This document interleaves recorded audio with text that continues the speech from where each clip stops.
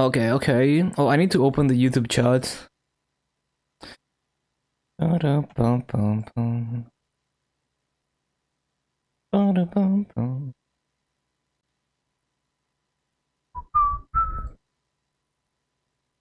Ba-dum-bum-bum-bum. Ba-da-dum-bum.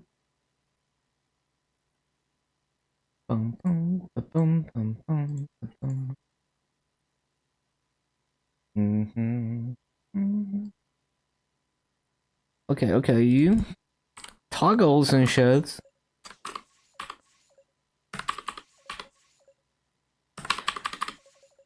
Ba-da-ba-ba-bum. Ba-da-dum-bum.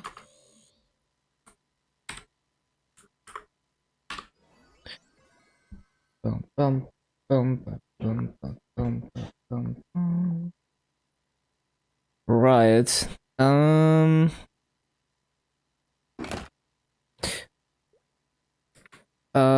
Link skills? Oh, okay. Seems good.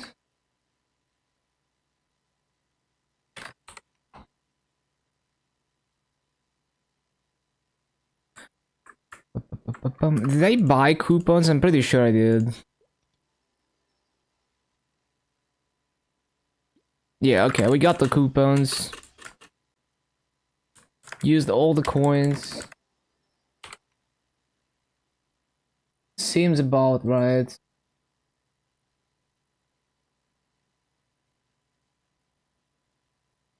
Ba-da-ba-ba-bum. Ba-da-ba-bum. 1.831, 173 nodes, 233, 68.920, day 4, 23 hours. Cool. Ba-ba-ba-bum.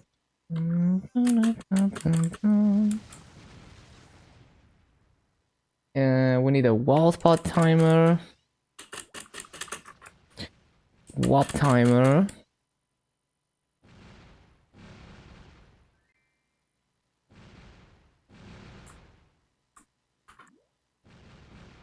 Bum, bum, bum,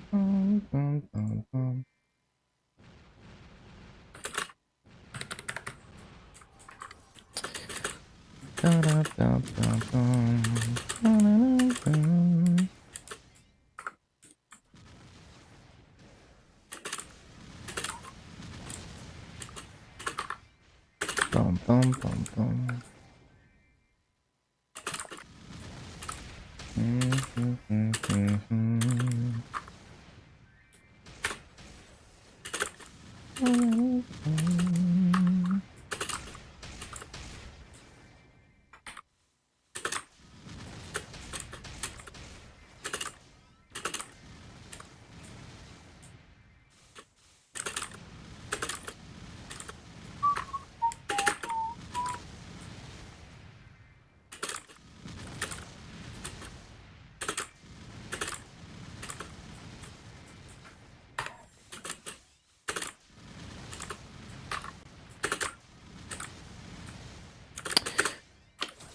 Fountain. Way too slow.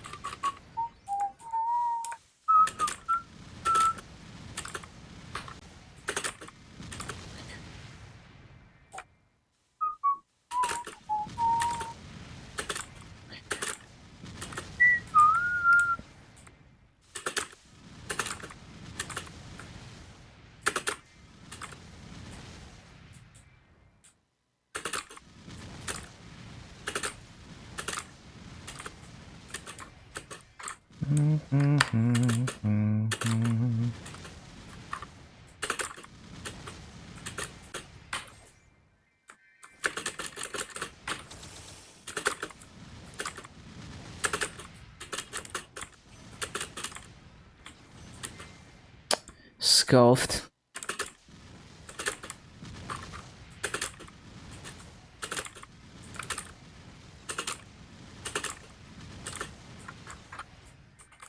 Bum bum bum bum. Bum bum bum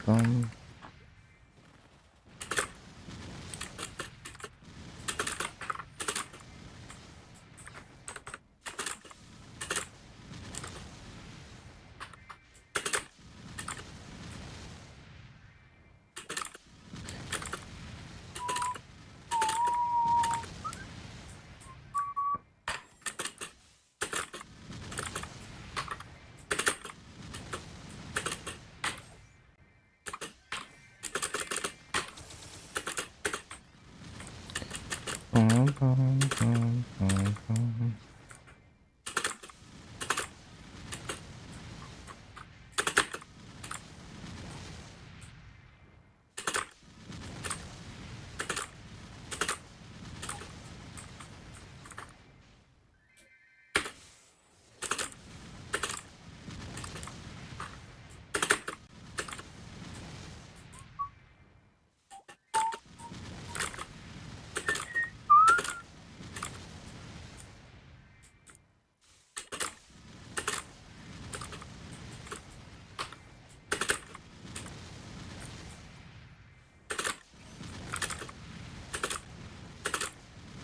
Bum bum bum.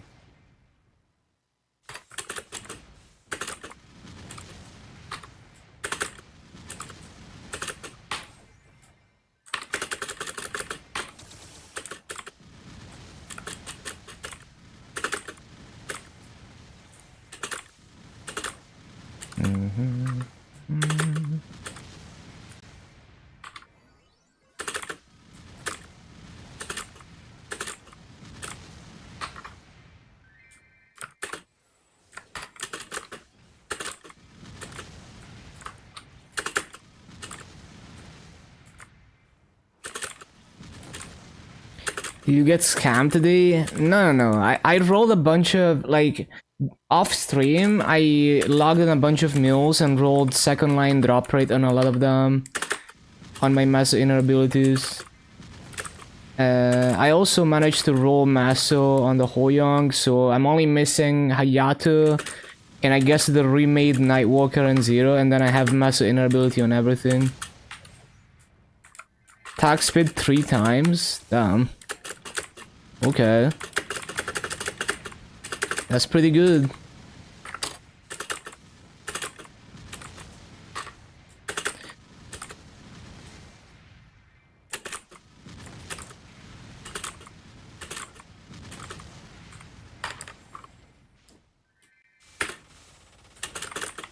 Last time 2 mil, no attack speed. Yeah, I don't know what the average is, but that seems pretty bad.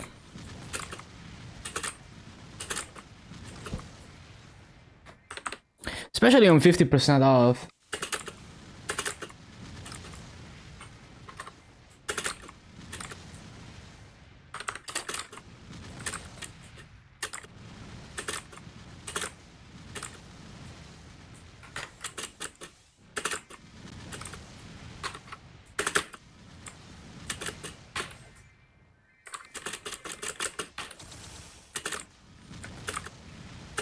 Tamper with the Wraith? Nah. I mean, we can't know, but I don't think so.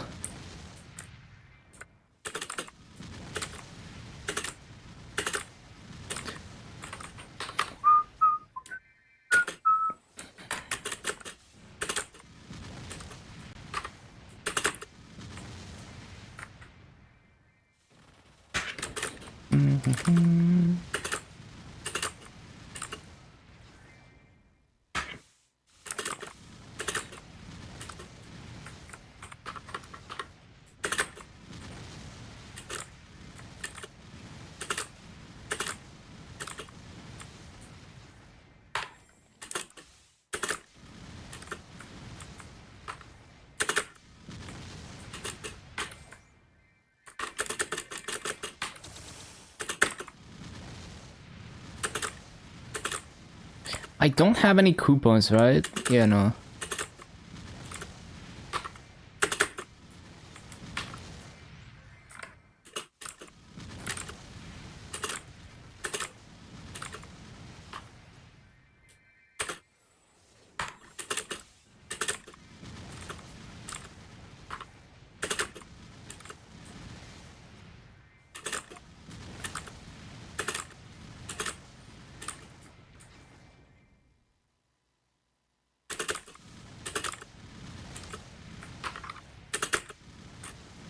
Hello, headpods.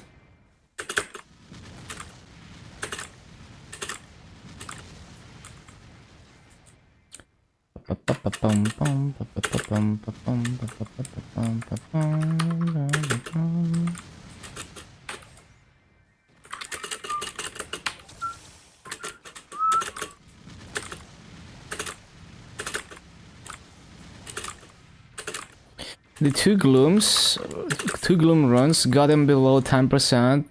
With 8 minutes left, died out. Yeah, I fucking suck at gloom. But yeah, sounds surprisingly strong.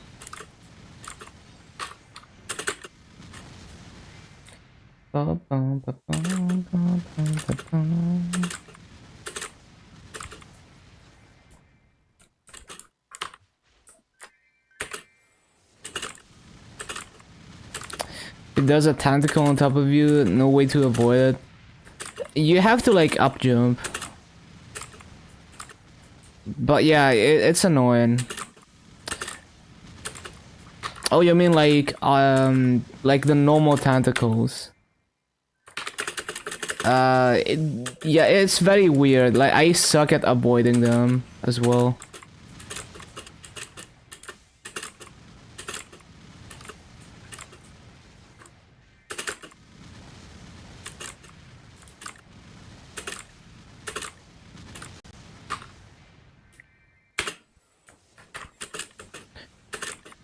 Yeah, cause they hit so quickly.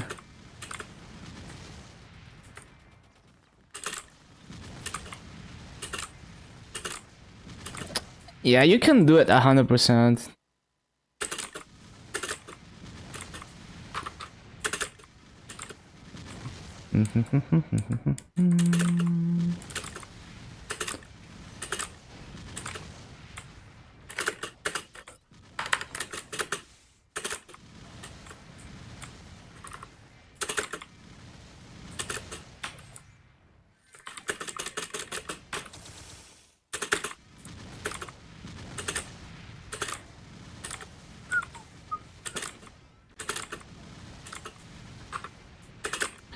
See slime 90 bill.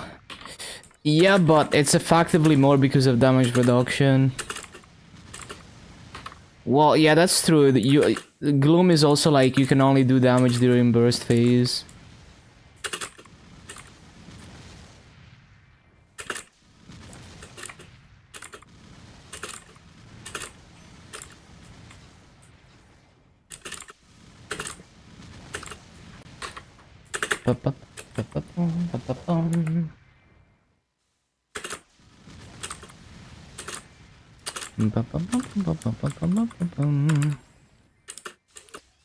Eight-minute hard lotus. What the? Yeah, Giga strong now. Attack speed, 10 boss, 22 buff. That's not bad.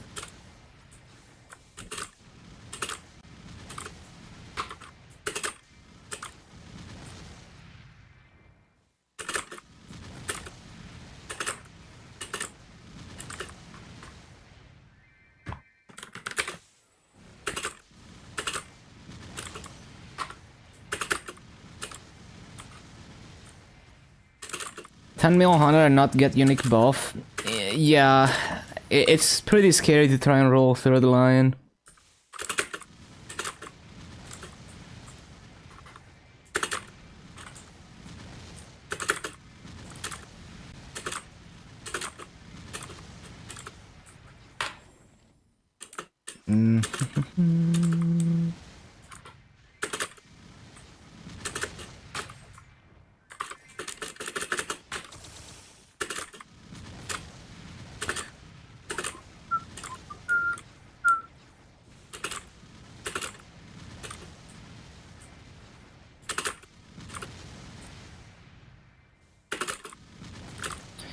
Get buff duration on third page, roll for attack speed.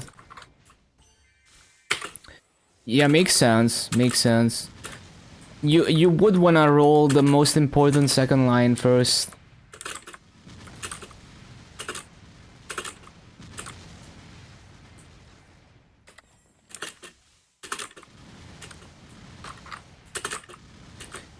Bum, ba, bum, bum, bum, bum.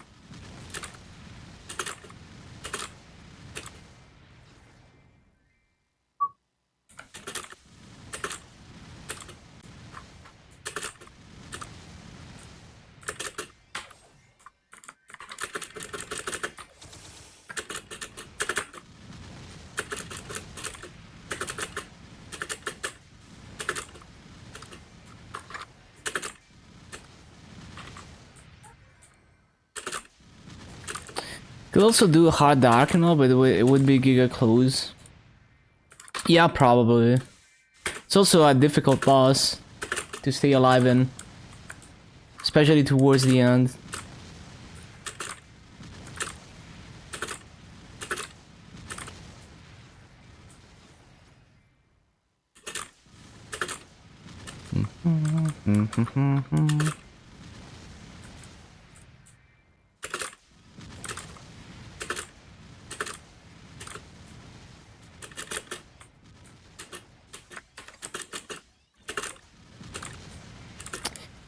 Yeah, it's kind of crazy how strong you can get with, I mean, relatively mundane gear.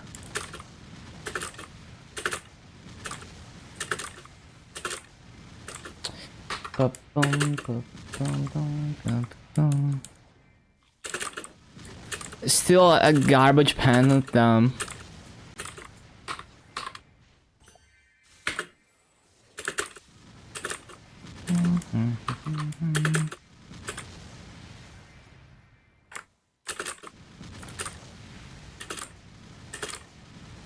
An old mass one drop? Oh yeah.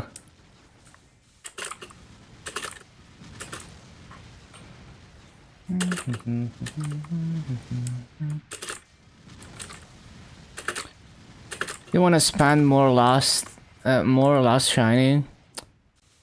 Should have just bought Dawn Pendant. Yeah, just look for like a Daybreak with like a good potential in it, I guess. If you already have a good superior.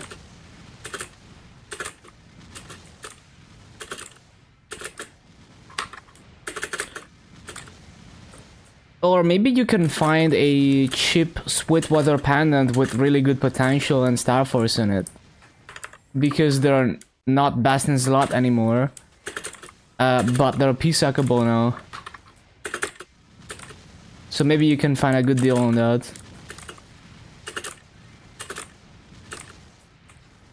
Zero on the market. I saw some good like monocles and tattoos, but I guess not many pendants.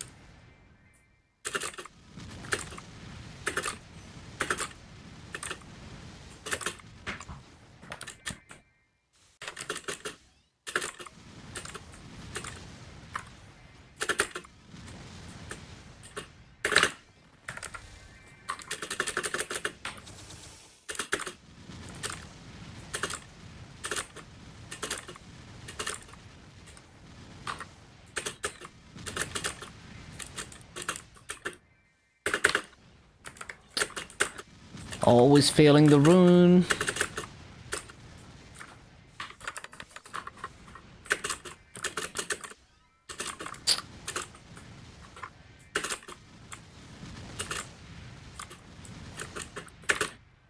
That is very scuffed.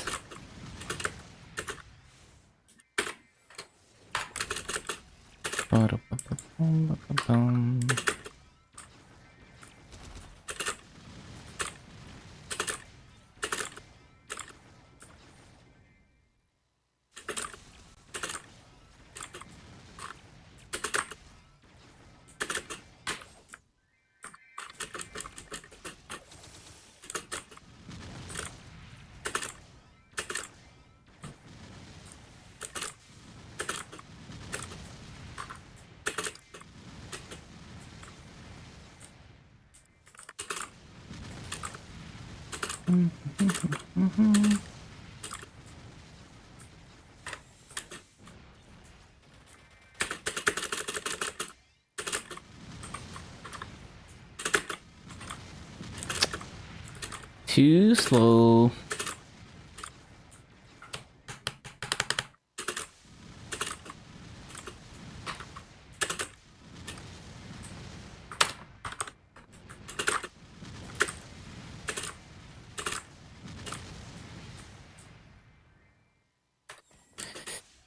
Bum, bum, bum, bum, bum, bum, bum. Mhm, mhm, mhm, mhm, mhm.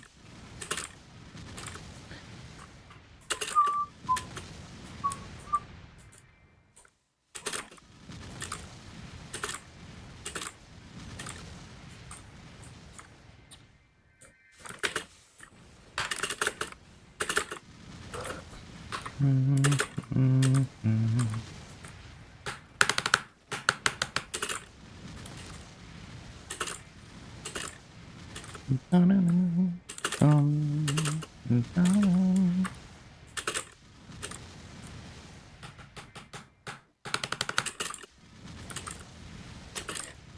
Dum, dum.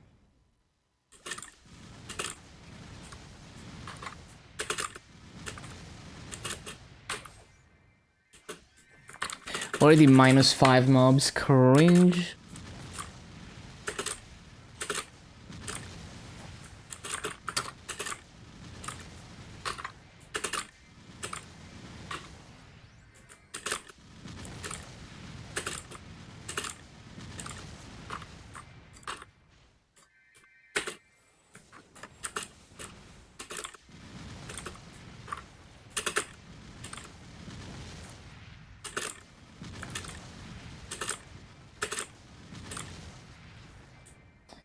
Bum, bum, bum, bum, bum.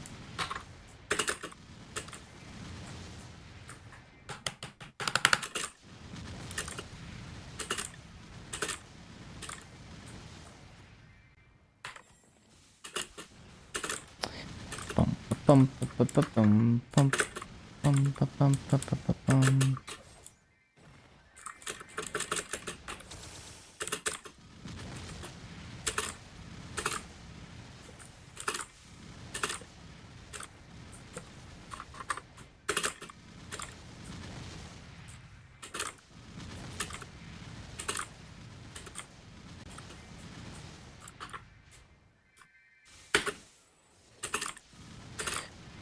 Bum, bum, bum, bum, bum, bum, bum, bum, bum, bum.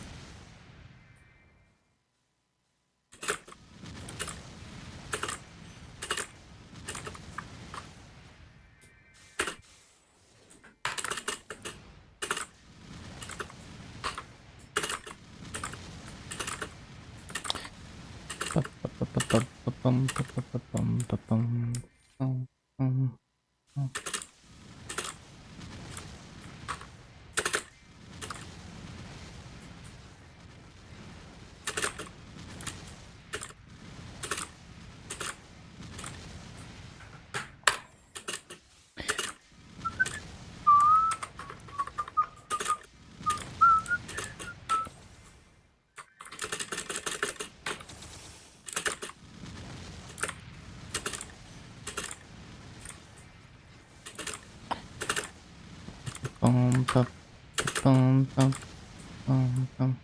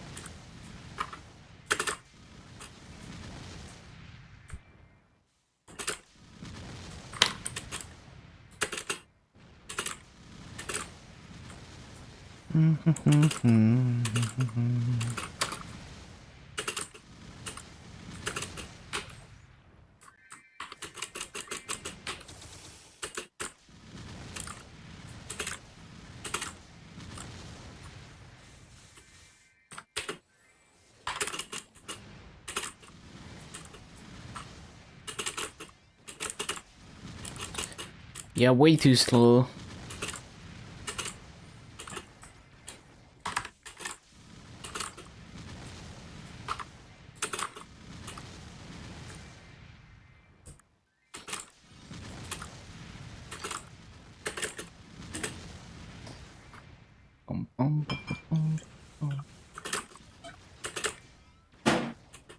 Oh, I wasn't looking at my screen.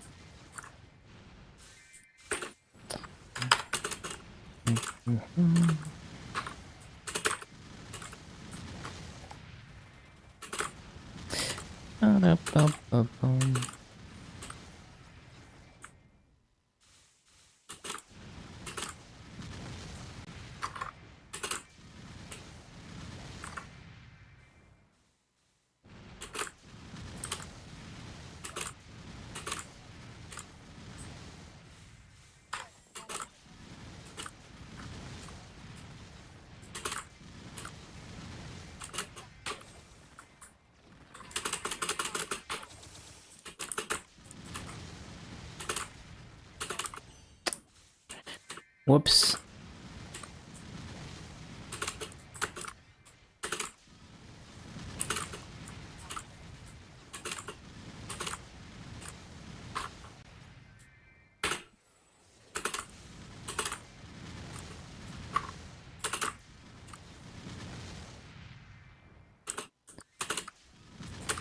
Ba-da-ba-bum-bum. Ba-da-ba-bum-bum.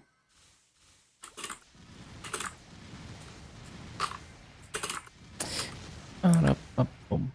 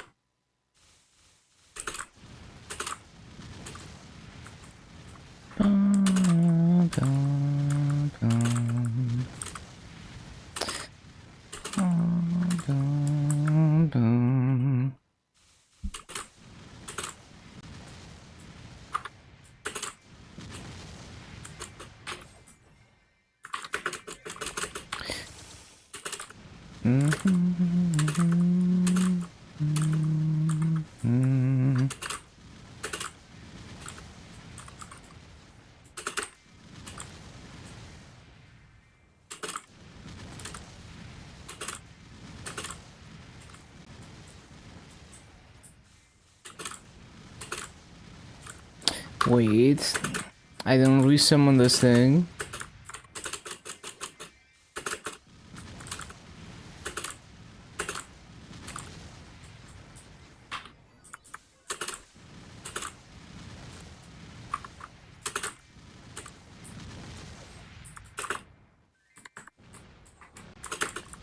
Of course I failed the rune.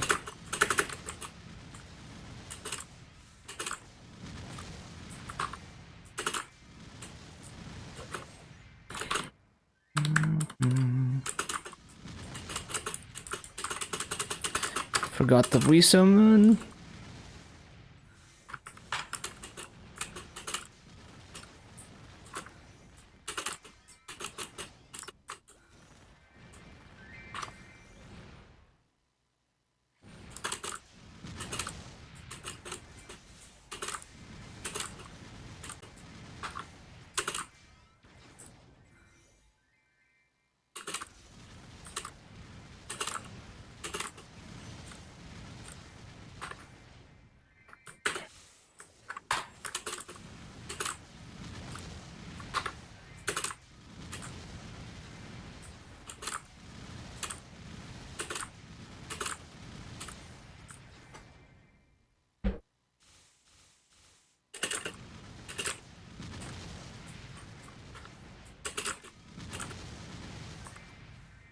Bum, ba, bum, bum.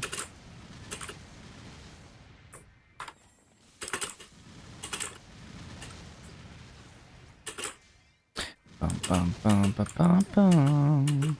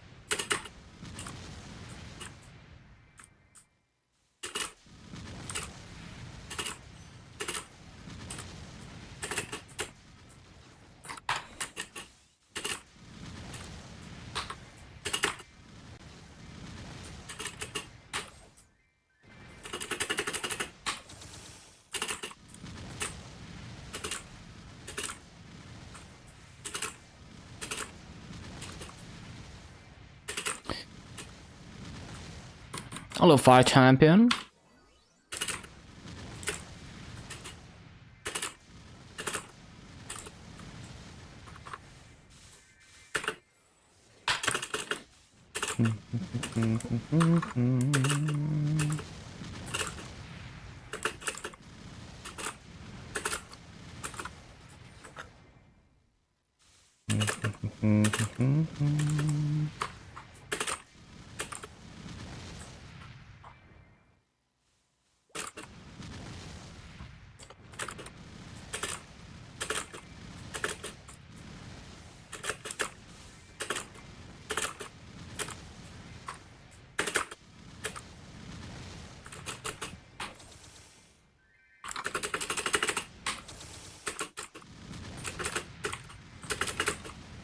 Too slow.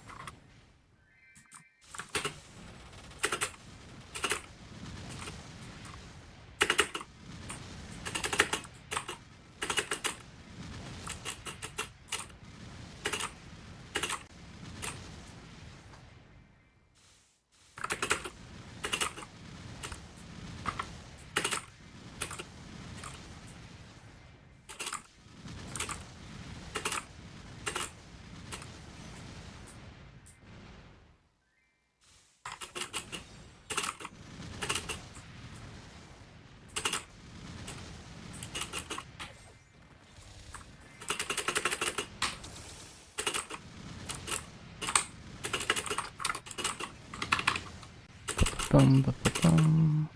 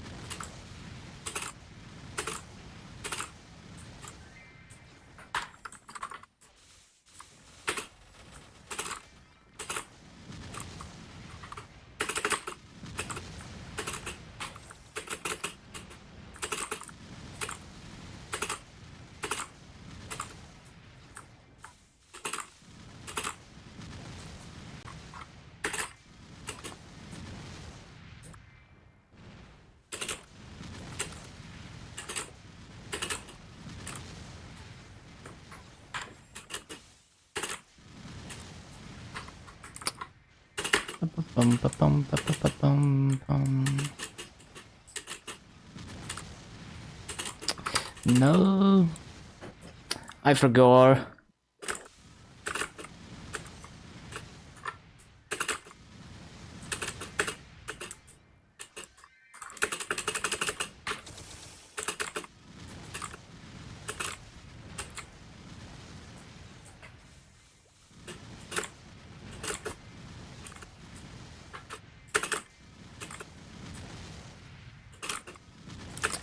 Bum, ba, bum, ba, bum, bum, ba, bum, ba, bum, bum.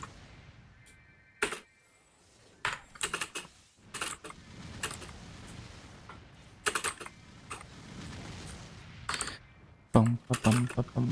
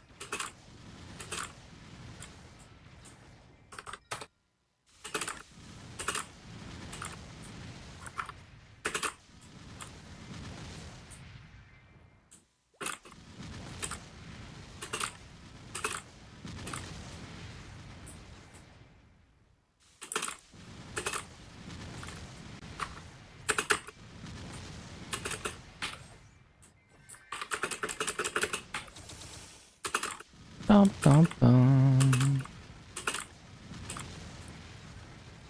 Ba-da, bum, bum, bum.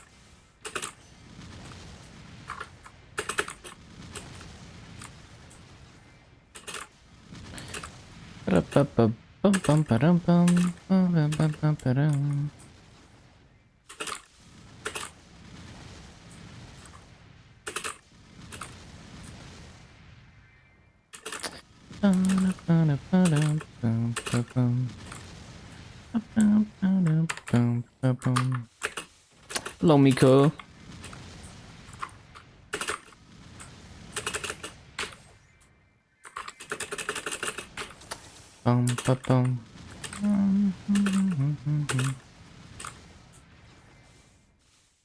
Doing great.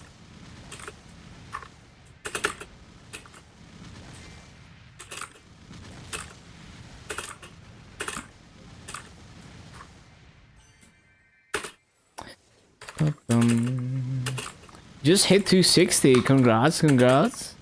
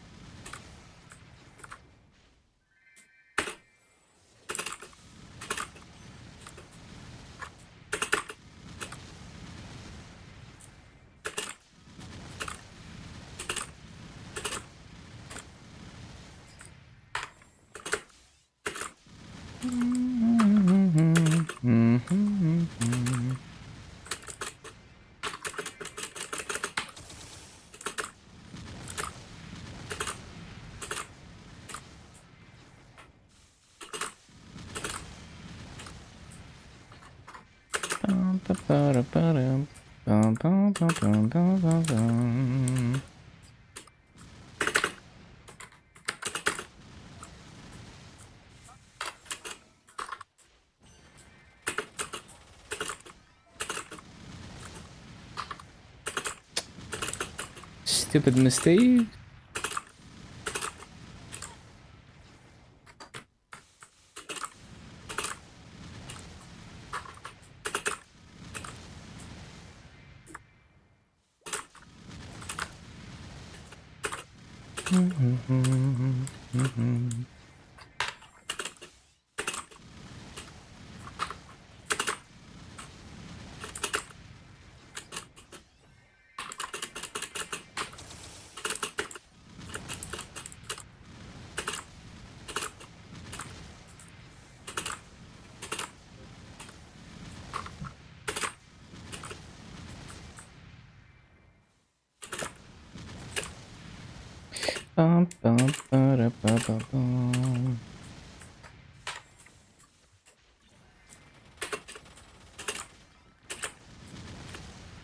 Too slow.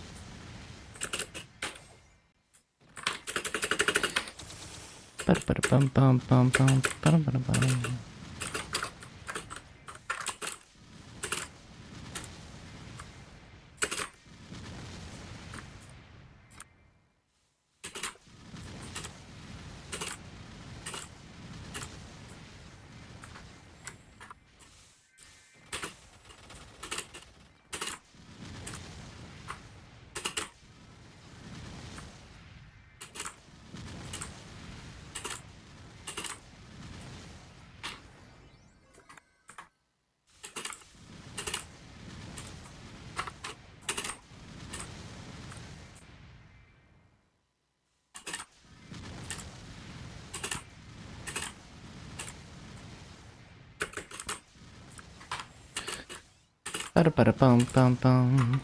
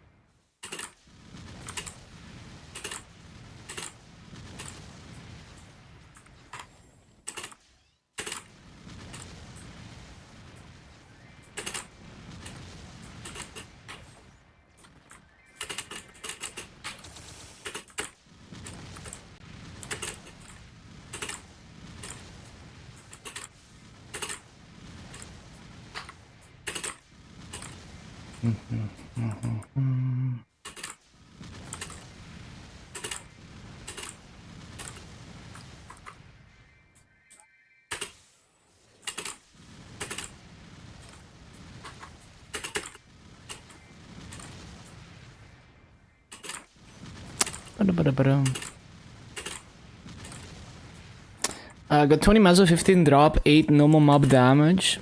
Oh, that's quite good for farming, yeah.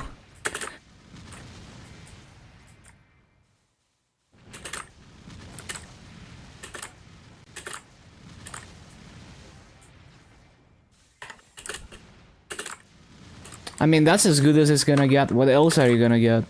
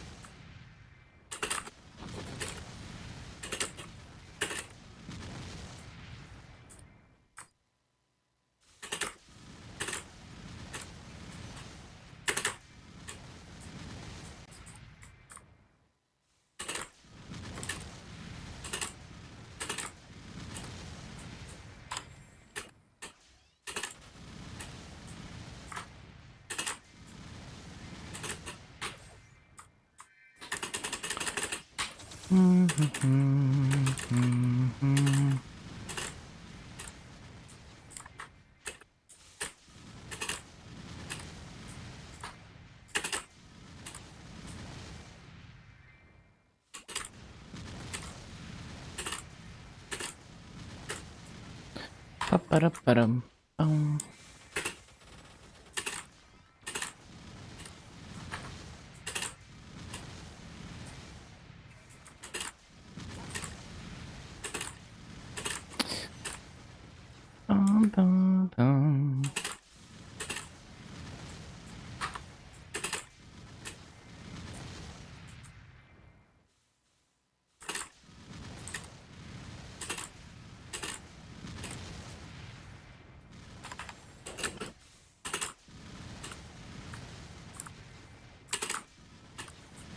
Agree that you're dumb today. Got 22 superior belts. Let's get another 22 and it boomed. That's what happens when you grid.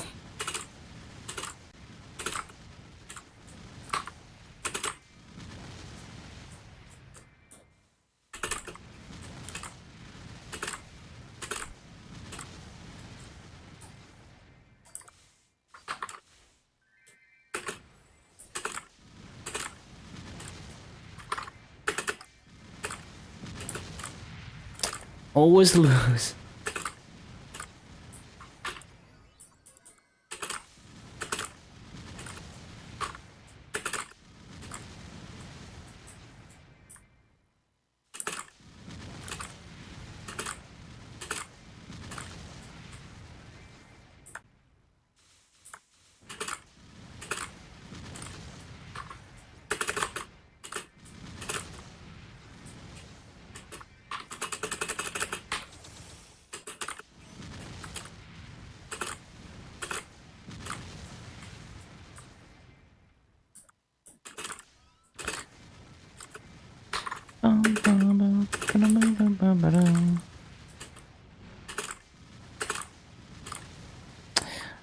Yeah, I mean, yeah, it's not gonna make or break your damage, but it's like just wait for you know the right time to do that.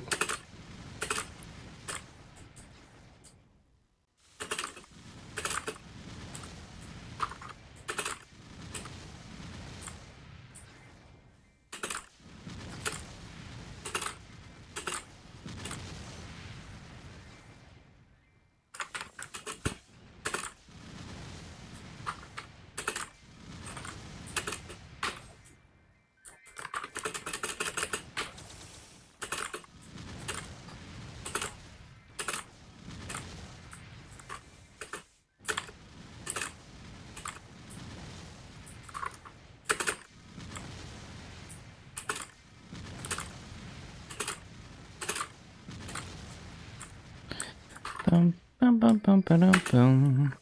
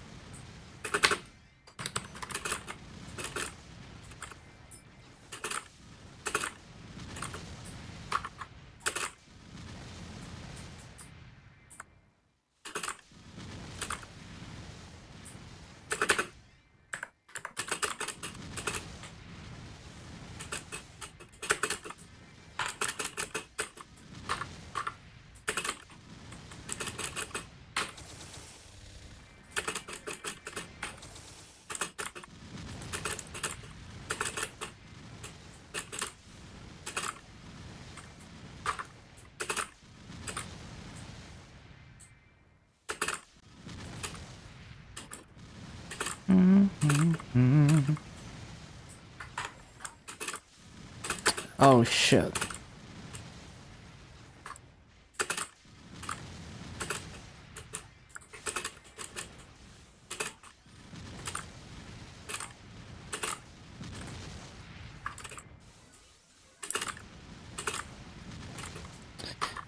Ba-da-ba-ba-bum.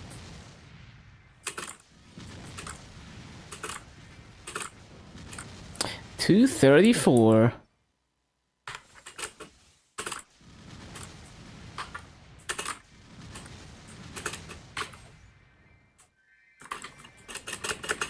Grats, thank you, thank you.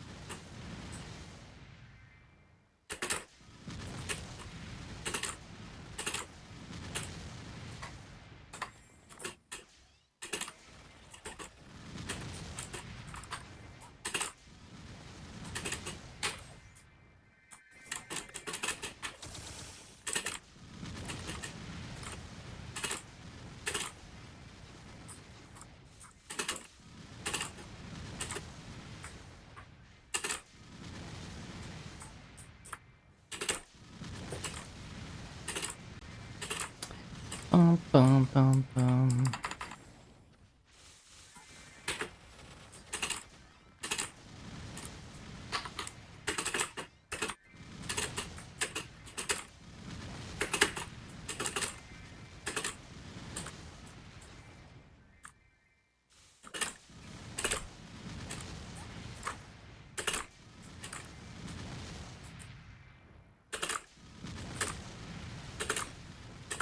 Ba-da-ba-da-ba-da-ba-dum.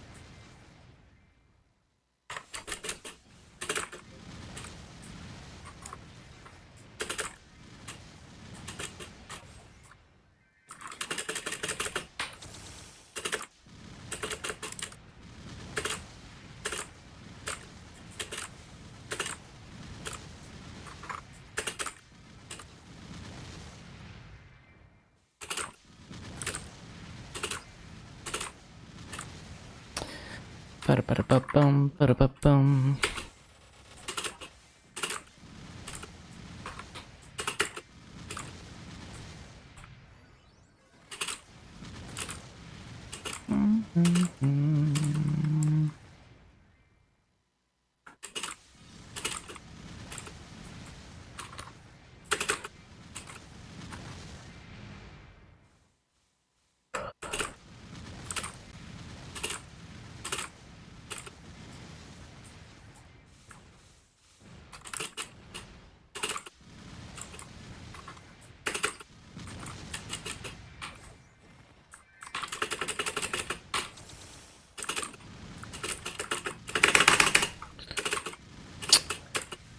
Stupid mistakes.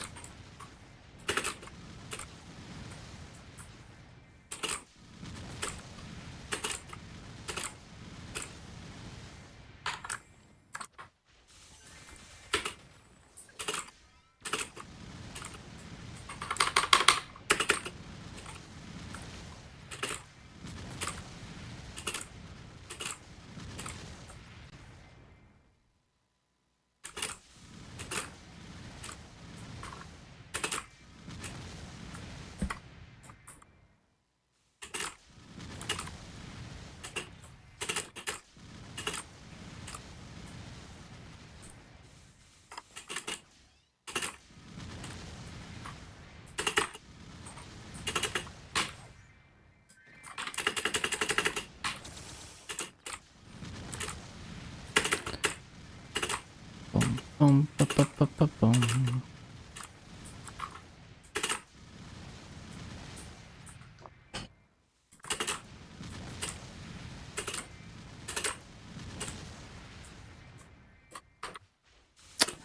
Always forget to resummon.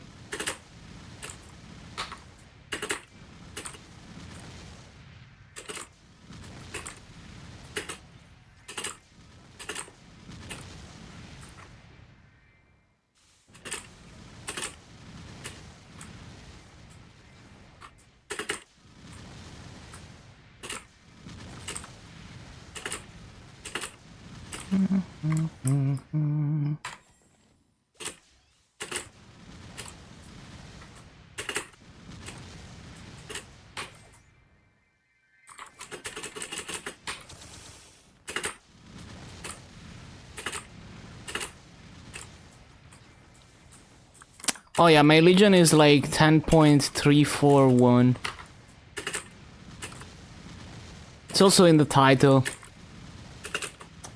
Ba-da-ba-da-ba-ba-bum.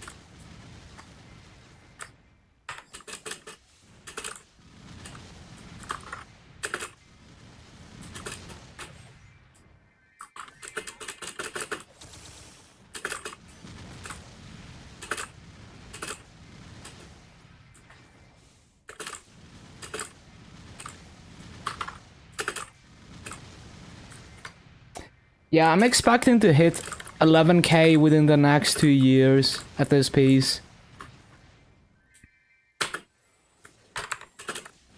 I think KMS is already very close to 11k. So maybe by the time I hit 11k, KMS will be... I mean, they're definitely not gonna be 11.5, but they're gonna be a lot higher.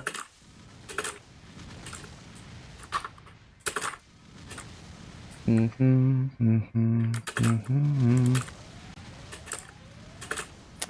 Ba-da-ba-dum.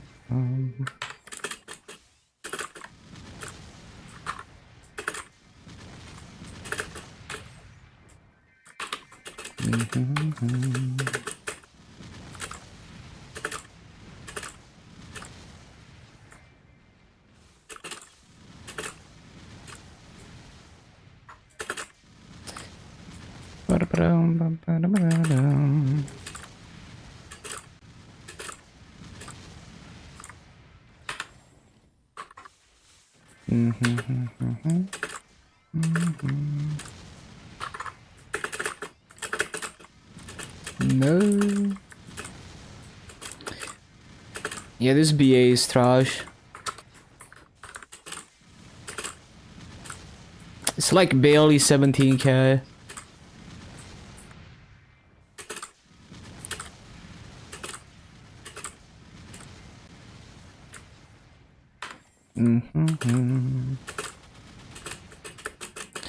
Wait, what? Oh my god, I hate E-bosses.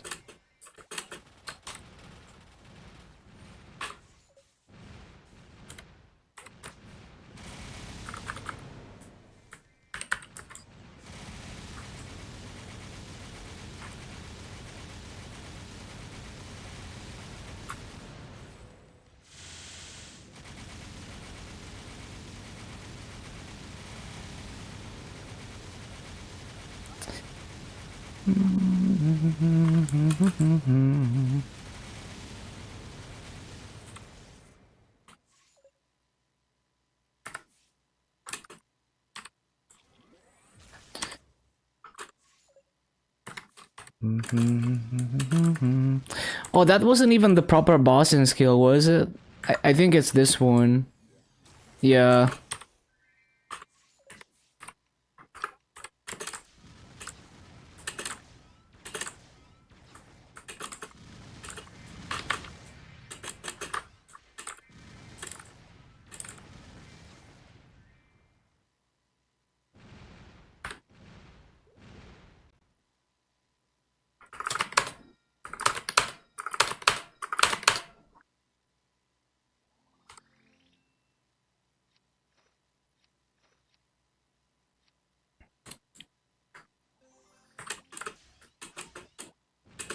Ba-ba-ba-bum, ba-bum-bum.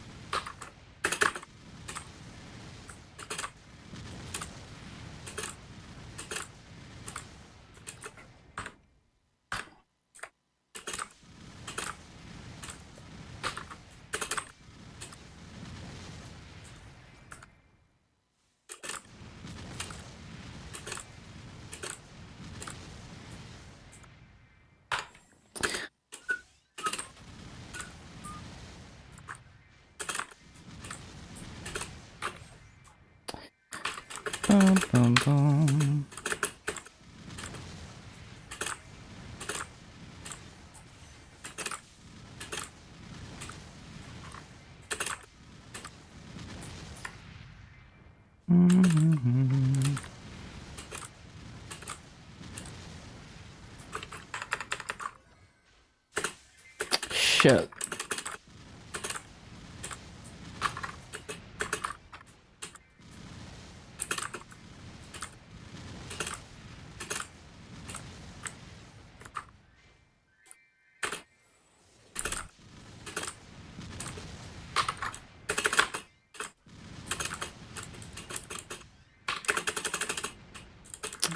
What the?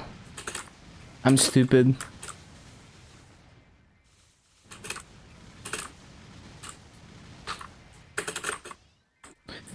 Imagine pressing bombardment and it doesn't go off.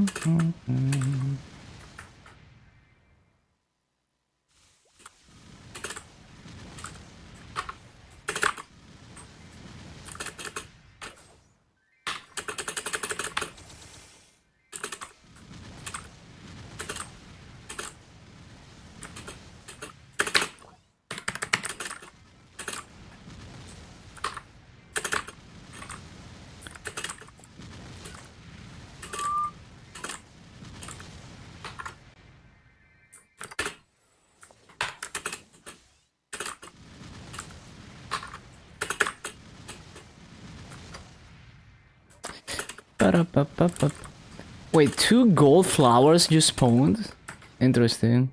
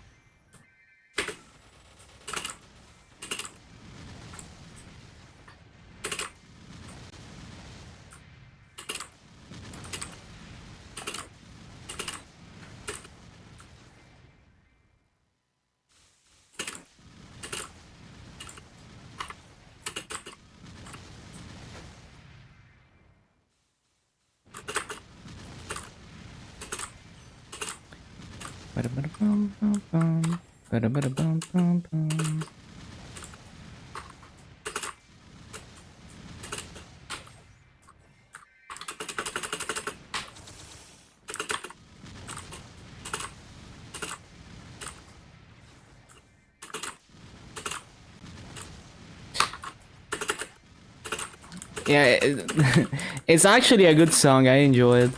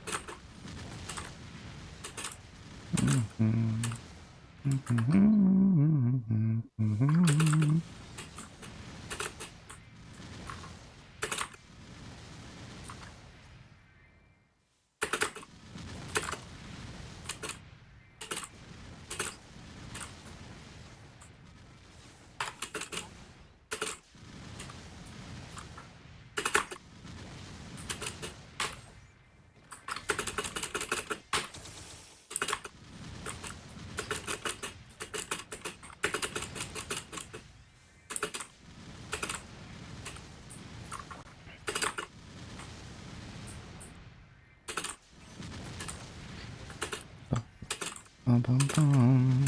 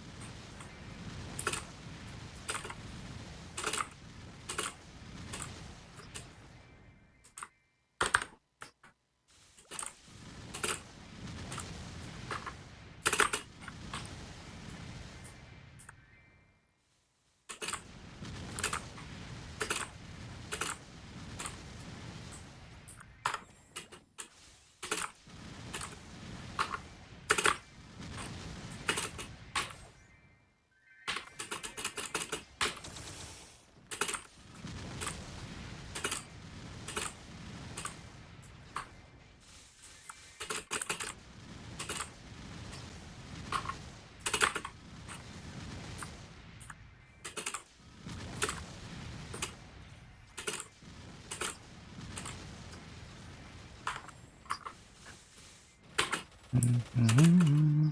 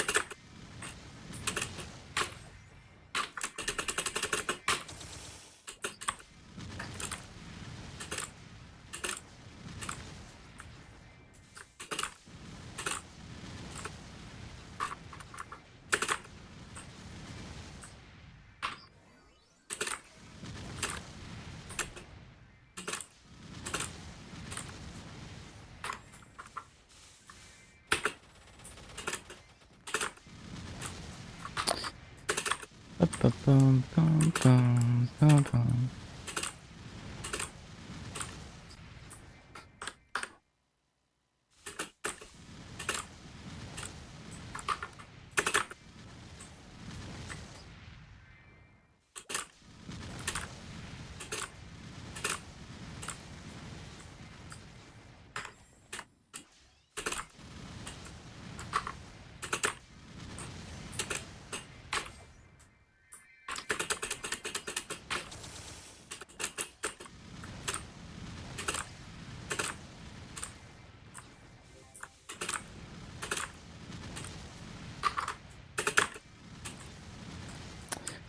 Bum, bum, bum, bum, bum.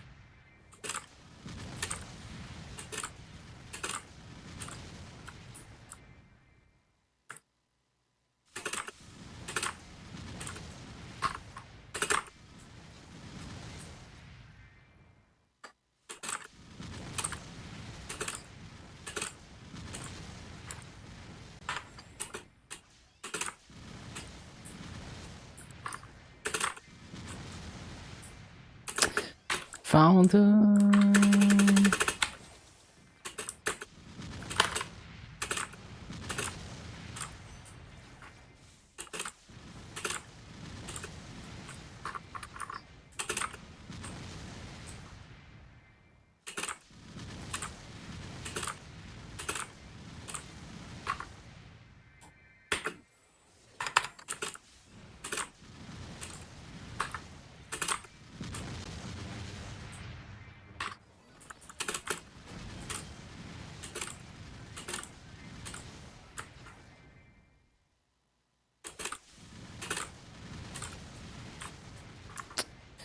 Ba-da-ba-ba-ba-da-bum.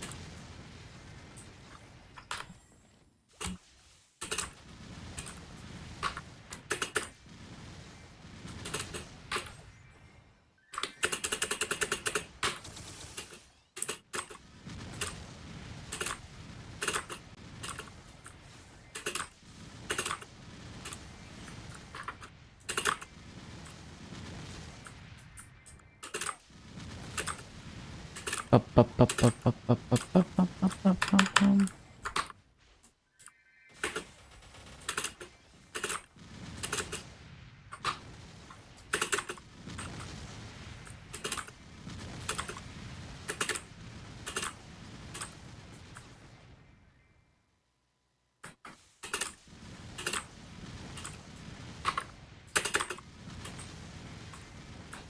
Ba-da-ba-da-bum. Ba-da-ba-da-bum.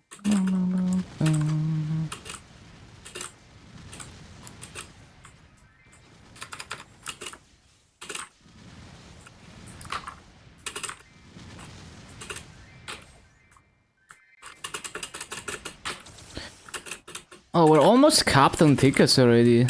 Okay.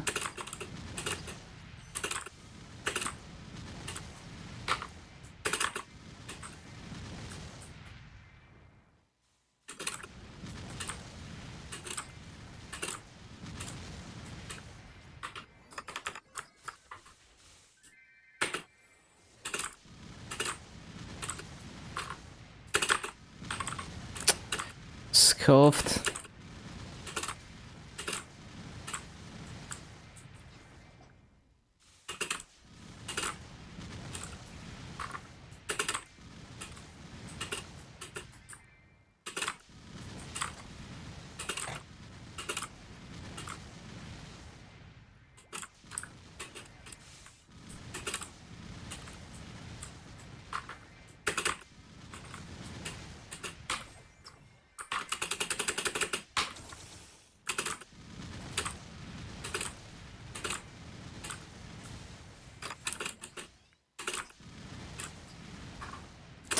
Ba-ba-ba-ba-da-bum. Stupid.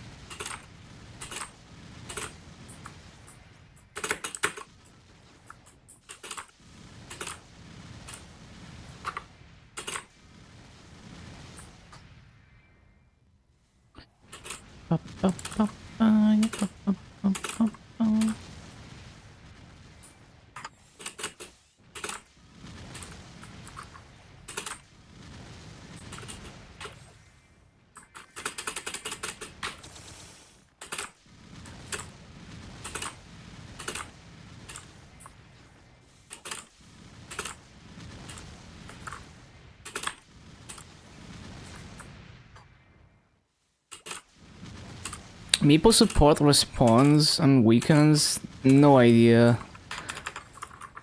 I think it's unlikely, but you can try.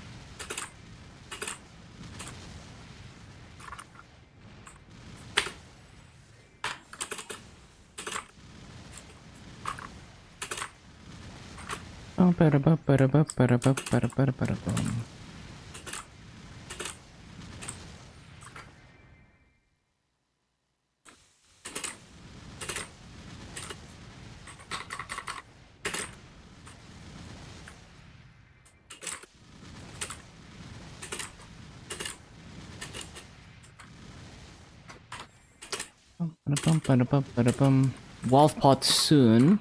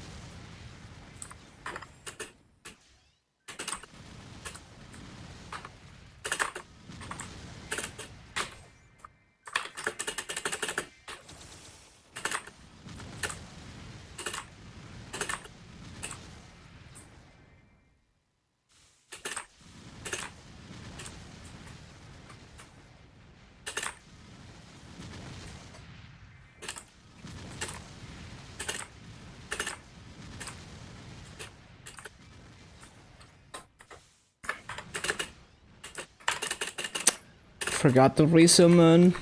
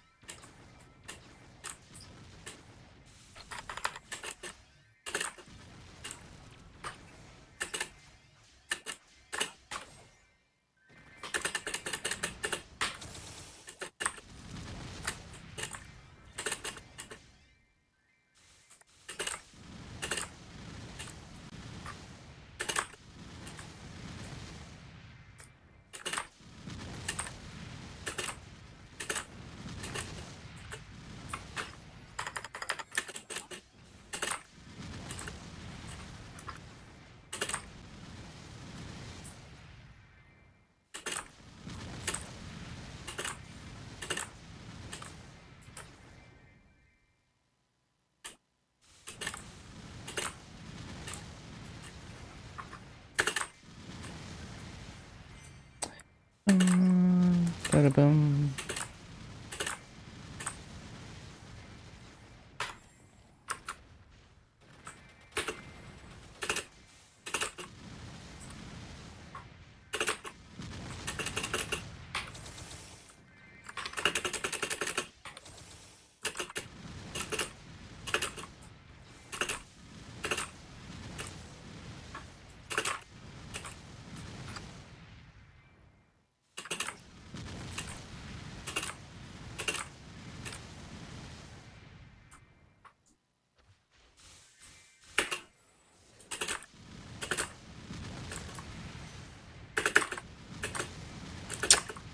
Too slow.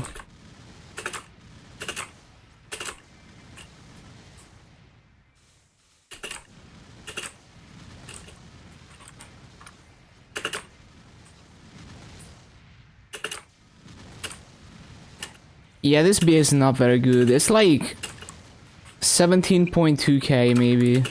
It's not very good. Oh, I need to resummon.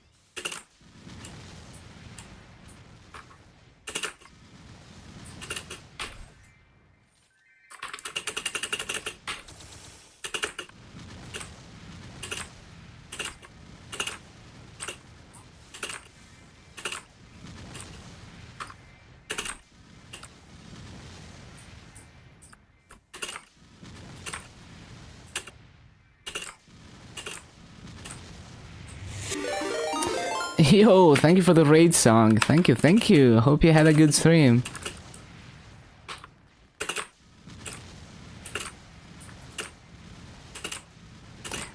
Yeah, everyone follow one of the highest level Dark Knights. Follow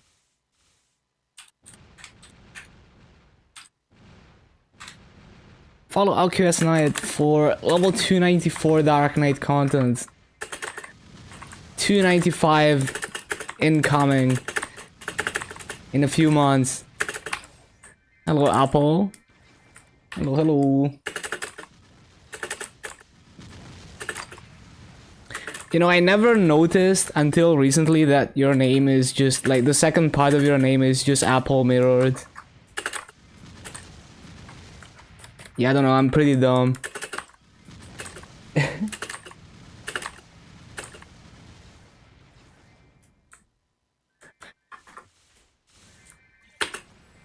Almost immediately.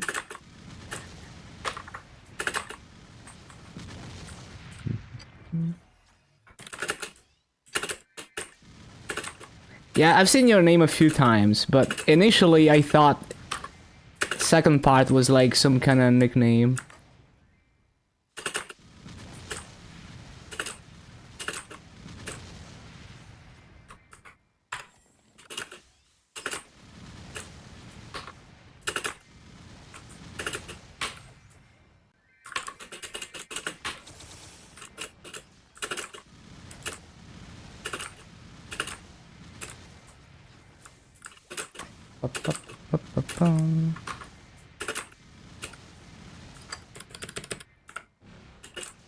Almost 2 bill.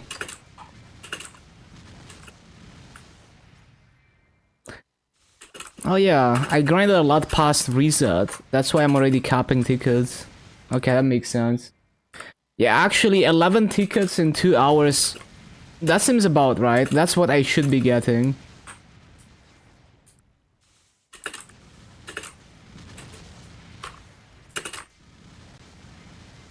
How did I get 80 tickets in 10 hours yesterday?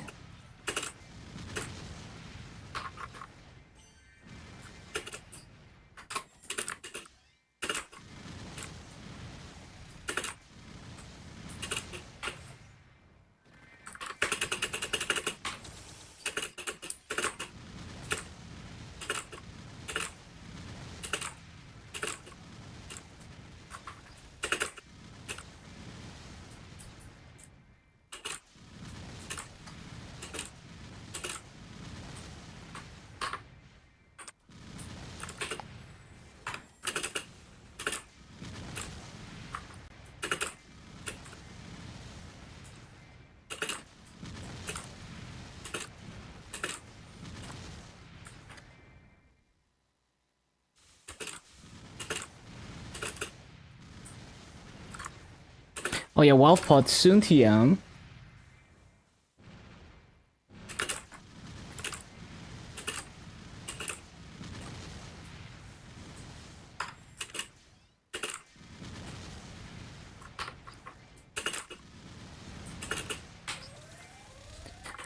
Warning.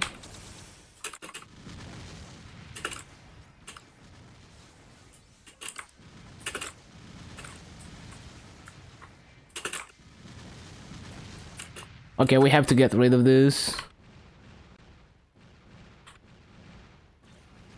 Oh, oh yeah. Wealth pot as well. I'm just trying to change my... Yeah, there we go.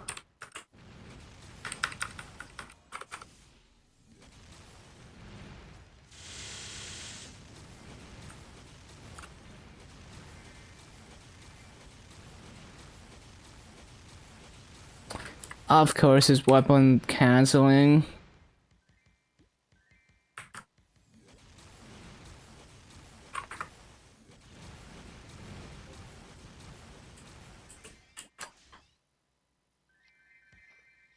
Innocent scroll.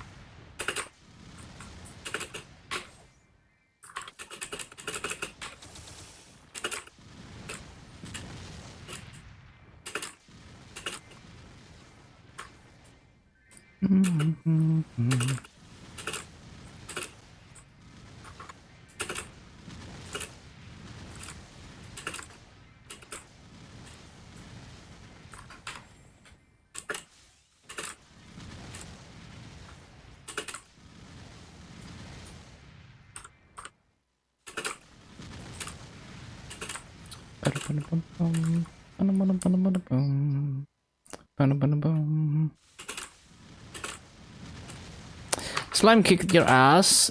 The regen is insane. Didn't think it was so high. Yeah. You have to consider that he's gonna heal a lot in chaos mode.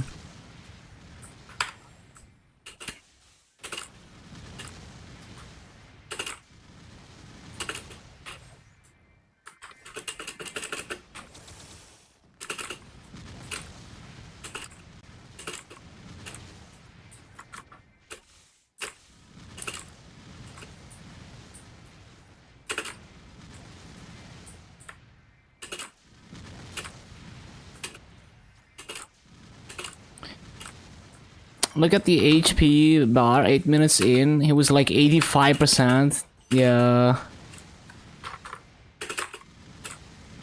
I mean, you're not too far off though, you're pretty strong now.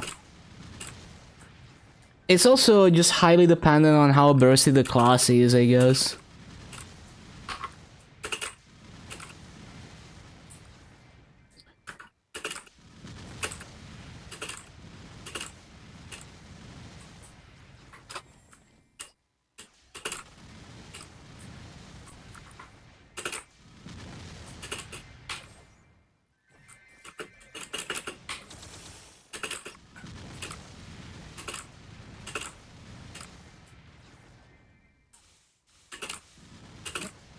Sigilum and H Lucid. Yeah, I mean, you're gonna get stronger anyway. Eventually, Sea Slime is gonna be viable.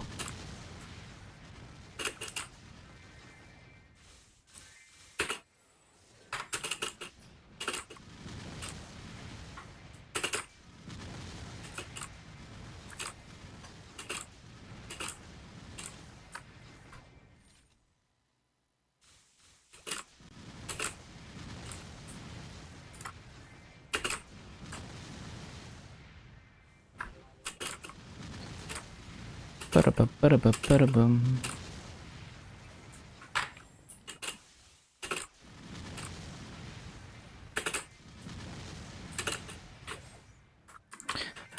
Heals 1%? I have no idea how much he heals, but yeah, in Chaos mode he heals a lot.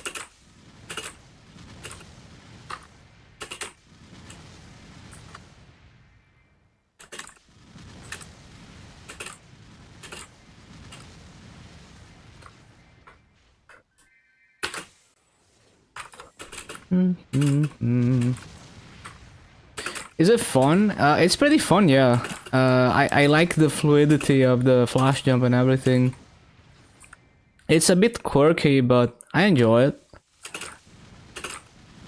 Like, it's not like the best rates ever, but it's pretty solid rates and it's pretty fun to play.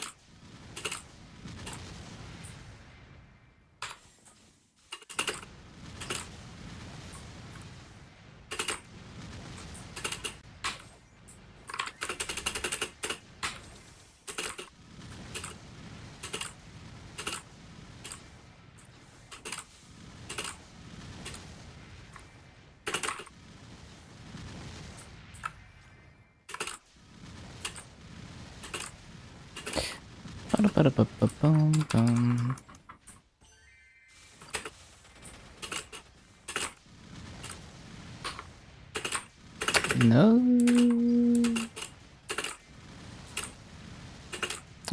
New whale sword? Oh no, everyone is waiting for it.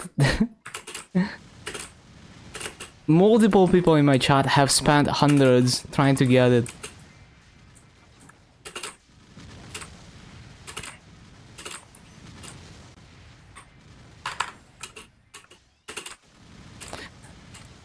Yeah, sword on a mage is kinda weird. You could make it work if your whole outfit is about that.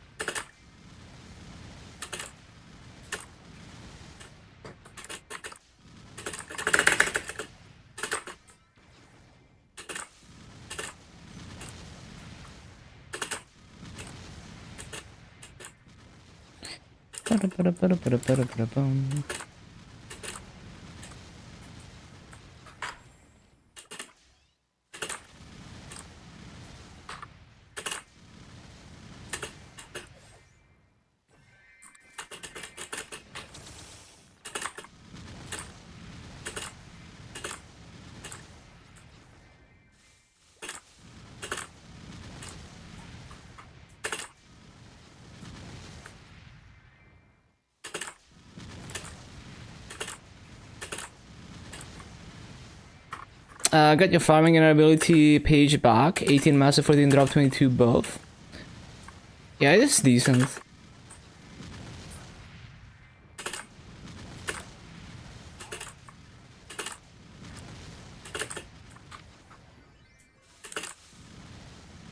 Yeah, I found it to be pretty common too. Like, I rolled second line drop rate on all my mules. A lot of them got unique even.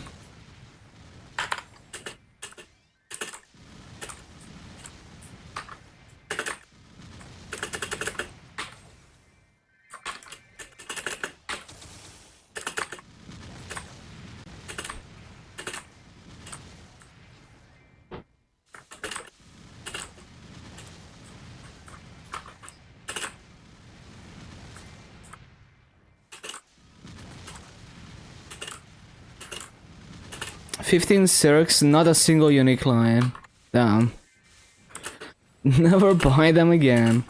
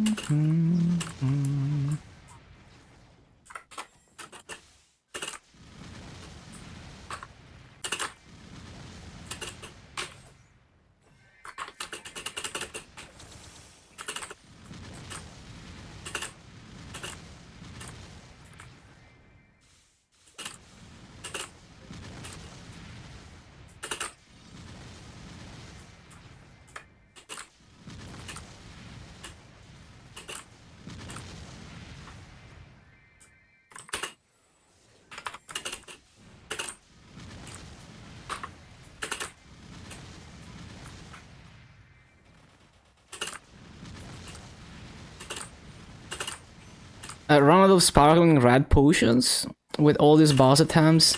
Yeah, and they're mass, like I think they sell for like 6 mil.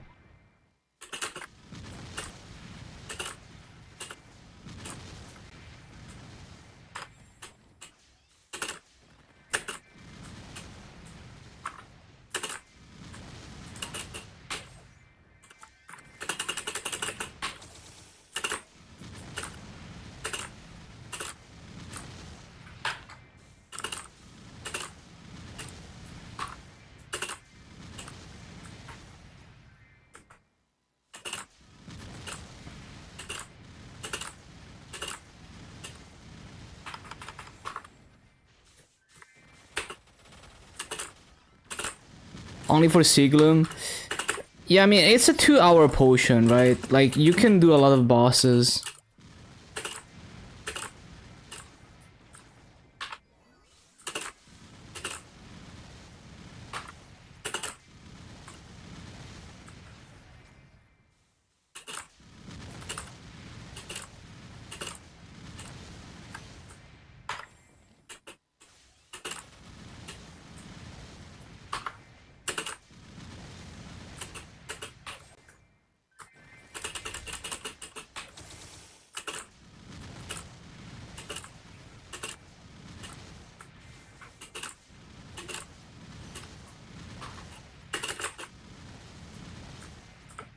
I can do normal Omian in one, then all the easier ones, yeah. Except Siglum in the other, yeah.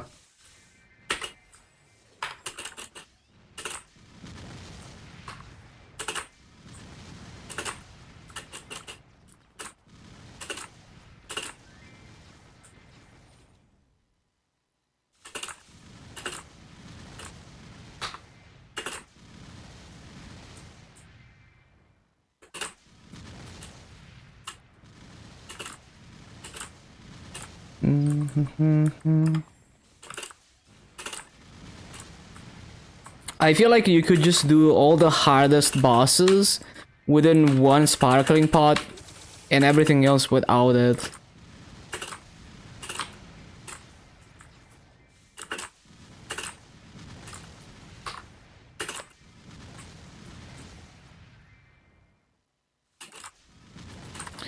Well, I mean, you could do everything within the potion, right? It's more like waiting for G skills for the harder bosses.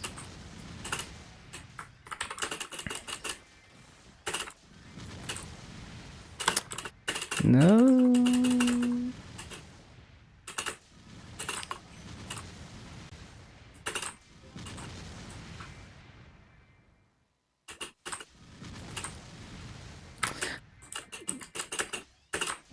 Stupid.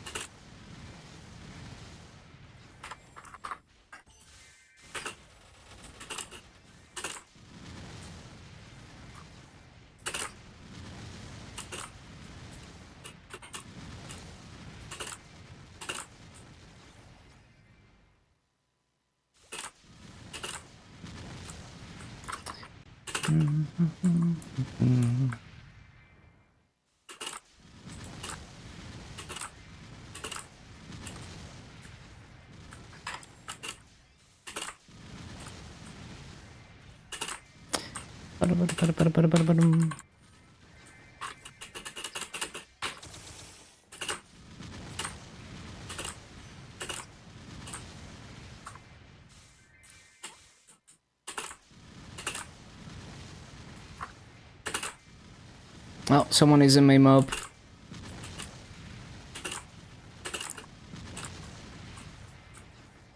Yeah, this VA is not a very good VA. Like 17.2k, it's okay, but it's not amazing.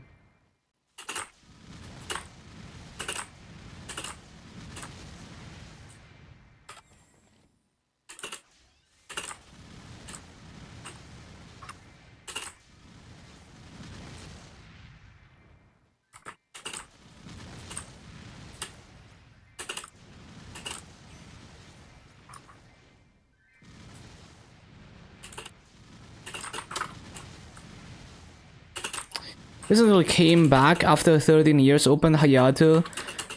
Was told he can't max all the skills. Wait, really? Hayato can't max all the skills? What? Because usually you're able to max all the skills. I would have to check the Hayato Discord for info like that. Am I even in the Hayato Discord? Well, either way, there's Discord servers with all kinds of frequently asked questions about the class. Yeah, so there's class Discords for every class. So like this is a list. So if you join the class Discord, you will probably find that info, and it will probably be more reliable than me because those are people who actually play the class. Yeah, no problem. Also, welcome Revolution. Yeah, very interesting. I wonder how severe that is. Like the the fact that you can't max, like, you know, how severe would it be to mess the skill point assignment up? It's probably gonna be a very minor thing, but very interesting. OP, don't listen to whatever people say about any class, because it's very common for people to just repeat stuff they heard without actually having played the class or understanding, you know, the context in which that thing was said. You know, just play the class. If it feels good to play for the way that you play the game, then it's good. It's very, very possible that if someone says a bad thing about the class, even if it's true, maybe it will never apply to you and how you play the game. And the opposite is true. Like if someone tells you the class is OP, maybe you will never experience the class being OP. Just because maybe that thing that was in the context of like doing a specific endgame thing, or doing like Colbert or something. So yeah, you just have to, like, if you really want to get into stuff like that, you would have to have like deep knowledge about the class and optimization and stuff.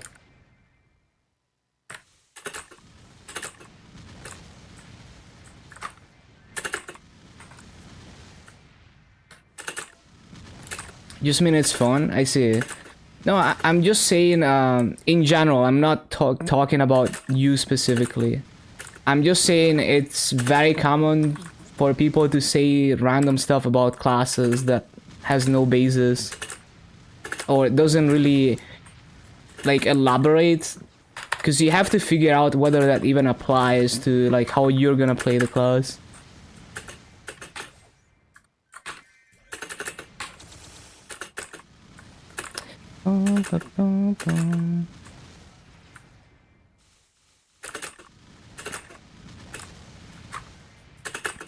So yeah, I wasn't referring to you in particular. It's just a thing that I see all the time. So like there's gonna be like a common misconception about a class. Like everyone says, oh, this class is OP at mobbing, and then I try it and it's dog shit at mobbing, or it's like very mid, or it's like with Battle Mage, a lot of people said it's like OP mobber, super easy lazy mobbing, and it was the opposite of that. Yeah, I'm not saying to like...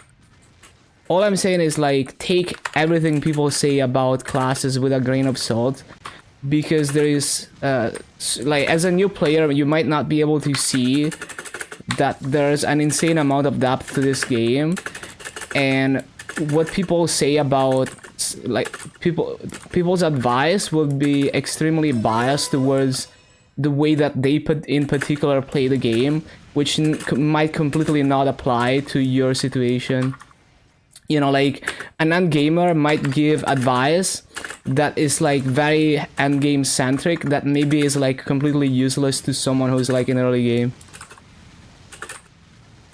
Thank you for the follow, Revolution. Yeah, of course it is. I'm not saying like... all I'm saying is like, if you're new, you might not realize that there is more than you know, there is a lot more to the game, right? And some advice might completely not apply to you because you haven't even scratched that part of the game yet. And different people play the game completely differently too. So I don't want new people to be like just like blindly following stuff like that being said. And there's also a lot of people that like actually repeat stuff with no basis at all. Simply like they heard you know, like a streamer said something about a class. They didn't test it. They didn't say it in action. But when people ask about that thing, they just repeat what they heard as if it's fact. So that's another thing that happens. So I think above all, I'm advocating for like this game is your own journey, and you know, don't let other people tell you not to do something. Always test things out yourself so you can actually experience them. Boom, boom, boom, boom.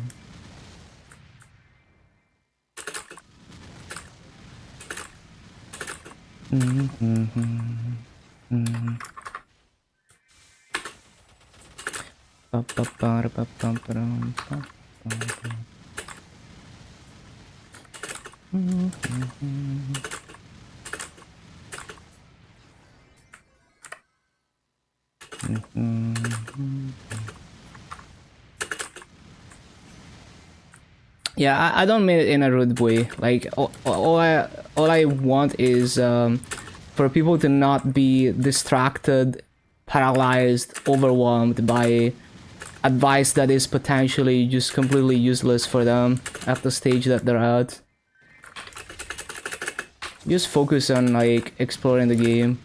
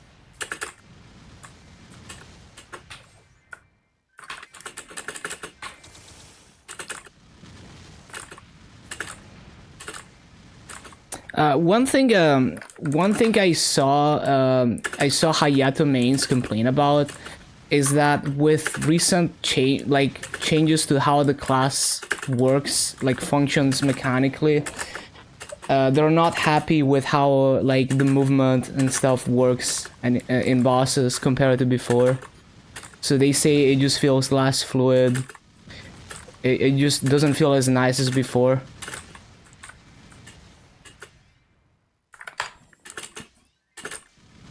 But that's the thing that you can only know if you, because it could also be biased because you know they're used to that, what the class was before and not what the class is now. So maybe as a fresh Hayato player you will play it and it will feel good because you're learning the new Hayato from the start.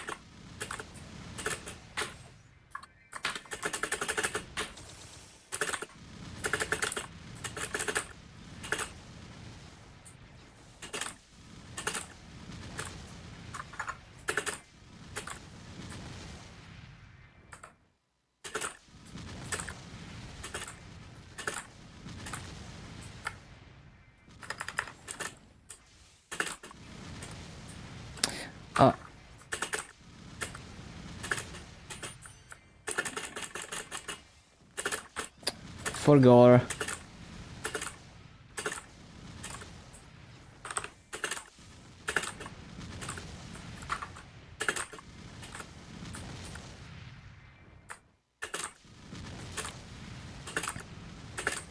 I wonder what the skill points look like on my Hayato.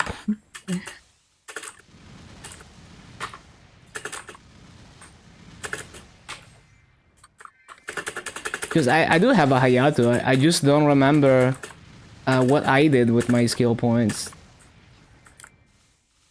I probably just figured it out, like, just eyeballed it. If I didn't have enough to max everything.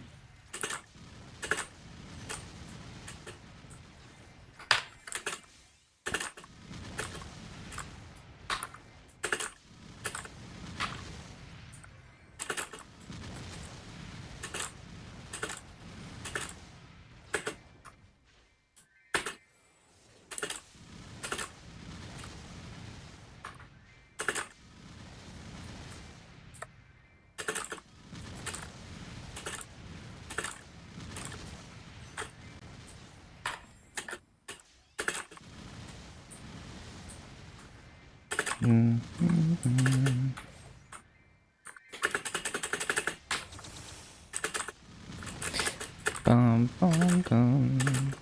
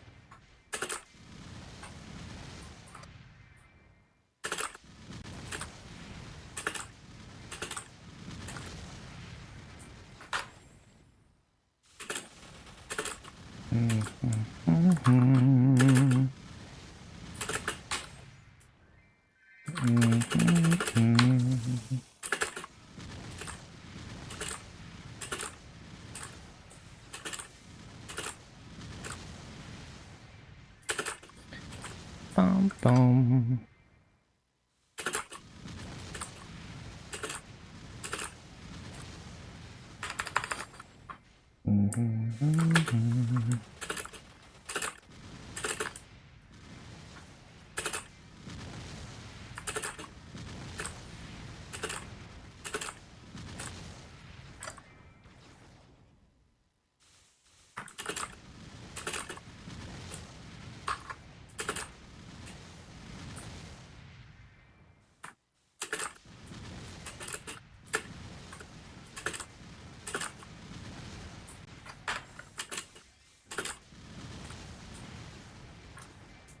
Fountain.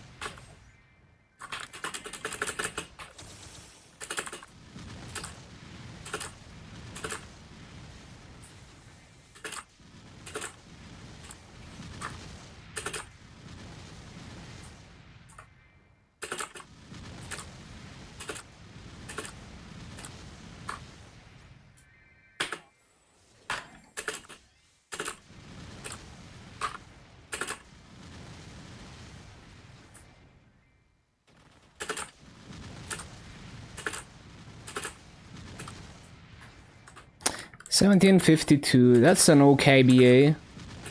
Would be nice to be able to sustain that.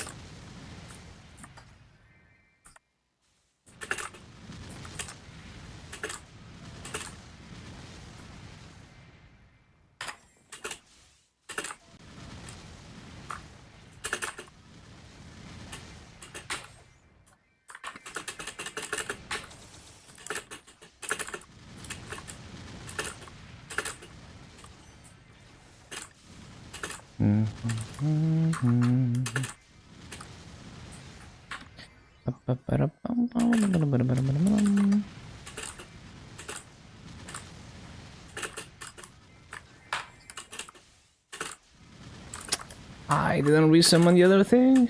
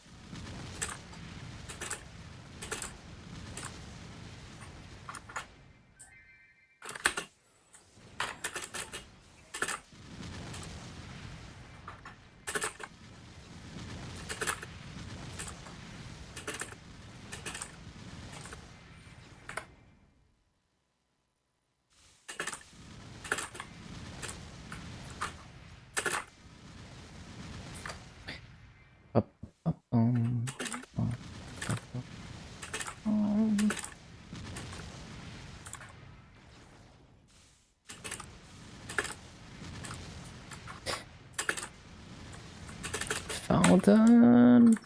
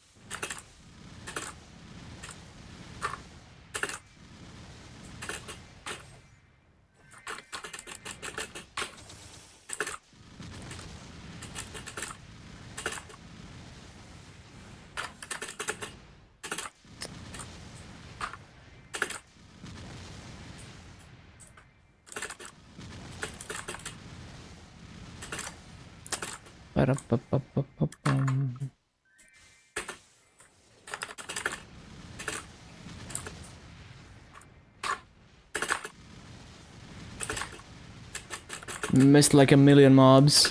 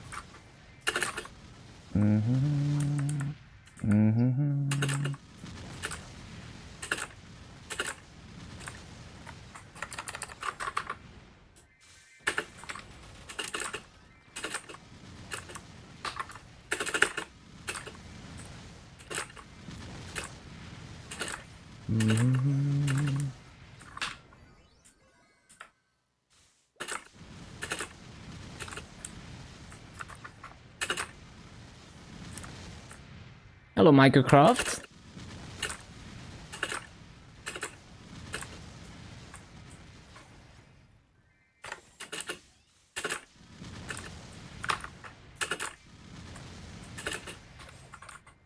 Grinding with me a bit today. That's cool. That's cool.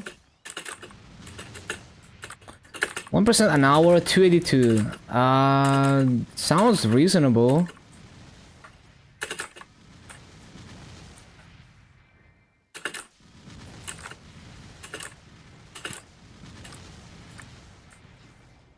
How much EXP per hour is that? Like well over 500 bill?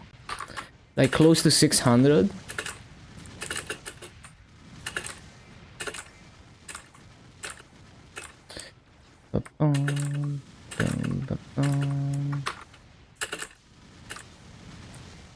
No, actually no, it's how much is it?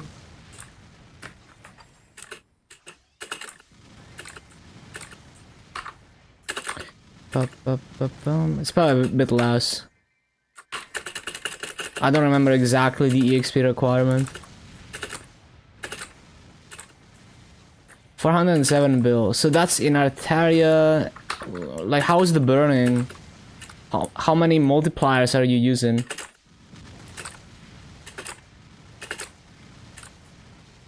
It seems good though.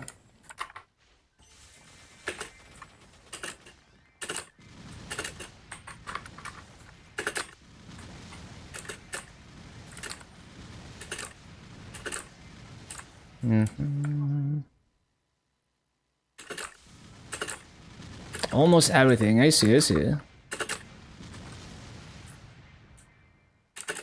And burning is high.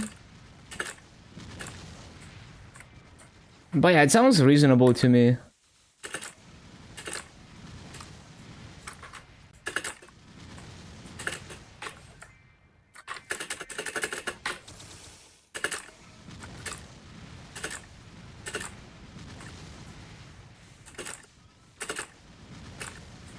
I see, I see.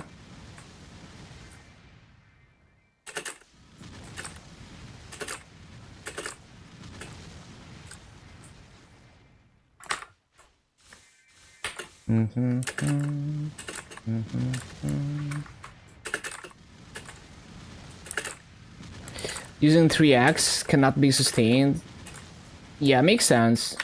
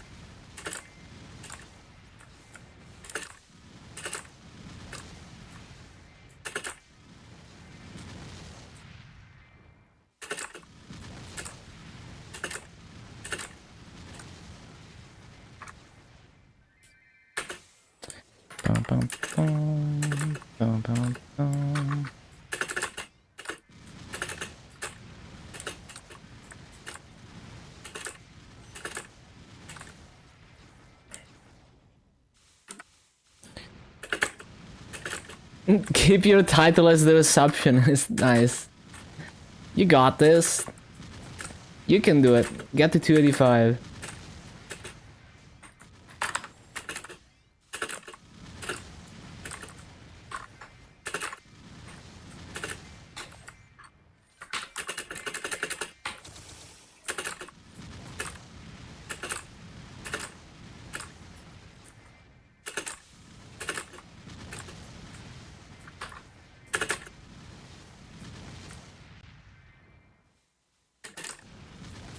Mm-hmm.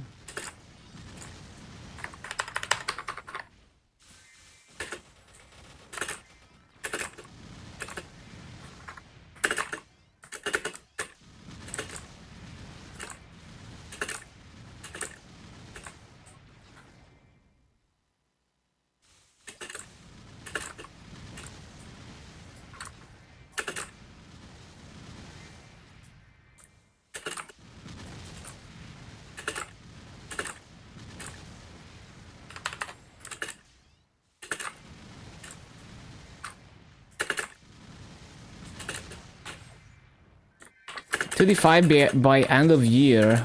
Yeah, I mean, sounds very reasonable. You're gonna get there.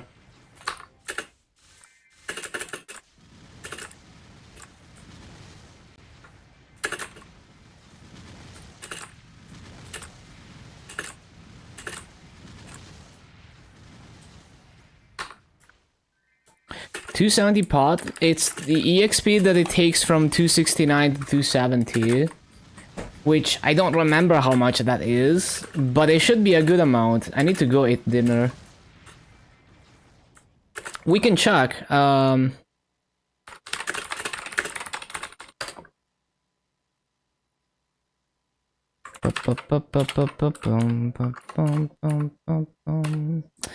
So it's 2.4 trill EXP. So that saves you like 6 hours of grinding.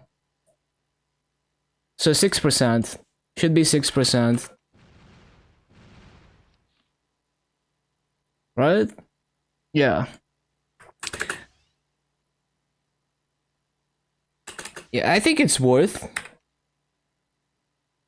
Unless you have a second main or something that you absolutely need to get to 270. Let me pause the timer.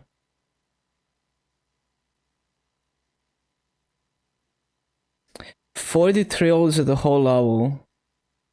Yeah, it's gonna be 6%. Okay, BRB dinner. When I come back, we grind some more. Enjoy the music. Stay tuned. We will be back soon. Thank you for being here so far. See you in a bit.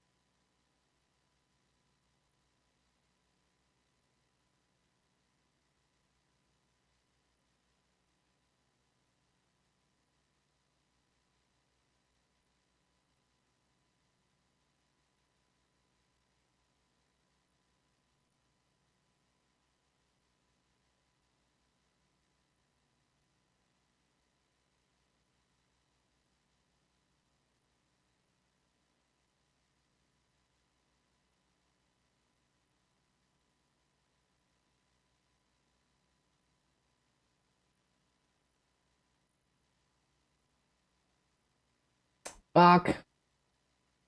Ba-da-ba-ba-ba-bum. What a banger BGM. Ba-ba-bum, ba-ba-da-bum, ba-ba-bum.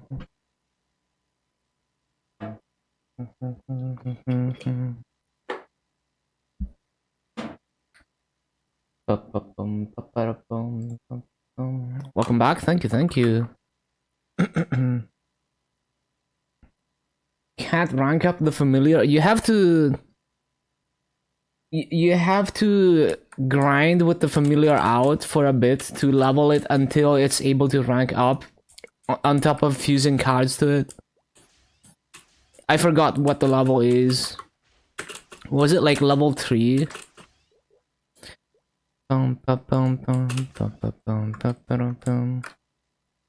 Okay, so I need to set a timer for burning words. Or we can just... Oh, I don't have coupons, so we can't do that. When my wealth pot expires, we're gonna go to burning words.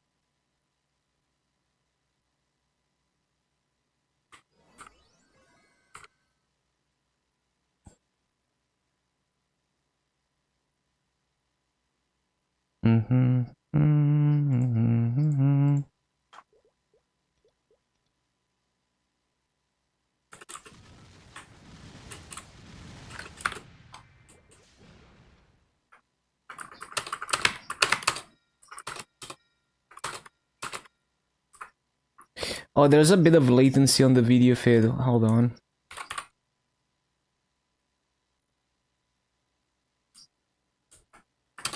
Yeah, much better.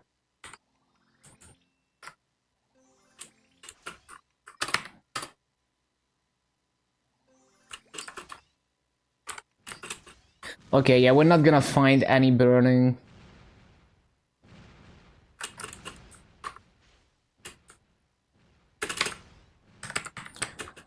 It's simply not worth surfing when most of it at 0 burning.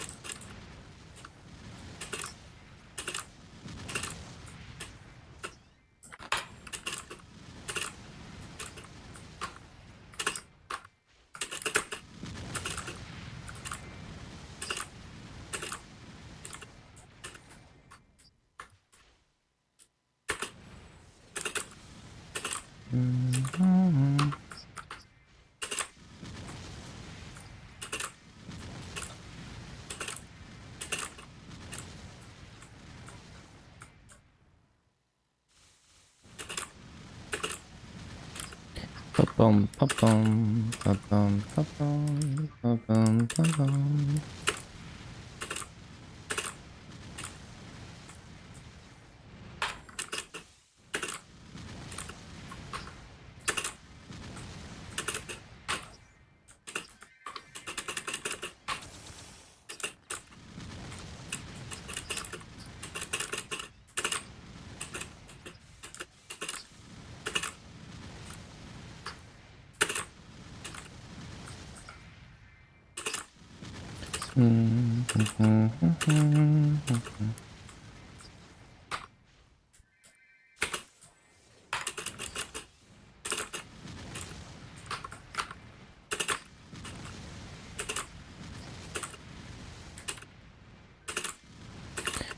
Ba-bum, ba-bum, ba-bum.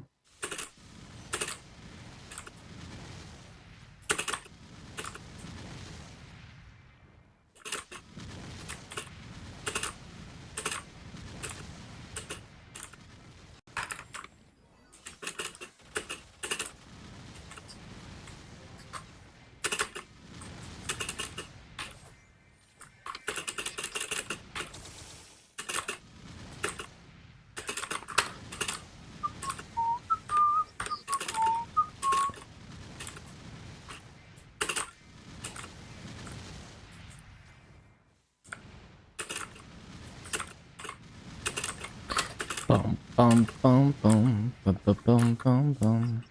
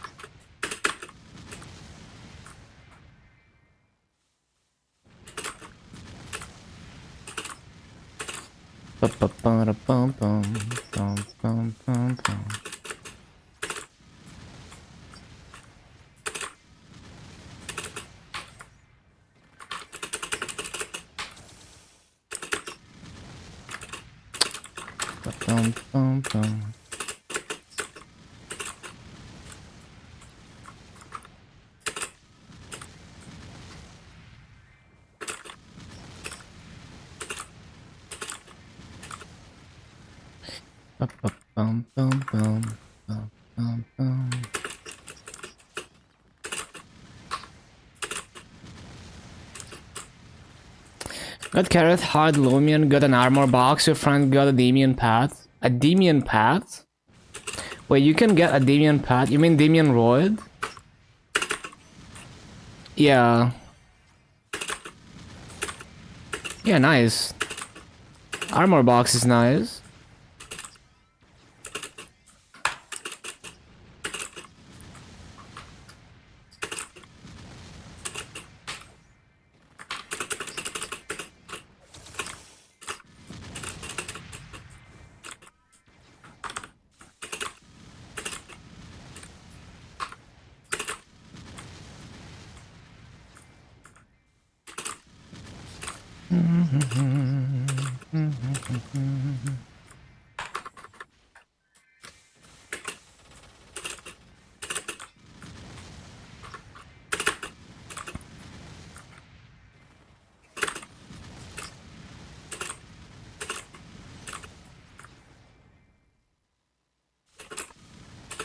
Damn, 2 people CC'd into my channel together. What the hell?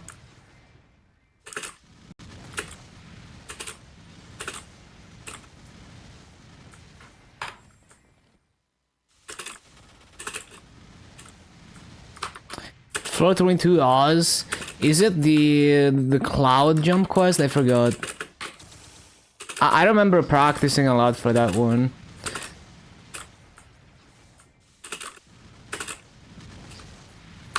Yeah, you got used to it, but it can be frustrating at first.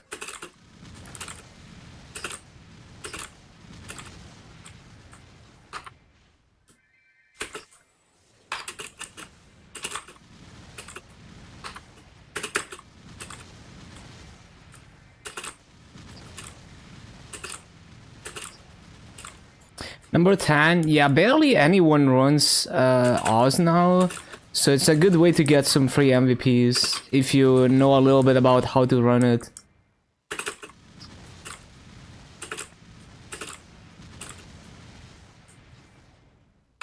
The boxes, they don't... the 65k one, what boxes are those?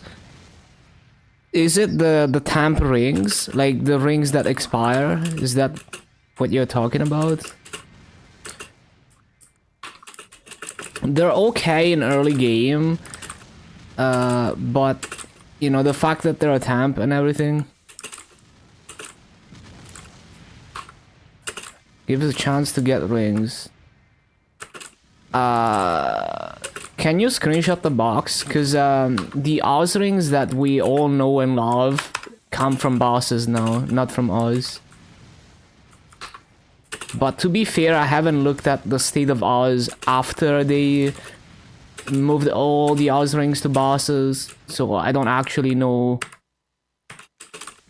what boxes are available from Oz now.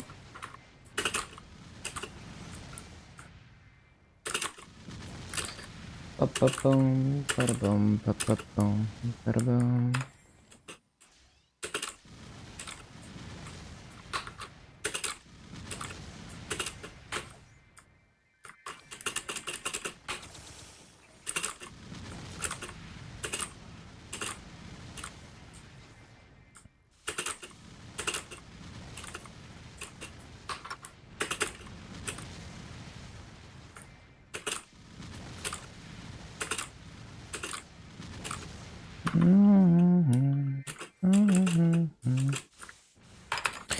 Oh, tower boost ring?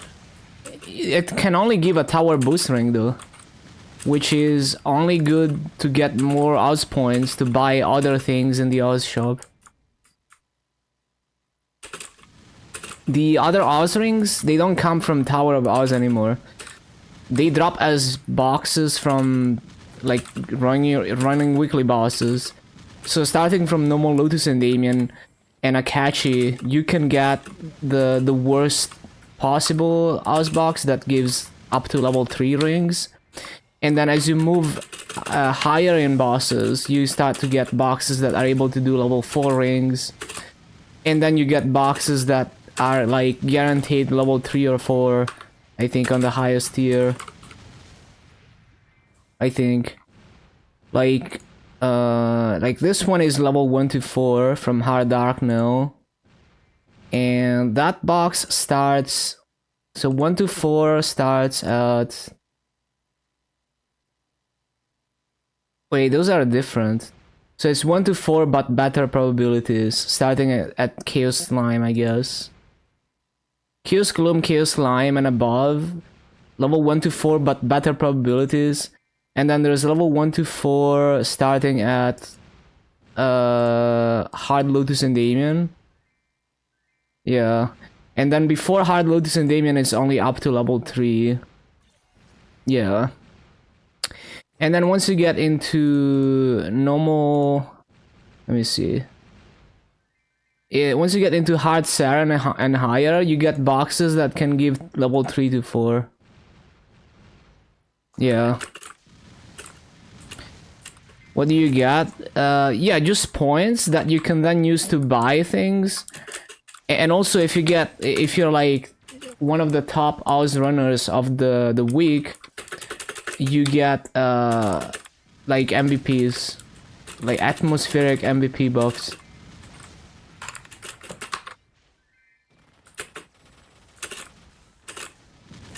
You can also get EXP coupons with the points.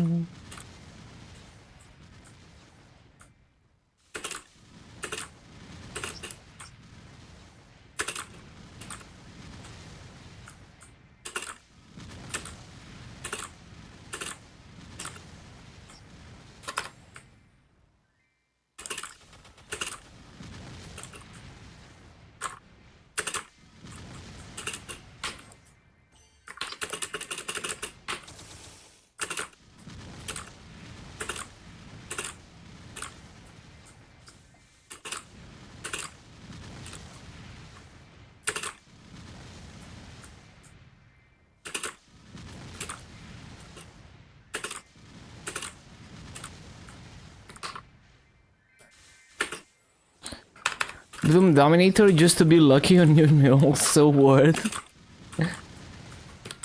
It all averages out.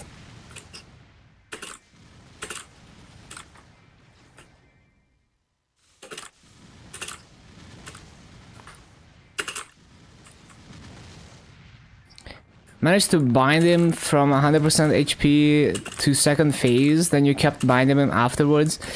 Yeah, 0 is nice because of that critical bind. You can, so if you time it correctly, you can cancel attacks.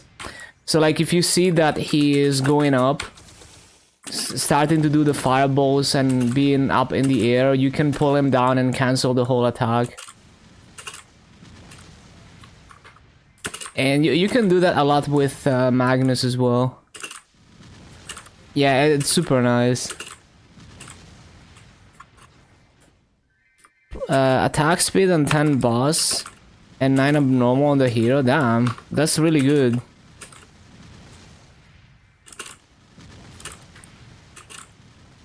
That's a perfect inner ability. 8 abnormal, yeah.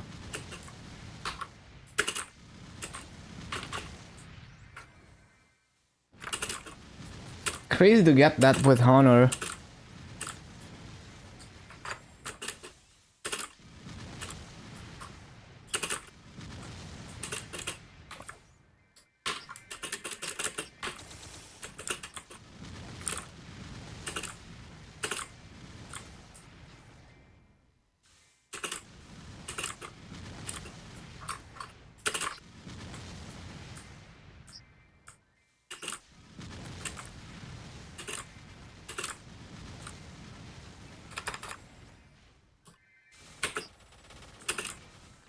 I'm bored.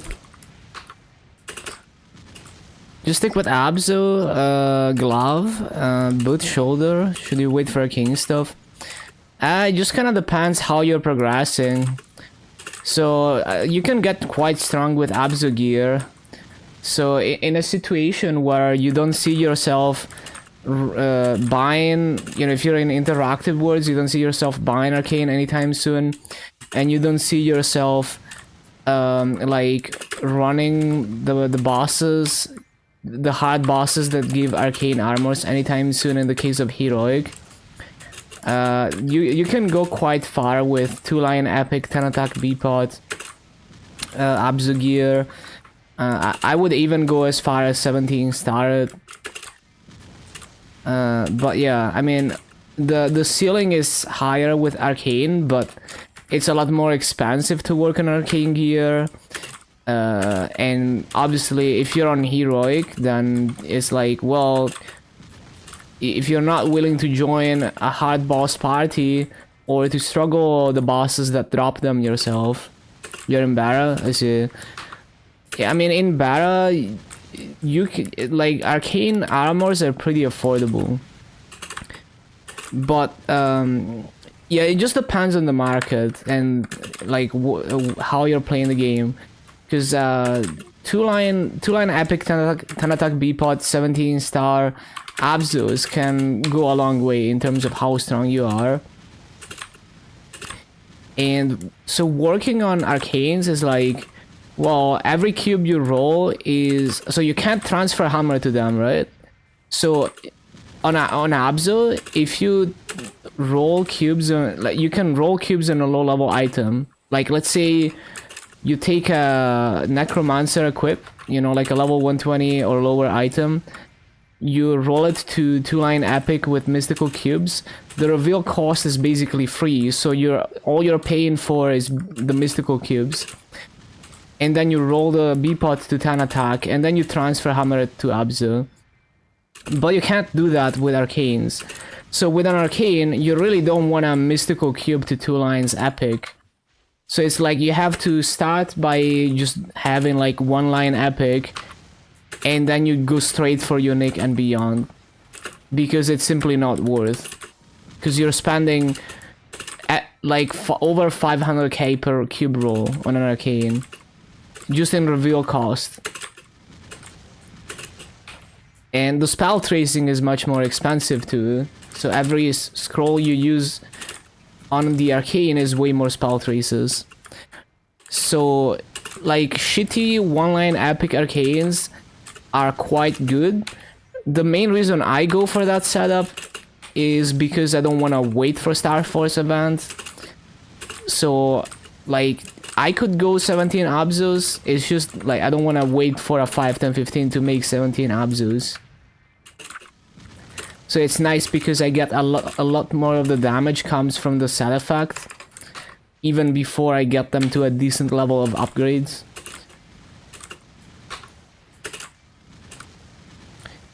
You can solo like a lot more than normal Lumion, just using Abzu gear. Like my Lin in Burning World soloed Nomo's Lion before I even had all the Abzus, and most of the gear is missing bonus potential. Most of the gear has shitty potentials, it's not even full 2-line epic gear. And it's now soloing Nomo's Lion in 12 minutes. And I only just got 4 set Abzu. 260 tomorrow, nice, nice. But yeah, it's mostly gonna depend on just what's available to you on the market. That's gonna dictate which, you know, like Abzu versus Arcane, which one is less annoying to deal with. I'm more inclined to recommend Abzu for a while and slowly work on Arcanes instead of running shitty Arcanes. So that when you switch to Arcanes, you have like actual decent ones. You know, like at least unique 2-line perfect tracing. You know, like 17 stars, and then it's gonna be a huge upgrade.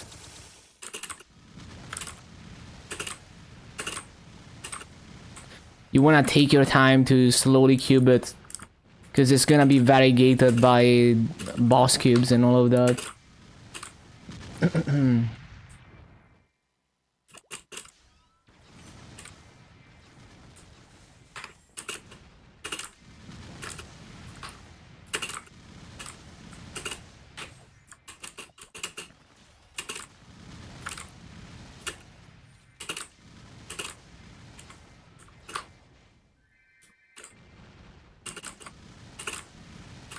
Way better rates in Lumina. What about the kills per hour?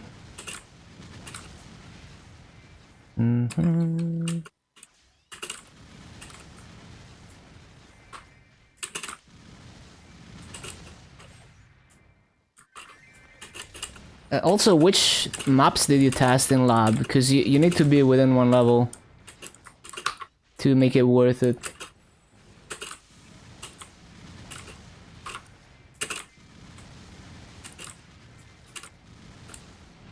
So like at 259, almost hit the average while picking up Massa. What do you mean average?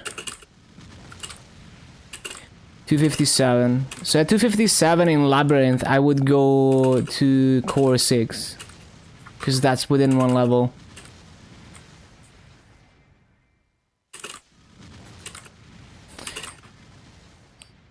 So you mean like the maximum kills per hour? Yeah, but the thing is, the maximum kills per hour in Core 6 is way higher than what you can do in 1.4. Like 1.4 is actually quite low in mob count. But yeah, I mean, if it works for you, that's great. Like maybe Labyrinth is just not good for Zero in terms of kills per hour.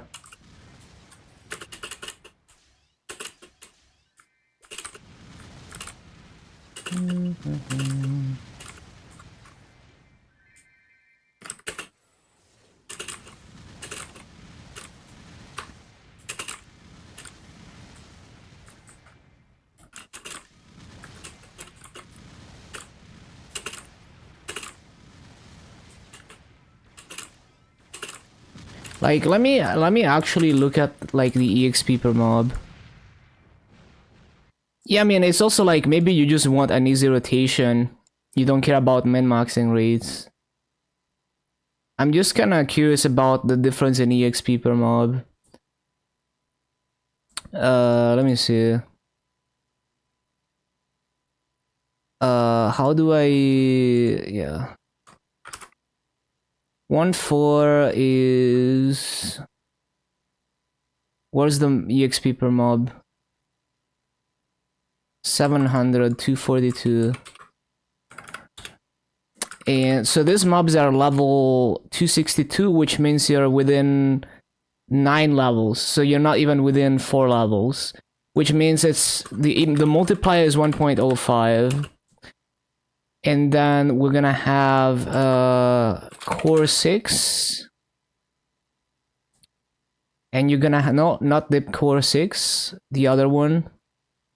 You're gonna have this times 1.2 times 1.2, and so the EXP per mob is 7.9% higher in Labyrinth Core 6 than in Limina 1.4 because you're within one level. And then the kills per hour would be, so let's say you get a perfect full clear in Core 6. You would have 36 mobs times 1 hour divided by 7.56. Divided by the 1.4 rates, which is like what? Let me see. 1.4 is 31. Well, I mean, we can do 36 divided by 31, assuming perfect rates in both mobs. So if you perfectly full cleared in core 6, you would get 25% better rates than you would get in core 6. Obviously, in 1.4, obviously it's much easier to full clear 1.4. But yeah, potentially, like if you were min-maxing, the rates in Labyrinth would be about 25% higher, in theory. Is 19 cooldown skip good on AB? You're gonna have to check the AB Discord for that. I don't really have such deep knowledge of AB. I would imagine it's nice to be able to skip like AB Link, but I don't know how it compares to other inner abilities on AB. I think they need attack speed actually, if I remember correctly. Also depends on what you're doing on the AB.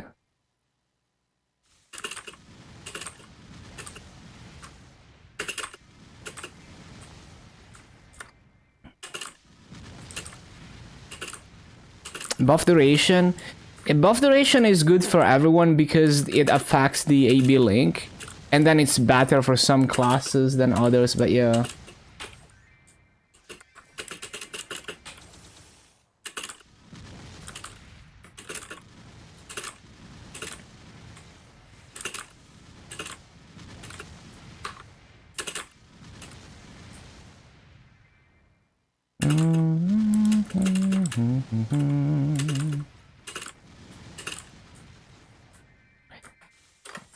Yeah, for optimal damage. But yeah, it depends on what you're doing on the AB too. Like maybe you could have a very specific thing that you're doing that could benefit from something other than attack speed. But yeah. On a boss mill, well, yeah, it's also like, well, maybe you just wanna settle on something that's better than nothing as soon as possible.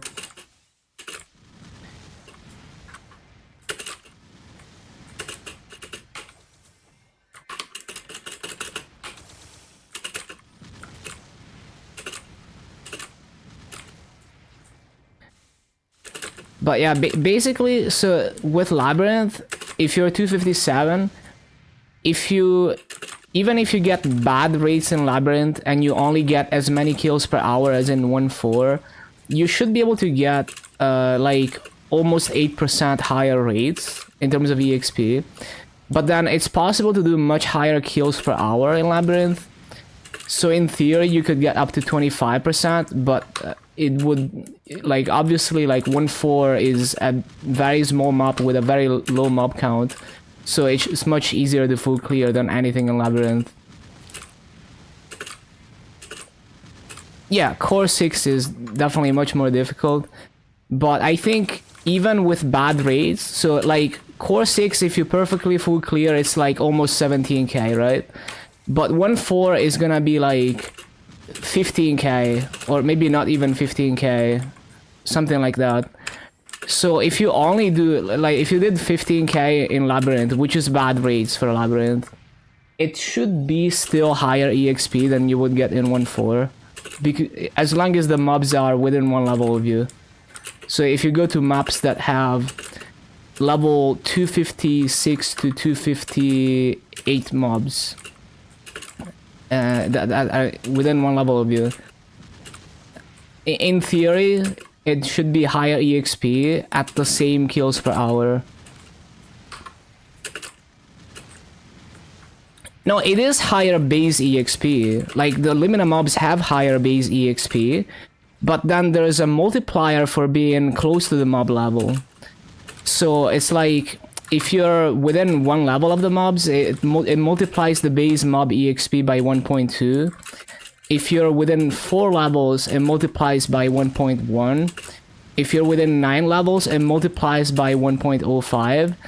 There are still many cases where going to the higher level mobs is better EXP still. So like, if you reach level 240 and you go to the level 250 plus mobs, in the highest maps in Celas, it will be much higher EXP than if you stay in Moras, even if you're within one level of the mobs. So it depends. And also in Limina, there's... oh yeah, I need to go to Burning Wood. In Limina, there's the 1000 Arcane Force maps, where the base EXP of those mobs is much, much higher. And those are always gonna be much, much higher EXP than anything else, even if you're not in level range.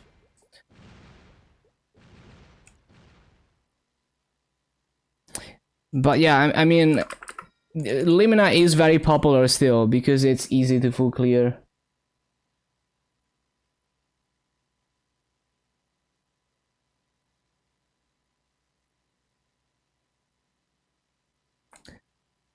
I need to do Burning Word stuff.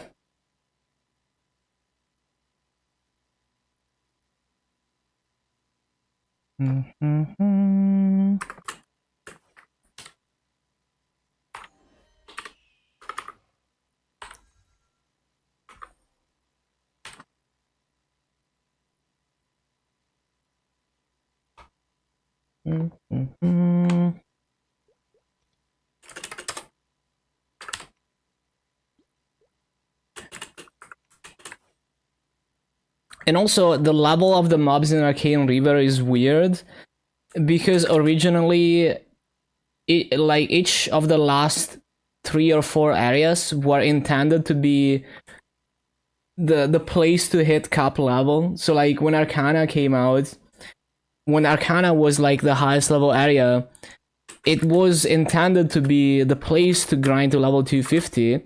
So you have level 239 mobs in Arcana, even though it's a 225 area, because then you can grind to 250 without having any EXP reduction for being more than 10 levels higher than the mobs. So the mobs levels are specifically like that, because you can get full EXP up to 249. Miss chatting with randoms, it was fun. Yeah, it's also that the people changed. I think a big part of it is that people just kind of forgot how to enjoy games, and they're just obsessed with like, oh, if I'm not doing things that help my progression, I'm wasting my time. So they're way less willing to do stuff like that, like back in the day.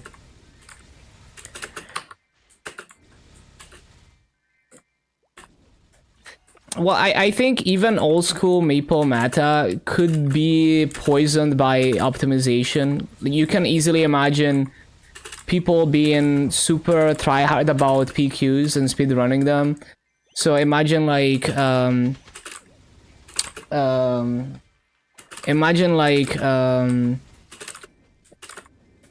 like people who are imagine like 10 years of PQ meta. People get so good at speedrunning them that anyone who doesn't know what's going on just gets left in the dust, and you don't really have casual PQ parties anymore. It's like, you know, it's like with Monster Park Extreme, people are like, oh, either we 1 bursted or 2 bursted or I don't join. And the same happens with boss runs. Like almost no one is willing to do a legit struggle run and learn the boss together. Everyone is looking for a party that kills everything in like 5 minutes. So there's always that. It's like the more people optimize the meta, the more you have to like actively try to have a good mindset about it, rather than just going for the optimal route.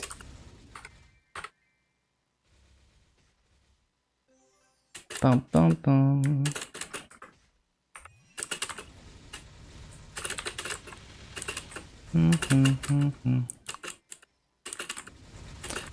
So yeah, I think just a lot of people stopped believing in the magic, so the magic disappeared. So if you surround yourself with people who think like people from that era, you would be struggling bosses together. You know, like, oh, let's try Chaos Tenebris bosses for the first time together, and we all have barely enough damage to kill the boss in like 20 minutes, and we spent like 10 hours a week practicing those bosses until we clear them and dying out over and over and not clearing until we can clear all together and we all learn the boss. That would be the mindset of the old Mapler about how they go about doing things. And you could still apply it to this day. Almost no one does that.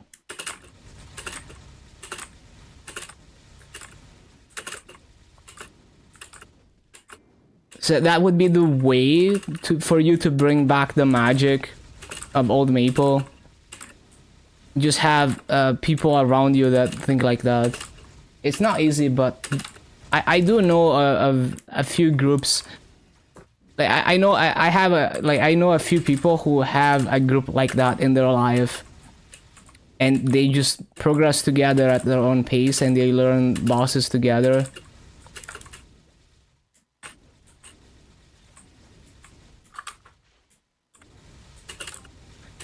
So yeah, basically, based on what I've seen happen over the years with the game being optimized more and people growing up and forgetting how to enjoy games, I think even the old school PQ meta would have become very toxic with today's mentality of the average player.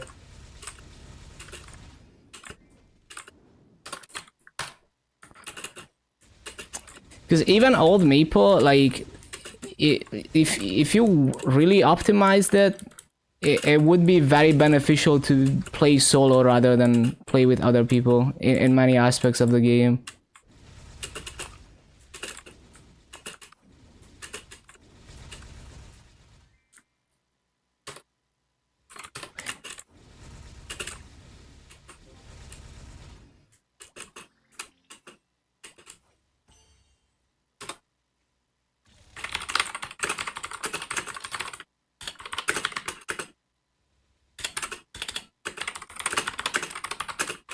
So to some extent, the game is kind of what you decide to make it.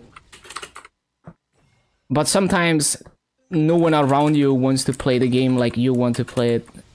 And maybe the way you want to play requires other people to think like you.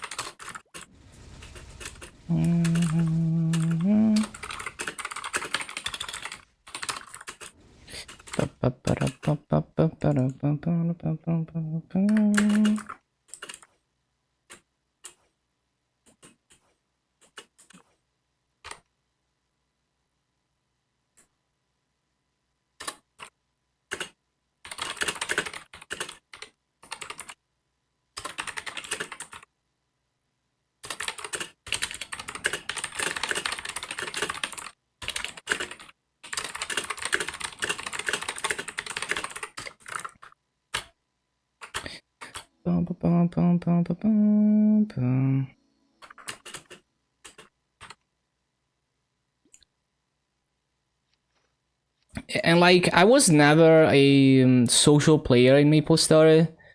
Like, even back in the old days, I was always a very solo player. And if I went back and played old school MapleStory again, I would still be a very not social player, especially past kerning PQ. I would basically be doing solo farming in old Maple, which is very, like, if you're farming scrolls and shit, or yeah, there's many solo farming things you could do. You could farm scrolls, you could leech people for EXP, You can go crazy with multiple computers too in old school Maple because you have all your buff mills like Speed and Fusion, Sharp Eyes, and so on.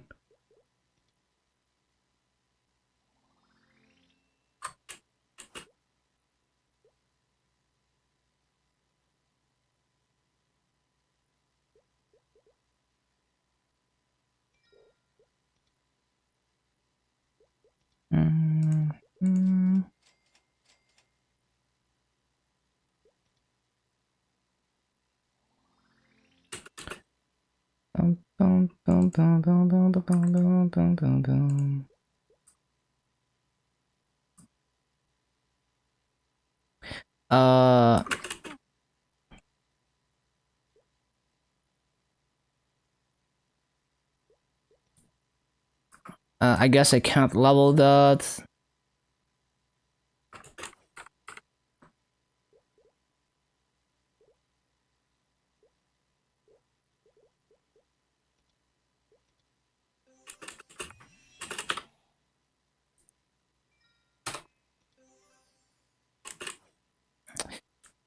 The first big global change. I think New Age and the release of Six Job was the start of a new era. Even though right now the game doesn't feel crazy different compared to pre Six Job. It's like when Fifth Job was first released, we only had Vanishing Journey and we only had a couple areas in Arcane River, and we only had one Fifth Job skill, and we only had like it didn't feel, I mean, it felt very huge, I imagine, but like it didn't feel like the way Fifth Job is now. So it's not like it didn't immediately feel like a paradigm shift compared to how it is now. KMS and GMS. Oh, you mean like GMS, like making major changes from KMS, or what? Or you mean like when the next major update comes to GMS? So in terms of delay, it's always been like 6 months in recent times. So the summer patch for KMS is our winter patch on GMS, for example.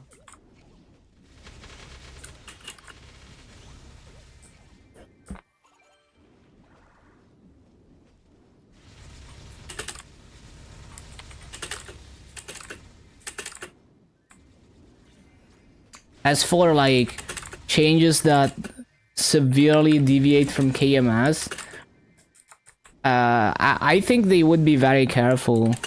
Yeah, I think they would be very careful with, like, even though we're doing our own thing, it's still like by default, it is preferable to follow KMS and only deviate on things that are specifically bad for GMS. So, I mean, we already have huge changes happening, although it's not like changes that deviate from KMS, but they made fragments tradable, they made nodes tradable. That's actually aligning with KMS, but it's a huge positive change for regular servers.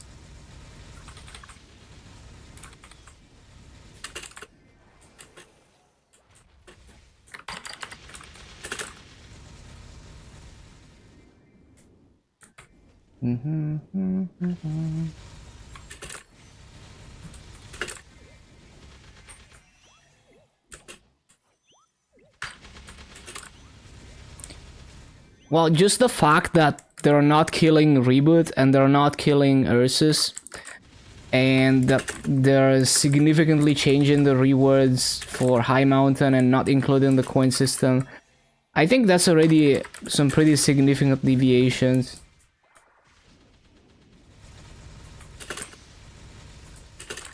Well, I think the GMS we had before the whole Inkwell thing was already severely, significantly deviated from KMS. Like, having Golux gear overtaking the accessory meta. Obviously, like, Frenzy Totem. There's a lot of things. Commercy. Threads of Fate. It's already like a completely different matter. Familiars and stuff.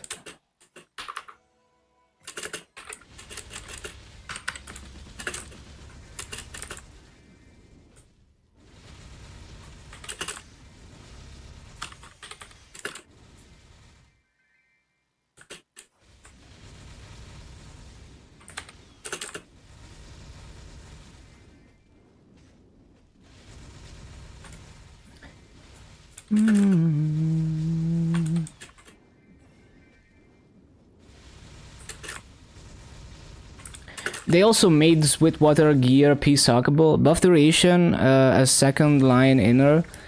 Oh, that was 10 minutes ago, my bad. It's good for AB link, yeah. But do check with your class Discord, because I'm not a min-maxer.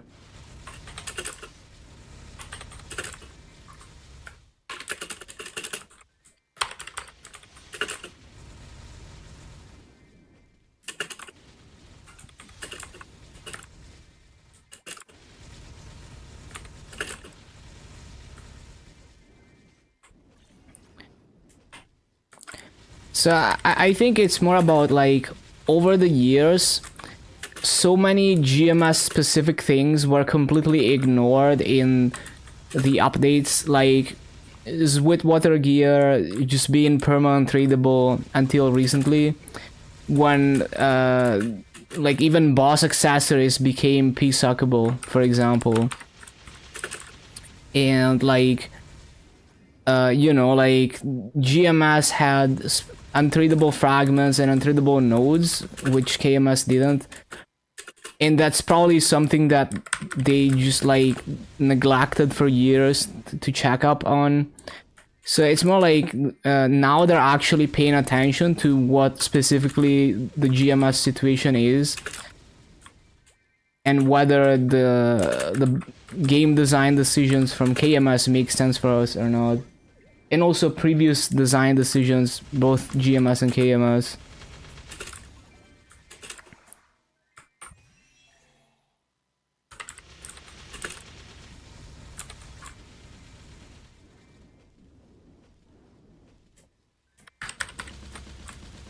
So like another thing that could make sense for GMS, for example, is maybe some super rare drops in a regular server could be made more common on GMS, and the justification would be that the population is too low to sustain the supply. To give you like one example of something that they could do specifically for GMS. But we would also have to see about that, because like maybe the word merge will have a high enough population economy on the NA side at least, that those things are sustainable with the base drop rate.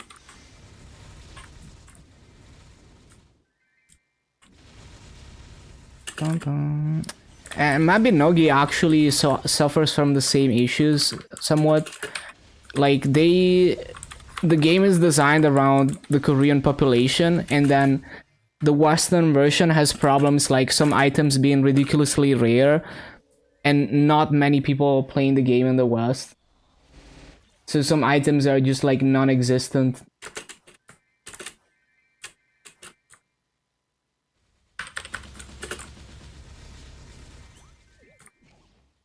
Does it make sense financially? I think like tweaking the drop rate of rare items, it just kind of balances itself out. So it's more about game balance than like financial aspect of it. So it's like if you make it too common, then it devalues the content that gives that item.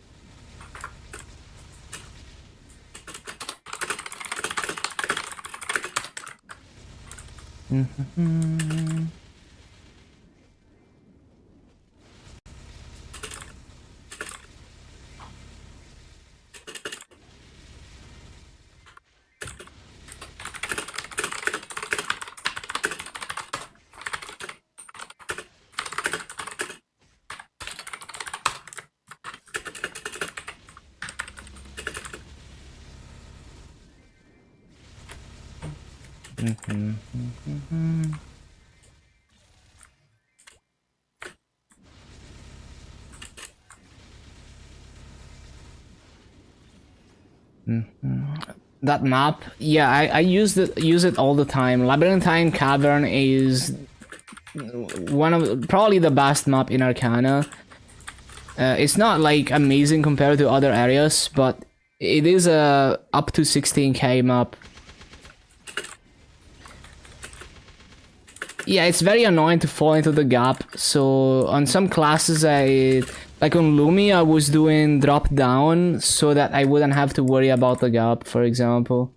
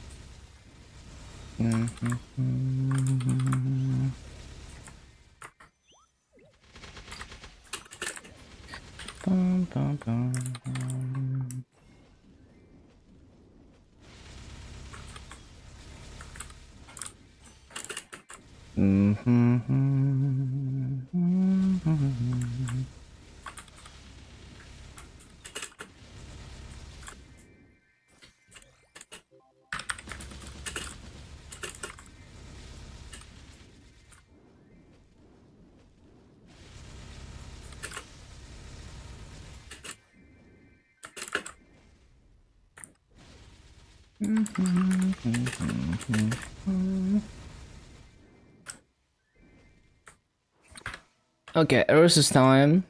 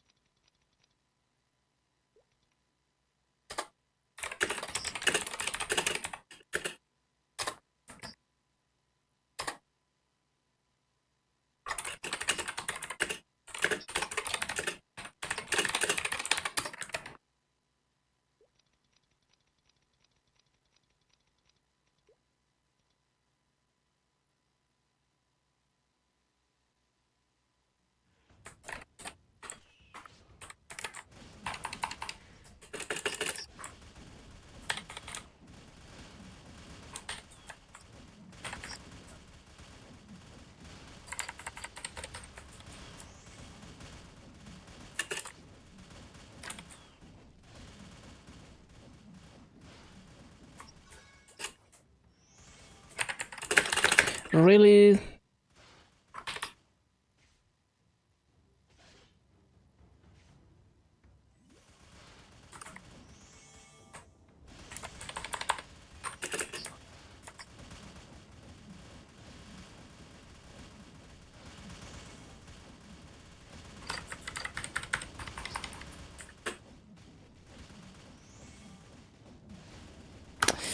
Ba, ba, ba, ba.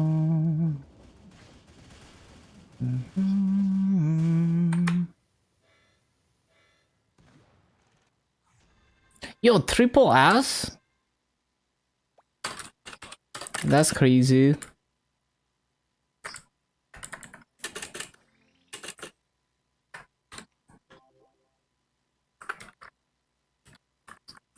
Triple S where?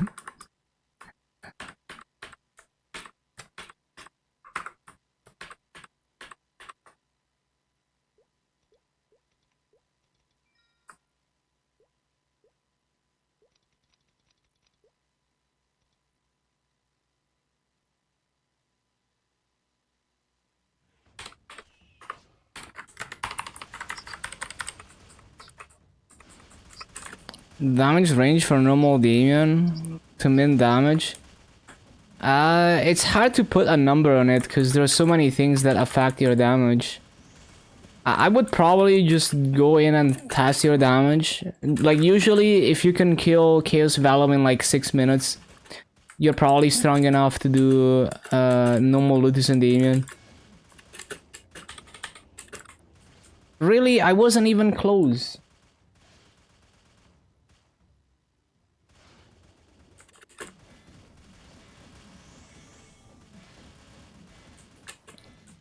Lines of big bunk numbers.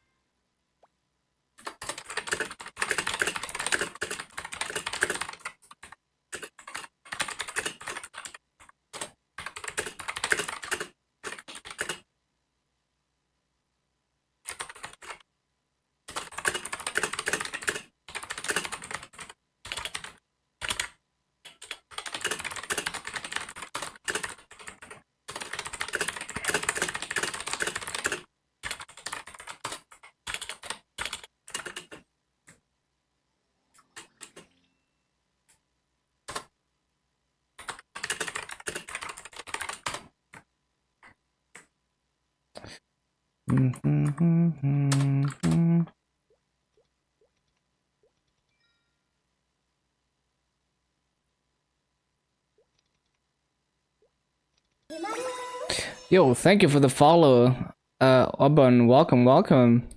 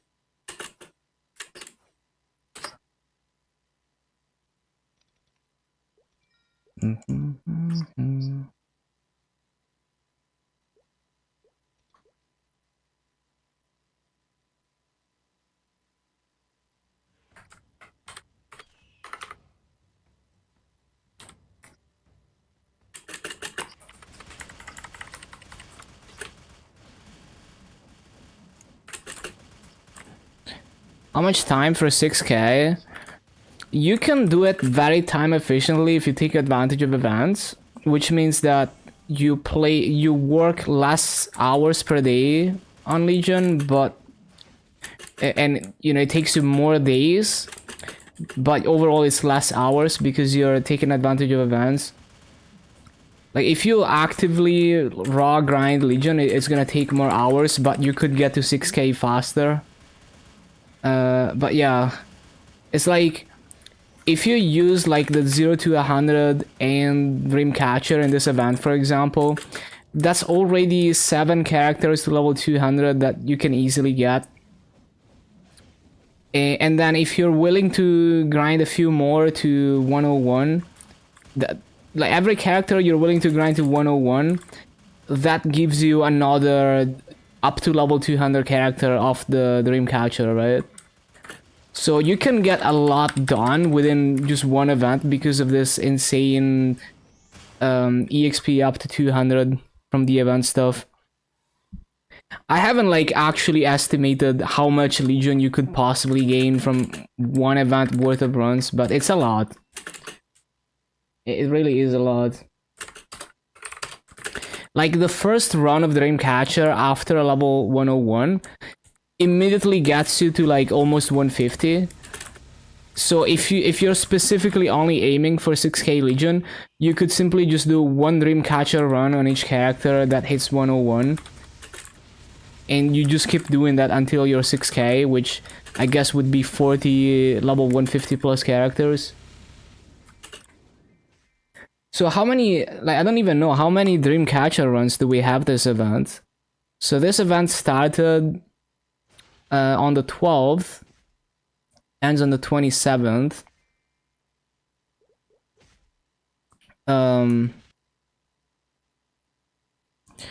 So that is, hold on. So that is 2 months and 2 weeks.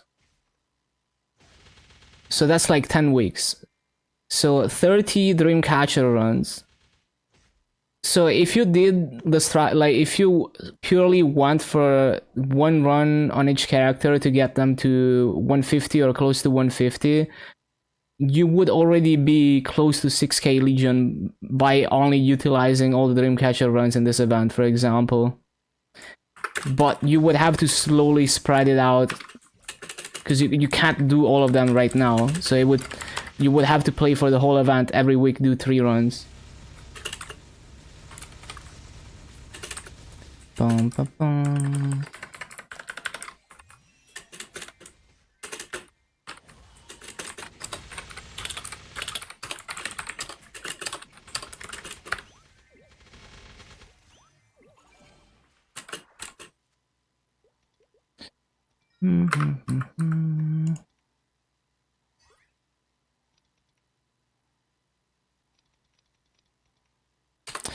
Yeah, doing normal route beast to unlock Sierra is so annoying.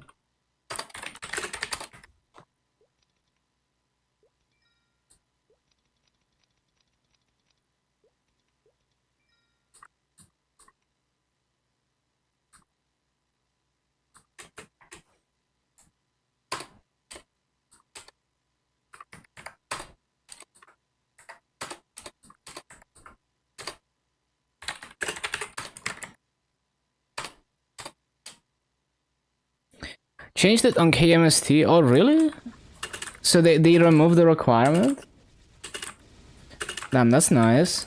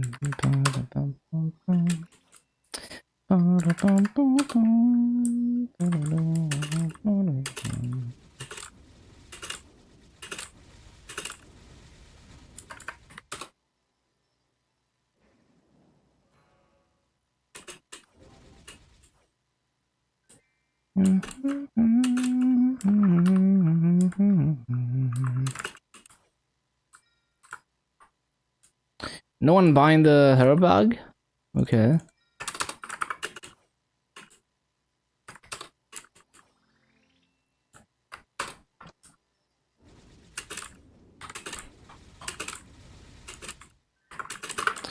You bought it? Oh, so it's not shared? Damn, I thought it was like shared.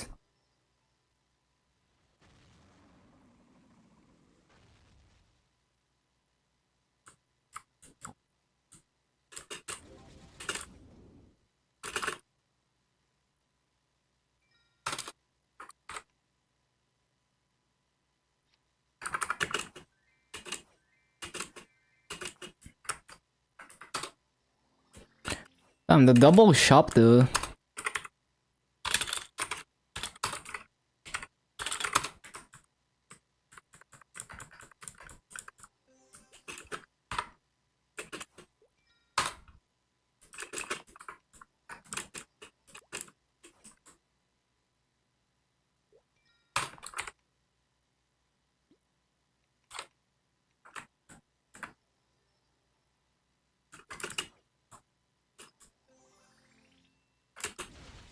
So am I done with this?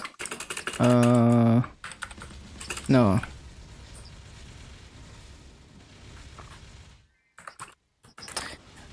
But yeah, so the Dreamcatcher runs would get you 30 characters that are close to level 150. So that would put you probably, like including your main, you would probably be like 4.5k Legion by the end of this event. If you fully took advantage of it. From nothing.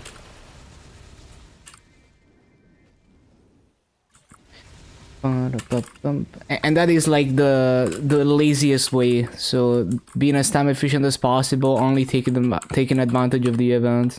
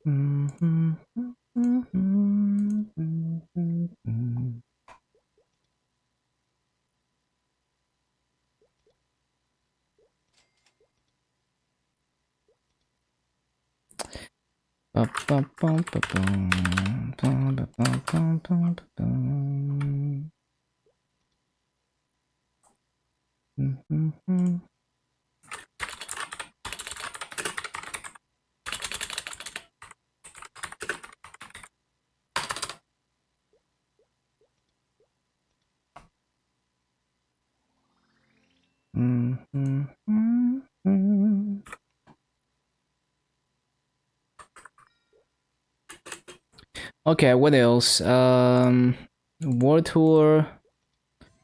I always forget to claim this. Oh, 20 nodes though, that's crazy.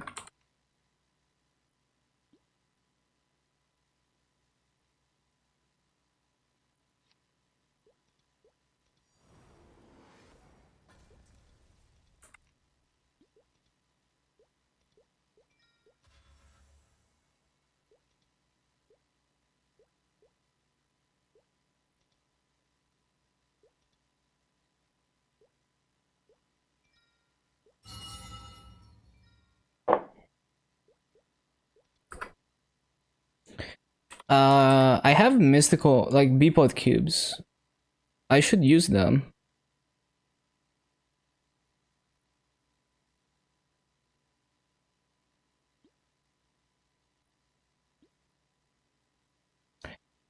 I wish I had a Beepod scroll, man.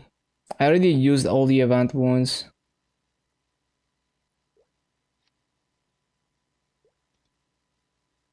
Ah, that's annoying.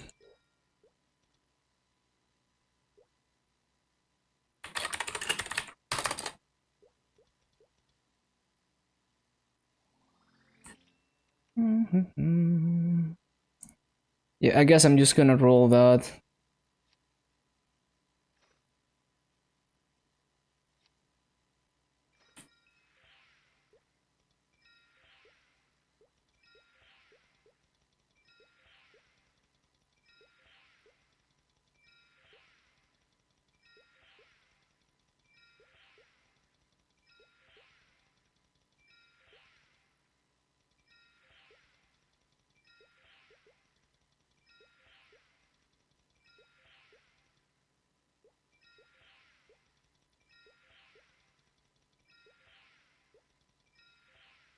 Still no magic attack, unlucky.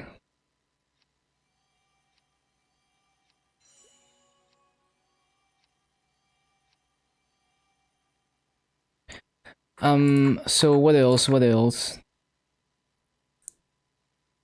40 out of 40?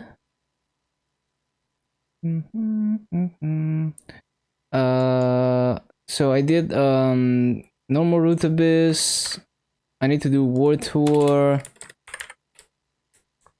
Check in. Yeah, congrats. Weekly check in is done. Simple dailies, Grandiose dailies, Ursus. I need to do daily bosses. I don't do Dockware 3 anymore. I did Dojo, Flag, and Culvert.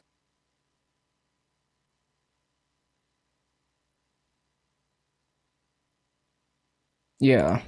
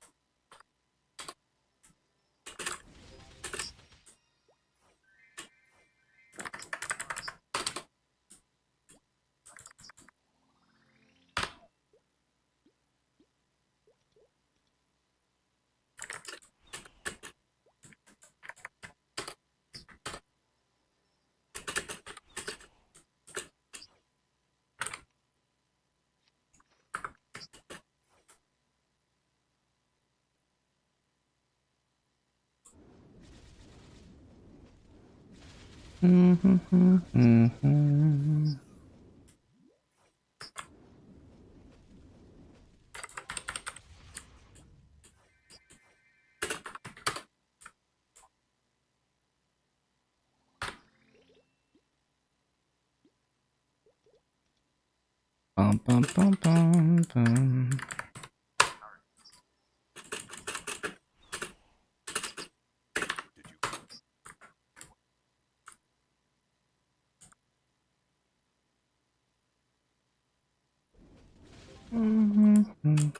Oh, Meister Cube.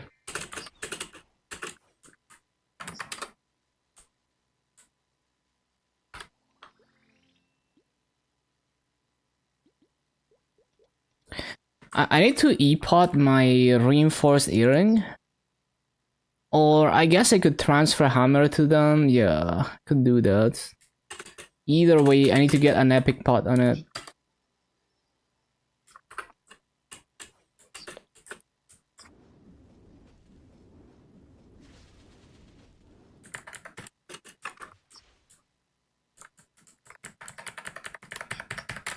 What?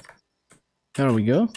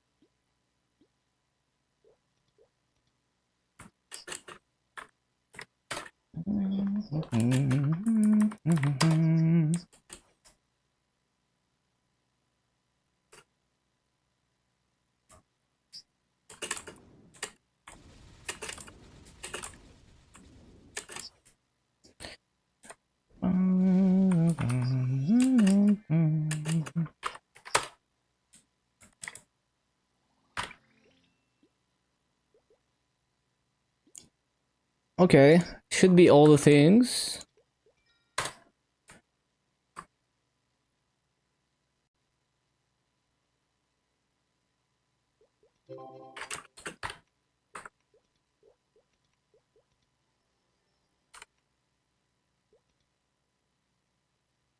Oh, Beepot and that. Nice.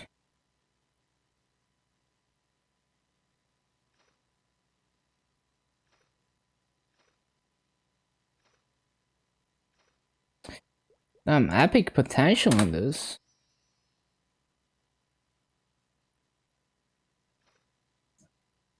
Yeah, I'm pretty sure no one is gonna buy that though. Who's gonna play Lumi in Burning Wood? And actually try hard to progress? Unlikely.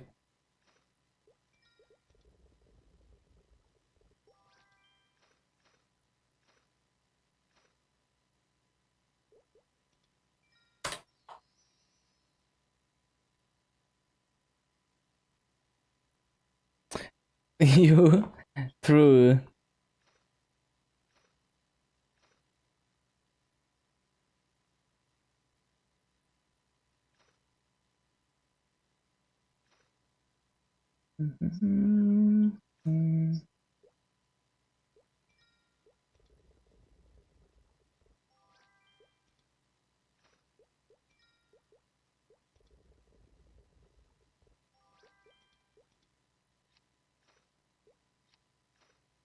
Okay, okay.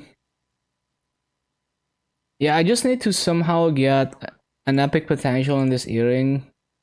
I guess we could tier up this, that also has Beepot, and transfer hammer it.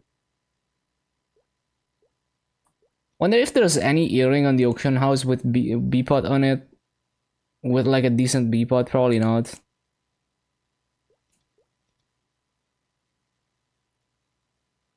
Bum, bum, bum, bada, bum, da, da, da, da.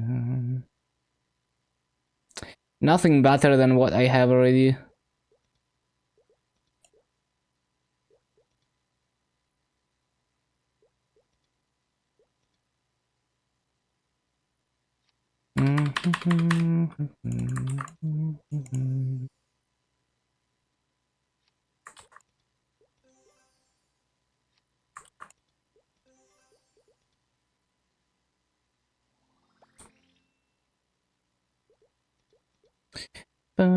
So how many cubes do I have to work with?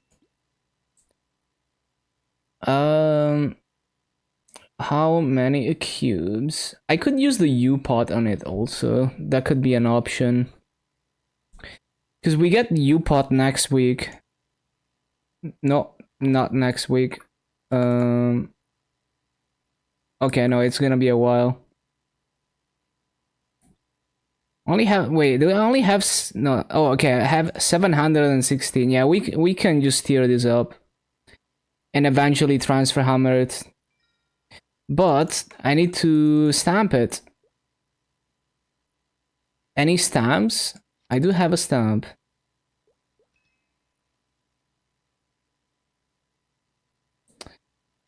That failed.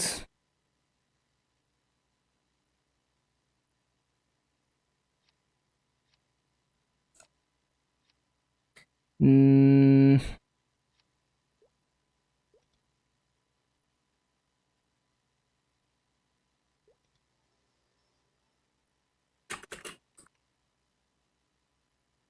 I don't think I can get a stamp with 10 coins. Yeah, no. Well, we don't get to do that yet.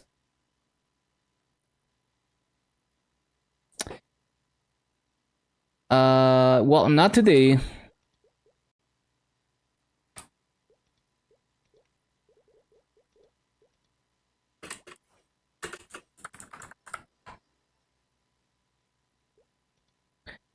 $46F, pretty strong.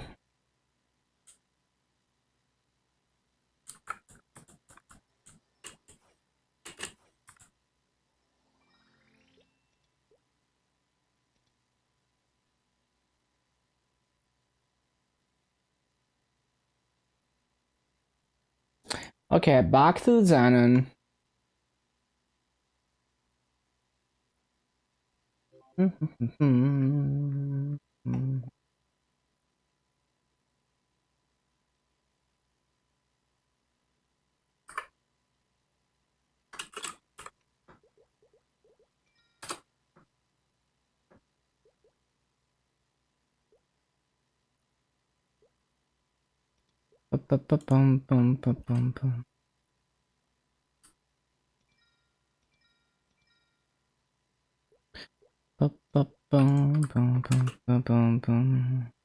Okay, let's continue.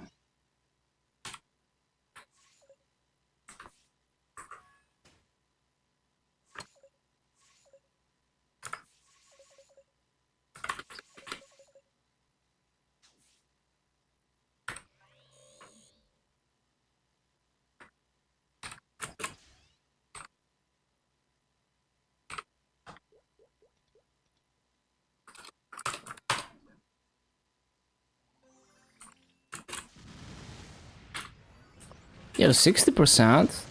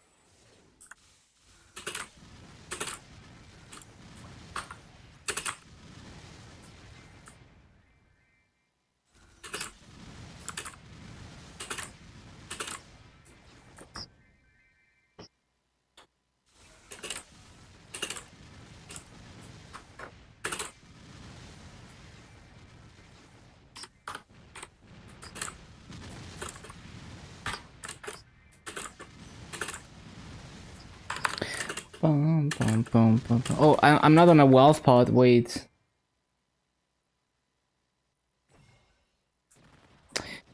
I need to start a timer.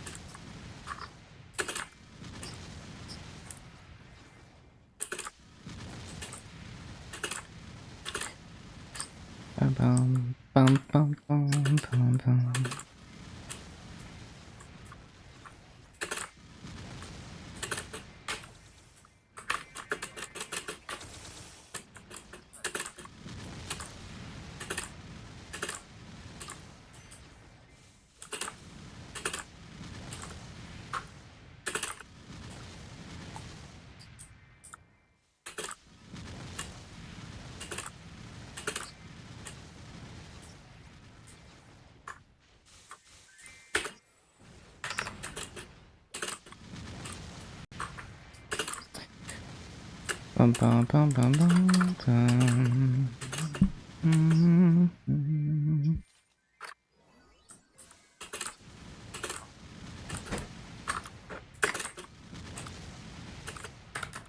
Okay, let's see. Timer is started, right? Yeah, timer is going.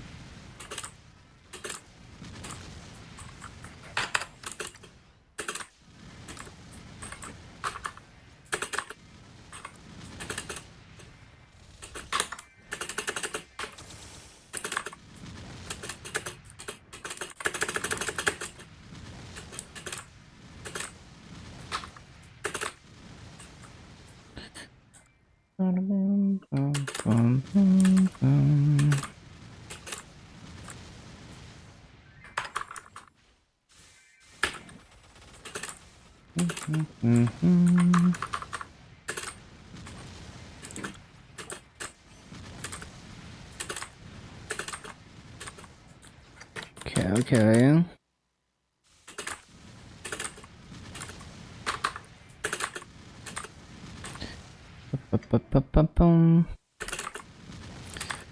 Only cape left, sitting at 2.1 combat power. Yeah, the cape should be a decent upgrade. 4 stat abzu or 5 stat abzu if you have an abzu weapon. It's pretty significant, yeah. Like I think on my Burning Wood lane, I went from like 6.4 to 6.7 mil combat power or something by getting the last piece of abzu. Although I'm like 4 sat with arcane weapon there.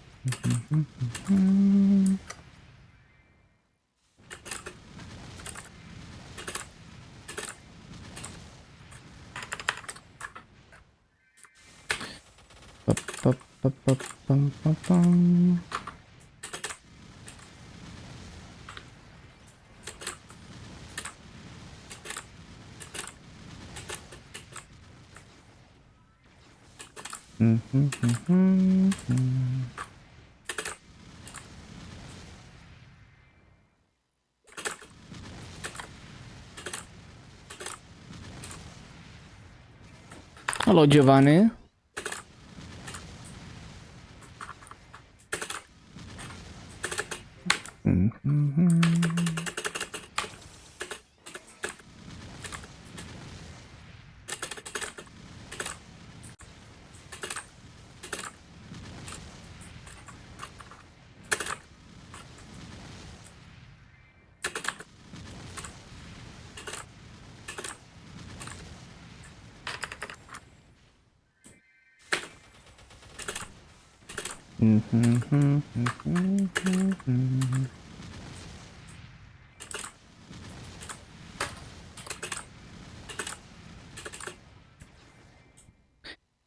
Good day. Yup.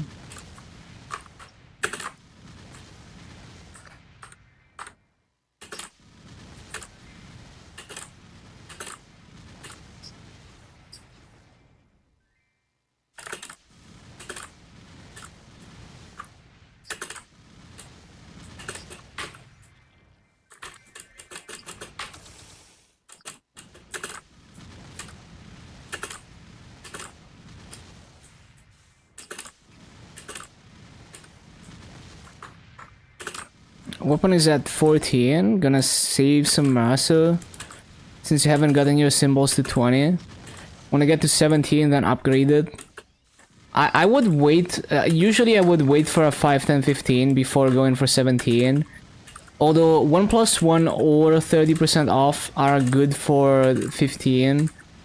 15 to 17 is way more expensive if there's no 5, 10, 15 than if there is.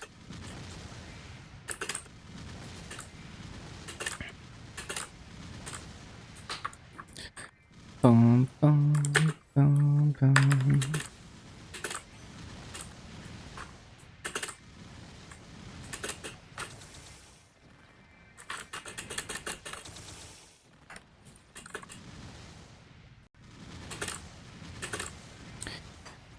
Not planning on 22 starring. Yeah, but 5, 10, 15 is most effective.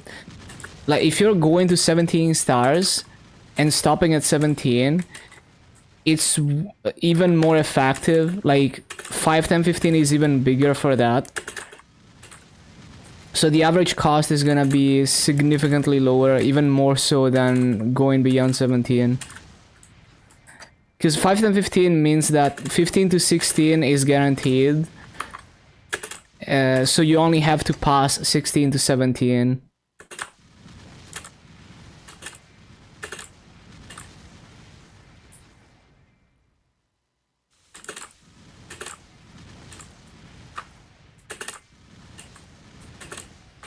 Yeah, so usually you would stop at 15 on a 30% off or 1+1.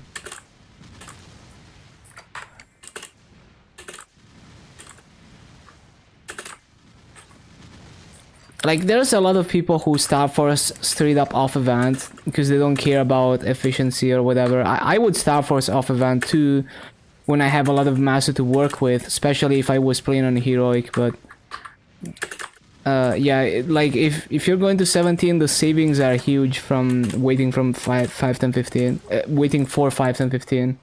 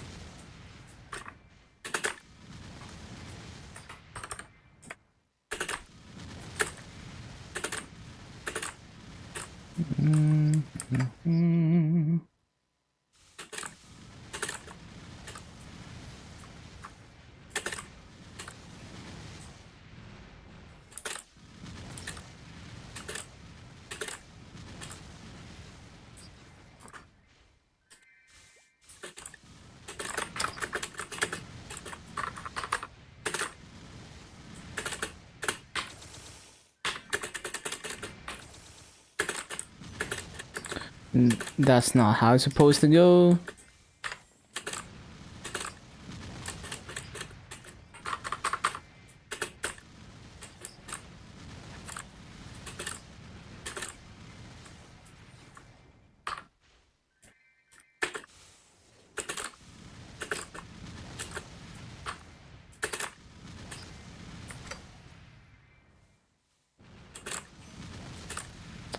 Ba-da-bum, ba-ba-bum, ba-da-bum, bum-bum-bum.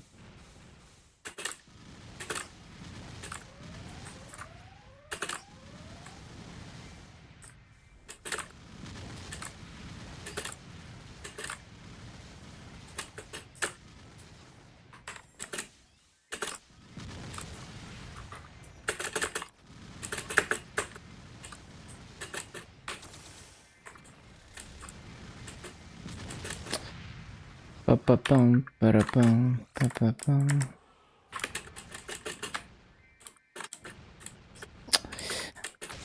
Always the most annoying E-bosses.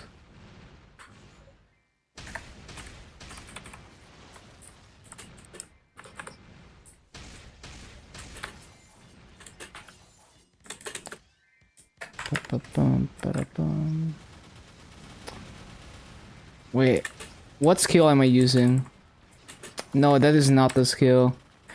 I accidentally switched the wrong skill.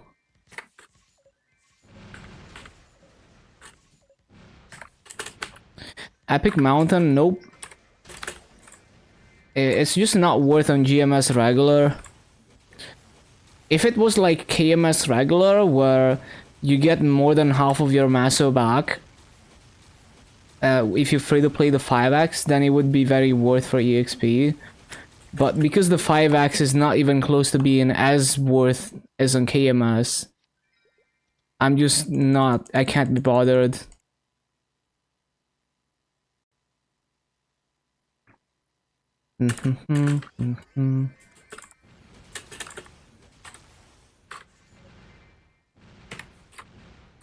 I also don't care that much about a free EXP anyway. Like, not on GMS. Well, I think High Mountain, the way it's implemented in Heroic is great.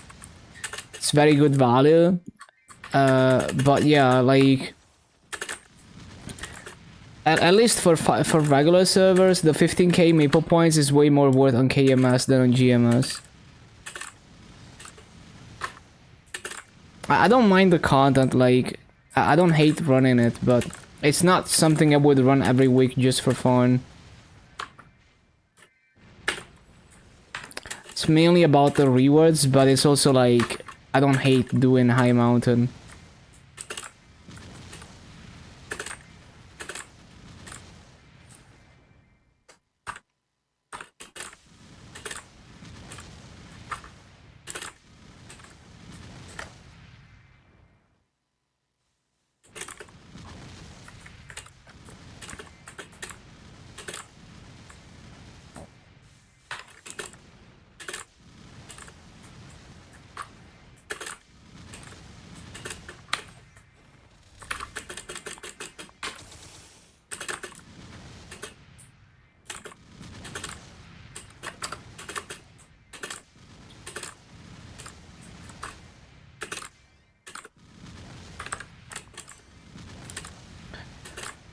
Ba-ba-ba-ba-ba-da-bum.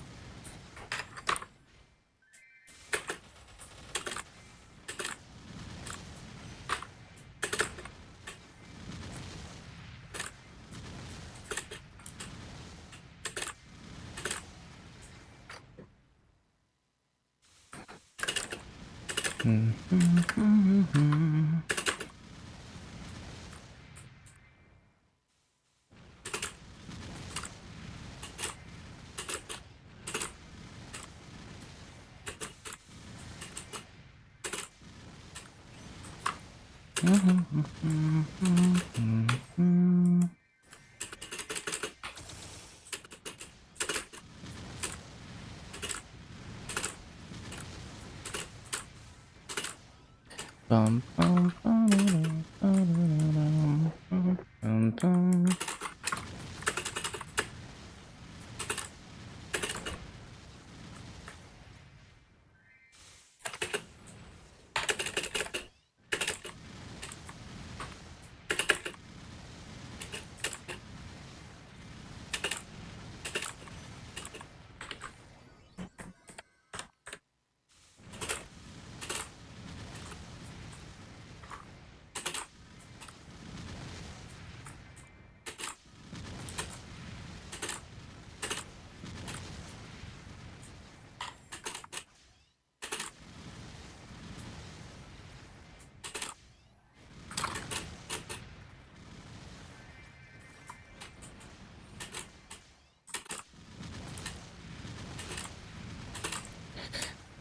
Bum, ba, bum, bum, bum. Ba-da-dum, bum, bum, bum.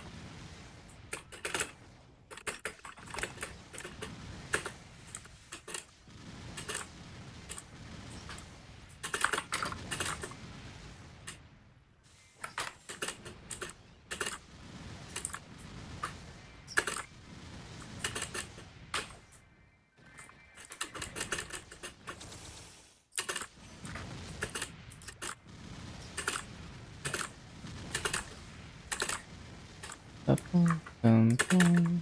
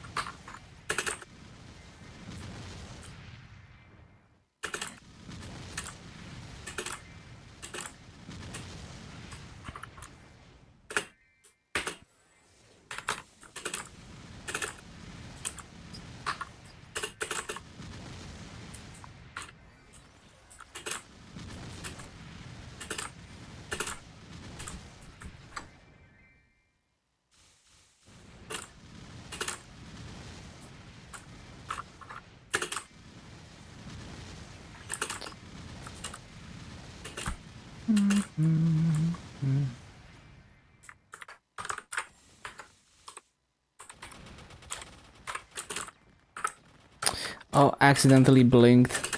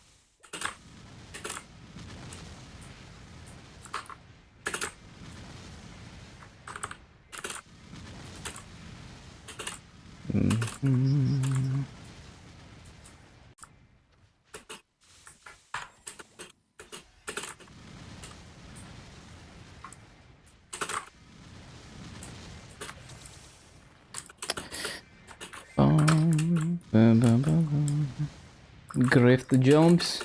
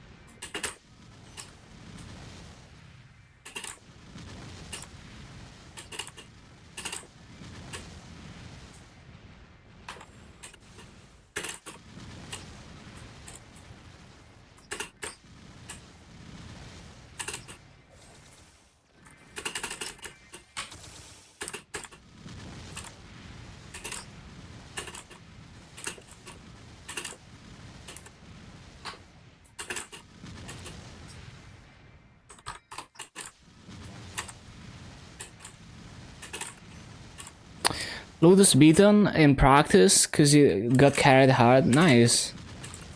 How long did it take? How fast of a run was that? For the practice mode clear.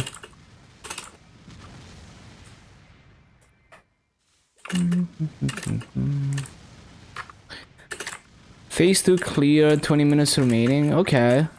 So it was probably like a 25 minutes clear, maybe. Yeah.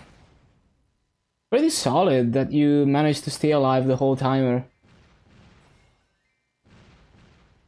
Yeah, actual low damage clear, nice.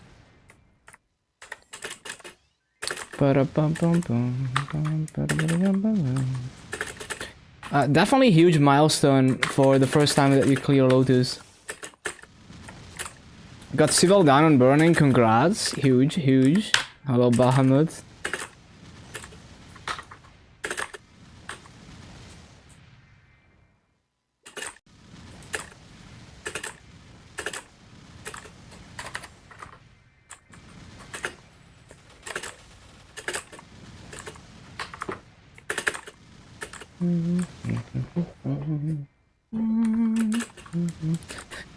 Yeah, if you bind during platforms, you just don't have to deal with the laser, it's nice.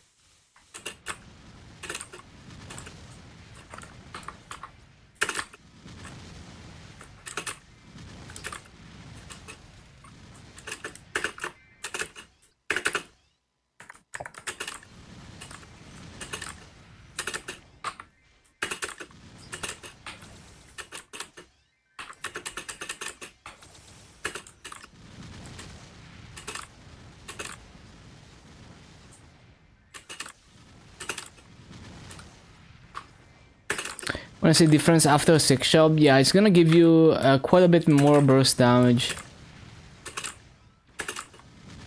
And then once you have the mastery core, depending on class, it might give you like a significant damage boost overall.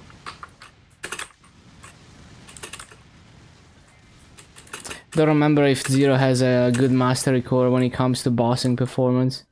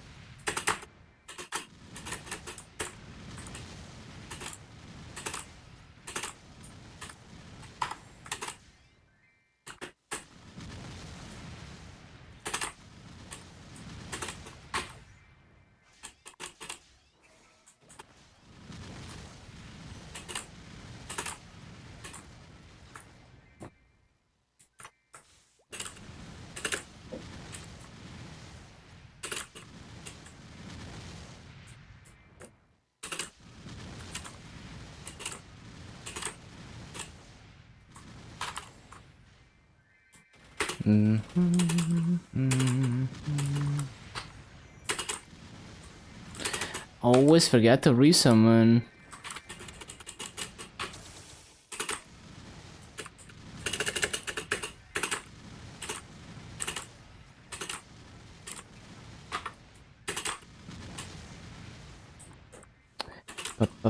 Hello, Sawi. It's been good. Grinding and grinding.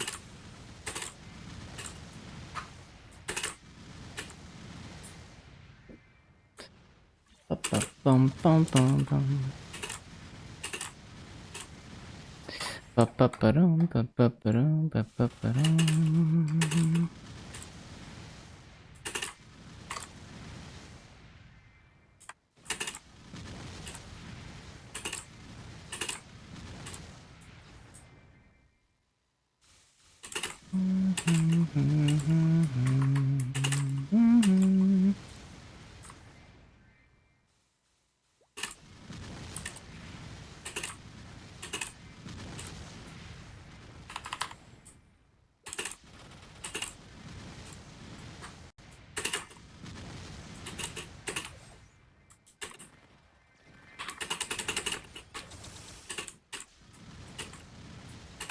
Should you keep trying for a Lumen clear?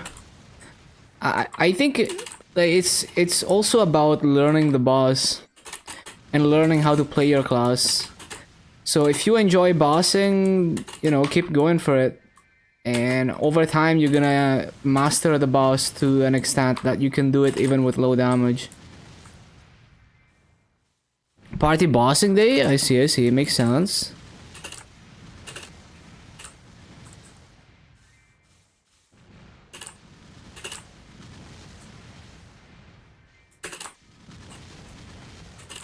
Mm-hmm.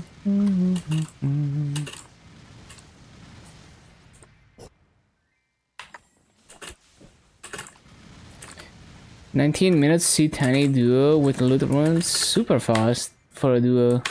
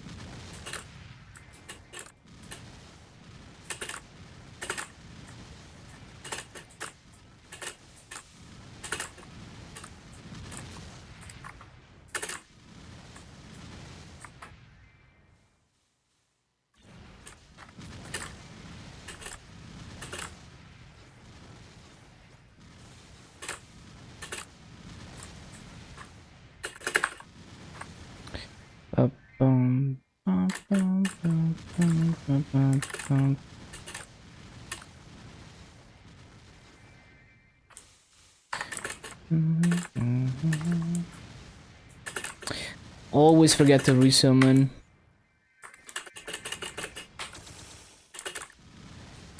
Paying attention is hard.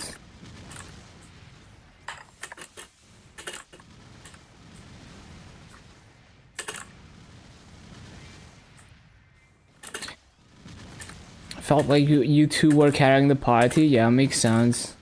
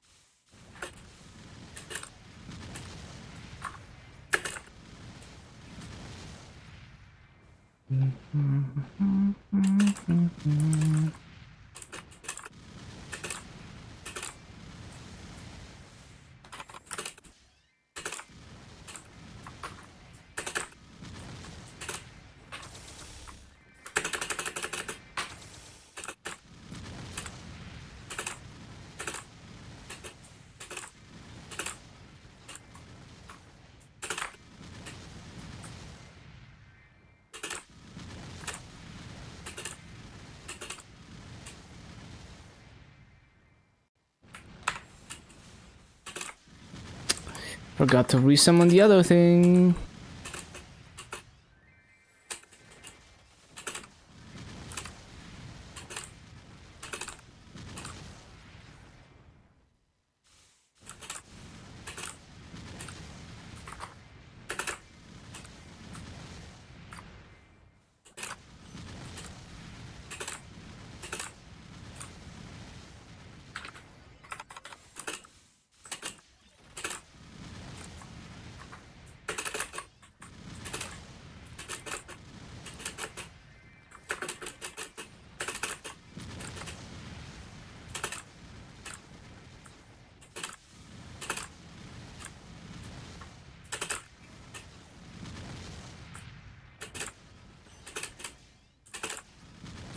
Off work tomorrow, 267. Nice. Yeah, time to get that sick job advancement. It's gonna take quite a bit of grinding, probably like 4 to 5 hours to complete the advancement. So be ready for that.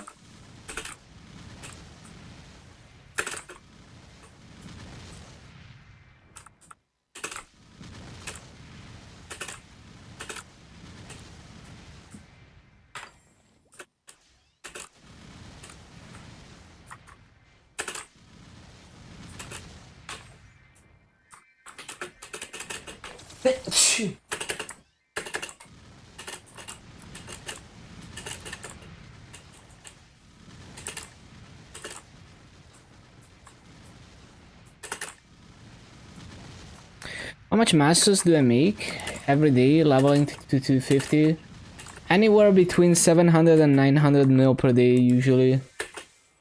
Usually end up with like 8 bill at 250.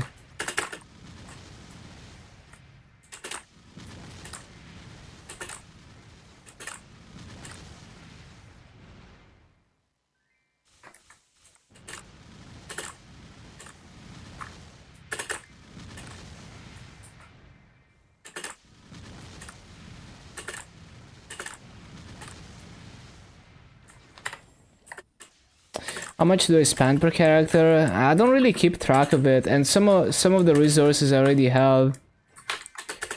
But it's probably, I don't know. It's probably like 3 bill per character. Maybe, I don't know.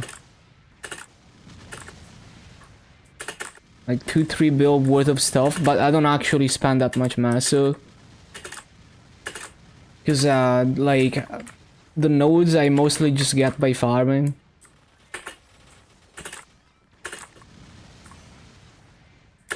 It's never about return on investment anyway for me.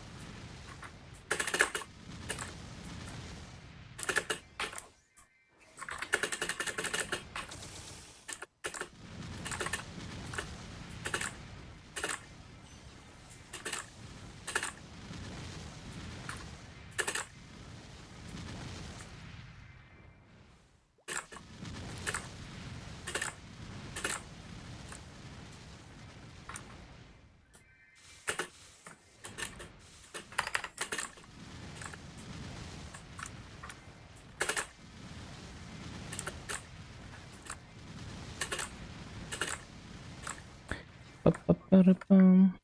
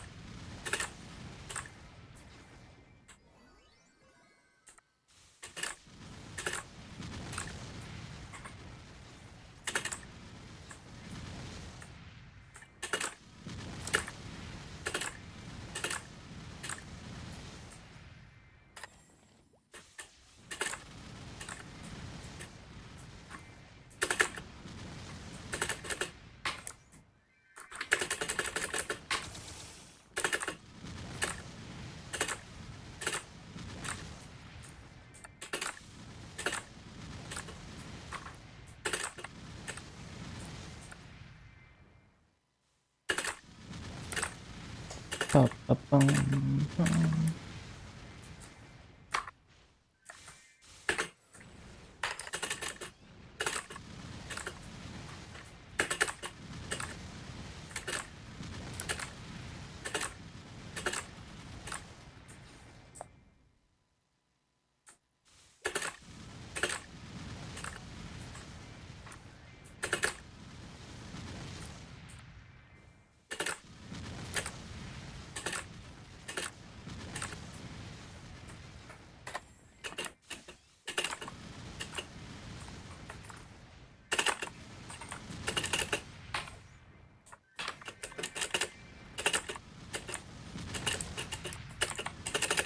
Shit.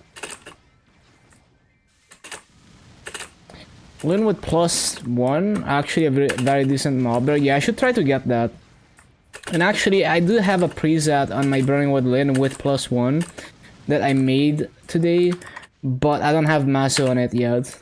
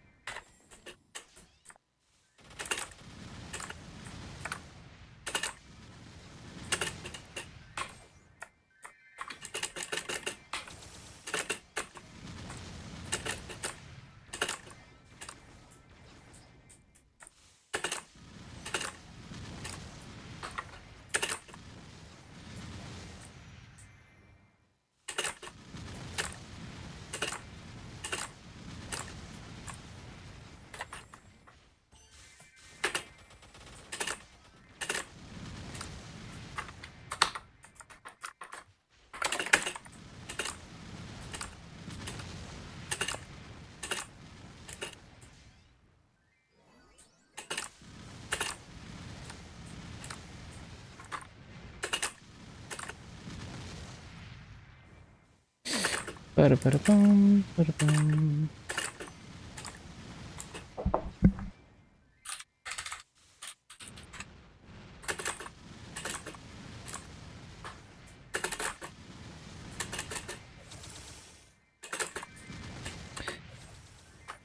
It feels like you're hitting even more than +1.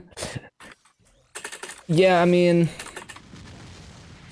it's probably, I mean, it's not placebo, but it's like, it just feels that much better. Bum, bum, bum, bum, bum.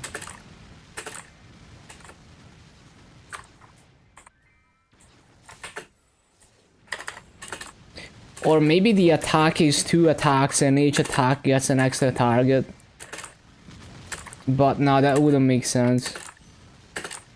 Because it would hit way more targets otherwise.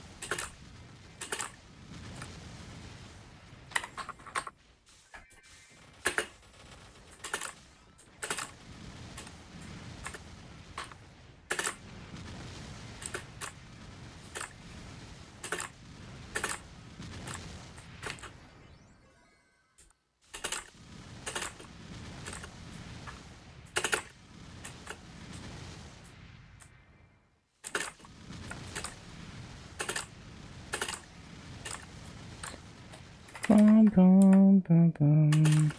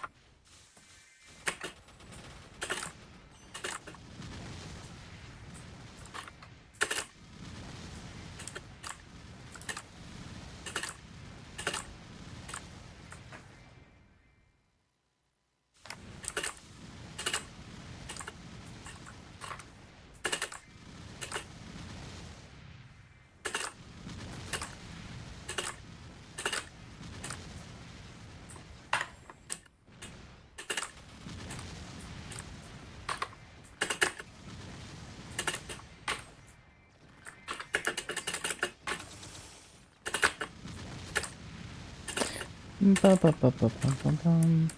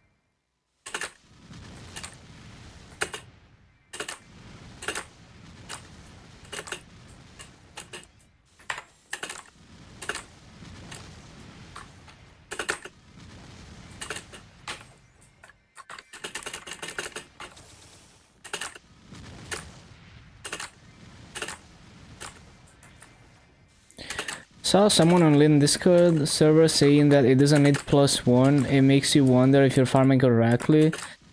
No, I mean, it's like, yeah, you can do decent raids without +1. You just have to take a bit more care that sometimes you have to attack multiple times. Like in LH4, I had to attack twice in the top right to make sure I consistently didn't miss mobs. So it's possible that it's people who are not min-maxing raids, so they're okay with missing a few mobs, or they're very careful and they make sure they attack multiple times where they would miss mobs. There's also +1 from Artifact, which maybe you don't have, I don't know.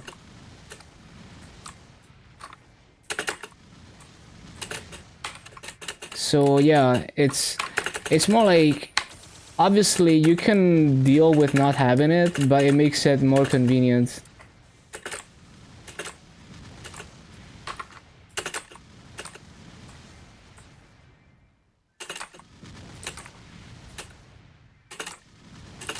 Xenon used to be the most OP class. Yeah, I wasn't around when Xenon was first released. But yeah, I mean, if I think about the time when Xenon was released, it must have been like, you know, it was like almost like having a modern class, but back in the old days of Maple. Although at this point it feels like an old class, but you know, it's like if you compare it to like the OG Explorers, it was like the future.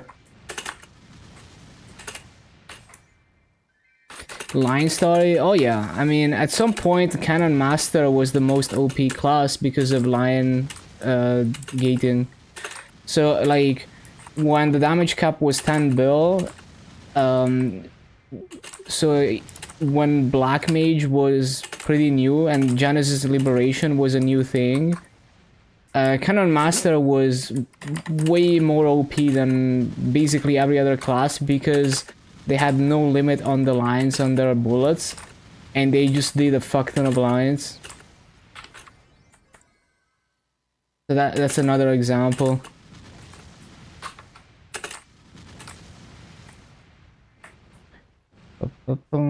And Dojo was interesting back then because, like, in Dojo you do like 10% of your damage. So like classes that were overcapping would shine in Dojo. So like Fire Poison was shining in Dojo, for example, not just because of the cooldown cycle, but also because they were able to do their true damage because they were not limited by damage cap.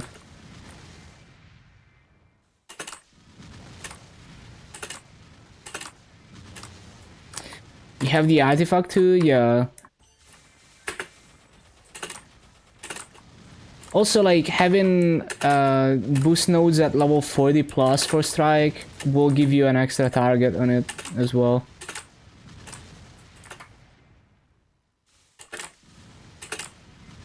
I don't remember if the Mastery Core gives extra targets or not after 6 job. Maybe after you level it enough, I'm not sure.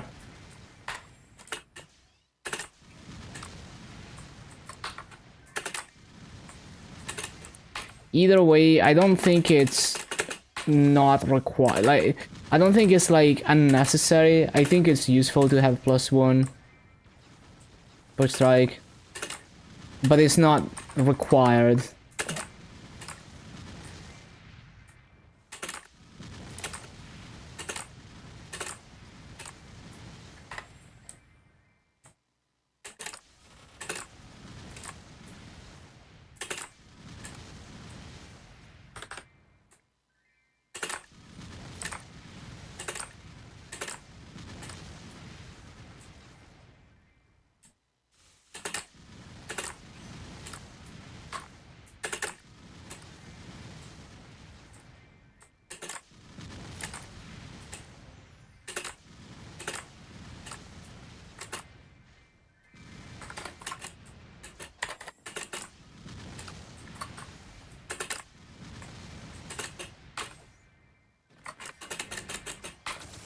Yeah, it's like if you wanna min-max your raids, it's great.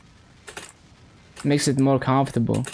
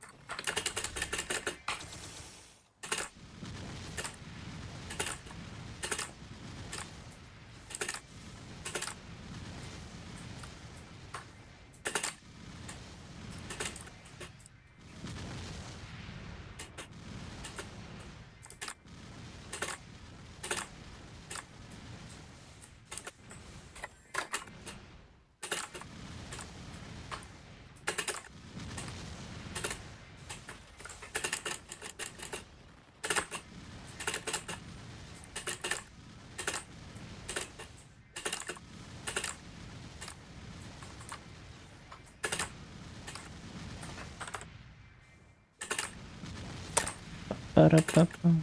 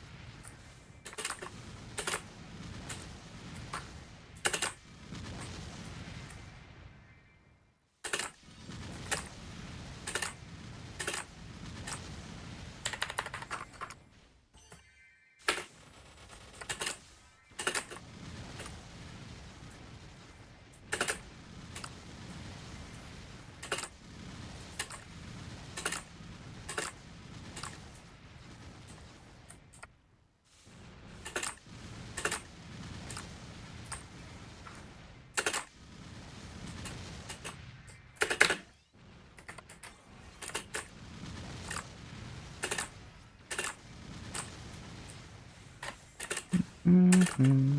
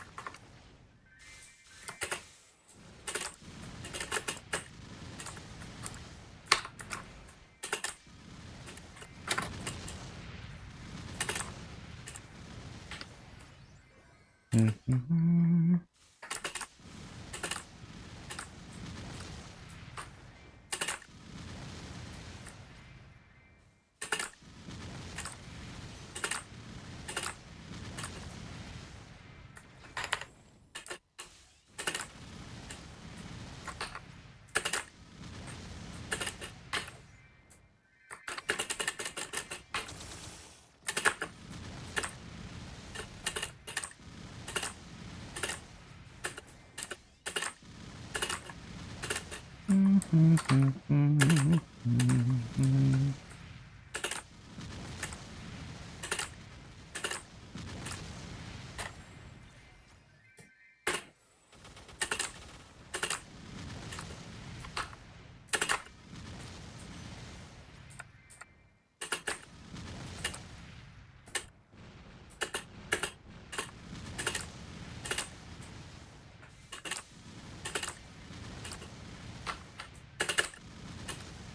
I don't think Hexa gives +1. Uh-huh.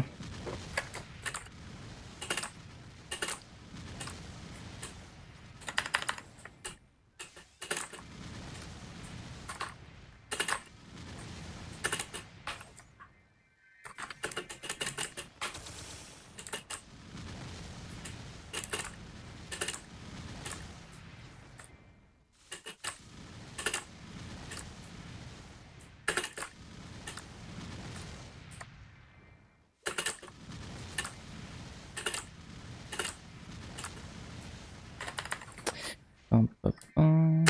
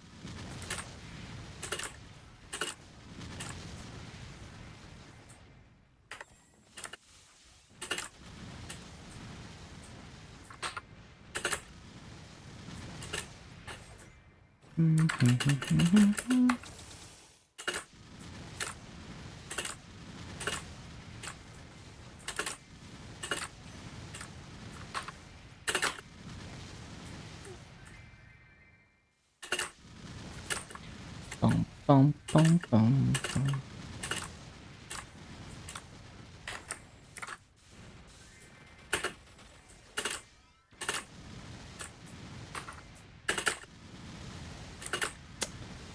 all the missed mobs because it was too slow.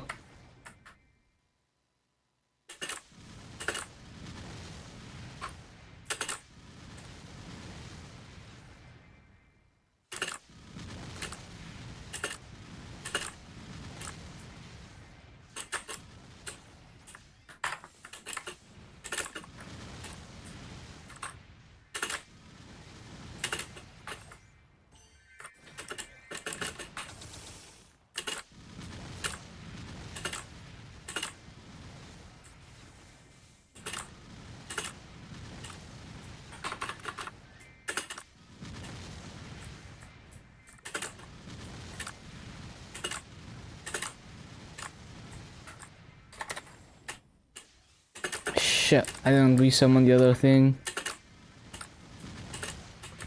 Character AI, yeah, I mean, language models have been exploding for a while. I don't closely follow the scene, but I've seen a lot of stuff.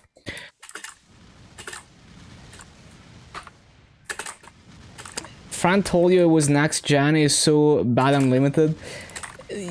People don't understand the limits of language models.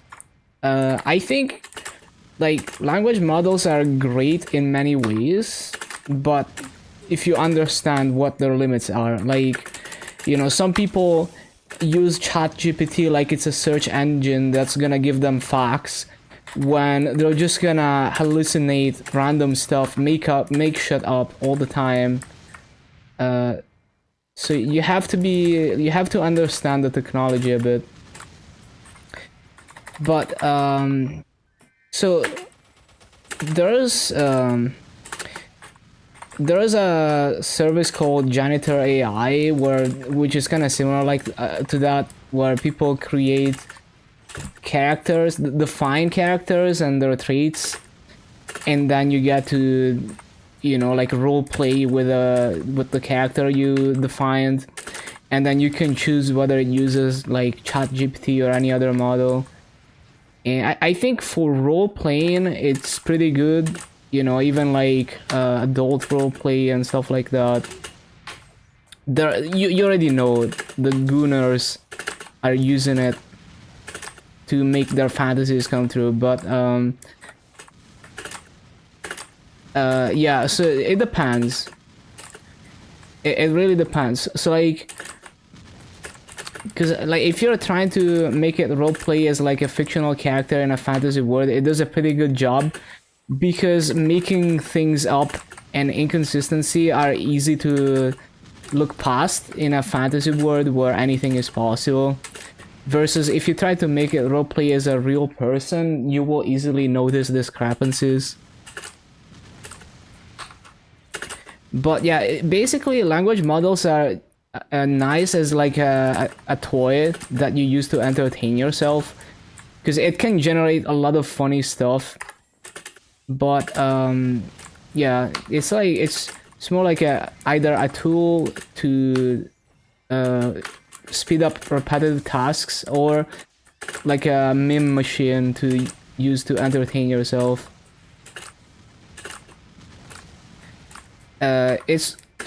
Sometimes it's useful to, like, if you have a really long like documentation, like let's say you want to find a particular thing in the Meeple patch notes, you can copy paste the entire patch notes into, you know, like a language model and ask it about things, and it will easily pinpoint something that you asked if it's in the patch notes, and it will usually get it right.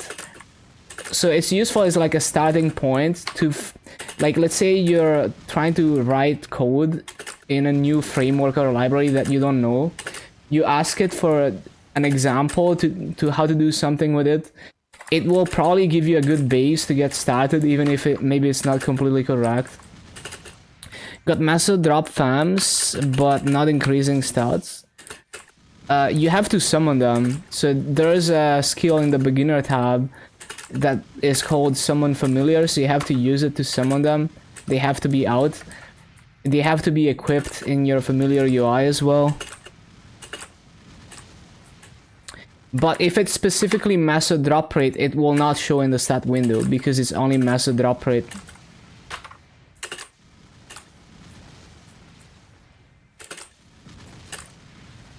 and they don't stack. So like you can only have one drop rate familiar, or one massive drop rate familiar. Having multiple of them is not gonna do anything.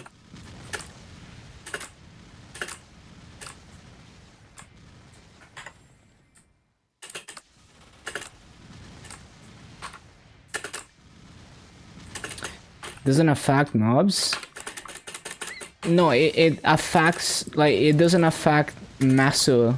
So if you have a familiar that is drop rate but not Maso drop rate, you will get more drop rate on like node stones and fragments and stuff, but you won't get more Maso drop rate. So if your drop rate is not enough to get full Maso rates, even though it is with the drop rate familiar, it's still not enough to get full Maso rates. Unless it's specifically Maso drop rate. Okay, 235. Cool, cool, cool.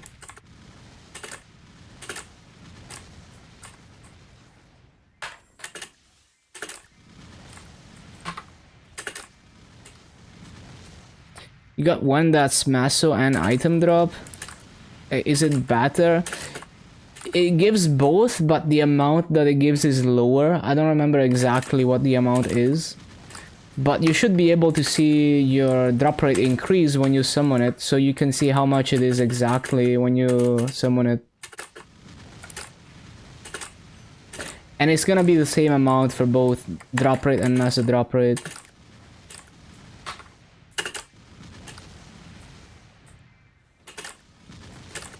But if you had one that was specifically drop rate or specifically massive drop rate of the same tier, it would be more. So like small amount item and Maso would be less than small amount drop rate, for example.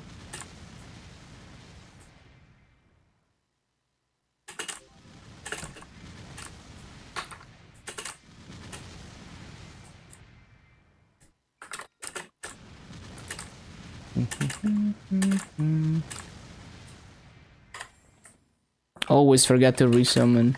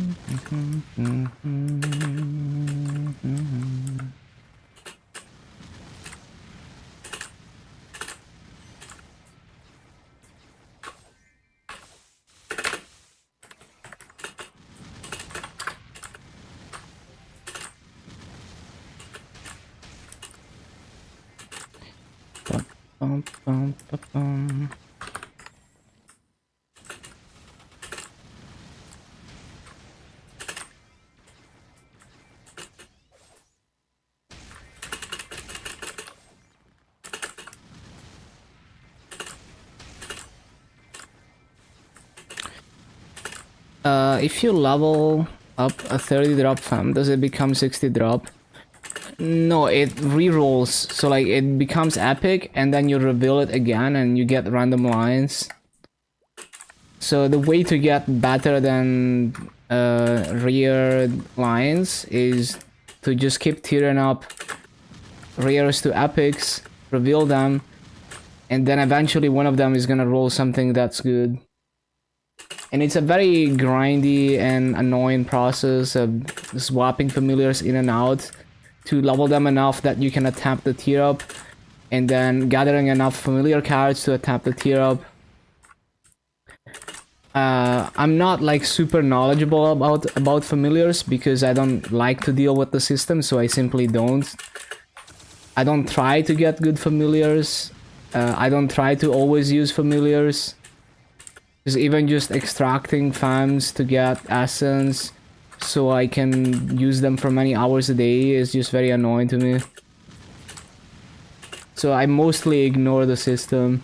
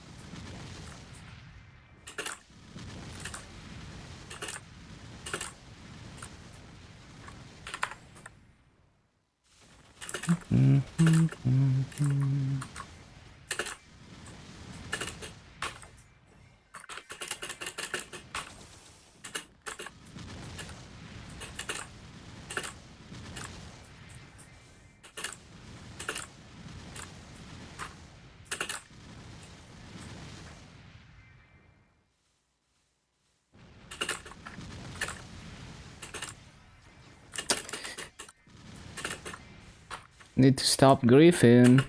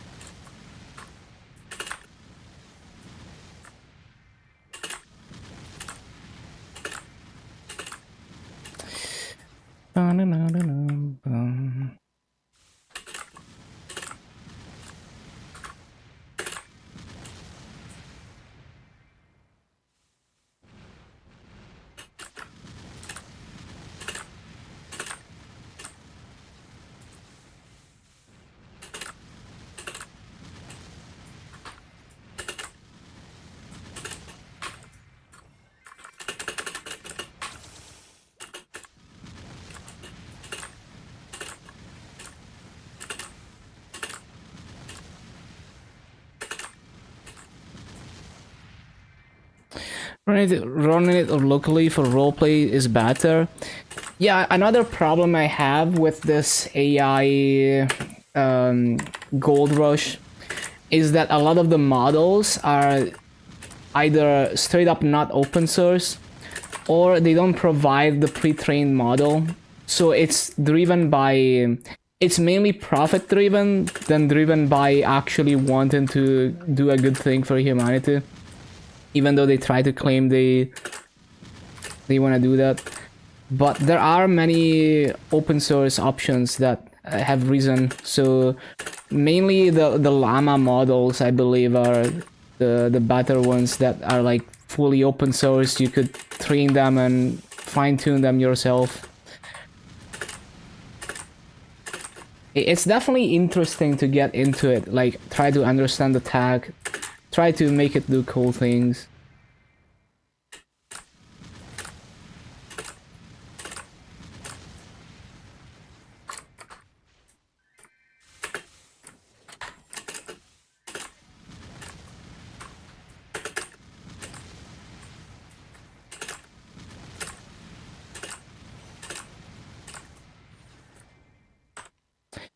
Basically, any AI model that's run by a big corporation or a big company, they try to advertise it as this product that they want to sell you. You know, like they try to make it look as like advertiser friendly as possible. They make it look like it's this thing that you can lock it down and use it. You know, like basically they try to give the impression that they could put this as a virtual assistant that does customer support and never makes shit up. They try to create that image that is just not true. They want companies to think they can do that so that, you know, they can make money off of them. Which is really not what the tech is about right now, at least. It's not ready.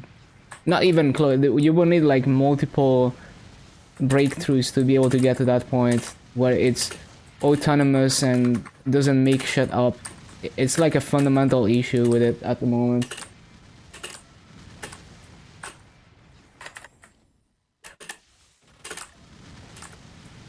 So yeah, it's just kind of annoying that like everything else is driven by investors and hype rather than actual concrete things that are actually possible and verifiable.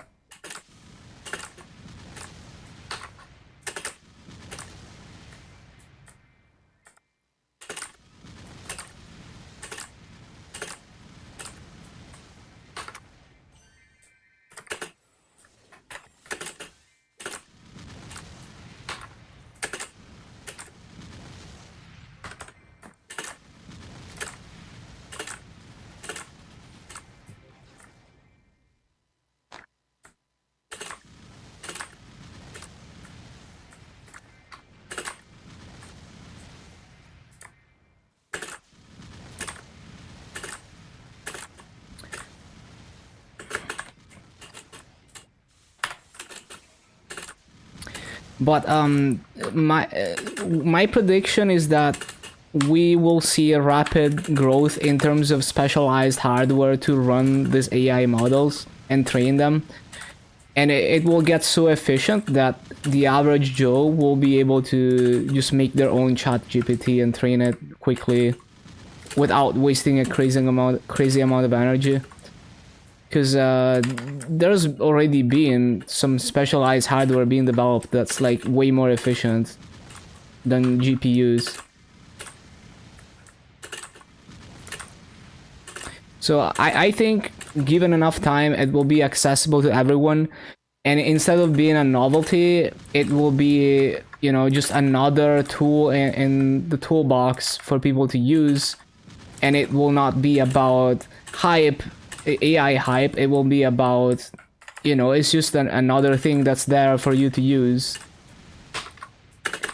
So once the novelty wears off, and once the technology matures enough, then it's gonna do a lot more.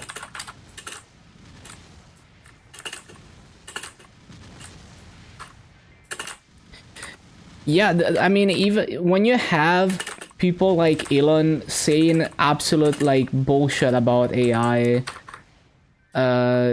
just making completely baseless claims that they don't understand what they're even saying. You know, like Elon going to whatever conference and speaking about AI with like Zuck and other people, other big high profile people who have no idea what they're talking about. And then the general population just listens to that.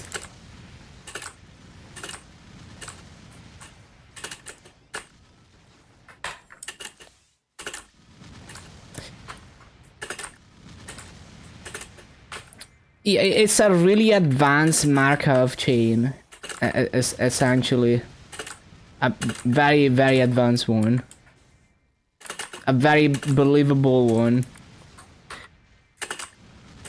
You know, it's like, imagine if you had the ability to, like, any language in the world, you just babble, but people, like, imagine, like, you're able to babble things that make sense in other languages without knowing what you're saying. So imagine you just babble in like Chinese, but you're like you do that and people who are Chinese actually understand what you're saying, even though you don't know what you're saying, and you're saying things that somewhat make sense, like mostly make sense. That is basically what the language models are doing.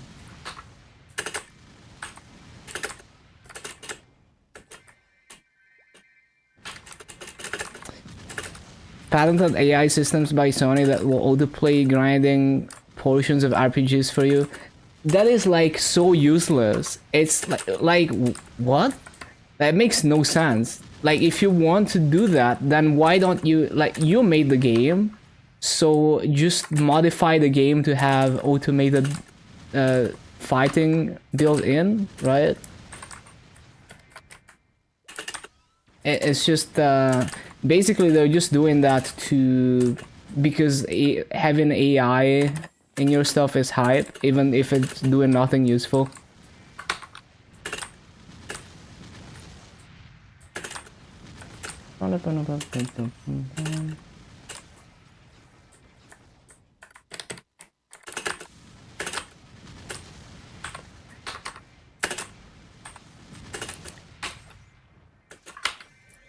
But yeah, if you ignore all the noise from companies trying to get easy money from investors by just saying AI in their product names, there is definitely some interesting tech there to play around with that can be useful if you know what its limits are.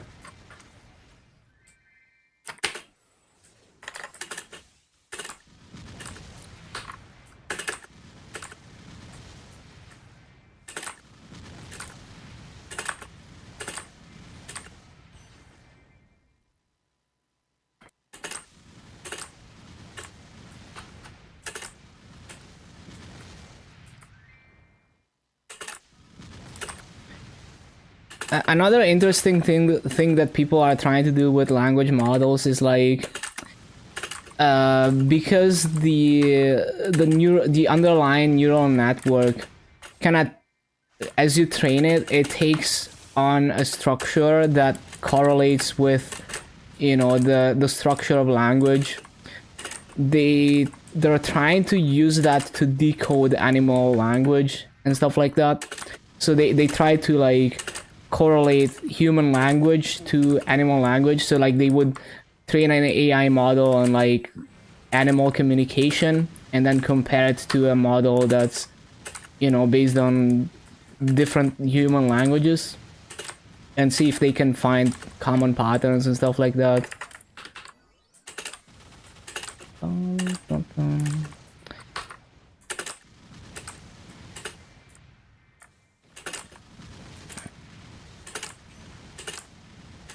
Coexist peacefully with sentient AIs.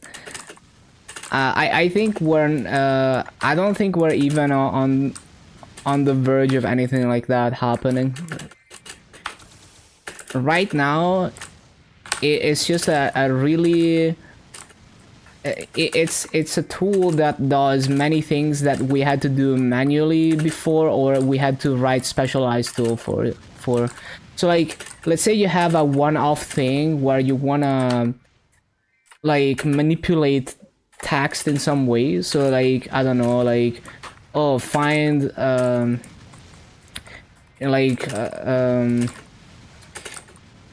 mean, it's kind of hard to come up with an example, but imagine you have like a bunch of text and you need to put it into a JSON file in a certain way. You could easily get like a language model to do that instead of writing a one-off script to do that, to automate it. And it speeds up, you know, things like digging through documentation and stuff like that.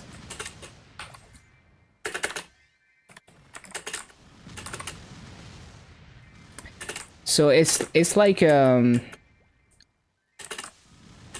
yeah, it's more like it's something that understands the structure of language and even beyond just human language, you know, programming languages as well, really well. And also at the same time, it's like a lossy compression of or like a crazy amount of information, all the training data. It's like a lossy compression of that training data. Plus, it understands the structure of that data way better than like it understands the structure of multiple things about that data that would be very difficult to like make a specialized tool that knows all of that. But it's also very lossy in many ways.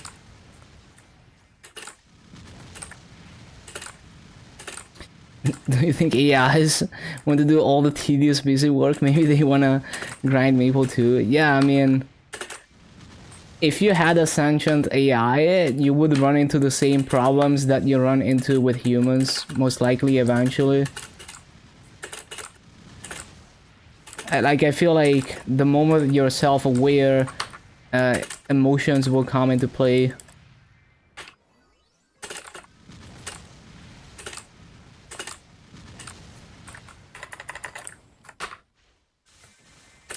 But yeah, I think I think we're more like the technology that we have right now that we're using to do AI fundamentally will not reach that stage. So I mean, unless there's like brand new tech for AI that could lead to like actual intelligence, I don't think we have anything to worry about.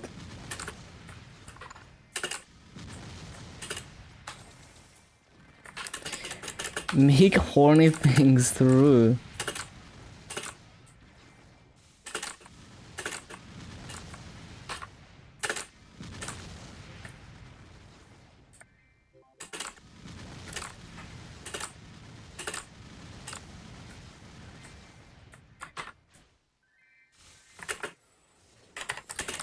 But yeah, basically you can't get it to do all the work for you and do high quality work because it's inherently lossy in many ways. Like, AI art is pretty good, but it's not good, right?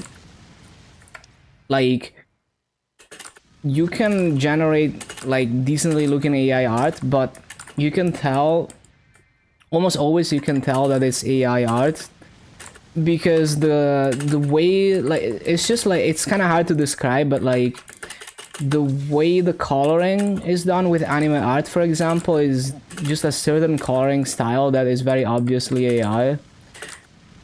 And obviously there's gonna be imperfections, but the giveaway for me is like the art style. Even when you like make it do a certain art style, there's always some element in, like, some common element to the art style that gives away that it's AI art. I don't know how to describe it. It's both the colors and the art style.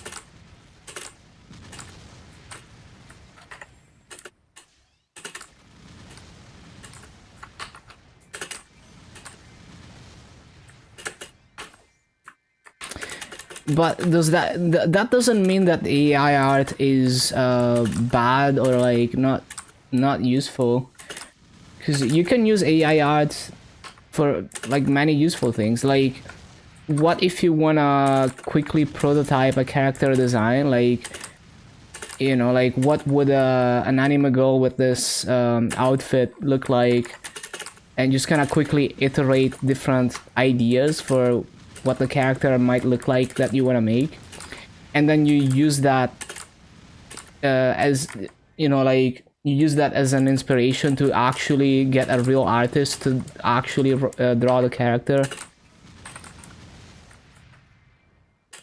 So it can be, even when it comes to art, it can be used as a tool to speed up iteration, and a real artist could use it in a way that is not just straight up taking the AI art and claiming them as their own, claiming it as their own.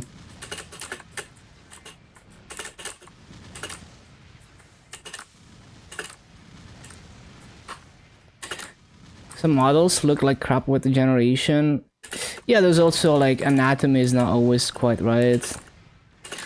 So generic, yeah, it's generic, but it's basically like it's like the same person is drawing all of them, and even when you tell them to do the art style of someone else, you can see their style in it. That's basically how it is. And it's like this person is like good enough at art but like not exceptional. That's kind of what it feels like to look at AI art. That's art in general, yeah, but it's like all the AI art is one artist, one mid artist basically, and you can always recognize the style.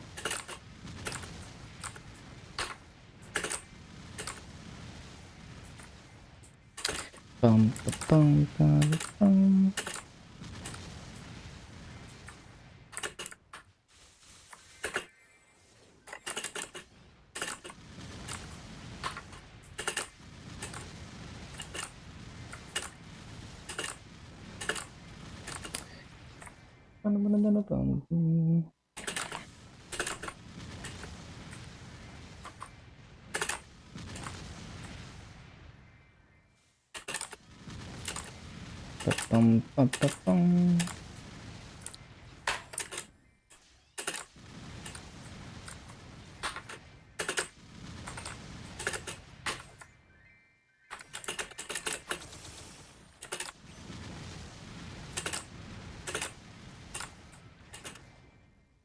Start forcing all of the Legion mules. Yeah, good luck, good luck. Definitely get it done before reset.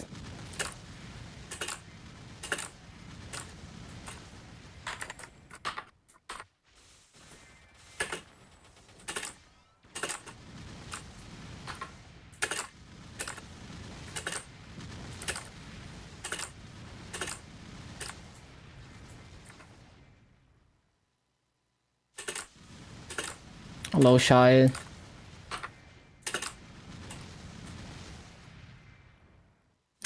It's like there's one style for anime and one for realistic models, and the colors are very noticeable. Yeah. And I can't even put my finger on what exactly it is about the colors. I can just tell it's both the choice of colors, but also the style in which the coloring is done.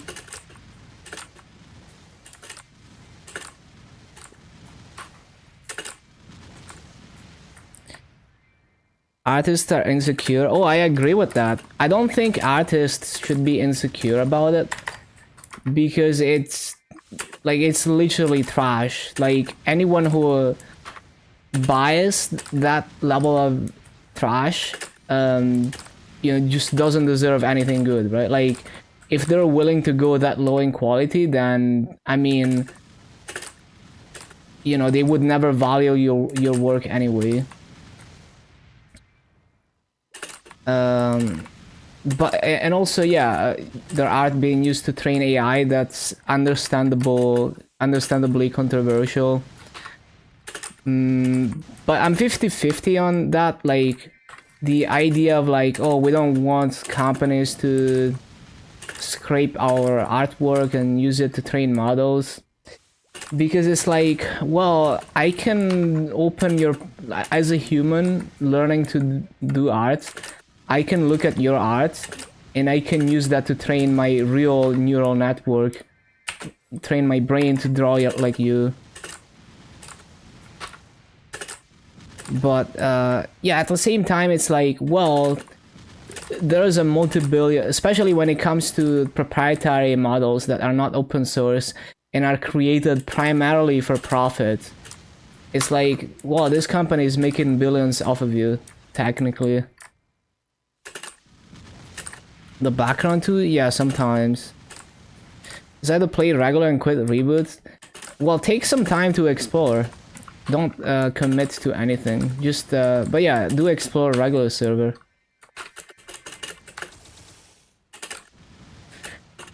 Does everyone give the person who created the first line royalties? yeah, it's like to some extent is like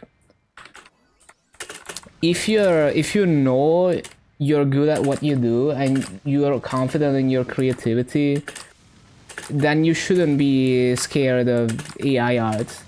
You know, like it's more like people are scared at the financial side of things because they know there's people who don't know anything about the technology who are gonna be like well, we're just gonna replace all the artists on this game with AI art, and we are so clueless that we think the AI art looks good without a real artist at least touching it up or like making it look good.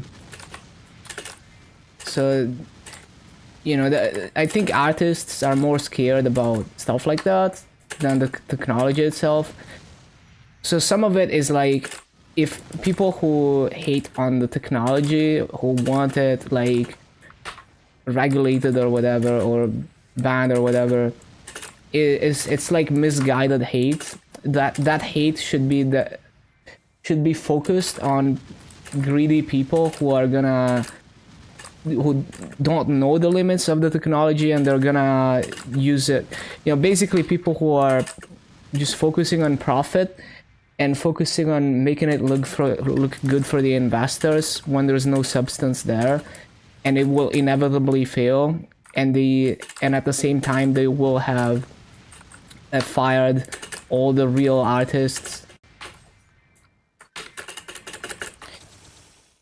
How do you line up Dark Knight Burst when you have to charge Darkness Aura?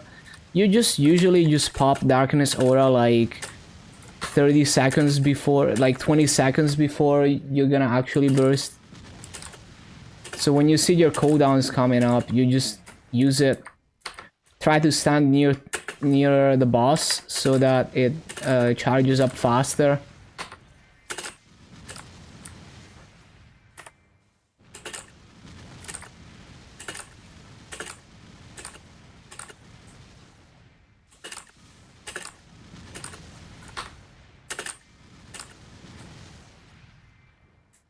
But yeah, basically what a lot of people are scared of about AI is they're scared of stupid humans who are gonna try to use the tech in a way that it will never work and will inevitably cause financial damage to other people.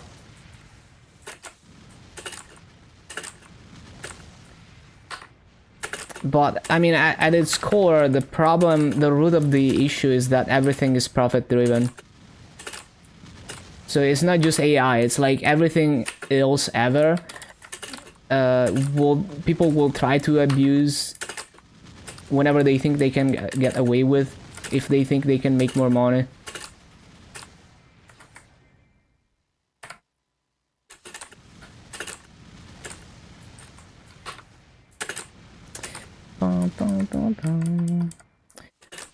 So that's why I'm not really against the tech or anything.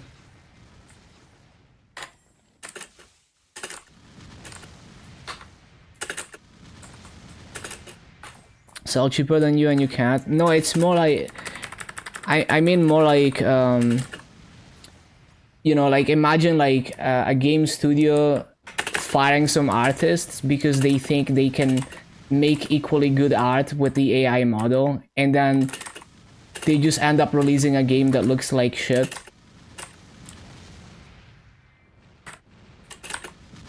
And then, number one, the artists on the team, were fired. And, like it's that bias of like the number one thing that we're optimizing for is making the project, the pitch look as good as possible for the investors, and making sure, like basically it's all mostly fake. It's like you have to create a good perception, even if you have no idea how you're gonna achieve it or whether it's possible, because the people who are looking at that sometimes or often don't understand what they're looking at and what's possible to do with it.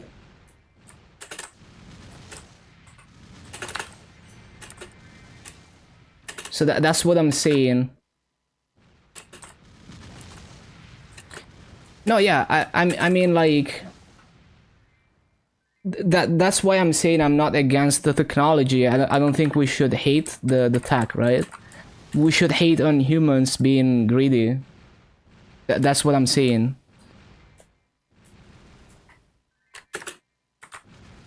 So that's why I'm saying like people who hate on like AI art, like the technology, are misguided because they should hate on human greed instead.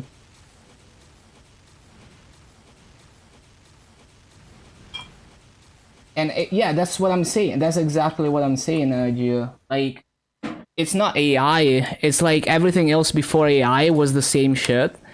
We're just optimizing to have that epic investor pitch to convince them to give us a lot of free, easy money. When we, I mean, look at like SpaceX was doing the same shit for years, right? And Tesla and everything. I mean, every product ever. So yeah, that's exactly why we shouldn't hate on AI tech. We should hate on humans. Should you be using Star Force events to create start backups in case your main gear booms? Having Zekrom belt start to 17. Uh, uh, Generally not. Like, I mean, because like if you boom, you can transfer the trace to a spare clean item. It will start at 12 stars. And it will keep its potential and scrolling and everything. So like, I mean, if you boom your item, you make sure you have a spare clean one, and you just Star Force it back.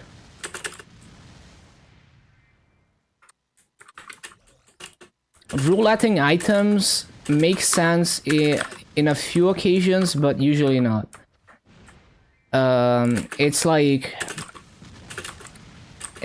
well, imagine you have 22 star pitched items, and you have a bunch of spares, and you're in heroic, so you can't sell them. You can try to make another 22 star of the same item and try to get to 23 stars, just because like you can. And then if it does hit 23 stars, then you recube and reflame that and wear that and throw away, and well, roulette the old one to see if that also goes 23. And then if they both go 23, then you get to attempt 24. But that is like a very niche case, right? That almost never would do that.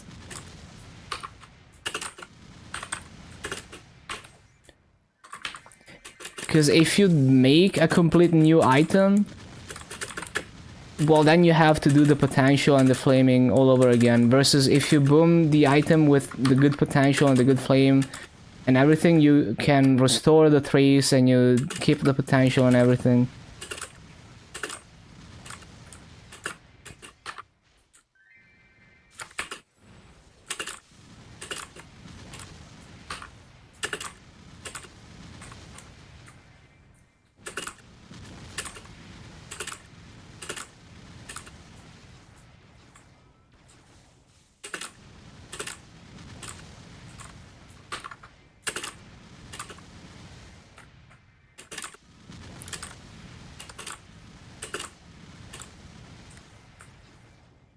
But yeah, I 100% agree with what you're saying, Giovanni, about AI. It's like, it's just yet another field in which the profit-driven nature of society is showing.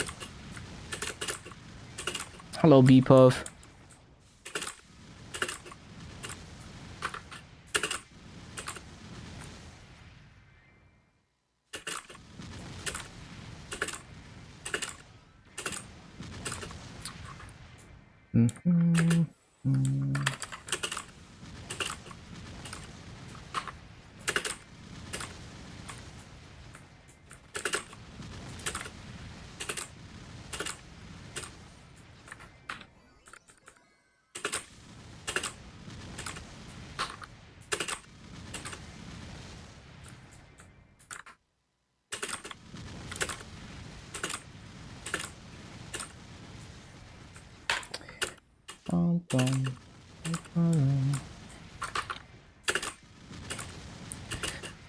How can you play on interactive server? Doesn't all the greedy player trying to manipulate the market bother you? No, I think it all balances out. Like if you have enough people playing, it's very difficult to like manipulate the market to an extent that would actually negatively affect people. I also don't really care about being as efficient as possible and getting the best value on everything. You know, it's like I'm willing to overpay for stuff if it's readily available in the auction house and I don't have to go through a bunch of hoops and loops to get a piece of gear. So the convenience wins always, even when the economy is not the best. So like GMS Interactive Worlds economy is so much worse than KMS regular, because there's way less people playing and the inflation is high. I would still take interactive over heroic any day, because there's just so many chores that I would have to do on heroic that I don't want to do and I have no way of avoiding. So basically I would be more limited in what I can do in the game in heroic than on interactive, just because I'm just not willing to go through some chores. So I would simply choose not to do some things because it's too annoying for me to do. It's also a bit more complicated to free to play certain things on heroic, like backpacks.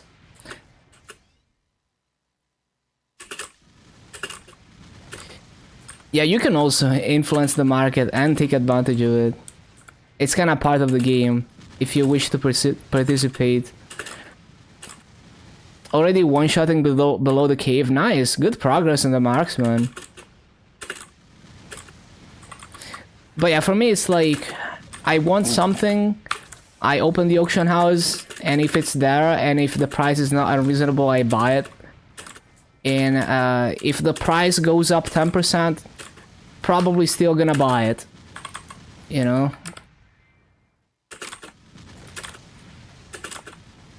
So it's like, I don't care if I could manually put in the work and get the item slightly cheaper, because the whole point is that I can buy it from the auction house.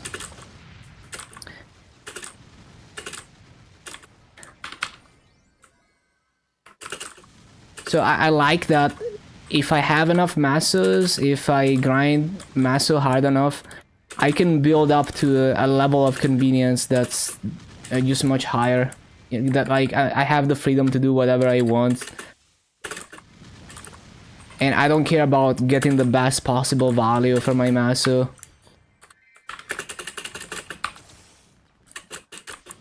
But at the same time, if you're like, when you start in poverty, and you have to be willing to do the dirty work to get, you know, and make every masso count, so you can build up to where you don't have to care and you can do whatever you want.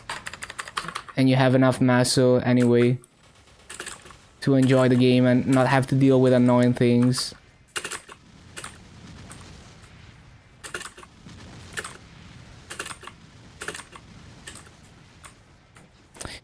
If the player is just a regular person that only plays during events, playing on interactive or heroic doesn't make much difference.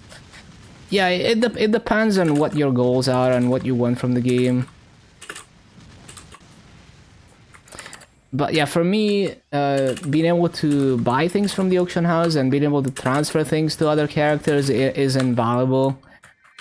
I don't care if I have to grind 10 times as much to do the same things as on heroic, because it will be much less annoying to do than on heroic, even if it takes more time.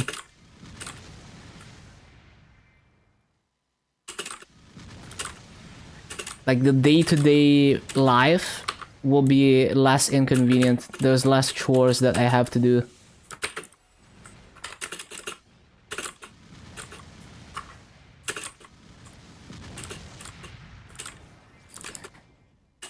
Oh yeah, since my wealth pot expired, let me get my Sphera symbol and then use the other wealth pot. Backpat's coming next update. I haven't looked at the cash up leaks. Usually, if you have the Vac-Pat in your cart in the cash shop, you can hover it to see the sale period. And when they patch the game, they will update that sale period so you can see before it's even announced when the sale is gonna be, and it's usually gonna be correct. And then there's some people that use third-party tool to extract that information from the game. But I mean, if you just put the Vac-Pat stuff into your cart, you're gonna see it. I need to get my sphere symbol. Yes, one sec.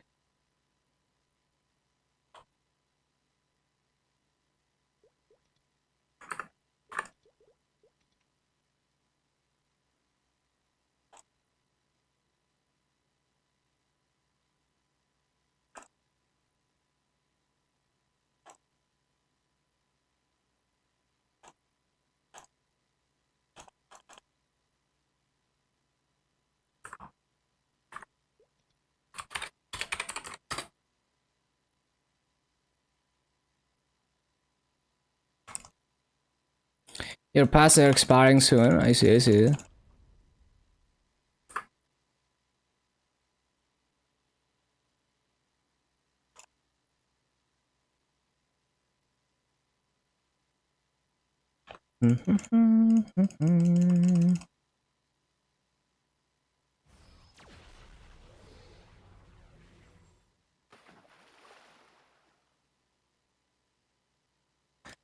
Ba-da-ba-dum.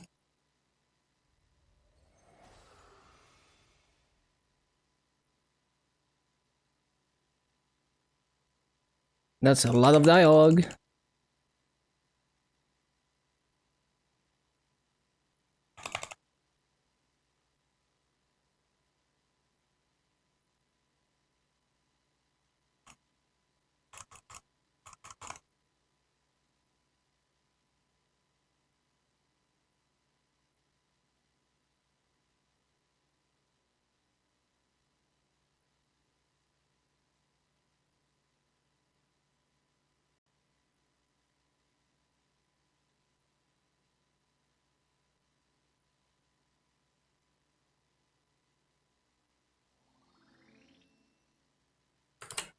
Okay, okay.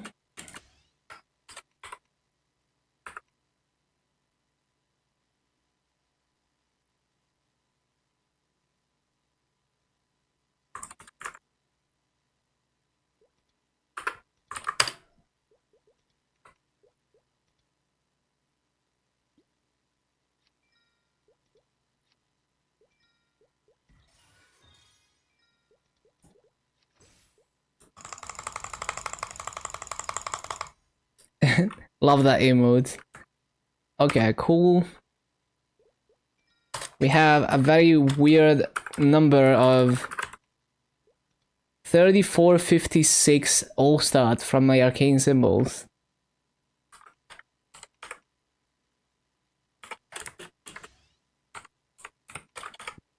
Cool.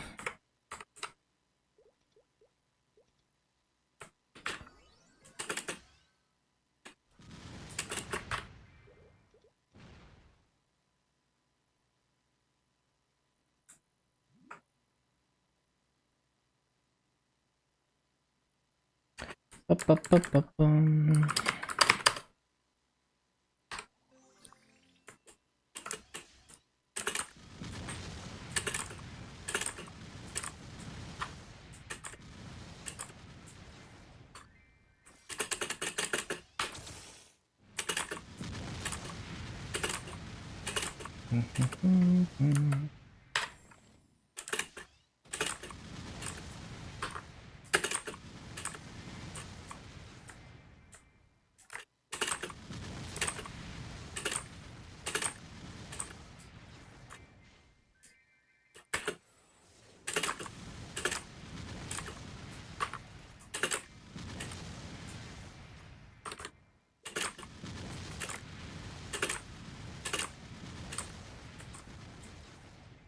But yeah, we're 1.5x now, that's nice.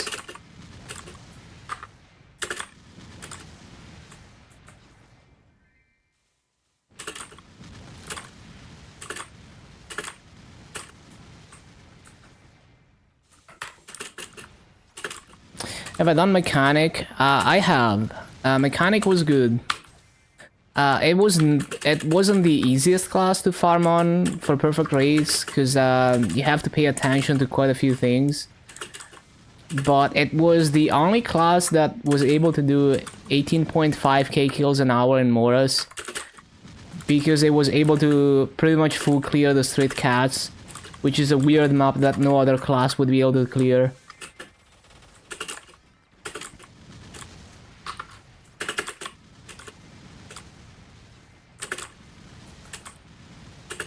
So as a summon class, I found Corsair much easier, but Mechanic has more coverage, depending on the map layout.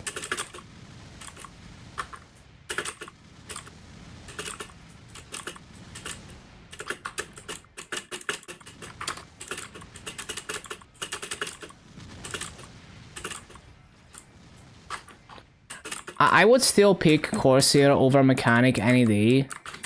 Because even, like, you don't need the most coverage. You need the best middle ground where it's easy to play. Because I can do perfect rates in many maps as a Corsair. So the advantage of Mechanic is just that you can do a few weird maps that other classes wouldn't be able to do. Or just like certain maps work a bit better. But you have to put in, like, it's a bit more difficult to keep it going. Have to pay attention to more things. So it's like I can just go to a map that works on Corsair and get perfect rates more easily.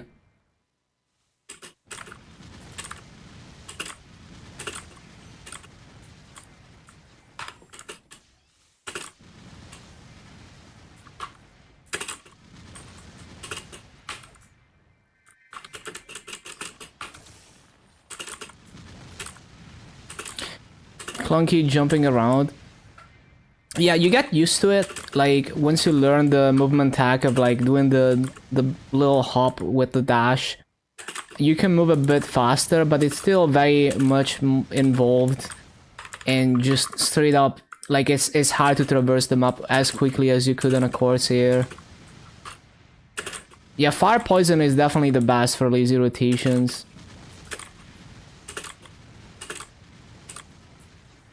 Yeah, it's still like, if you compare it to Corsair, you know, you can do so much more with the movement on Corsair.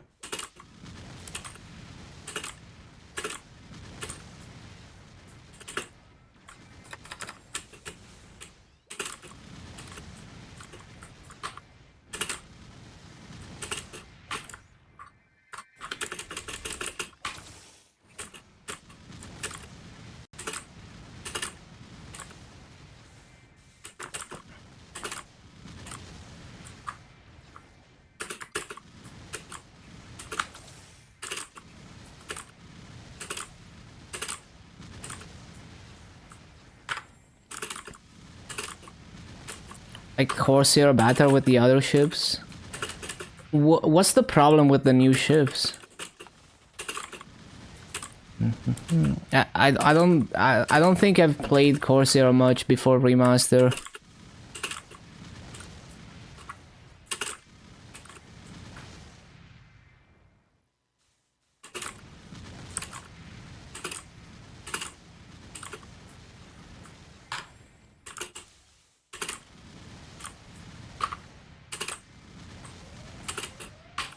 Warning, warning.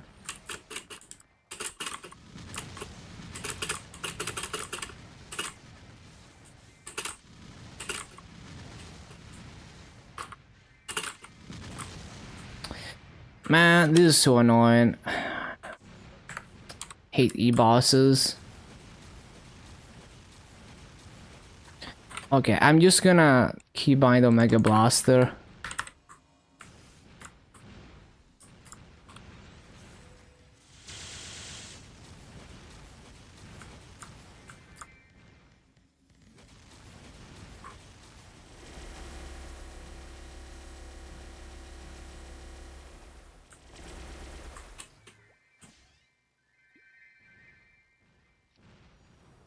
Oh yeah, I forgot to use that.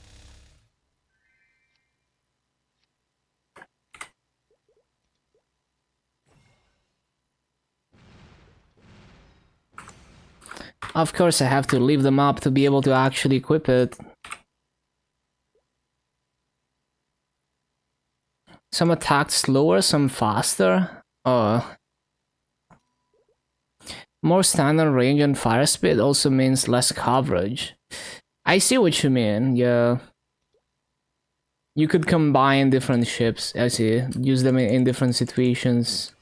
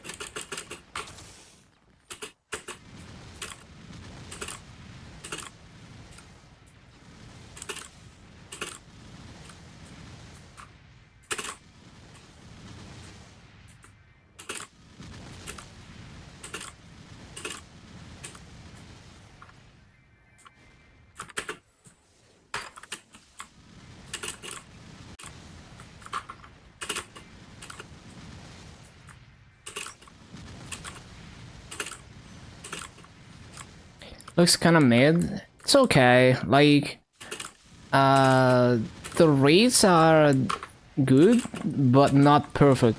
So like 1756 was my best BA, I think, in this mob. And then in also in Chicken Festival 3, 1750 something was my best BA. And then I was doing perfect rates in Labyrinthine Cavern in Arcana. So it's good, like it's probably above average still. But you're not gonna do perfect rates. Or, I mean, you can, but like, it's not as easy as on other classes to do perfect rates. The main thing that I struggle with is just the flash jump being too strong. Makes it a little bit more difficult to come up with a consistent rotation. And also, of course, the hitbox of the mobbing skill being a bit jank. And, I mean, the Xenon summon is not as tall as Dark Flare, so I can't make it take... like, Dark Flare would be able to take both the bottom and the top on the right side, but I can't do that with the Xenon summon.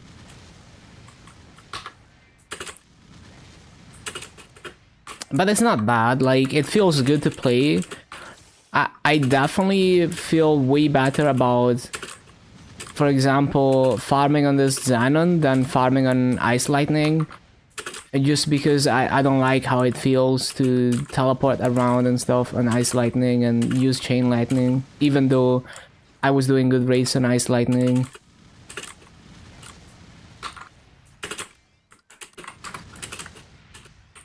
So in terms of feel, it's pretty good, it's pretty fluid.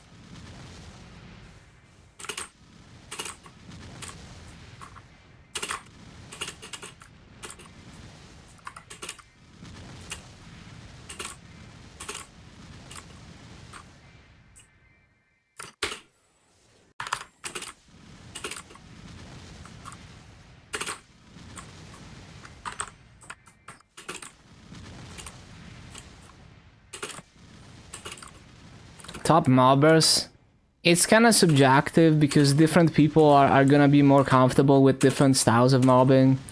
Like, I'm pretty bad at paying attention to like cooldowns and shit. Like, cycling cooldowns is not for me, for example. So like, I had difficulty on mechanic when I had to cycle cooldowns.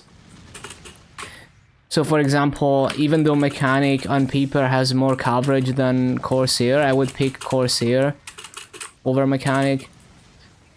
But like, I liked Corsair, and then all the Explorer Warriors and Duoblade and Shadower. But the Explorer Warriors are not even like top rates, you know. Explorer Warriors are like average to above average.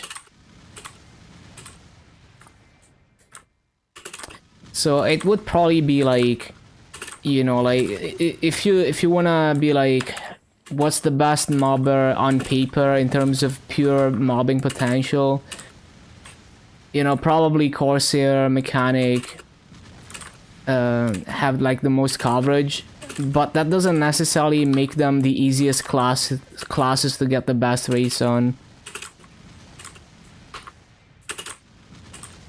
Like, if you don't care about perfect rates, then Fire Poison can get close enough to perfect rates with the least effort and least micromanagement.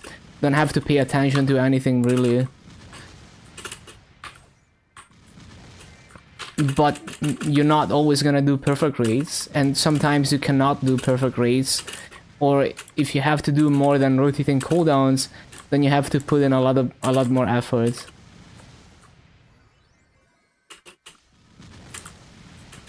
And then there's classes that are only perfect rates if you're super strong, like Bowmaster. If you want to do laser rotations on Bowmaster, if you're not strong enough, you're probably not gonna get perfect rates.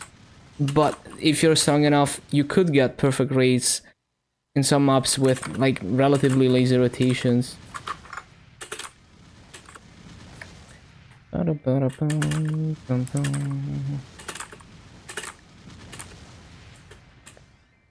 Same for AB, probably.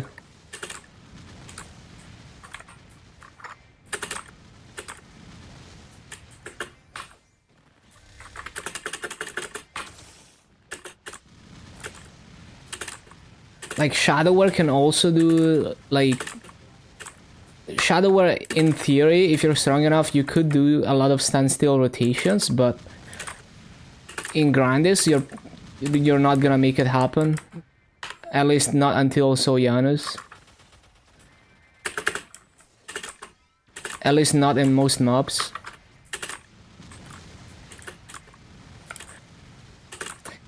But in terms of like, cause like for me, it's not difficult to flash jump around. It doesn't require me to constantly focus on the game. So I didn't find Shadowware to be more difficult than a class where I just stand still. The only problem that I have really with Shadowware is that with the way that well, basically I always have to have my both hands on the keyboard because you have to press arrow keys more often than like on Explorer Warriors. And it's very flexible. So like many people wouldn't maybe not consider Shadowware a top mobber because it's not the best lazy mobber, but for me it's like one of the best because it's flexible and I don't care if I have to jump everywhere. It doesn't bother me. Doesn't make it more difficult.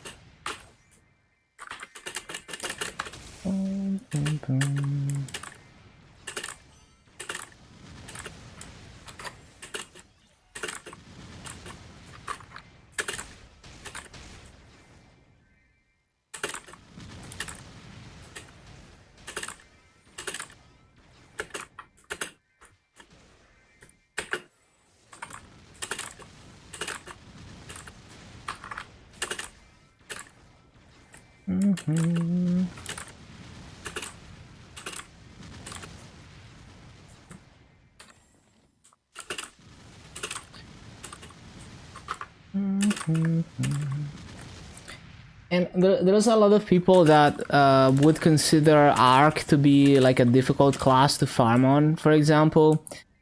I don't consider it that difficult, and actually I had an easier time on Arc getting consistent perfect rates than on a lot of other classes. Like, I had a more difficult time on Adele getting consistent rates than on Arc, for example.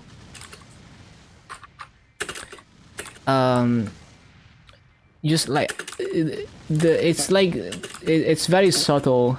It's like just the way the mobbing kit works can make it easier to get everything tight and consistent. I wouldn't consider Arc like the easiest mobber, but it's like once you have a rotation, it's very consistent, and you don't have to constantly focus on your movement or your cooldowns or anything.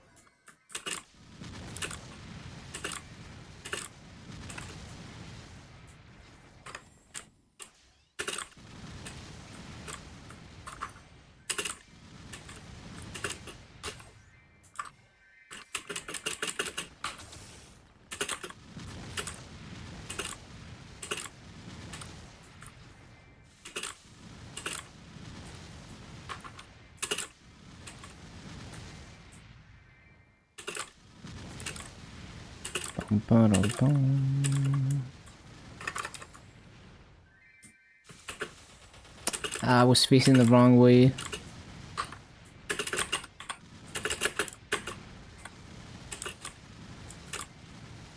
So many times bombardment doesn't go off as I'm flash jumping out of my rope lift. It's so weird.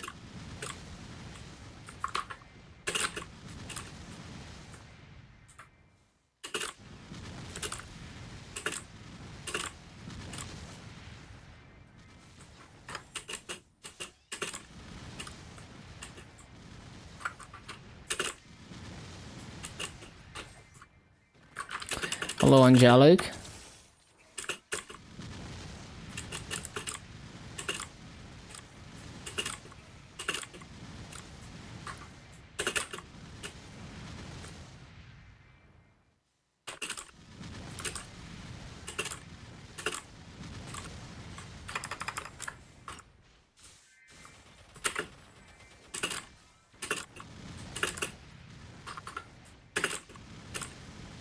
Drop laptop, is it fine?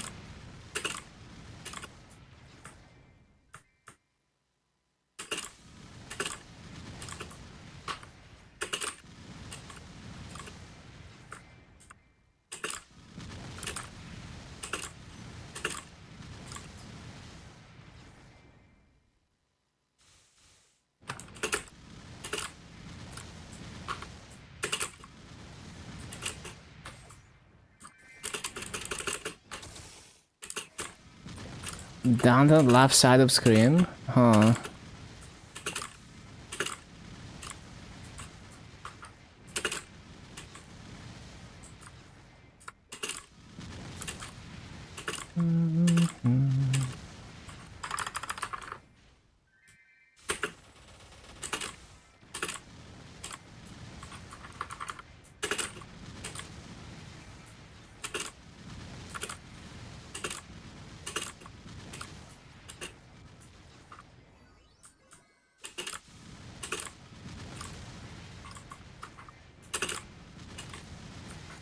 Well, if it's an SSD, a drop is not gonna kill it.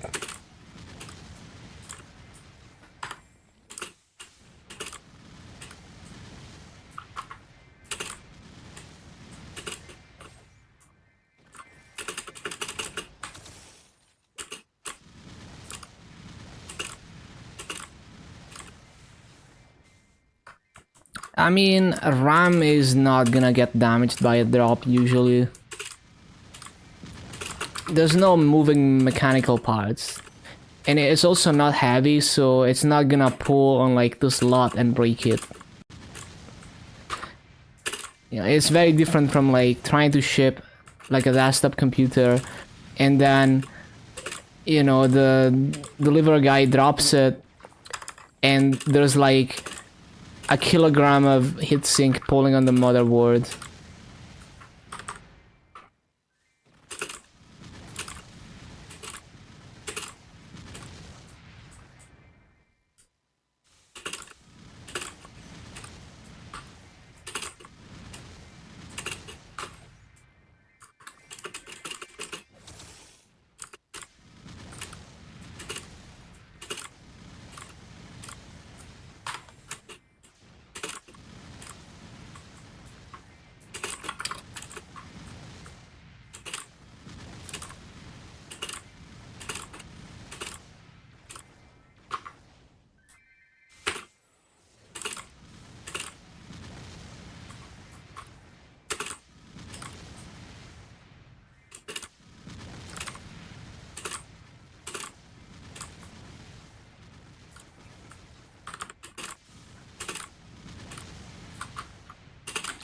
I mean, I personally don't care about cosmetic issues.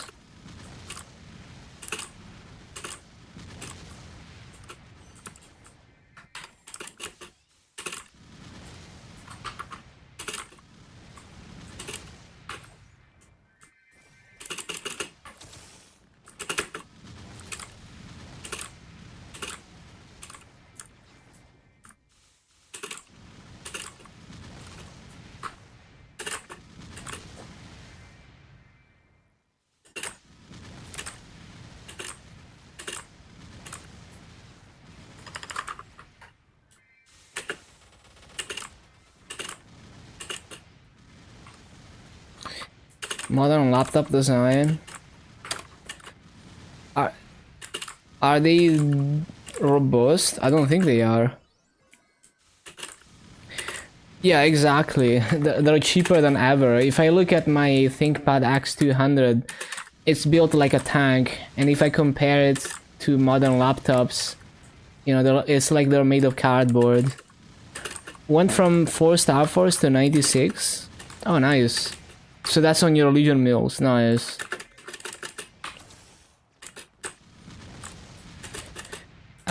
You could try to hit the breakpoints, right?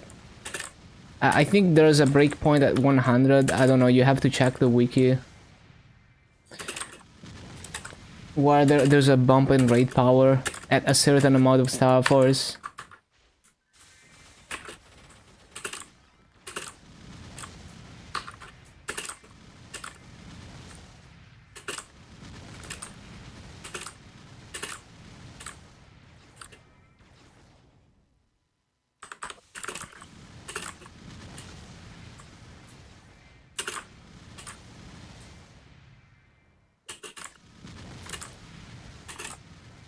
Yeah, I don't remember the breakpoints, but it's also like kind of irrelevant because Star Force is not gonna be a like Star Force breakpoints for raid power are not gonna be a thing anymore. Probably the patch after Dreamer that will change it to combat power. Like raid power is gonna be based on combat power.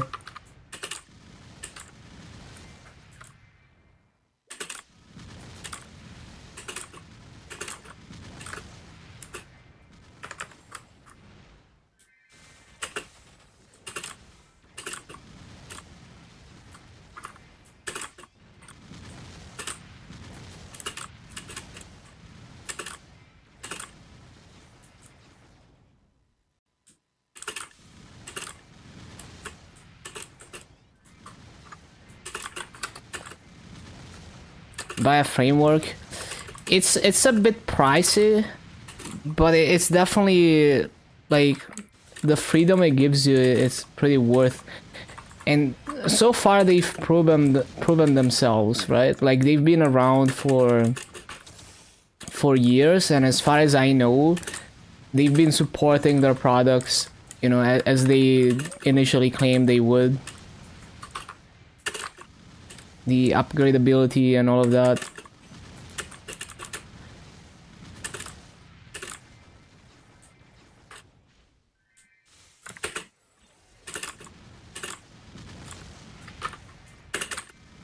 I would need to look more closely, obviously, but I don't see any alarm bells so far.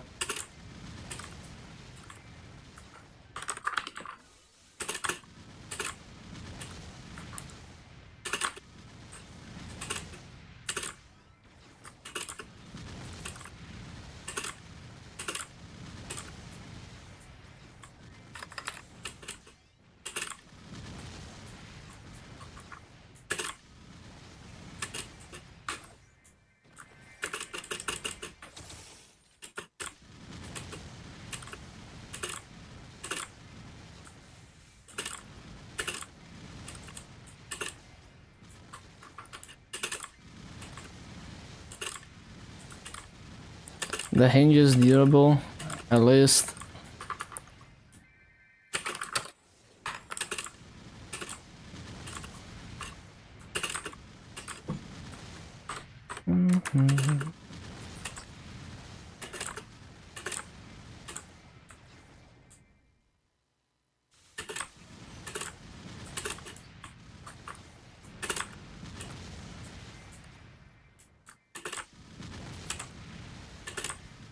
How HP designs their laptops under 1K. Yeah, I can imagine.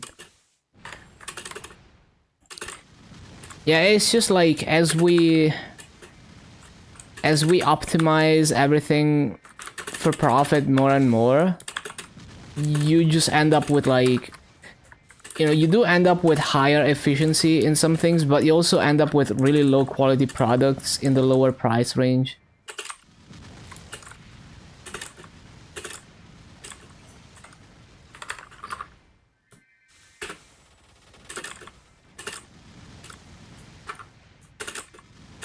or just like more fragile products, basically, in certain price ranges. Like, if you buy a household appliance like a fridge or like a, I don't know, like a blender now, then, you know, like 20 years ago, it will probably be less reliable.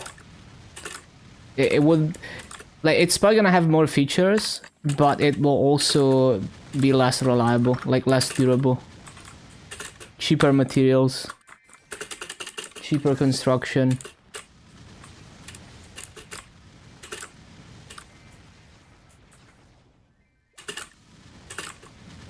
It's also partially because of increased complexity, so the more complex it is, the you lose, there's more like failure points, right? But it's also because of, well, companies got really good at being as greedy as possible and optimizing for maximum profit, which will include cheaper materials, cheaping out on as many things as possible, sometimes planned obsolescence.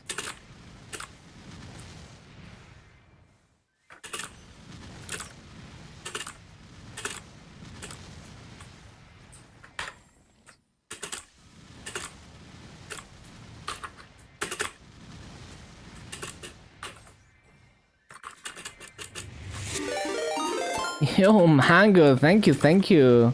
What were you playing today? Everyone follow a Mango Cat. Hold on.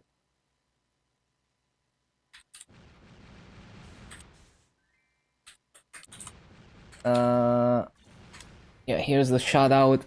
Everyone follow Mango Cat for some variety gaming. Very chill dude.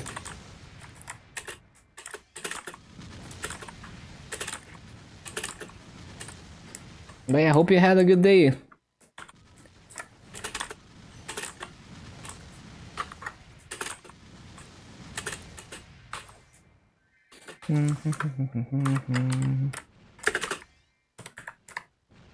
Am I on WAP? Yeah, okay.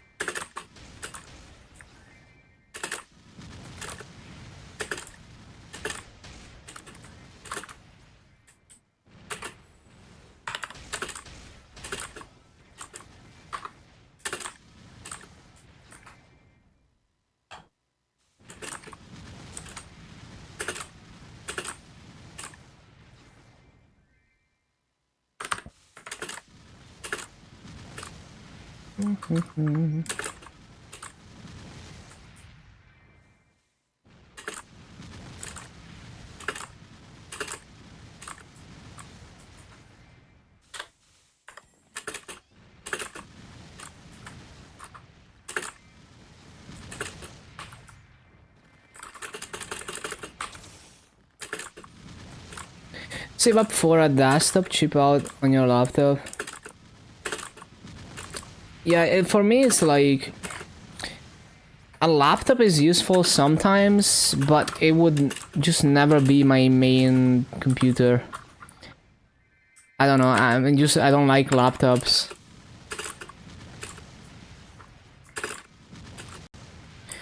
If I'm using a laptop as my main computer, it's effectively a desktop computer and I hook it up to everything, monitor, keyboard.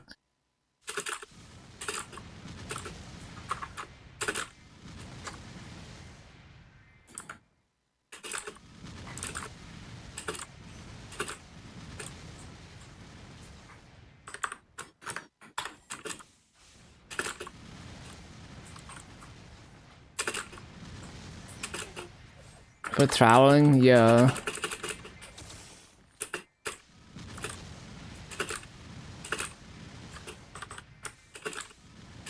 What up, Mango? What were you playing today? Yeah, thank you for the raid, man. Stuck in ads? Be like that. But yeah, I'm enjoying Xenon. It's been super smooth. Oh, Maple.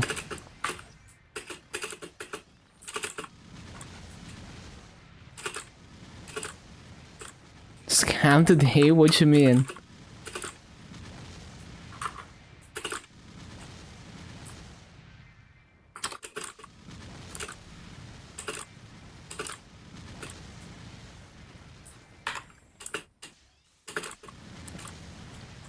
Four attack speeds? Yeah, that's really nice. I rolled drop rate second line on many characters and some of them got unique. So it was good.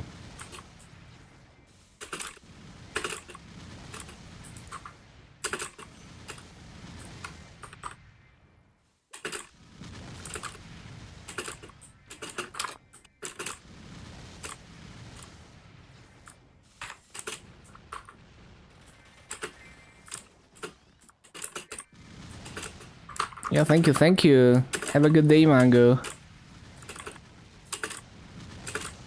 The price is a dented laptop.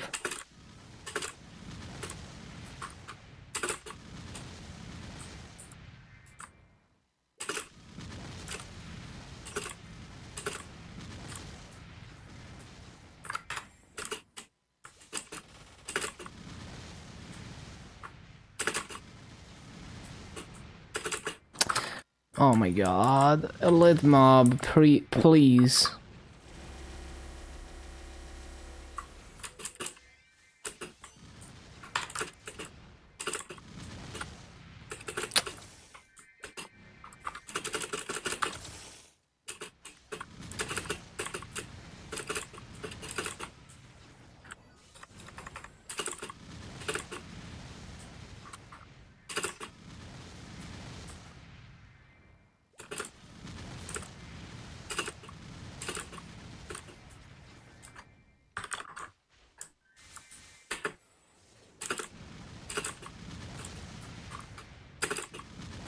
Oh yeah, I need to keep buying the spider skill, I forgot.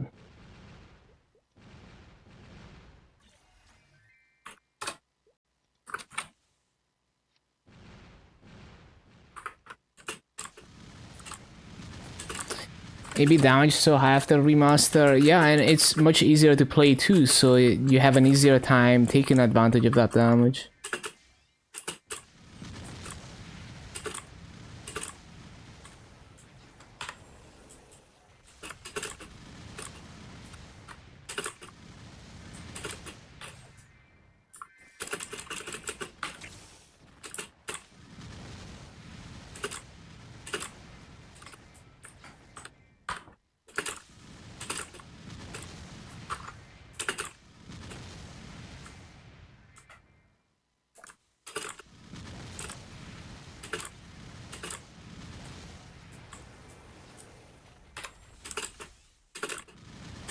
Decrease color brightness. It is very much a flashbang class.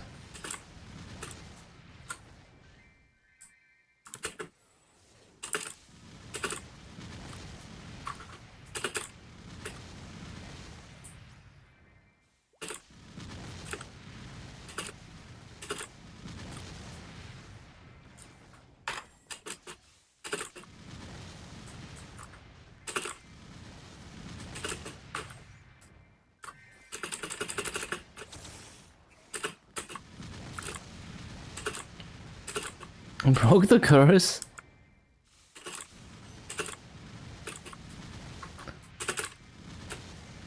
Found a Dominator from Arcarion today. Yo, I actually got one in Burning World, which is ridiculous within the first week.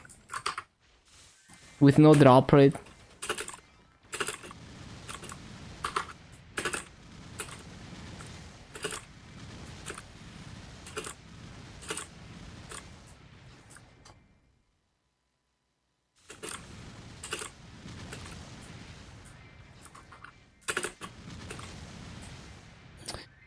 Didn't fail a single 30%. What the?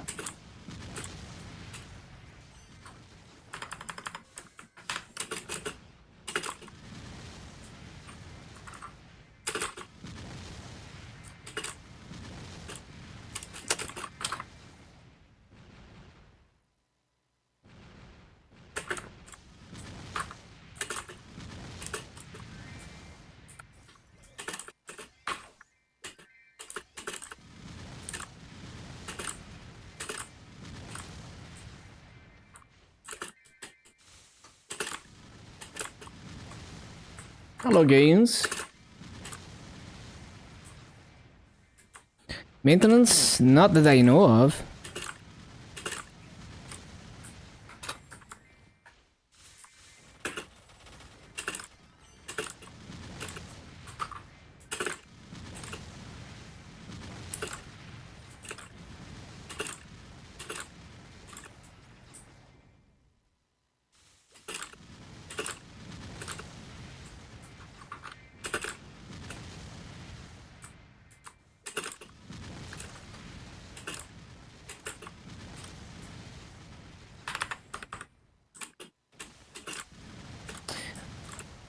Yeah, it's usually Wednesday for me. But yeah, Tuesday in some time zones.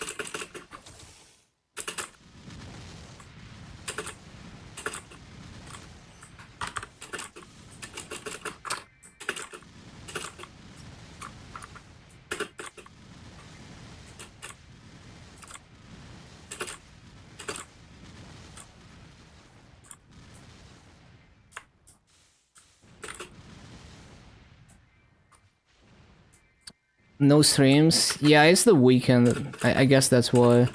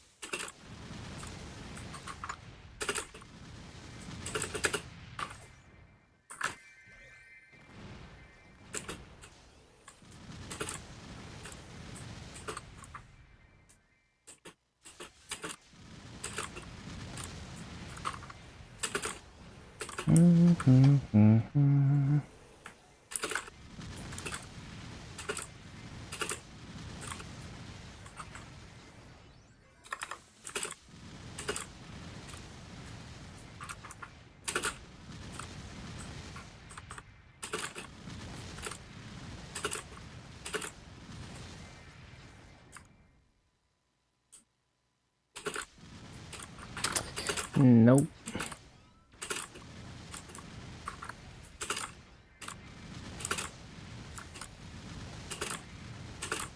Getting used to the mobbing hitbox? Yeah, a bit.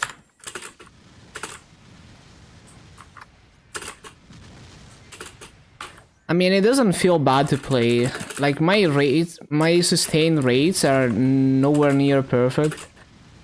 But it doesn't feel bad, so I'm not really gonna complain. It's fine, it's a fluid class. The rates are good enough.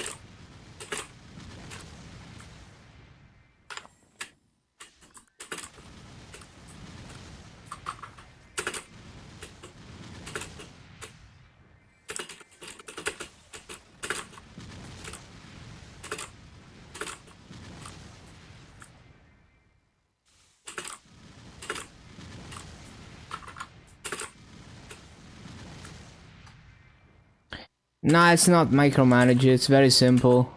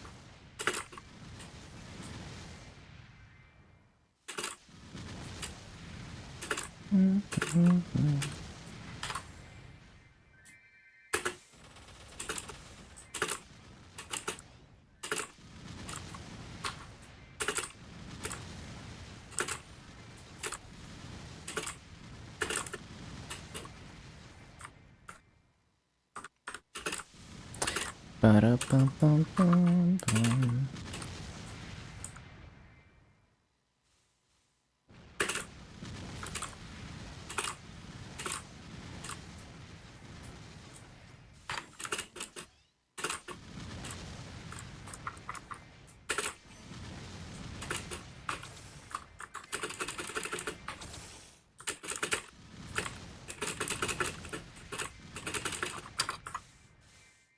Any summons? Yeah, that summon over there.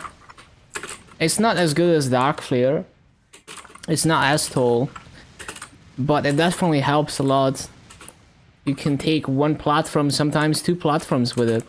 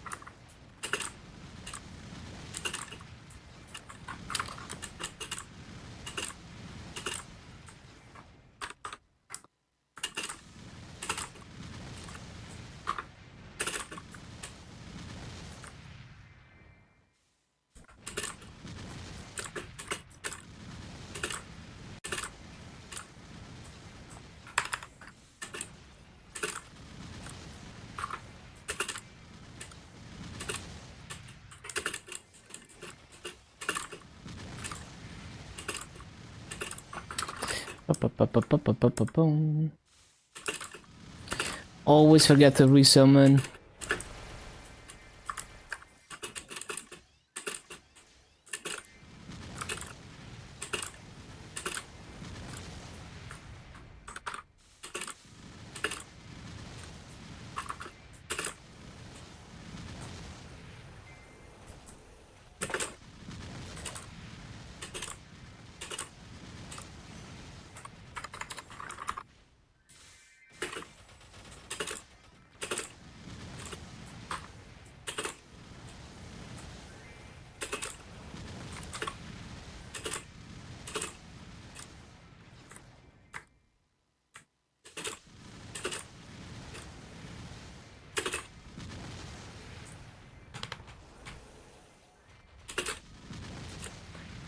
Ba-ba-ba-ba-bum.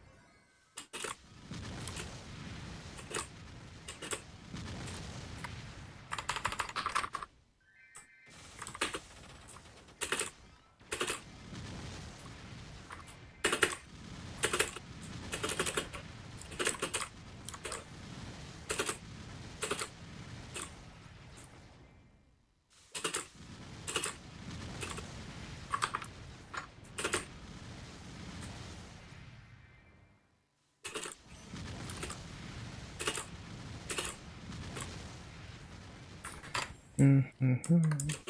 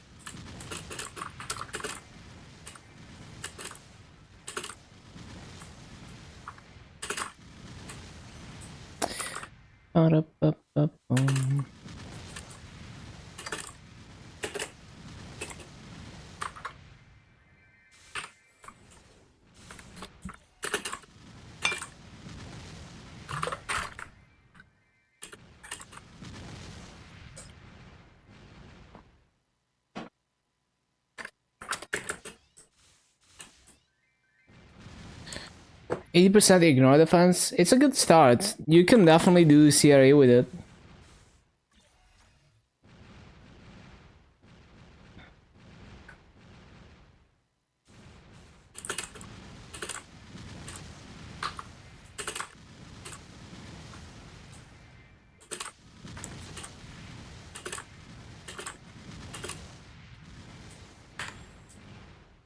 Yeah, you're gonna get there.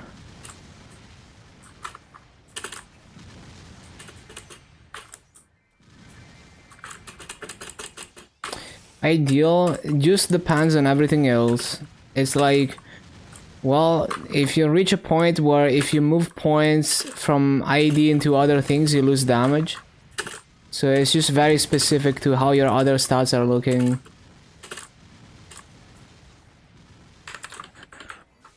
So just improve everything and you're gonna be fine. Yeah, the event stats also help you.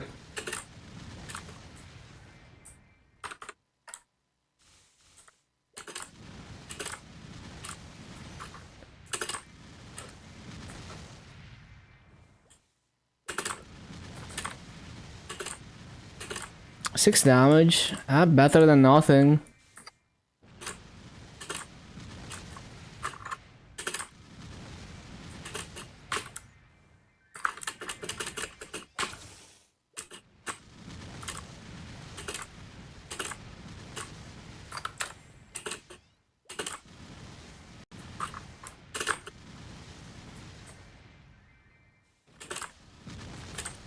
Attack percent is gonna be better, even if the range increase looks smaller, it's actually more damage increase. The range increase with damage is wrong, because it doesn't take boss damage and normal mob damage into account.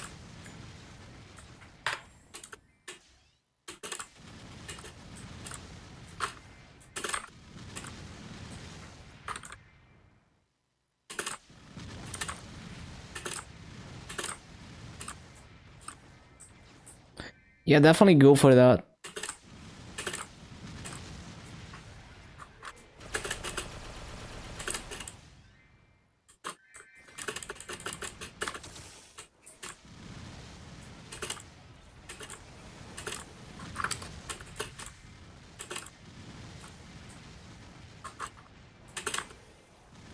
$15 ID on the weapon. Oh, well, you could wait until you're gonna fight Siri to see how you're doing and ignore defense, because you might need that. It might help early on, and then you reroll it later.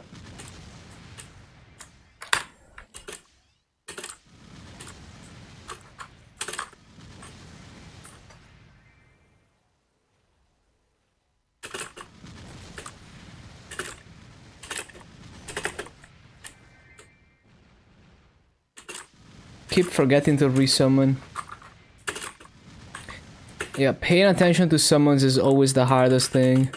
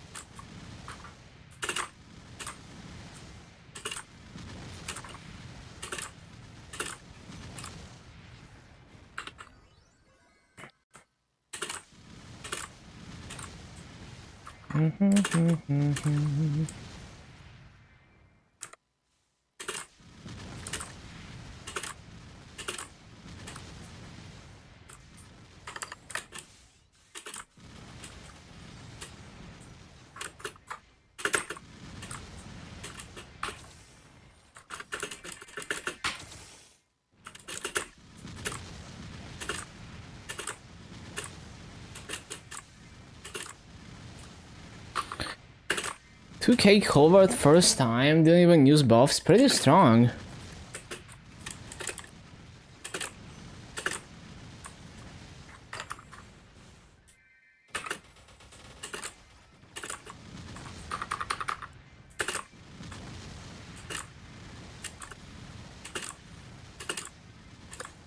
Can use Maple Warrior. Lamau.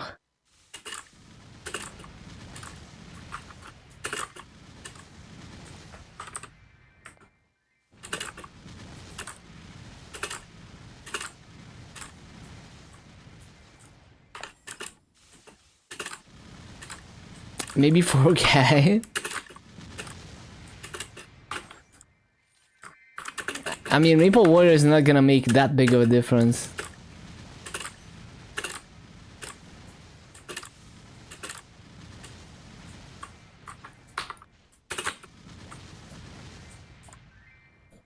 Like, even Maple Goddess is not gonna make that much of a difference.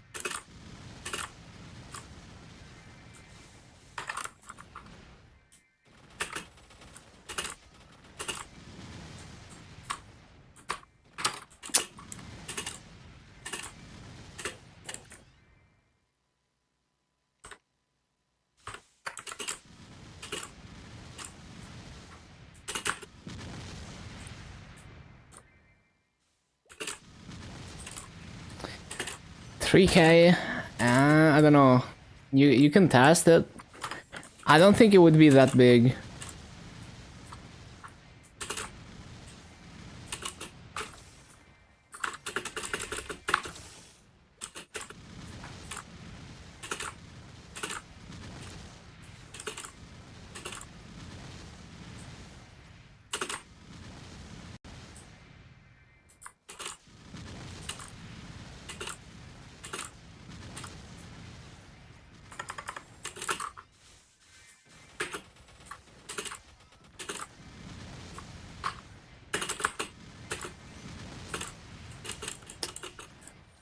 Damn it.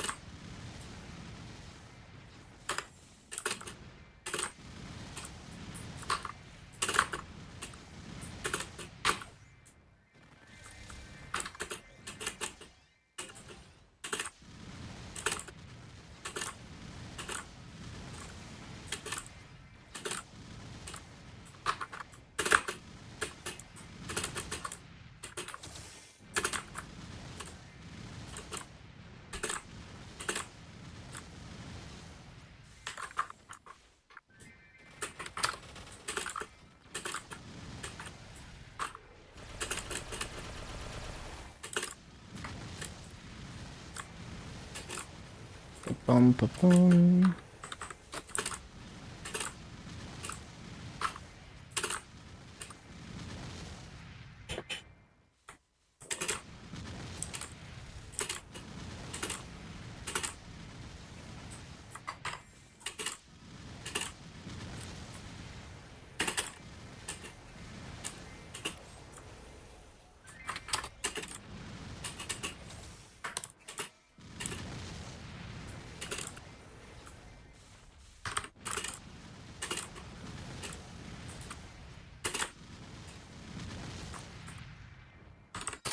Ba-da-bum.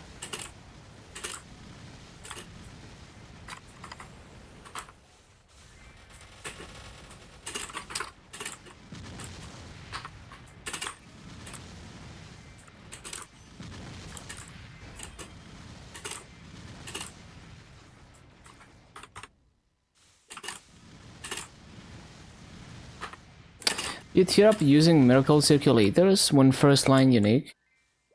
You don't have to do that. It's like it's a trade-off. You wanna spend more masso or more honor.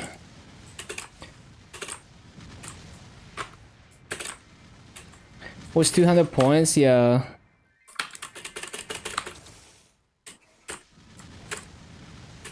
So using circulators means that you're burning masso to save a bit of honor. The main point of circulators is that they always roll the highest possible line for lines that can have multiple values. So if you want to guarantee that you get 20% boss, for example, usually you would use it to roll for like a highest value unique line on the second line and then lock it and honor roll the other stuff. If you're min-maxing, but you don't need to be min-maxing. So purely for tearing up, it's more like if you're really desperate to save your honor, then you can burn some masso.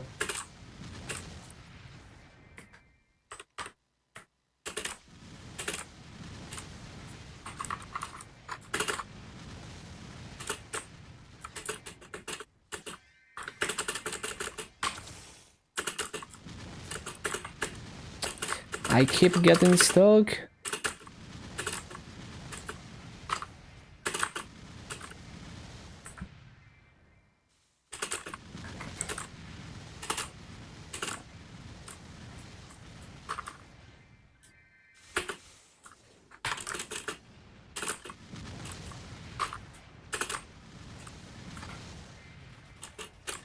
Oh.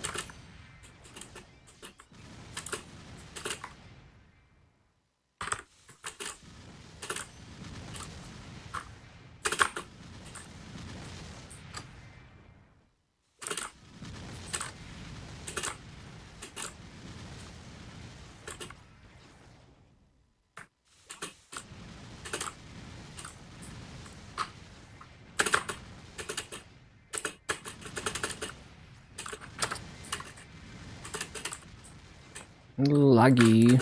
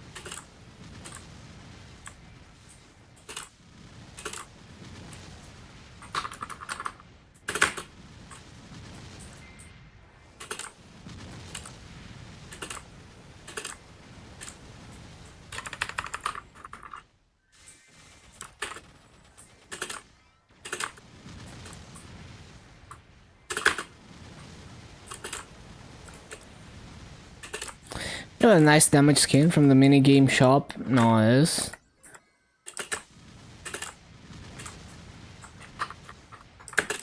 Is it a unit damage skin? I haven't seen it, I forgot.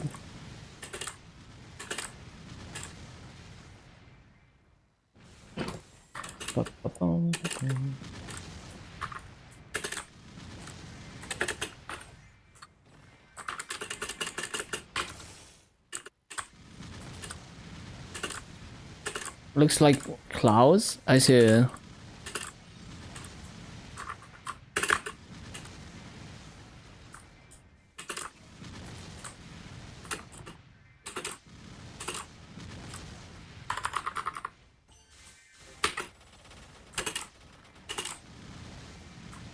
$700, not too bad.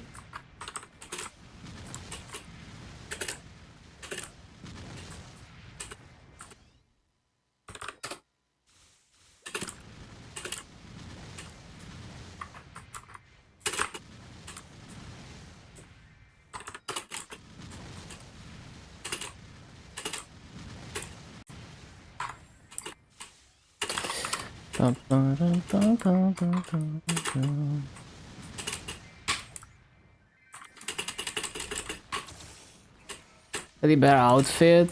Need 100 more. You're gonna get them.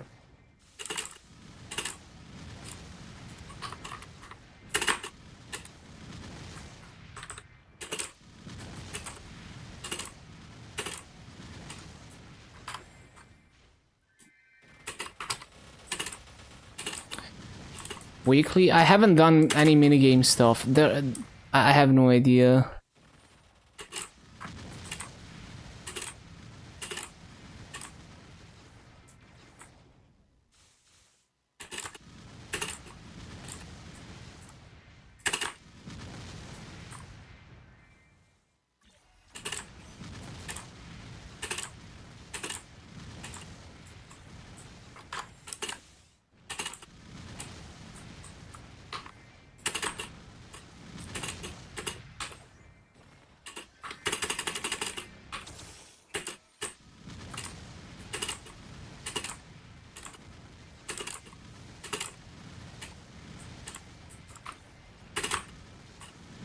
Yeah, time to read.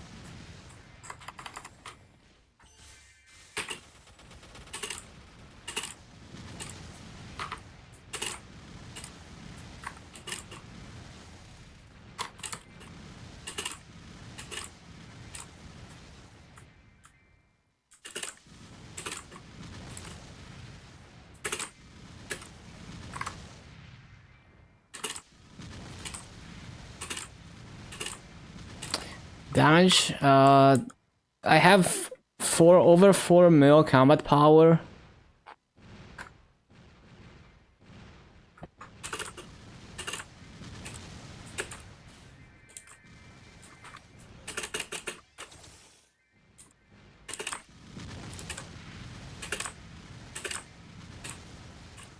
Yeah, but combat power is very different across different classes, even if you have the same gear.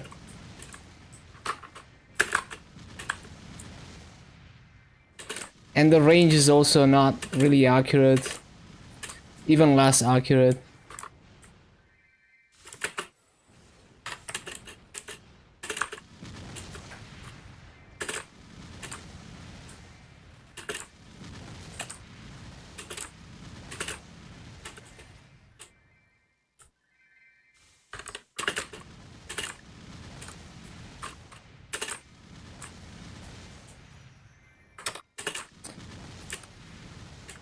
Almost triple. No, well, the damage range does not relate to your actual damage numbers. I mean, as in, like, you can't just take that and apply it to another class. And also, there's gonna be some hidden things that are not gonna show up in the range or in the combat power either. So like if I gain normal monster damage, it will not change my damage range, but I will do more damage on monsters. It will also not change my combat power.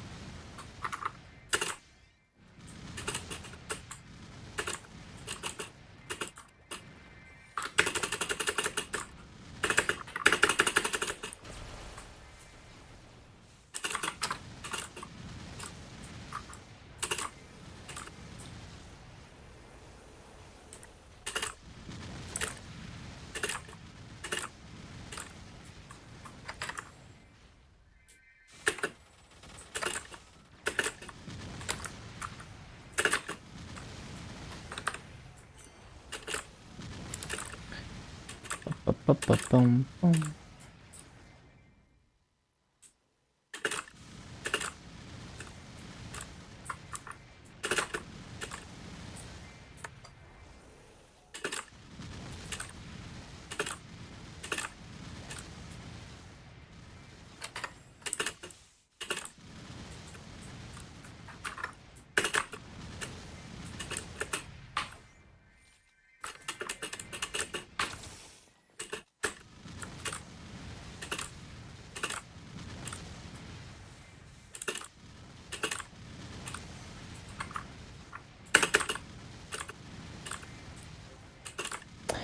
Ba-ba-ba-bum.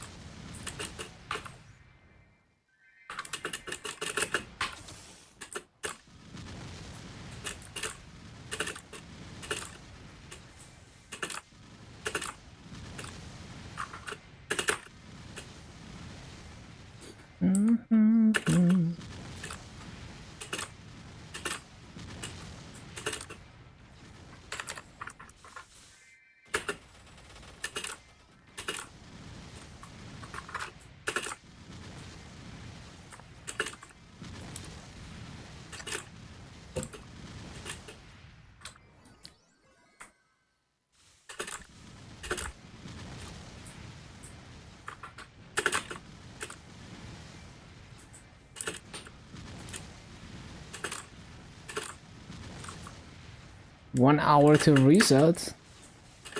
Shit. Keep missing mobs.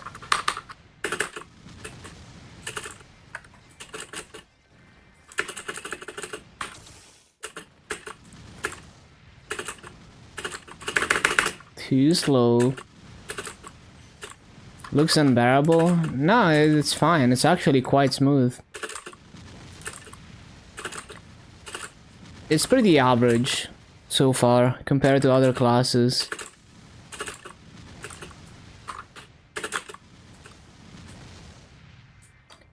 Drop rate versus boss damage. You don't need to decide that. You can make another preset. You would just have one preset for bossing and one preset with drop rate. And masso and whatnot.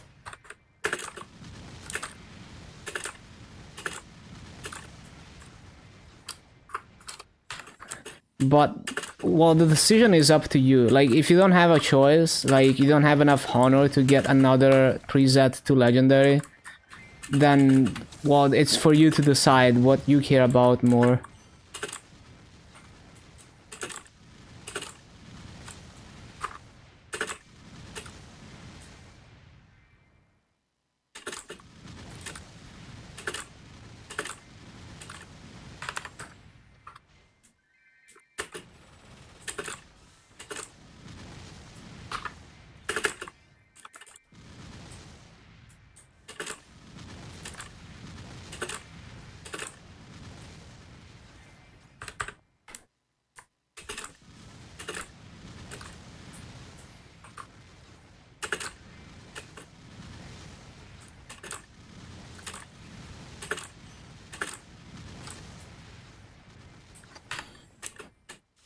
But yeah, how you feel about classes is very subjective for sure. Feel is very subjective. You might play a class and it might feel terrible, but it might feel really nice to someone else.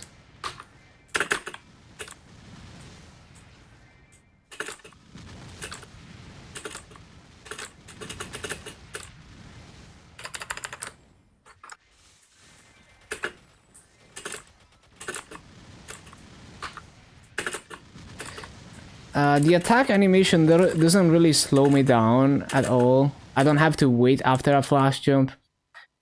Mainly it takes hours and hours to get used to the hitbox of it though, because it hits behind you.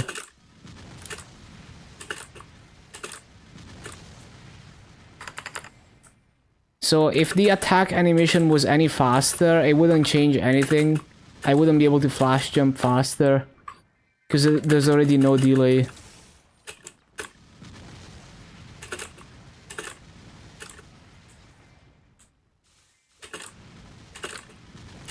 Been having fun with marksman? Nice, nice. It dropped quick. I mean, the mobbing skill does feel janky and it takes a while to get used to it. Mainly the hitbox.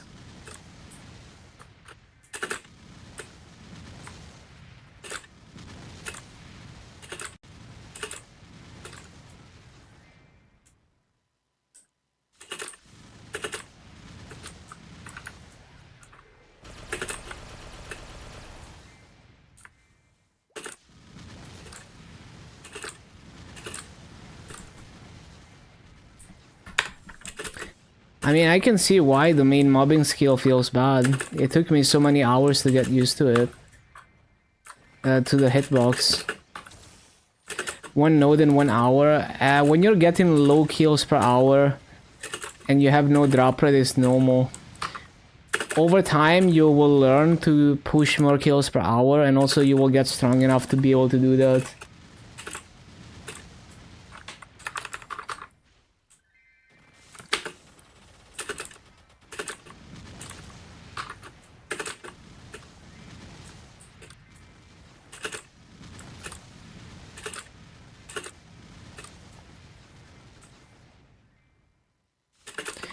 Yeah, like when you have no drop rate, even if you get good kills per hour, you will probably just get like 5 nodes an hour or something. And then once you get some drop rate, you know, maybe you get 10 nodes an hour, but that's with good kill rate. If you're also not getting good kill rate, then, you know, it's gonna be like 2 nodes an hour at best.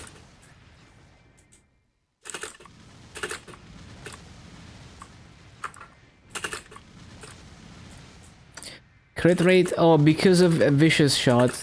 So when you use vicious shot during burst, that skill converts overcapped crit rate into crit damage.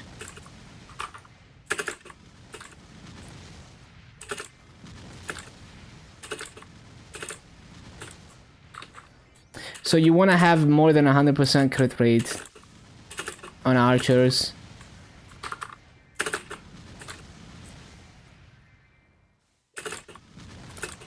But only for bossing, it doesn't matter for mobbing.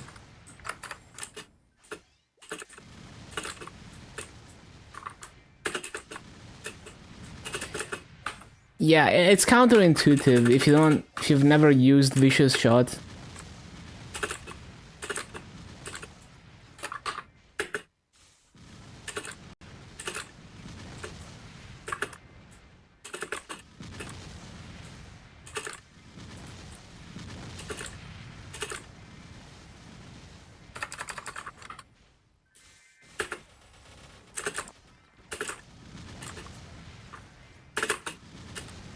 Oh, fake BA because of the bees.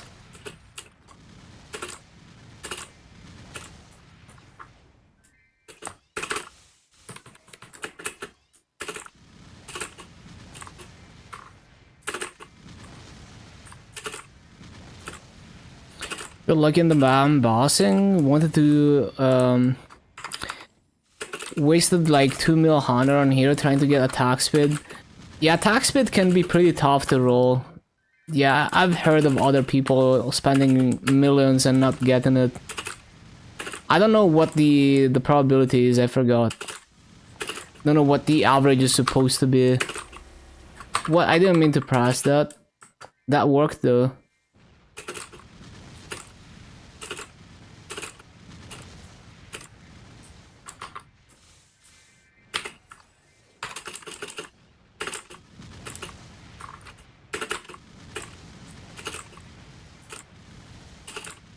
Yeah, accidentally Omega blasted them up.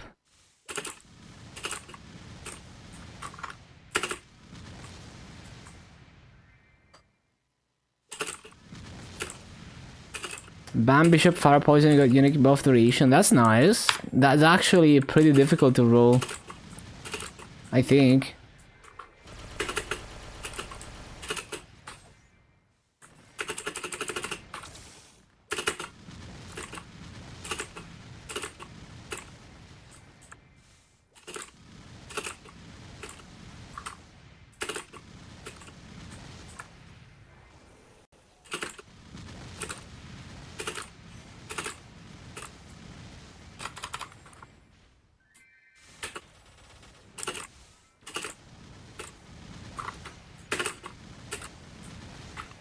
Boss at normal damage buff duration. Yeah, that seems reasonable.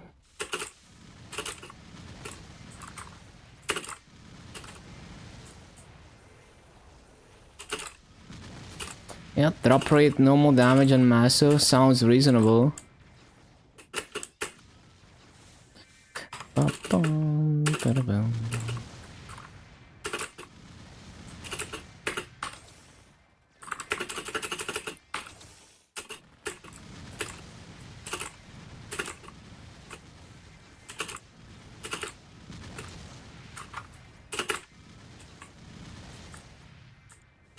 Not unique Maso. Yeah, I usually would prioritize Maso over drop rate, but that's just me. Like, fragment drops are really good Maso, so it might not even be the most Maso efficient thing to do.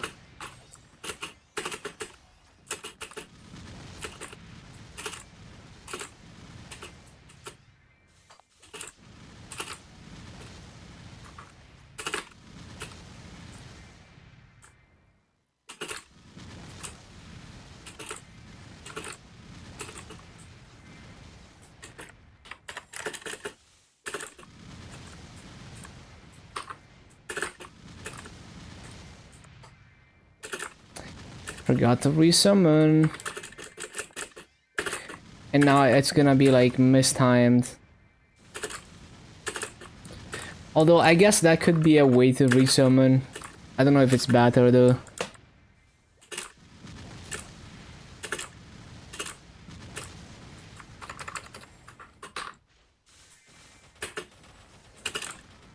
Can't get attack speed on all your boss meals. I mean, it's not easy to roll.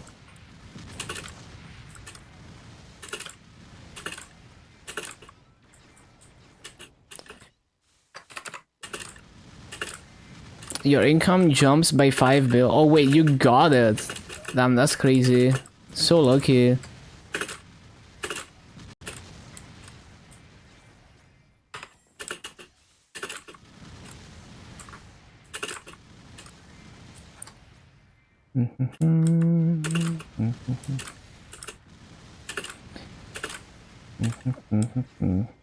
Yeah, all the boss meals that he needed it on.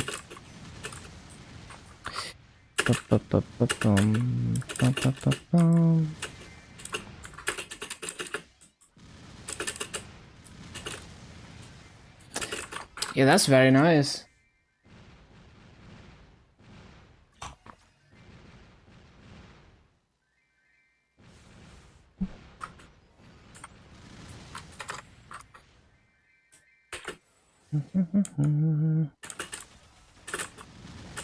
Too many submates. I mean, if you enjoy playing them, then you know, nothing wrong with that. Just do whatever you feel like doing in the game. You have the freedom.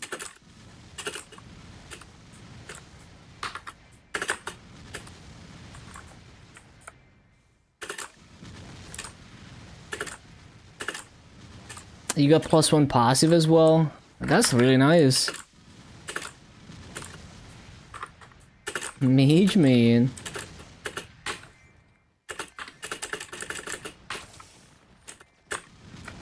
So much massa. Yeah, but if it's overall more fun, then it's worth it.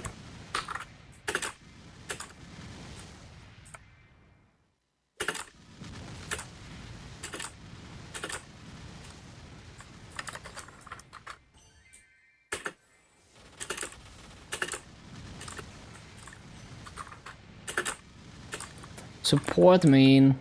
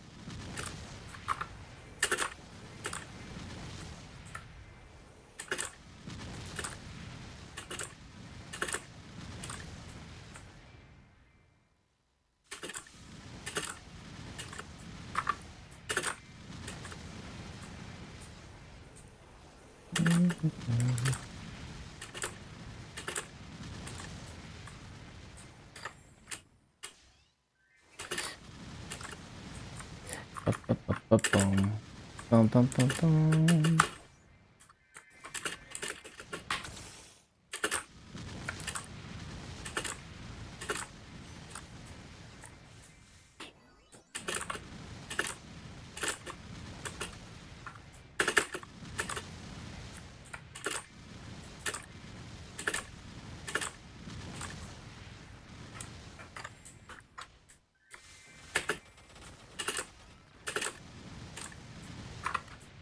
There has to be VAC pass after reset. Yeah, we will see.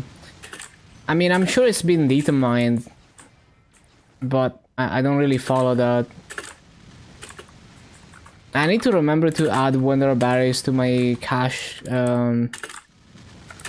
wish list. Also, like the reboot sales are different as well.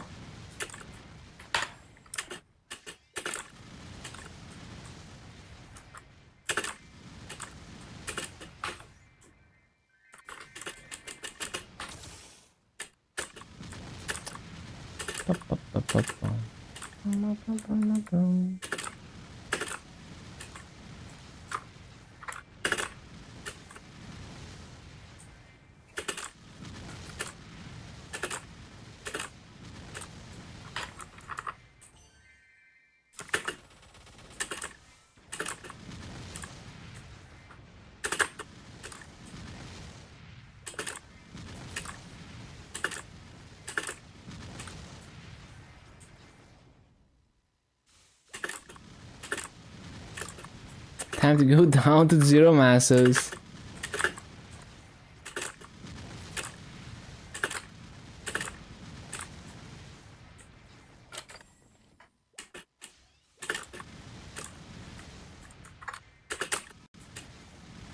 I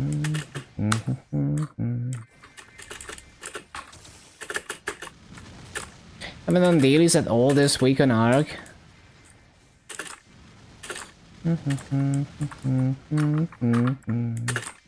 Slacker. I skip my grandest dailies a lot.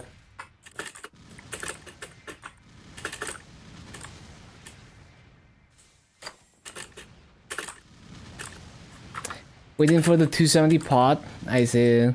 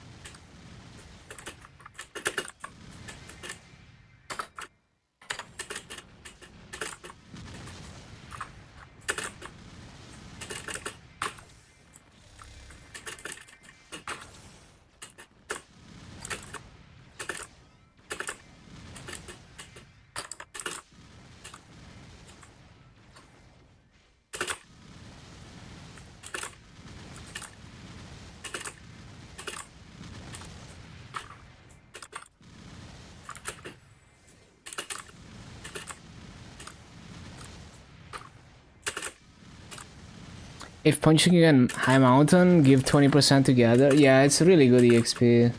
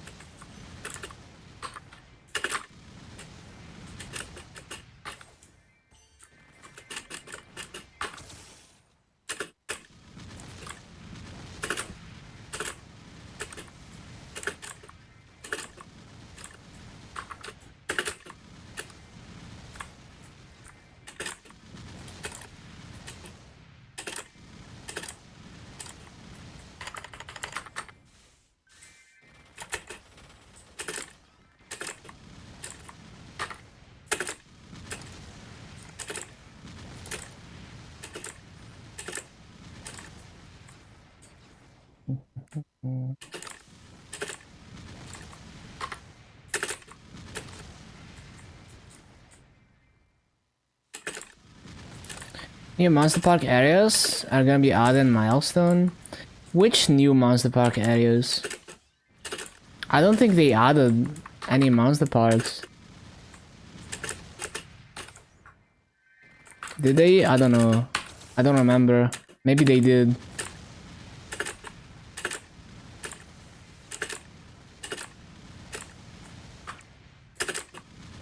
No way you hit 730% in a row on a Dominator, but can't get 215% out of 3 on a hat. RNG just do be like that. Sodium and Arcus? Yeah, I don't know. I don't remember. If that's a thing, it's in Milestone. No way it's before that.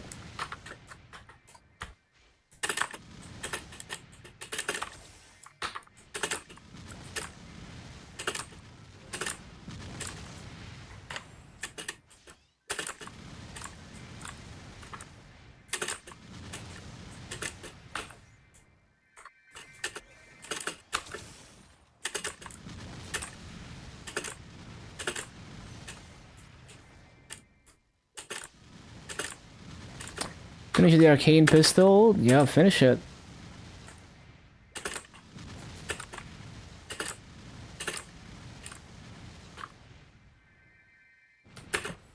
It is shining spell trace time.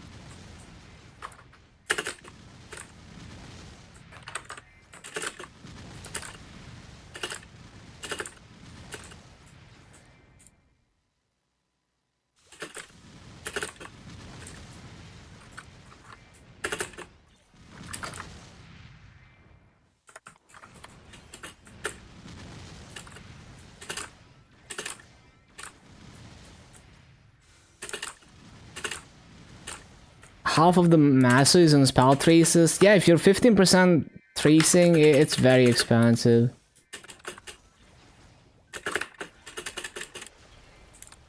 But it's also a lot of stat, like it's worth. Especially if you're gonna Star Force that year and you wanna lock in the scrolling before you Star Force.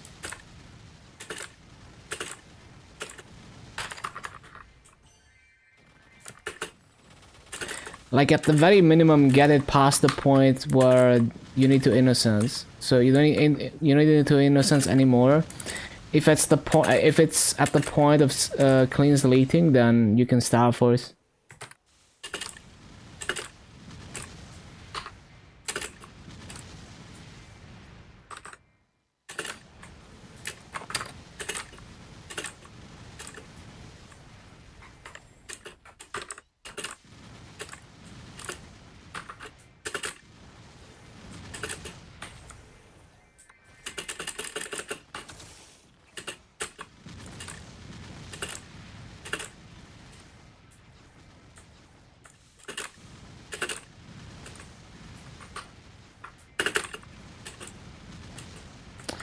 Oh, the last slot.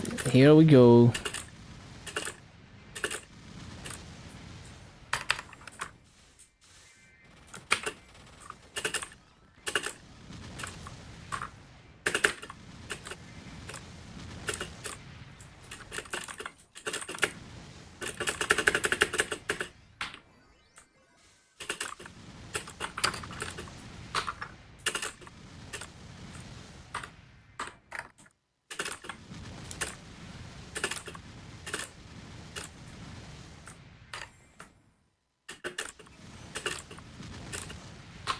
Can't clean slate anymore. Yeah, that's annoying.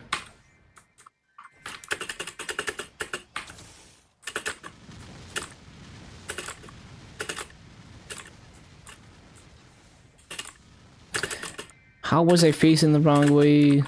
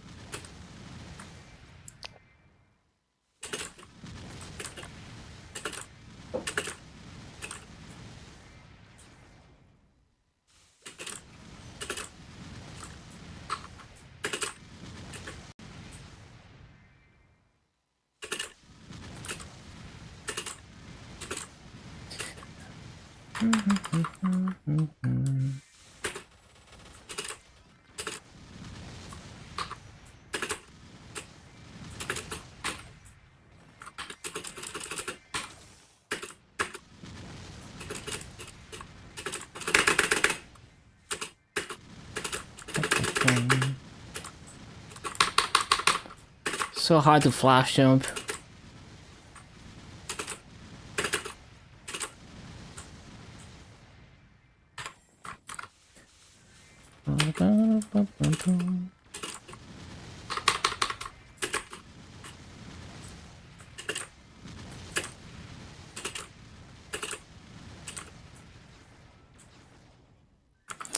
It's boss drop rate, attack, good.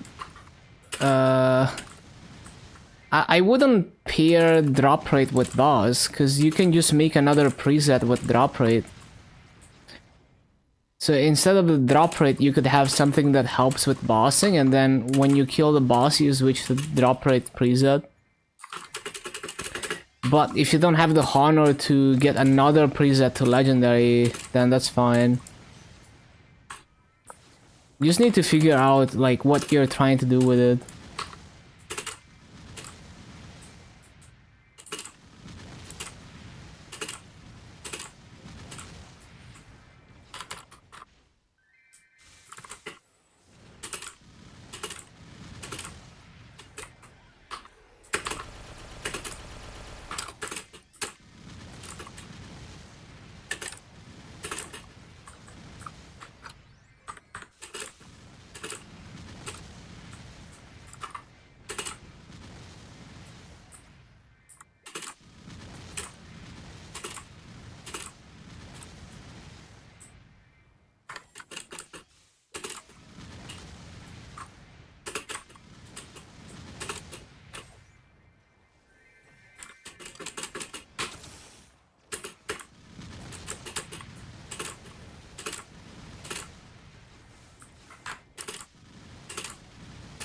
Was the last? Good luck.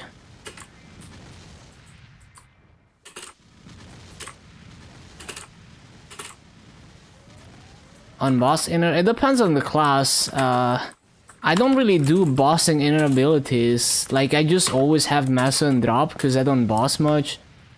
But some classes would want attack speed and then boss damage and abnormal. Buff duration is also a good line because it affects your angelic buster link. Some classes want cooldown skip. So you would have to check your class Discord and see what they recommend. Because I'm usually not trying to be as optimal as possible with that kind of stuff, so...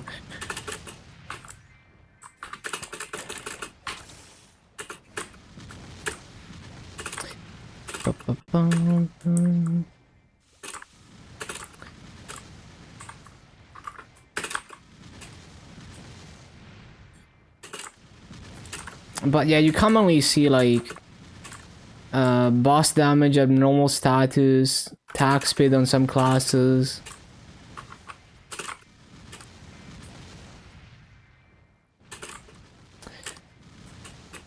Well, the thing is, it depends on class, right? Like, some classes might not want boss damage as their first line. You know, like Dark Knight, for example, for bossing, you would want attack speed as the first line, because you can only roll it on the first line.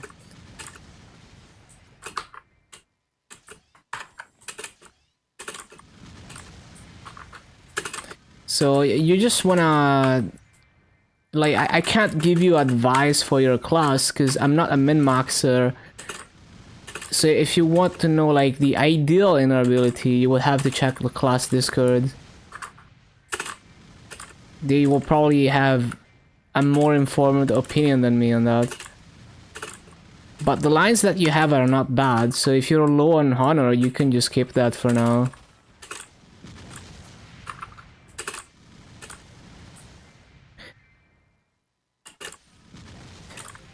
Yeah, you can use Grandis library, but you can also use the class Discord, which is more likely to be updated than Grandis library, right?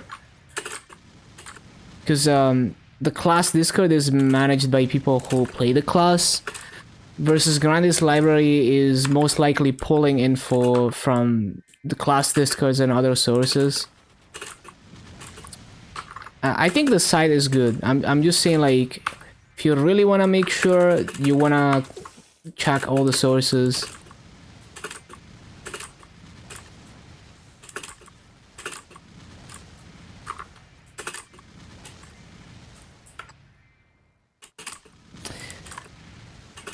Yeah, so doesn't Hero want attack speed to reach attack speed 10? I don't know. Because I just run Maso on my Hero.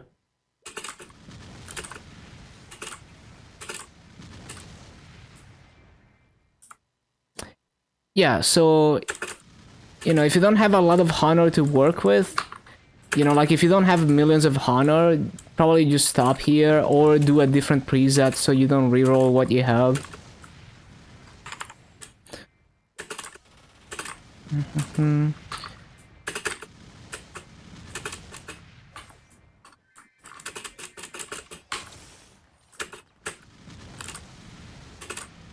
But yeah, this is all info that is probably on the Hero Discord or Explorer Warrior Discord, I guess. You have a preset with attack speed? Okay. So just try to roll 2 other good lines on that. And this preset with drop rate, you just make it into your farming preset, which you wouldn't want to have boss damage on, obviously. So maybe you try to roll Maso on it and stuff. The attack speed preset would be your bossing preset.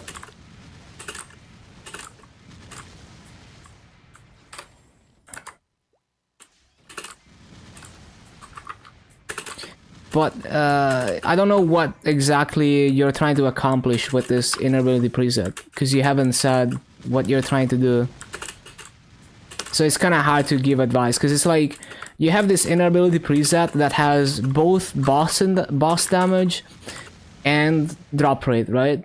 But you also have a preset with attack speed, so it makes me wonder what you're trying to do with this preset, since you would use the attack speed for bossing.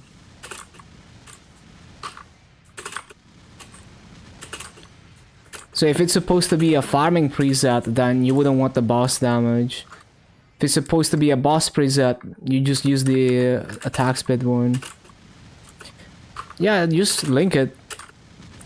It's pretty easy to find it though.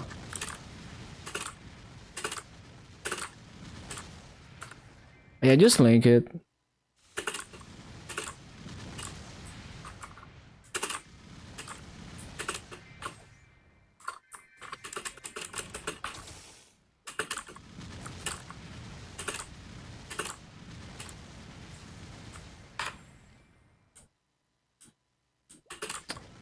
Paladin attack speed 10 default. I don't know. I don't know if Paladin needs attack speed inner or not. I don't remember. Cause I never go for attack speed 10. I usually don't use green pots. Like my Dark Knight uses green pots for bossing, but you know, like on my other characters, I just go for massive inner ability, and if I boss on them, I don't care about attack speed 10.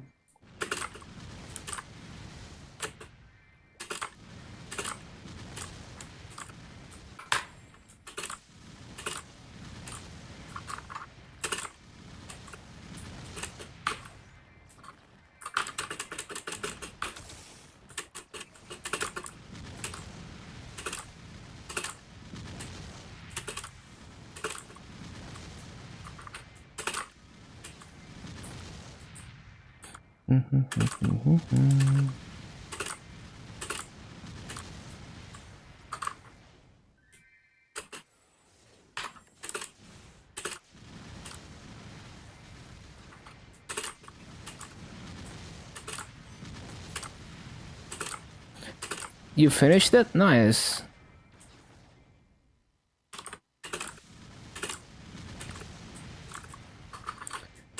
Good stuff. Doesn't even seem like it took that long.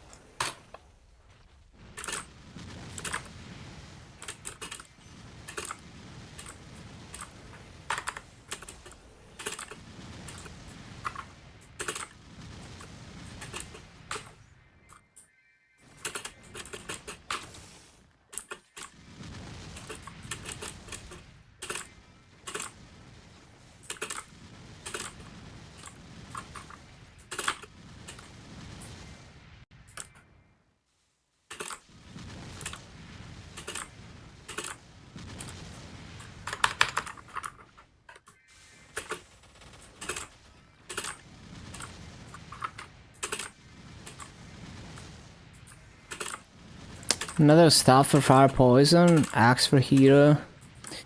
Yeah, it's a lot of work if you want to perfectly trace multiple weapons. Ever talk about add an extra area to Moros? I don't think they would do that because the level would be weird. Because it worked for those areas because they were 10 levels apart. They would have to reorganize the levels again.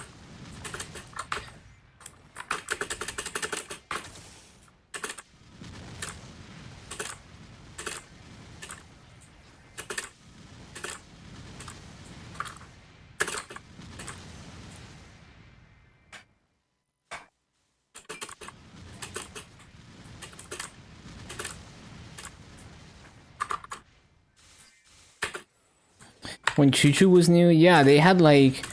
Didn't they have like special maps with higher arcane force requirement that don't exist anymore for people to grind to 250 there before they release higher areas? Something like that.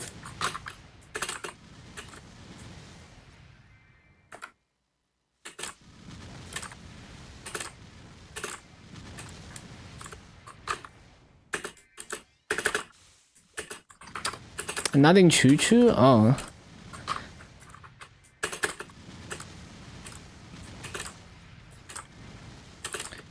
Arcana was new and hype. Yeah, Arcana... You know, the level of the mobs in Arcane River is weird because... Well, Arcana used to be the place to grind to 250, so they needed to have mobs where you wouldn't get EXP reduction to 250, so they specifically made the highest mobs 239 because of that. It's really weird because those are, you know, 14 levels higher than the area's requirement. Just like Asphera has level 249 mobs.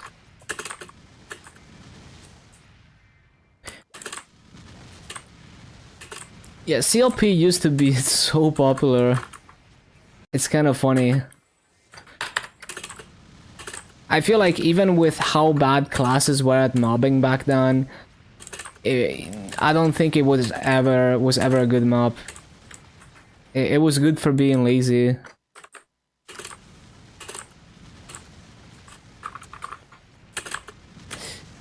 Like maybe like old hero mobbing.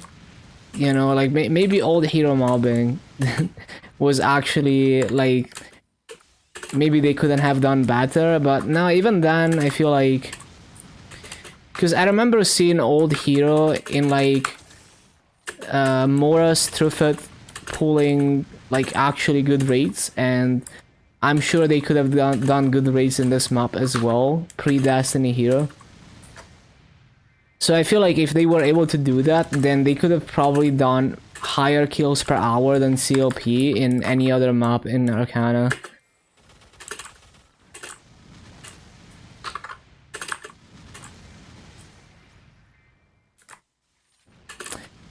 Shadow War was good, but like it was only good if you were Giga strong. So Shadow War was purely like Meso Explosion farming. So you would mob with Assassinate mostly. It was a lot harder to play. and a lot harder to find. It was, on paper, like the best farmer at the time, and people were pulling like 17k plus kills an hour, I think, in Radiant Temple as a Shadower, and Giga optimizing that in KMS, but it was a very weird and janky class at the time, from what I've seen, compared to now.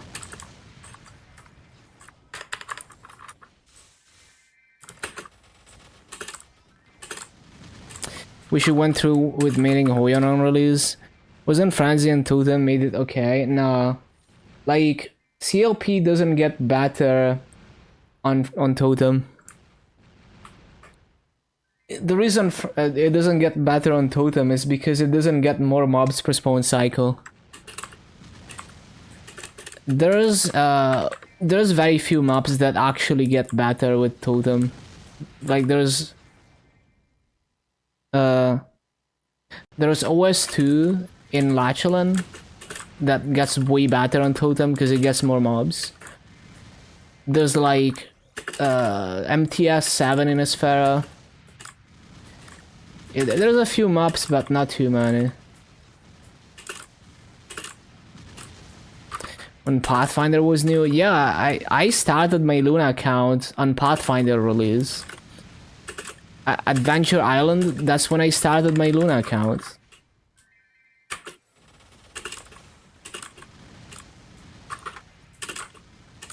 Was most funded Shadower was trying to do 50. Yeah, I mean on Frenzy it's even harder because you have to be even stronger.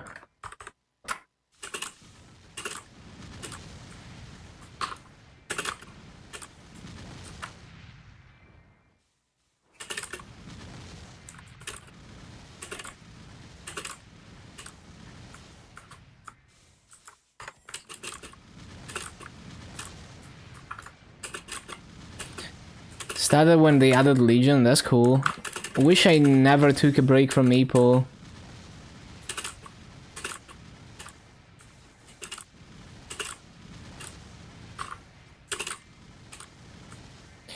Yeah, back when freaking forgot the name of the sword was actually useful.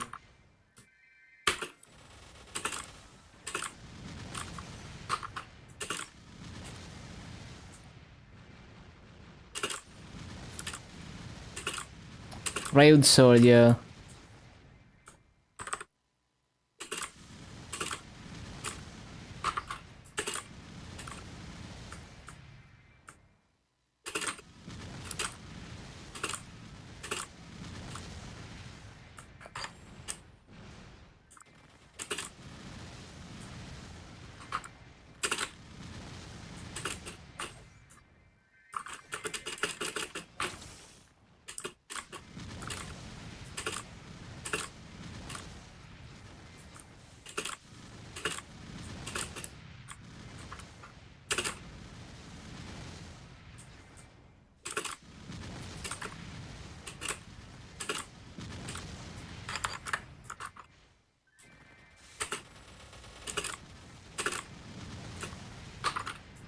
Late 06 probably.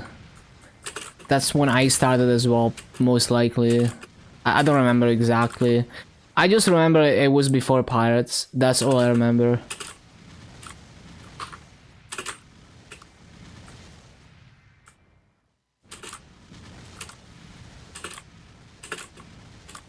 You were 3 years old, damn.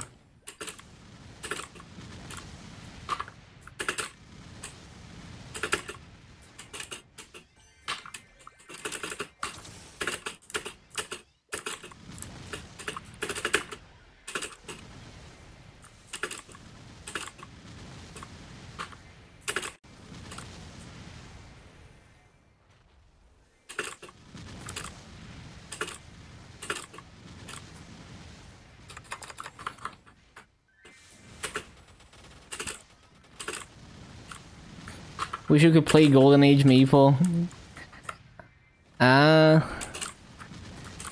It's more like I I feel like for a lot of people, it's more like they wish they had people around them, like the people they had around them in game back then.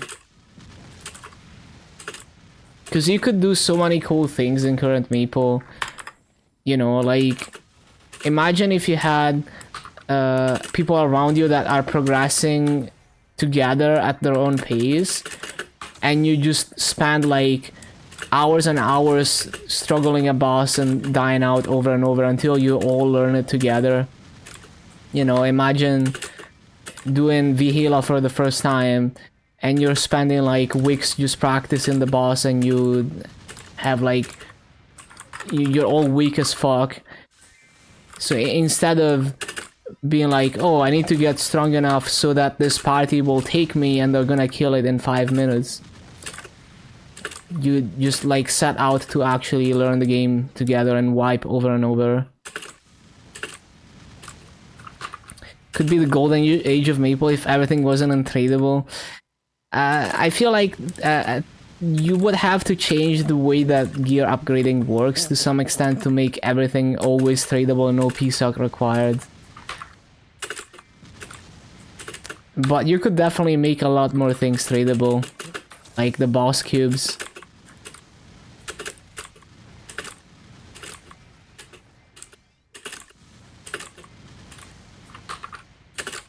Old video of him and friends doing CPUP, old CPUP, damn.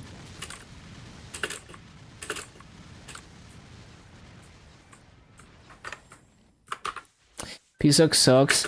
Yeah, but like, if you would have to redesign the whole gear upgrading around being able to have like fully tradable gear always. Because if everything is always tradable with no PSOCs, then you can just have, you know, like full eternal gear, you know, like 100k stat gear, and transfer it to a bunch of mules. You know, you basically got yourself, the moment you have that kind of gear, you can solo Black Mage on every character on your account that has the levels. I think that's a bit too much. It basically there's no incentive to create new gear, to upgrade gear at all. You also have like another thing to keep in mind is that in KMS there is a PSOC limit on everything, and it works there because they have enough people and enough whales that new gear is being made enough that you will still always find stuff on the auction house.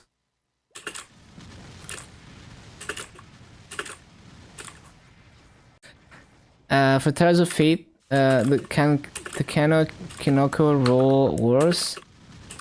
I don't think there's any. Is there any difference in what you can get? I don't know. I don't really do Tears of Fate. Hello, Sofu. Yeah, does anyone know?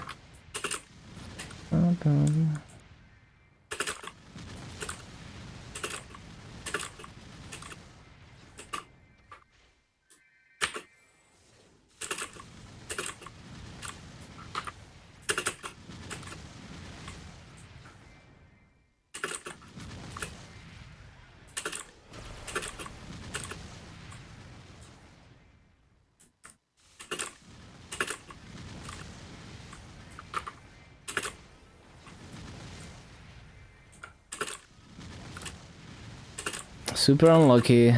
Yup.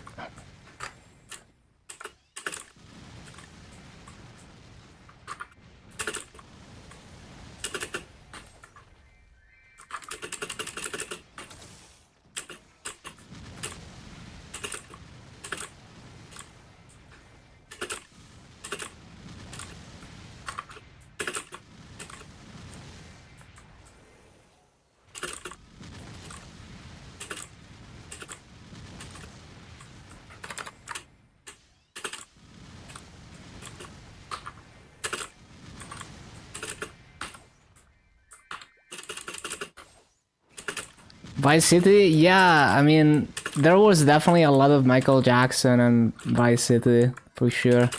It's probably the first time I ever heard him, ever heard his music.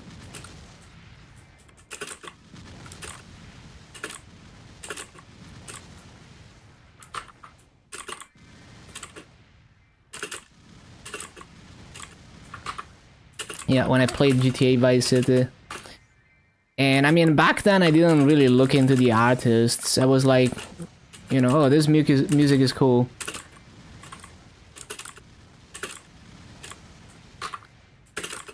As like 11 years old or whatever.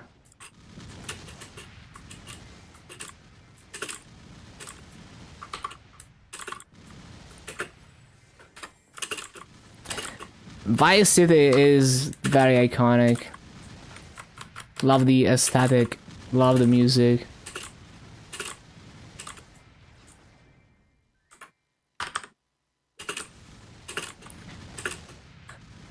Dropped from 1445 to 929. What did you do? Oh, did you just like upgrade your bossing stuff? I see. Still don't look into artists. I'm very lazy with that too. I shouldn't be, because there's probably, you know, there's like so much good stuff hidden in there.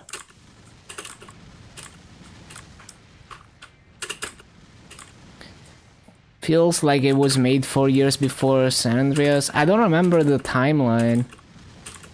I mean, San Andreas was 2006? 5? I forgot. So maybe it is.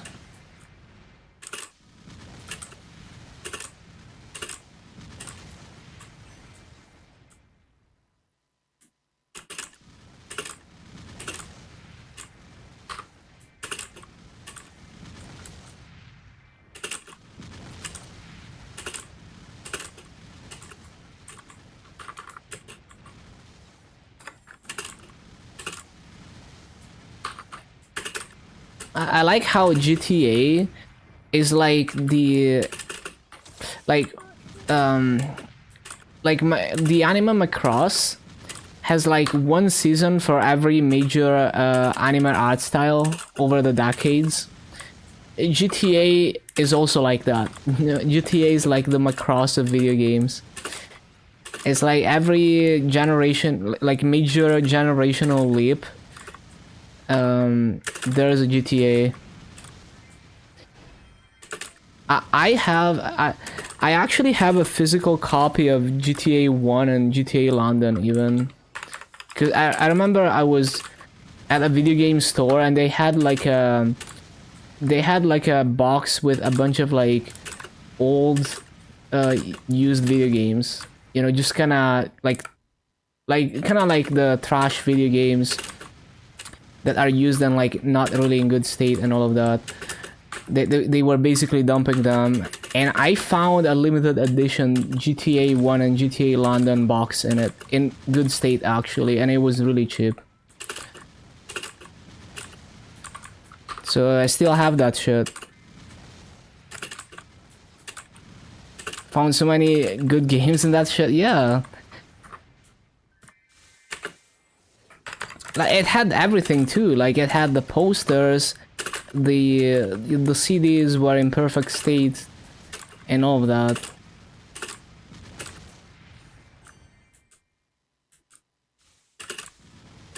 Two years before San Andreas.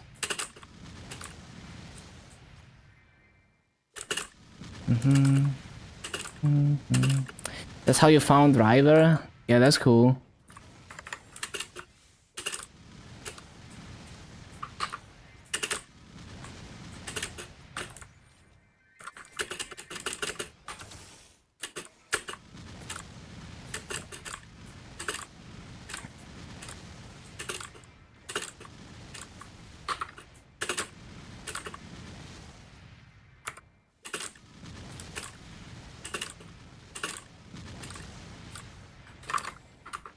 Also how you found Raccoon, the Ancient Gates.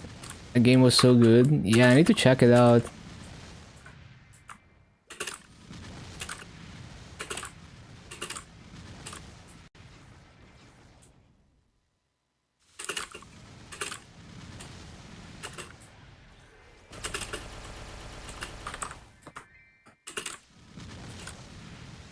I think you already linked it, but like, I mean, like, actually look into it and play it.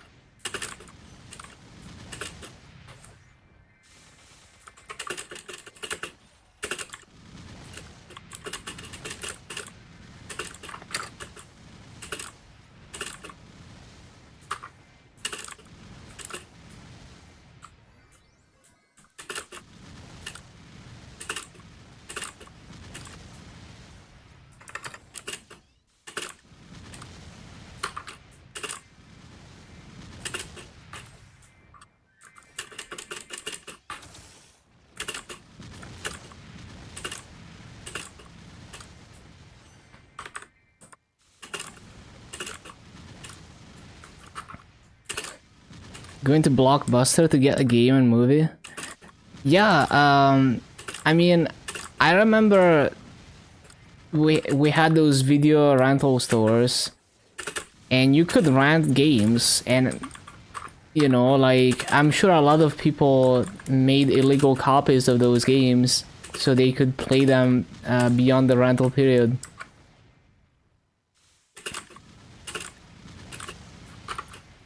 I remember finding... I remember at the local library, I found Final Fantasy VIII for PC, and I just straight up, you know, made a burnt copy of that shit, and then returned it. Good times.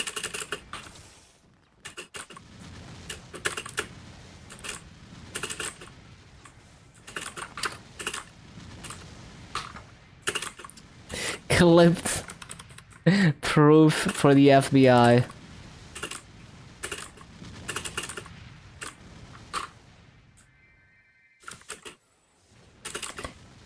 W Piraten.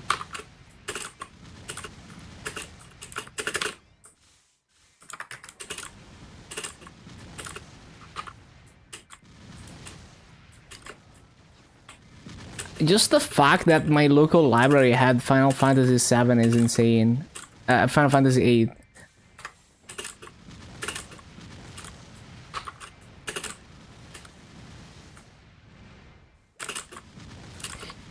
Yeah, it was great, like no worries and everything.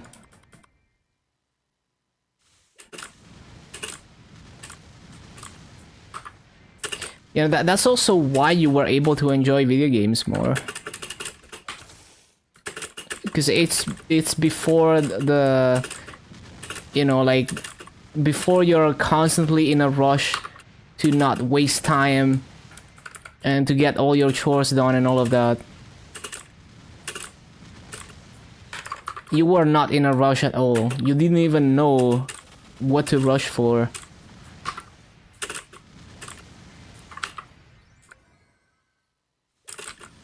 You were not swallowed by the meta yet.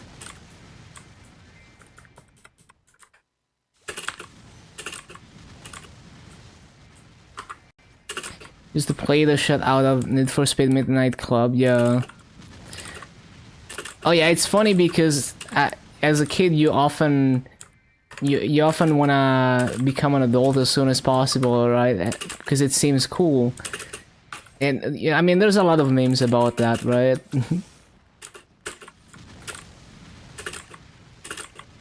And then as an adult, it's like, oh, I just wanna get my 7 hours of sleep.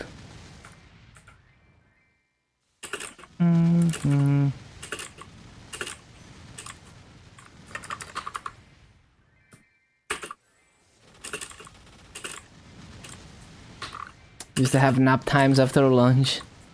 Can we bring that back?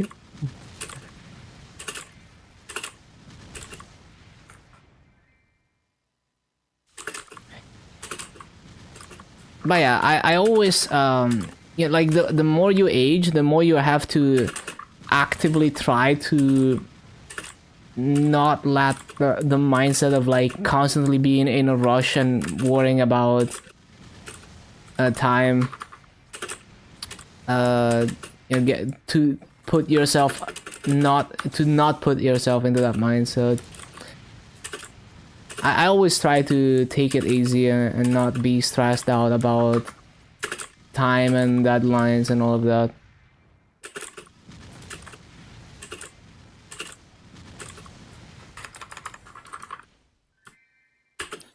All goes downhill after 30.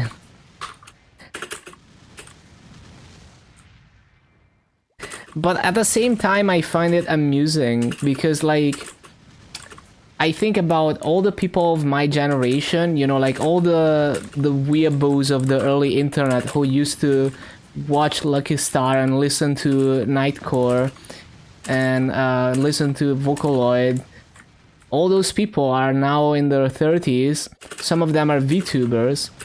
And you know, and it's kind of amusing to me because, like, in my mind, that's like a thing that teenagers do, because I was a teenager when I was doing that. And also, like, what do you mean? And you know, it's gonna be even more amusing when this generation is like in their 60s. And I mean, there's, you know, some of them maybe are still gonna be out there listening to Vocaloid stuff from the early 2000s. Millennials? Not... I don't know what generation it is. It's probably overlap of 2 generations. But I mean, you know, people who were there for that and are now, you know, 20 plus years older.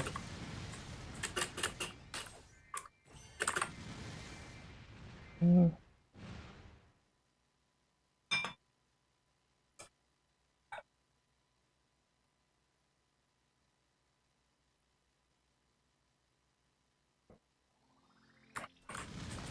'81 to '96.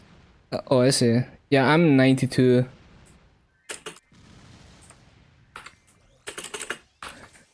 Dun, dun, dun.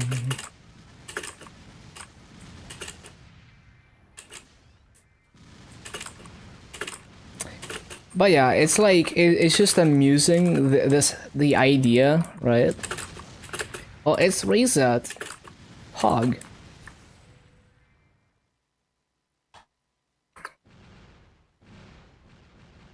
Like, I can definitely see myself at like 60, 70 years old still rewatching early 2000s anime and still listening to like weeaboo music and stuff.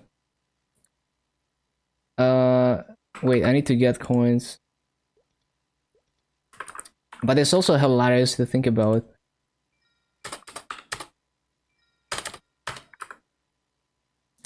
Wait, shit, I don't even have enough coins to do this. Wait, how? Oh, my inventory is full. Never mind.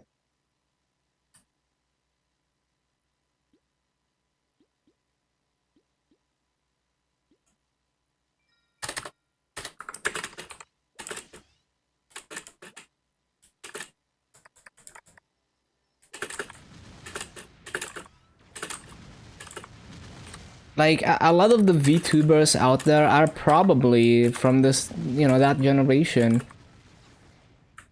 I mean, I do know for a fact, like, quite a few VTubers who are from that generation.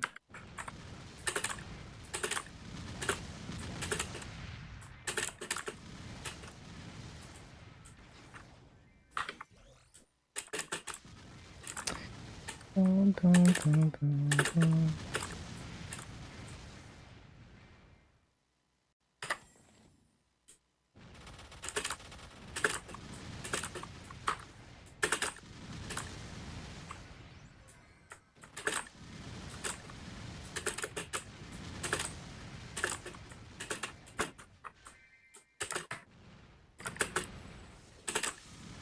You know, like, are we gonna have are, are are these people gonna be VTubing at like 60, 70 years old? I think it's probably gonna happen, as weird as it sounds.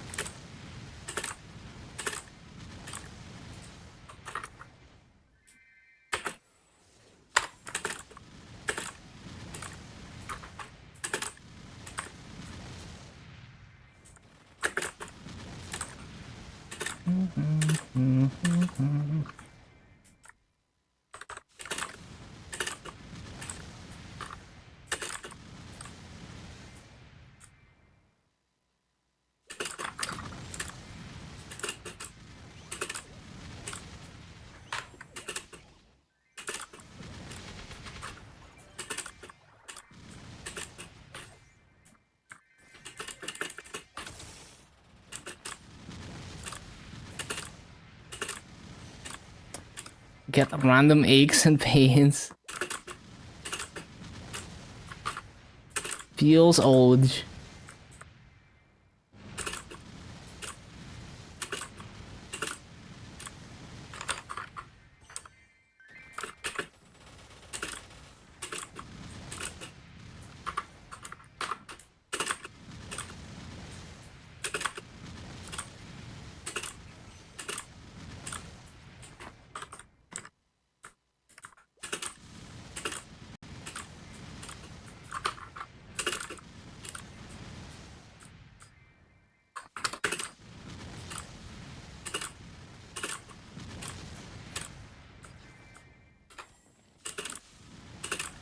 Now for the 2100s.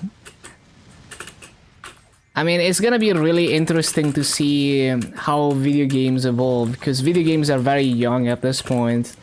Especially online video games, you know, like MMORPGs.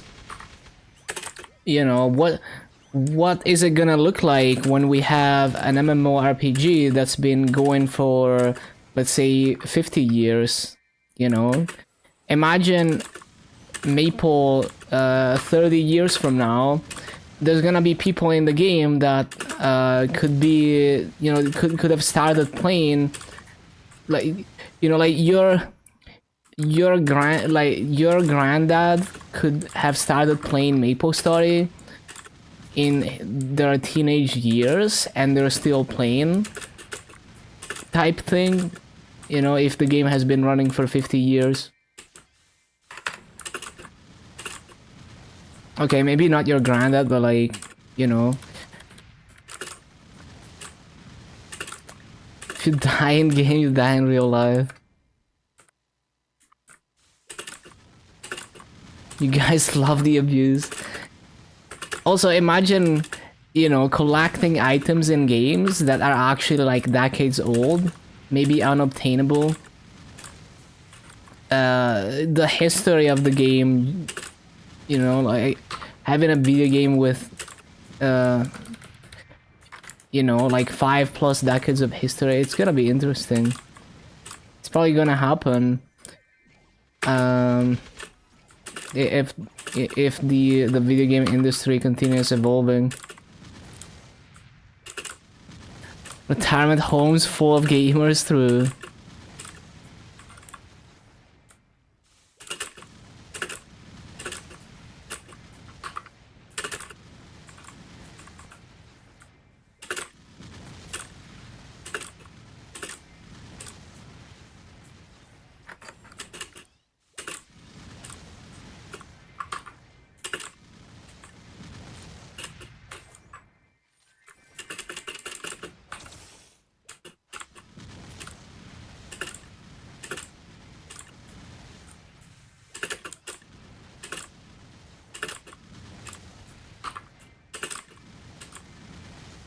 The Wowers versus me first in the common rooms. Lamau. Spent 5 bill, never saw 38 buff duration. I hope you can afford that. That's very pricey to like that's a lot of circulator master.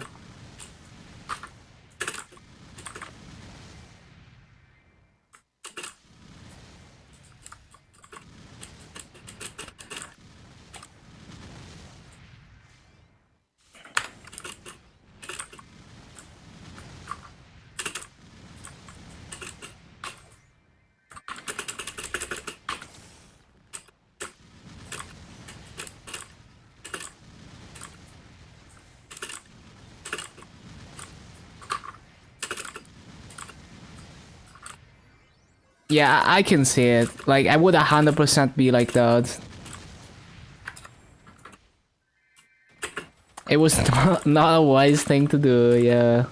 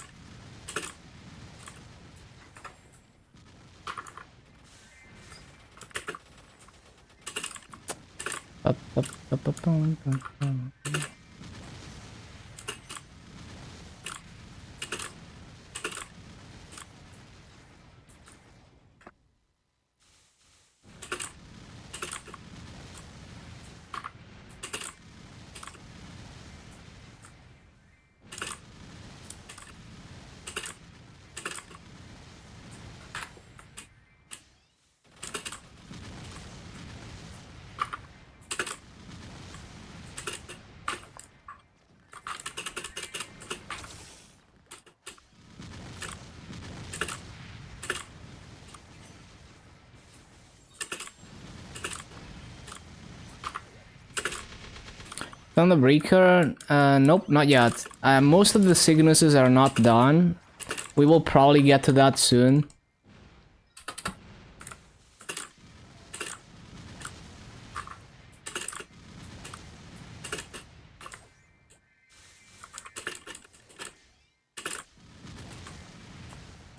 Gonna be #1 Ice Lightning? Damn. Very spammy. I enjoy the idea of dancing around the boss. Definitely very fun to boss on. Not sure about the mobbing, we will see. I don't mind high key inputs. It doesn't bother me.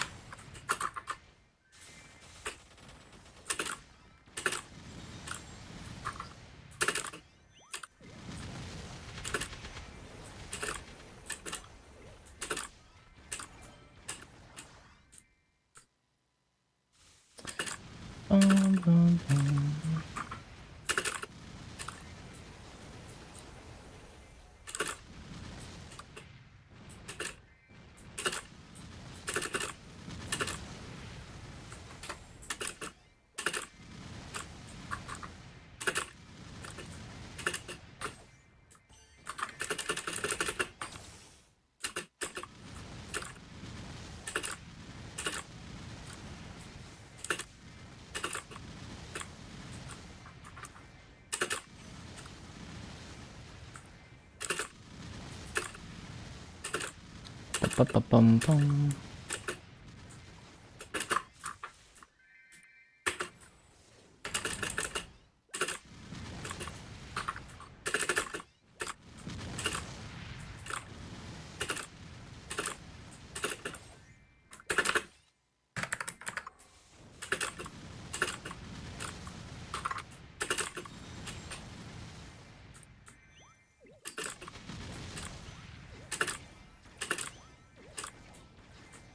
Ba-ba-ba-bum.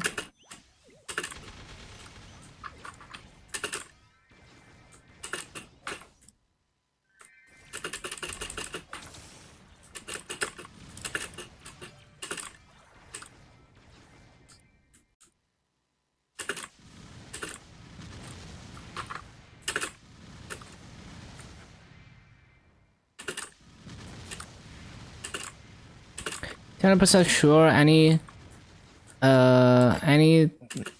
try that is considered a perfect try has a lower spawn rate. You mean with nodes? And any trio that is a perfect trio is harder? I don't know. It does feel like that sometimes, but it's also just that there's many combinations.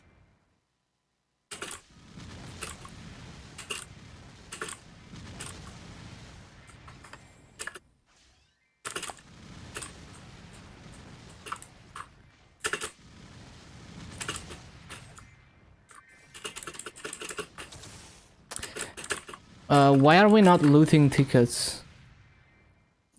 What? I'm confused. What? Look. I have tickets.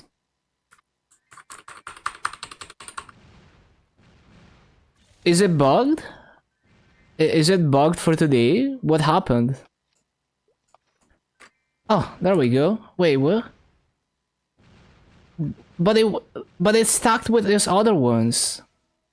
So I need to have a non-full inventory, even though they're already in my inventory. Bro, that's so annoying. That's fucked up. What the hell? Nexon, please.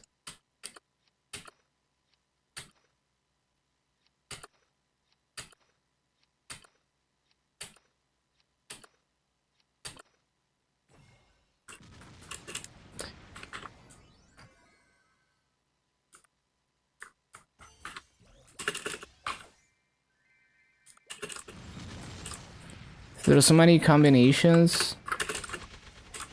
Get the perfect trio in your first few sometimes. Yeah, it's RNG.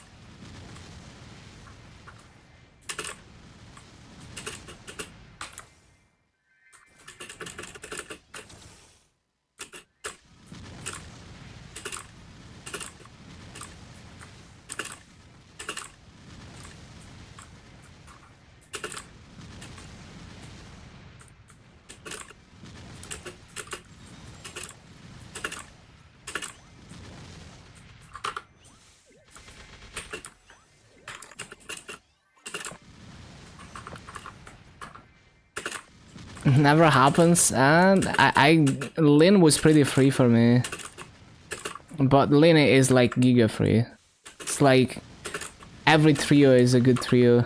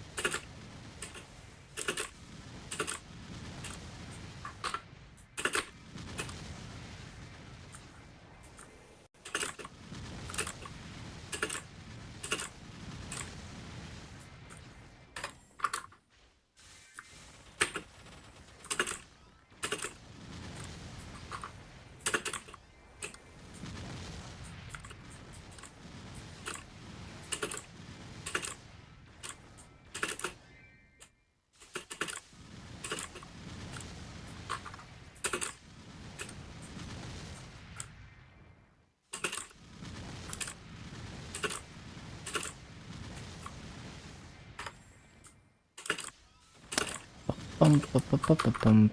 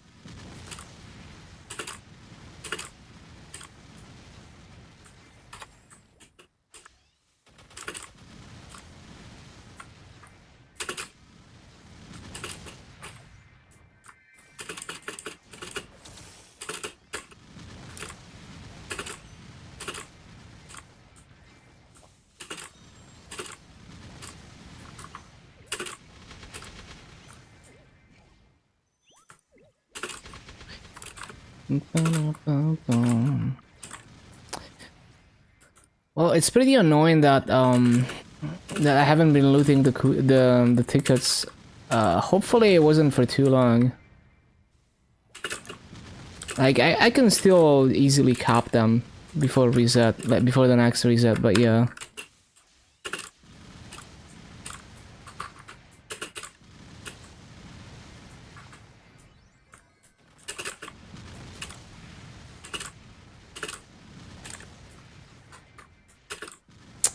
Always forget to resummon.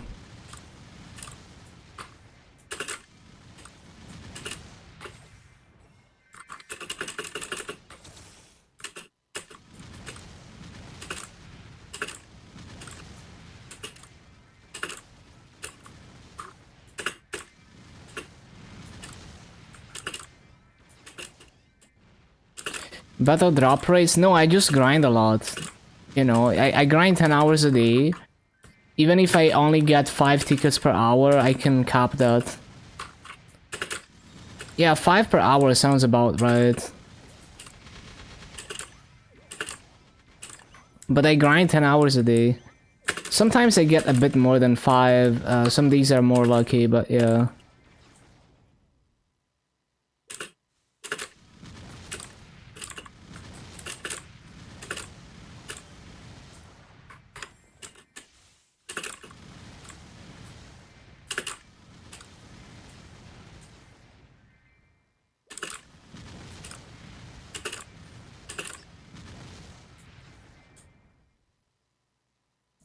Well, you don't have to cap the tickets. The cap is more for people who grind a lot. So it's like they don't want people who grind 10 plus hours a day to get too many tickets. They want the supply to be limited.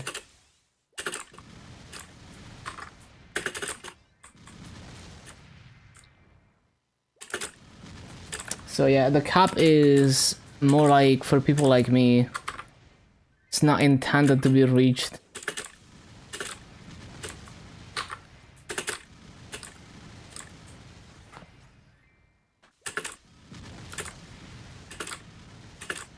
Because the tickets are tradable in regular servers. So every ticket I get is like 17 to 20 mil in the auction house. So if you're a casual player and you do your dailies, maybe grind 1 hour and you get a few tickets, that's a ton of masso. A ton of extra masso that you're making. Yeah, I sold a bunch for 20 mil even.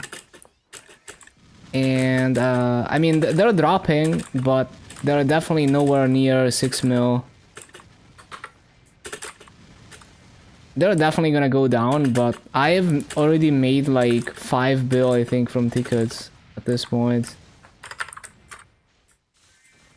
Maybe not 5 bill, but at least like over 4 bill I definitely made from tickets.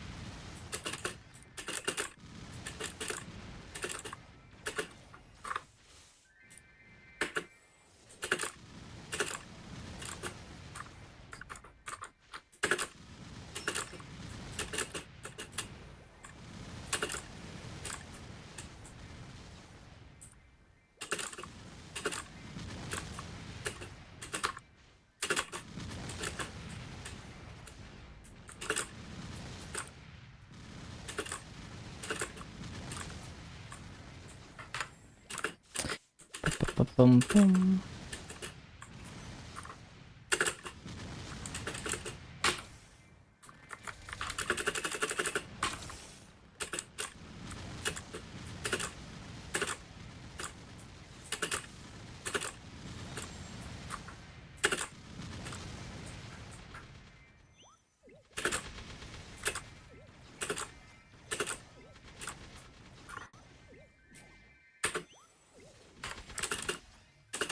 Mm-hmm.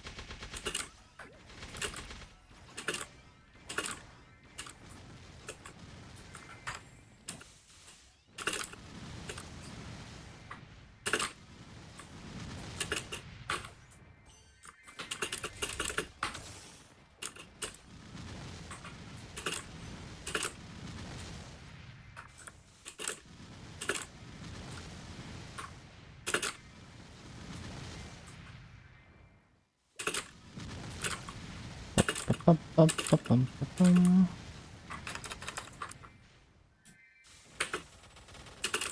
Fudge, enjoy, Gio.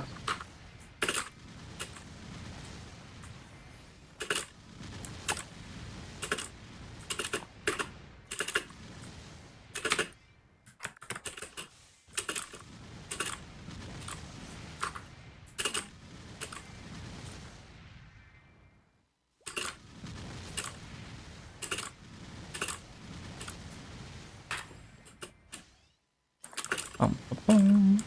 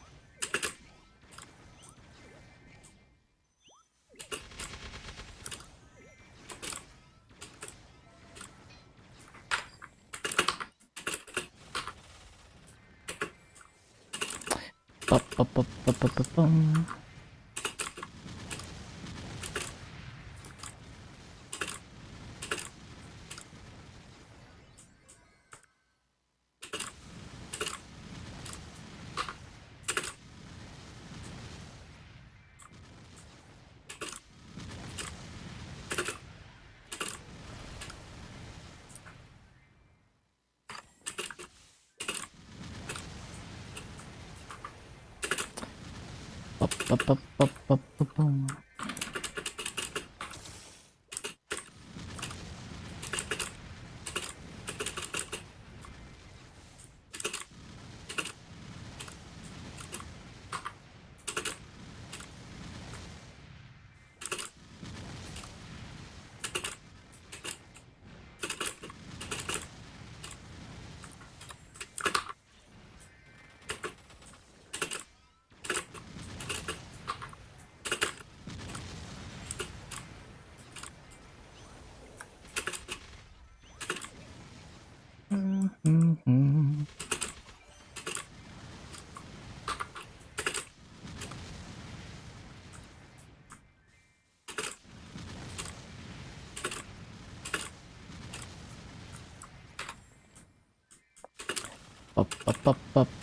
Bum.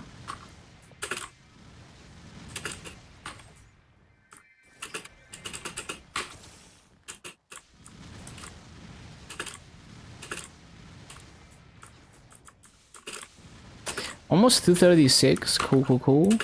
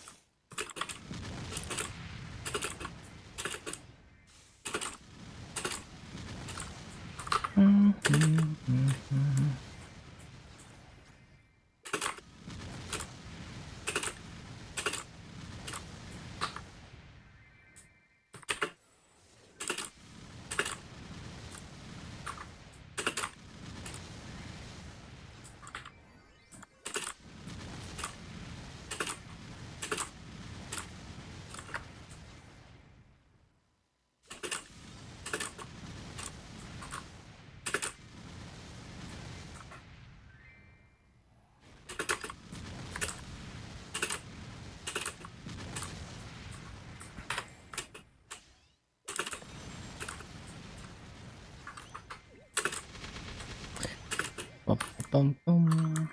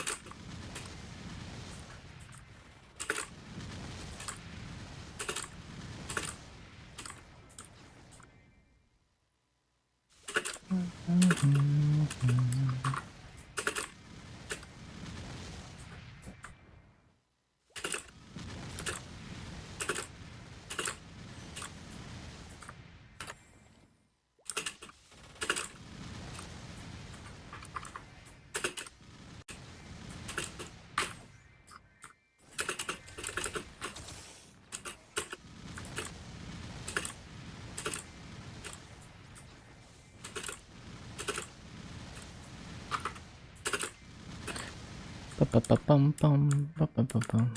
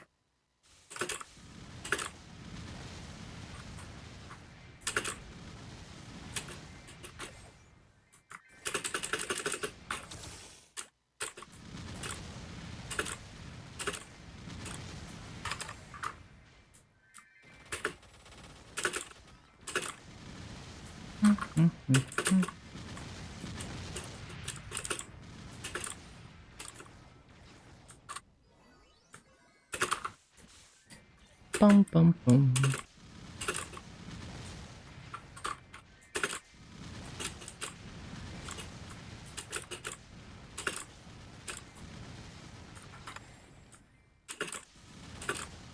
I'm not supposed to use that now. Pop the last wealth pot before I forget.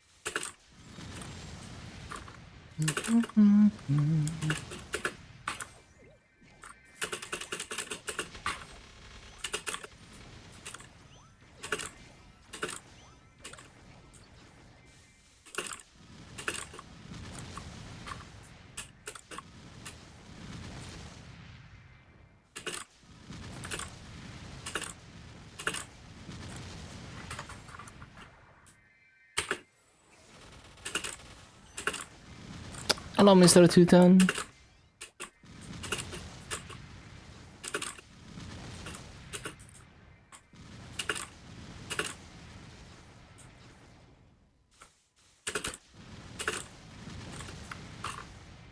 Almost 236.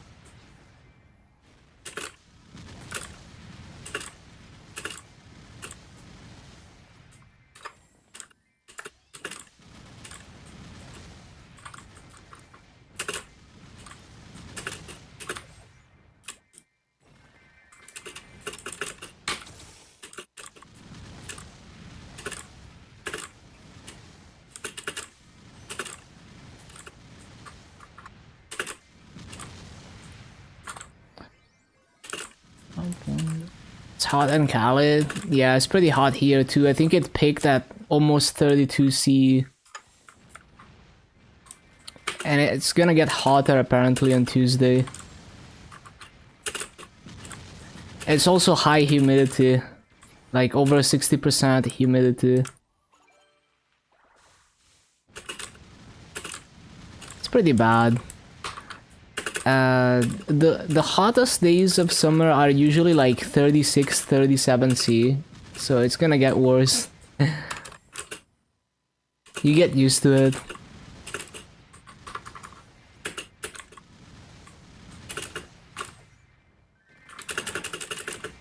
Yeah, humid heat is the worst.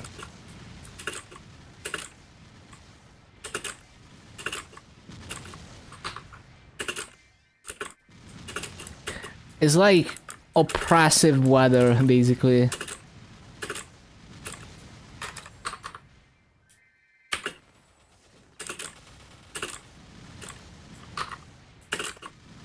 Bum, bum, bum.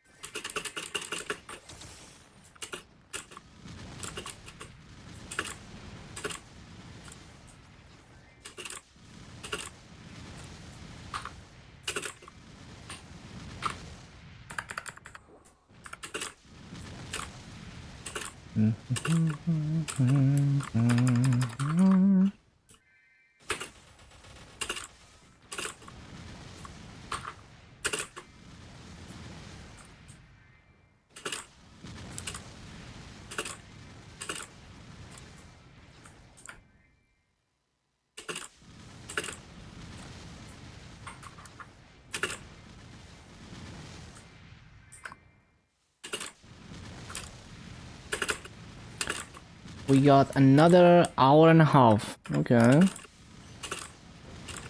Oh, 2:36. Cool, cool, cool.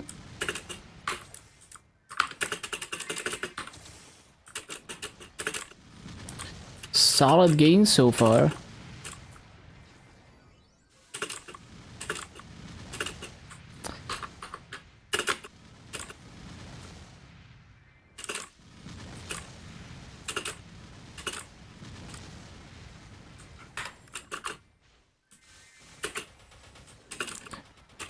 Ba-ba-ba-boom.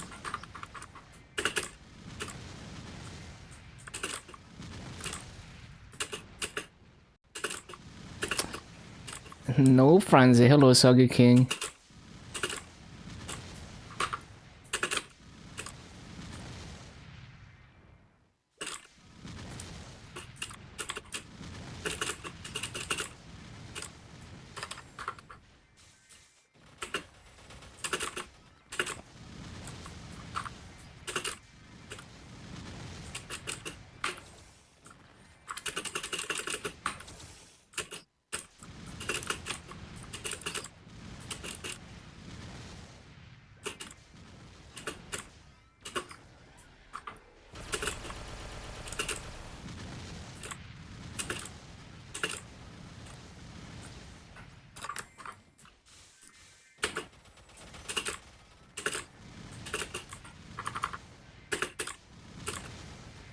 Scuffed.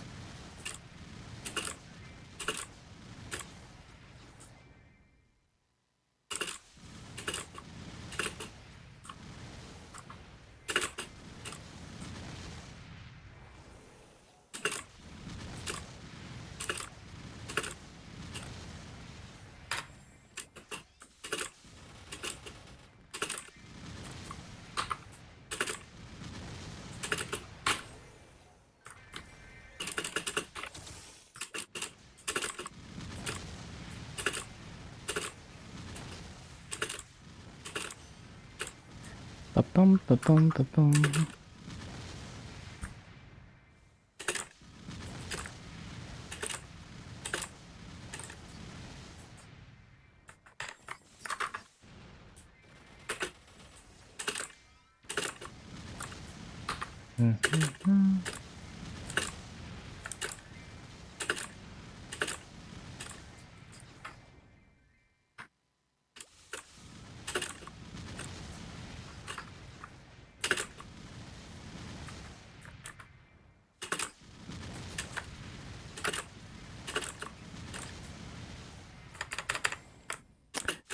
Fountain.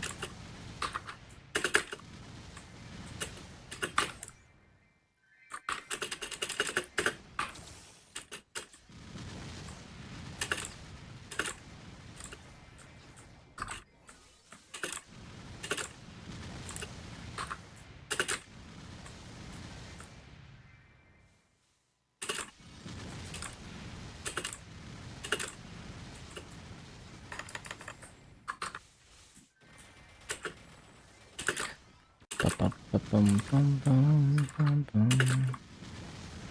Too slow.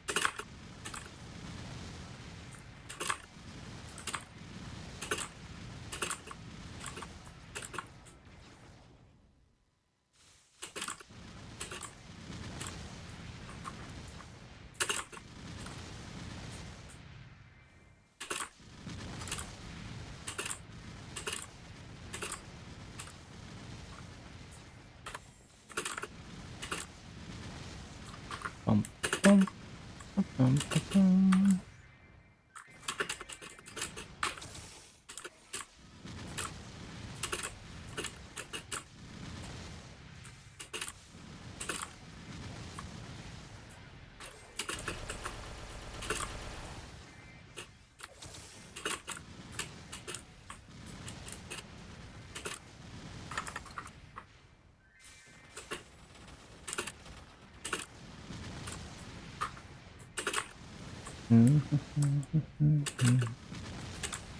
Oh yeah, coupon.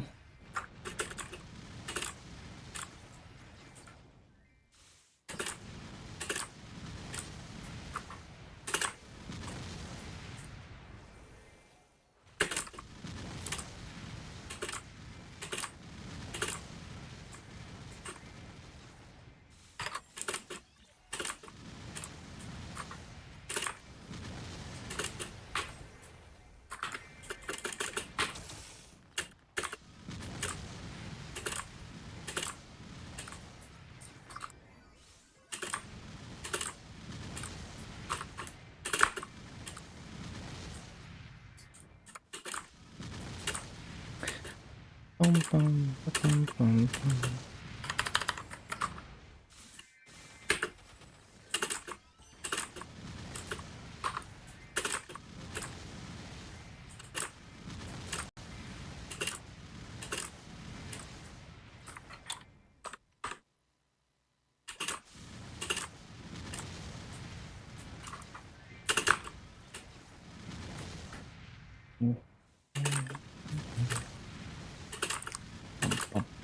Bum, bum, bum, bum.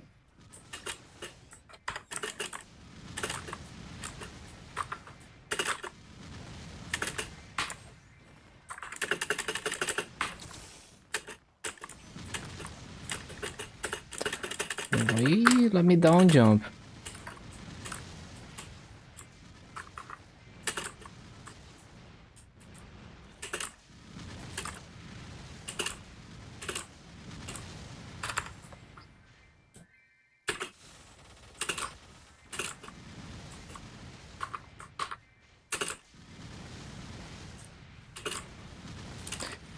Bum,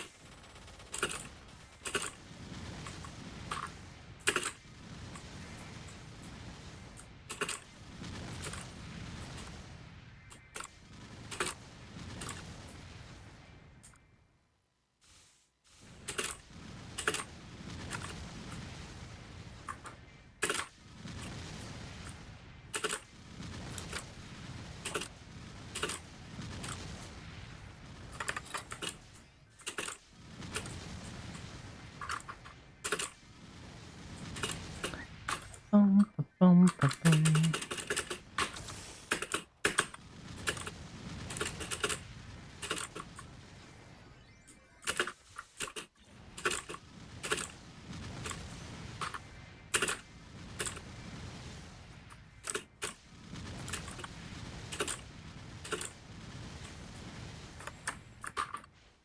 Bum, bum, bum, bum. Shit.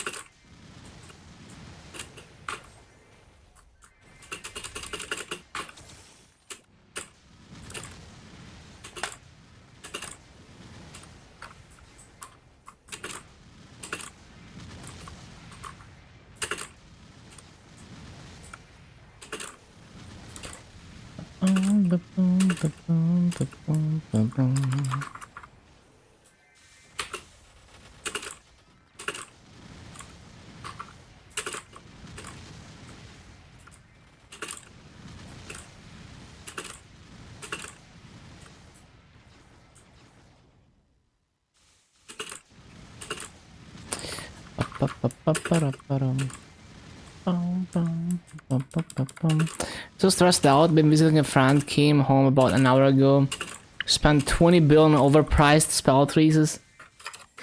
Yeah, I bought like... Okay, so here's the thing, I did a lot of spell tracing off event because I didn't realize there was a 50% off. And then I bought about 200k spell traces at a good price in advance for this, but yeah, I probably did like 1 mil spell traces off event, just because I never read patch notes, never do planning, so I completely missed the fact that there was gonna be a 50%. But also, I think I wouldn't have enjoyed doing all the spell tracing in one sitting because that takes hours and it's so annoying.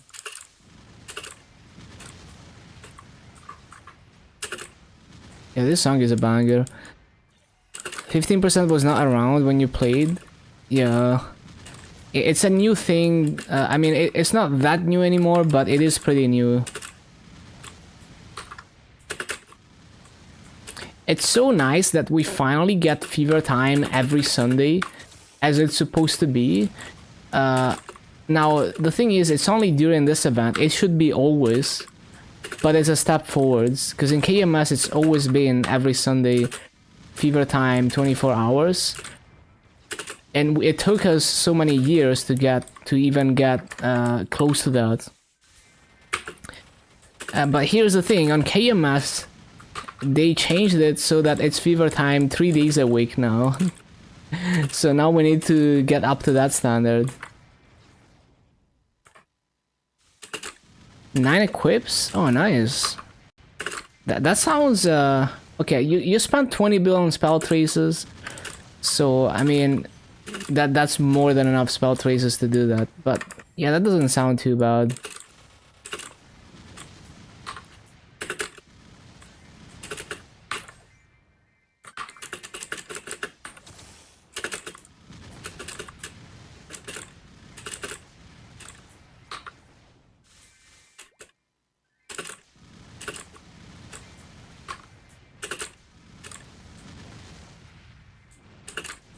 Empty the van shop?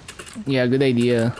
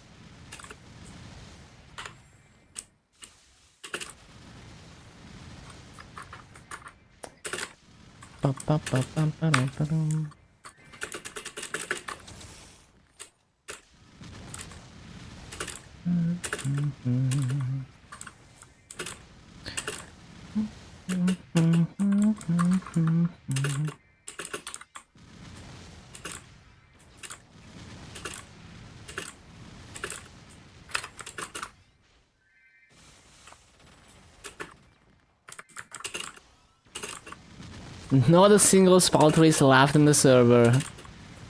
That's crazy.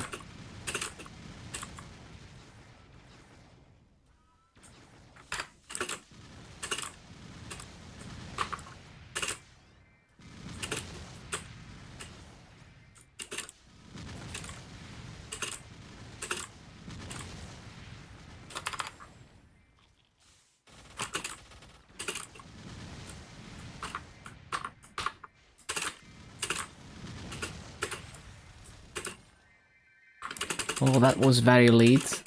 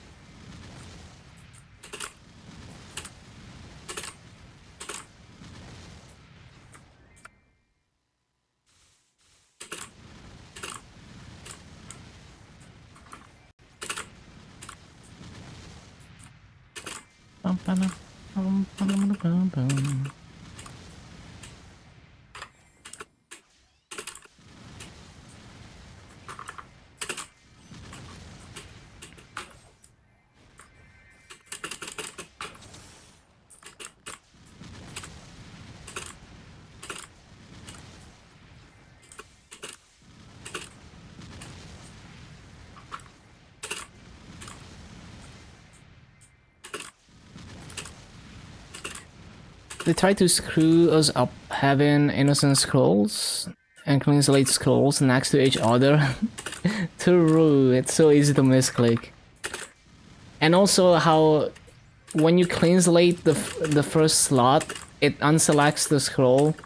So you have to go back and, you know, find clean slate again. And then you have to make sure you select the right stat every time you switch from clean slating to scrolling. Very error prone.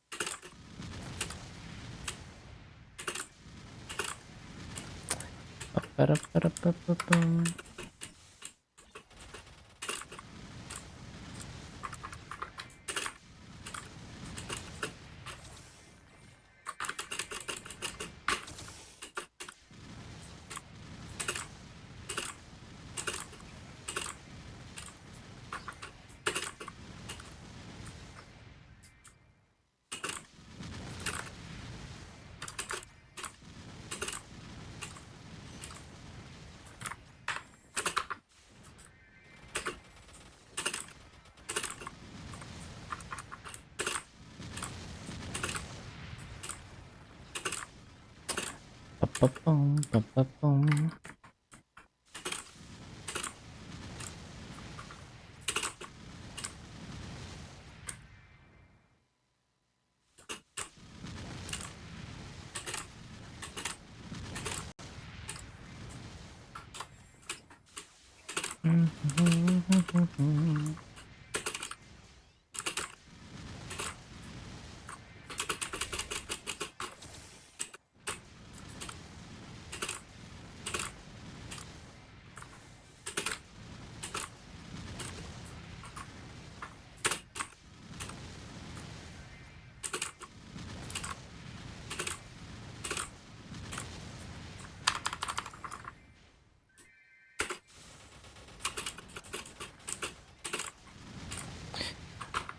Does xenon get larger hitboxes in second master? I don't even remember what the second master is.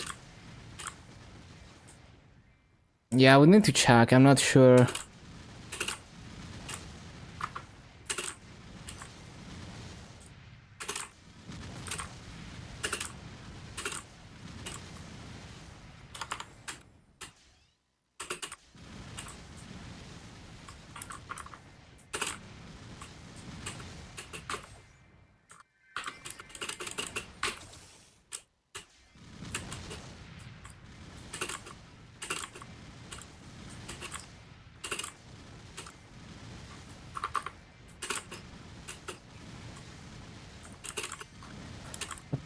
A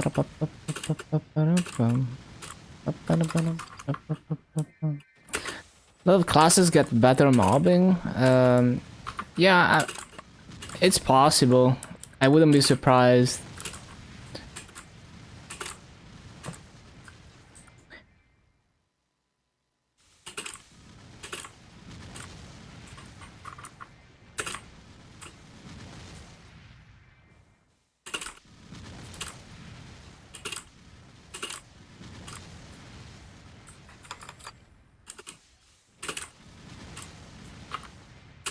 Fish jump. Hello, Hoser.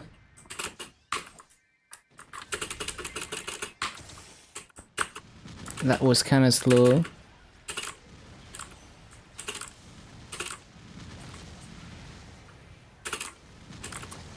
Bum, bum, bum.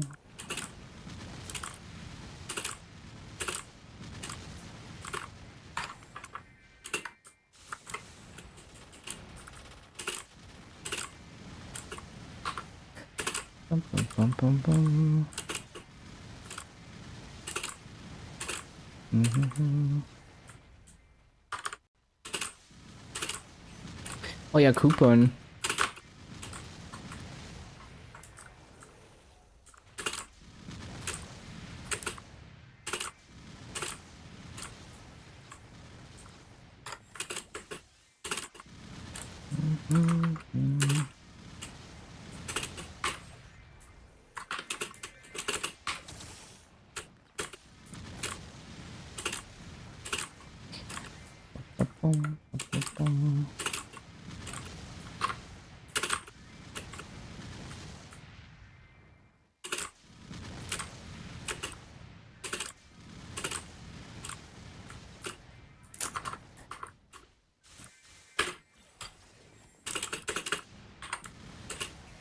Too slow.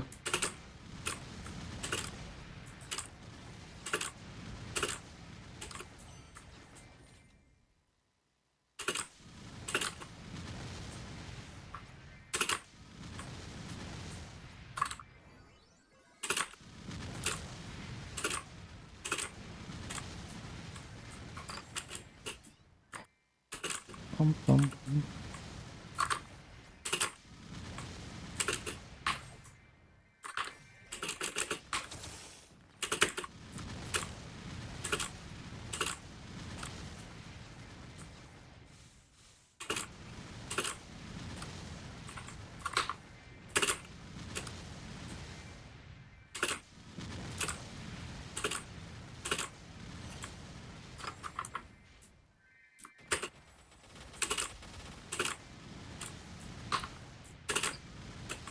Bum, bum, bum. Which song is this? You're gonna have to find it in the playlist. It's a house mix. Deja vu on a daily basis. Shadow Dance Hall 2 again, yeah.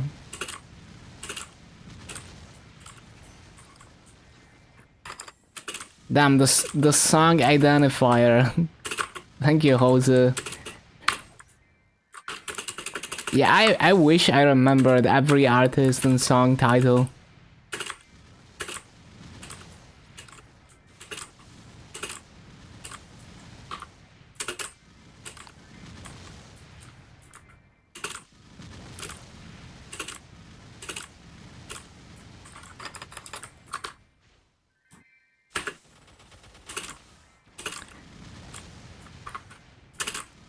Yeah, honestly, in Moras, I don't I don't really like any of the other Moras mobs, other than Street Cat area on Mechanic.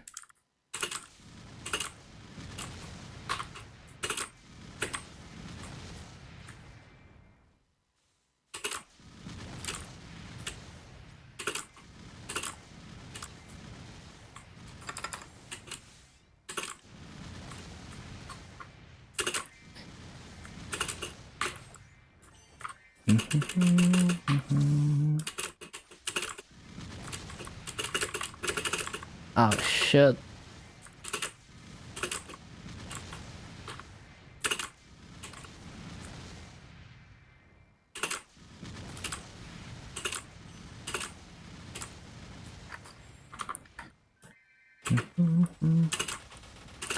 I think after 11k Legion, we will see like whatever state the maps are in. I might revisit all the classes and see, you know, especially in areas if they change maps in certain areas from when I did the 250s, I would want to revisit them. But just in general, like try all the maps I haven't tried and stuff like that.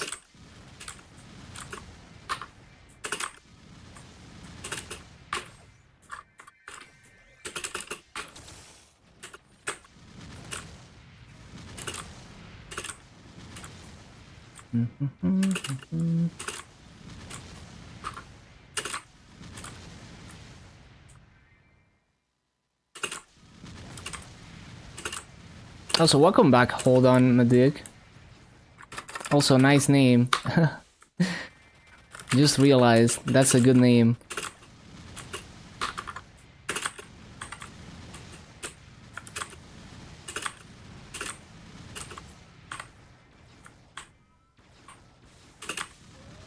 Warning. That's annoying.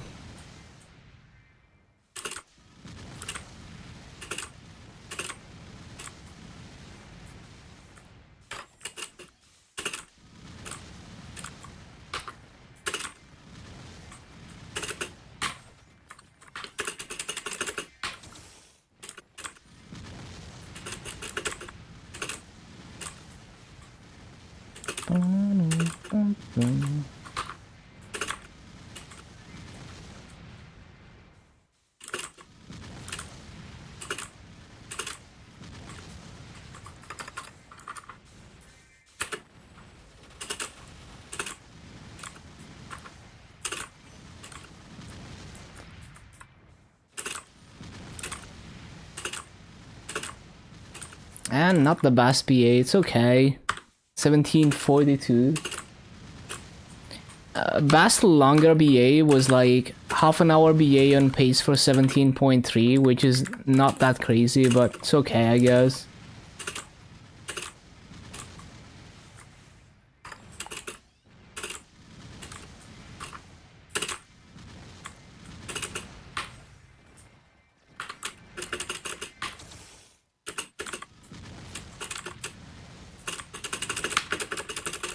That's annoying.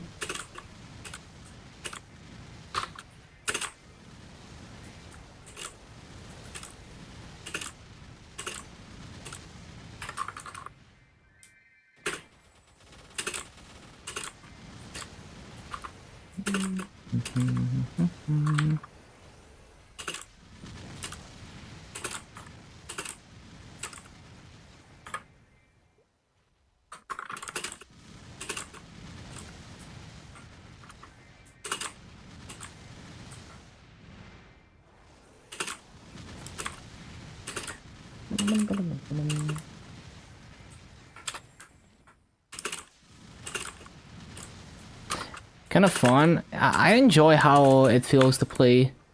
It might not have the perfect rates, but it just feels nice to play. Sometimes I have to, like, every new map, I kind of have to get used to how ridiculously strong the flash jump is. So I have to kind of plan out the jumps, but other than that, it just feels nice and fluid. Shadow Dance, not Shadow Dance, Chicken Festival was, I could make my way through them. Like, I was doing like an L-shaped rotation, and I could jump through them up so quickly that I had time in between spawn cycles. Even though I wasn't just jumping across the top, I was also dropping down to the bottom.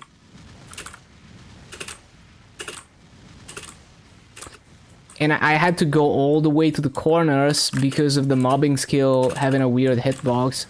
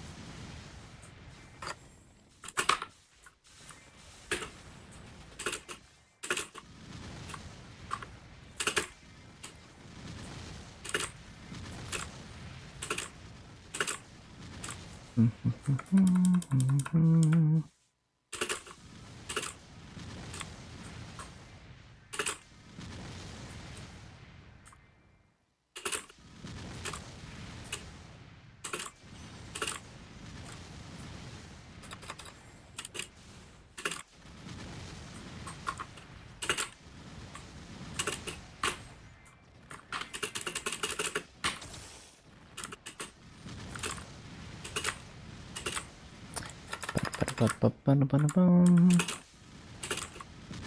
256 nodes, that's a nice power of 2.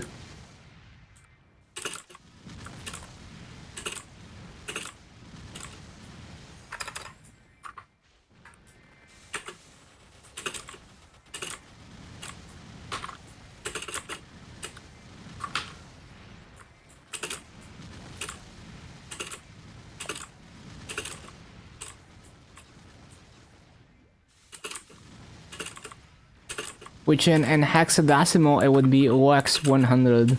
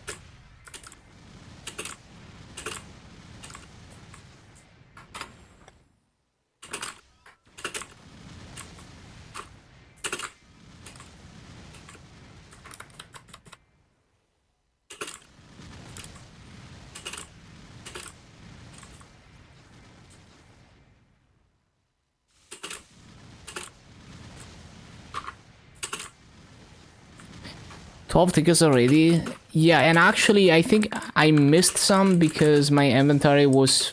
Well, my inventory was full, but like... I already had tickets in my inventory. For some reason, it didn't let me loot them. Even though they're just gonna stack with this. Like, if you have all your slots full, it doesn't let you loot them. But yeah, so I've been averaging... Usually I average like 5 tickets an hour. But there's been one day where I got 80 tickets in 10 hours, which that was kind of crazy.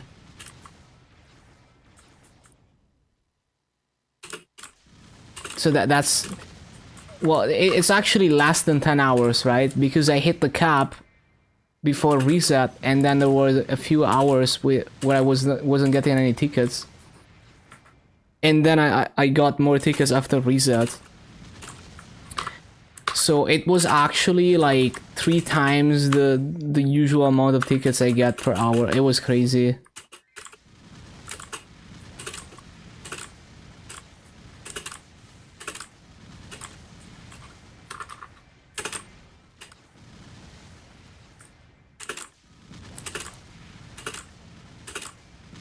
And it's so good, Maso, especially in the beginning. When the price picked, I sold a bunch of tickets for like 20 mil each. They're dropping now, but it's like I made billions from tickets.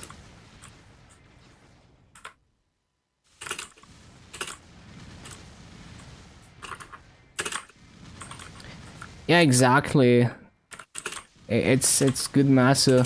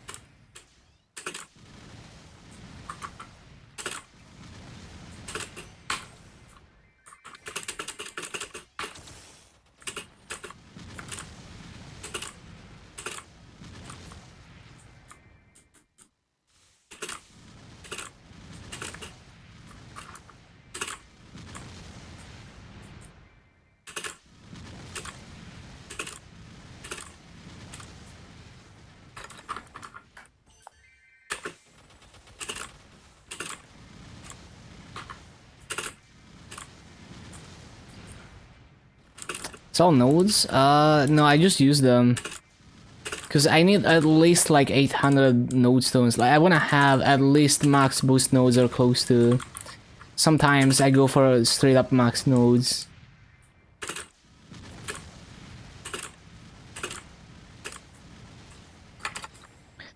And I'm probably gonna continue opening nodes in the future. Just max all the nodes on every class.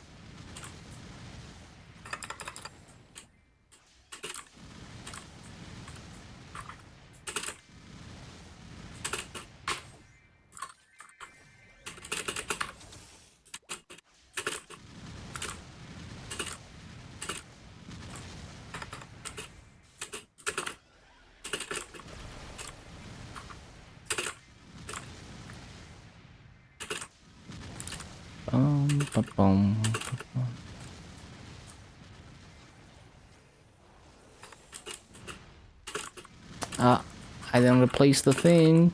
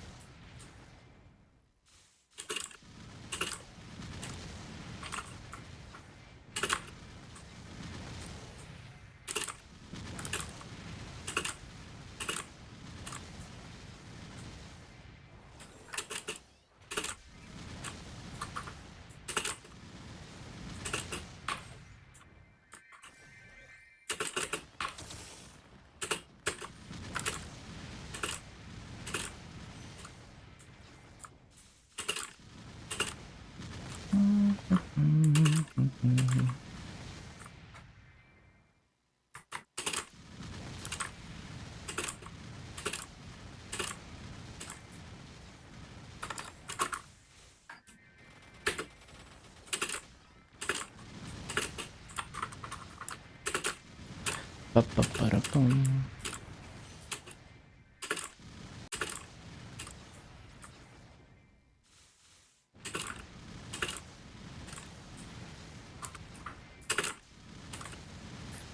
Extend Little Ursa's duration? Oh, I never tried reviving it actually. I do wonder.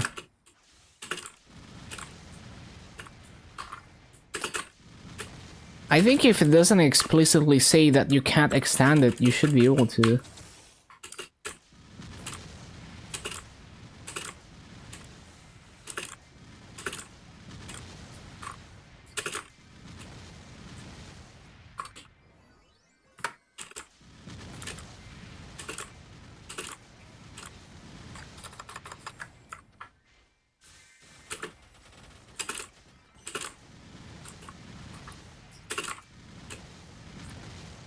Ba-ba-ba-da-bum.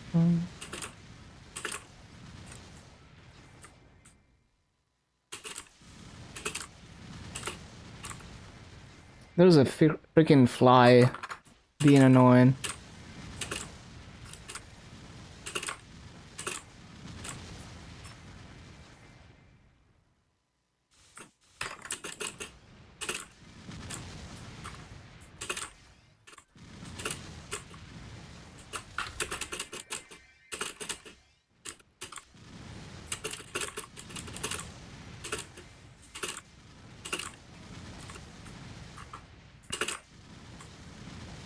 Ba-ba-ba-da-bum.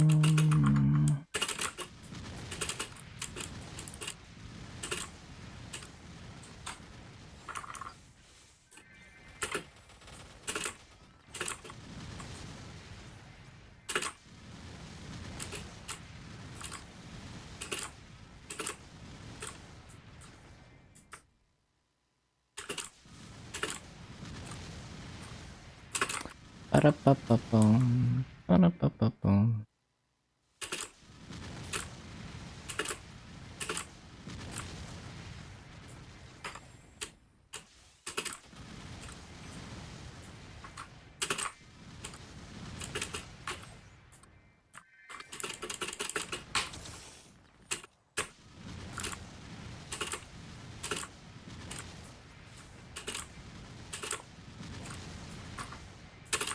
Ba-ba-ba-da-bum.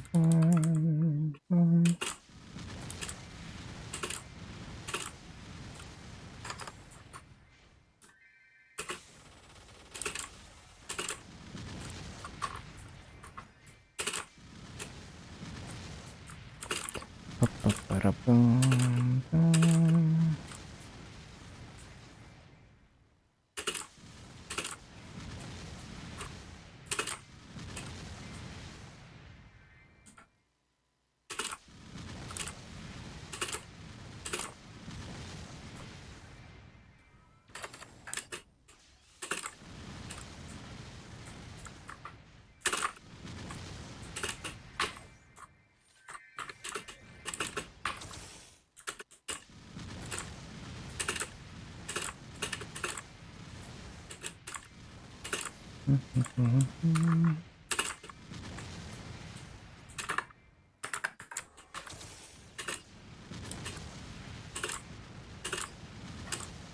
Ba-ba-ba-da-bum.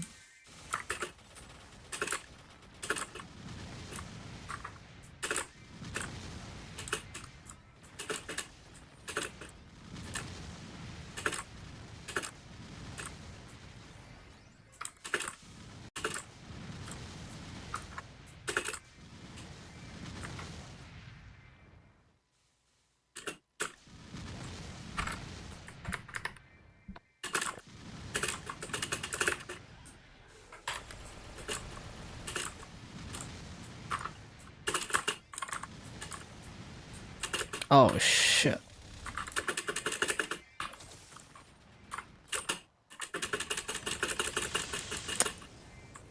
That did not save it.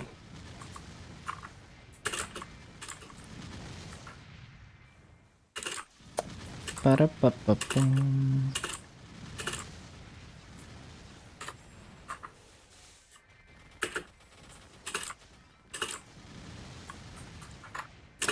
Ba-da-ba-ba-boom. Ba-da-ba-ba-boom.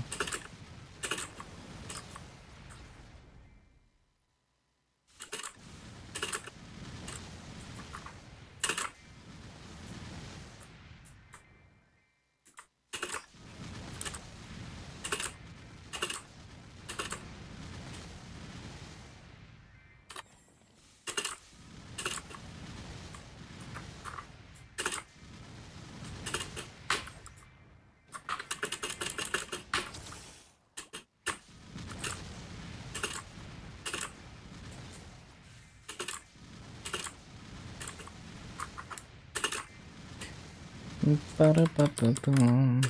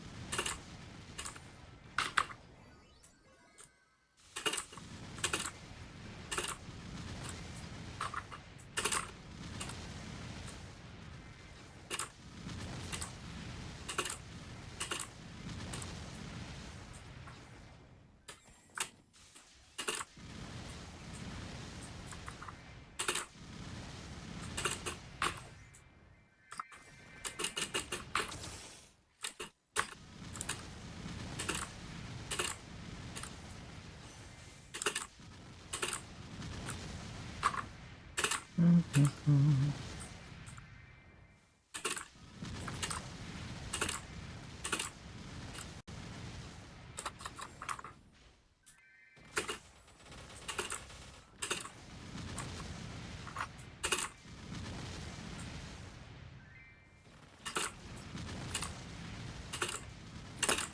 Ba-da-ba-ba-boom.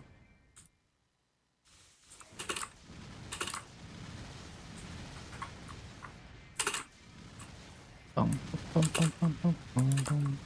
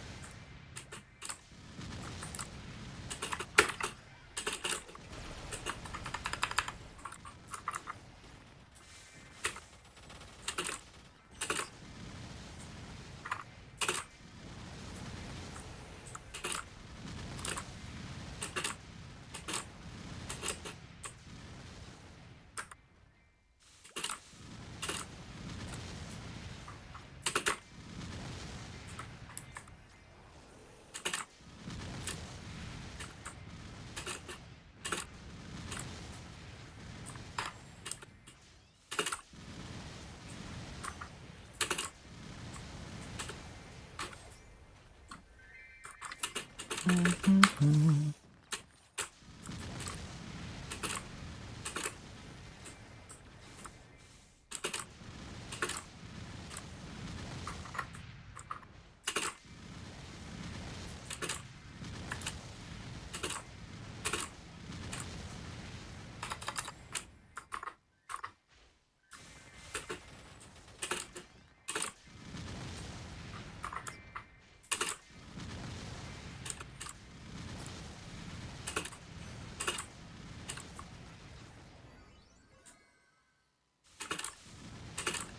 fish jump.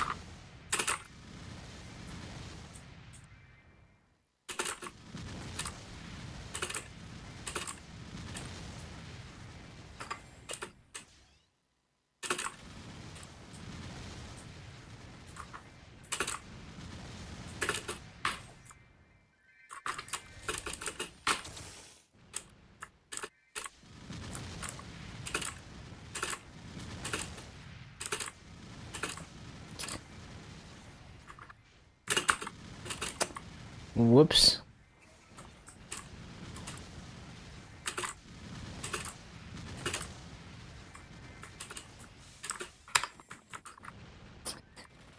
For gore.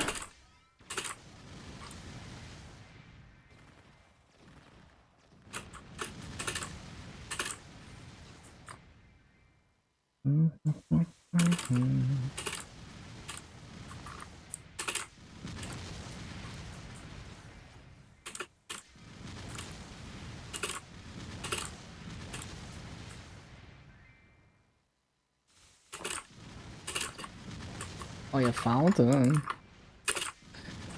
Car for gore.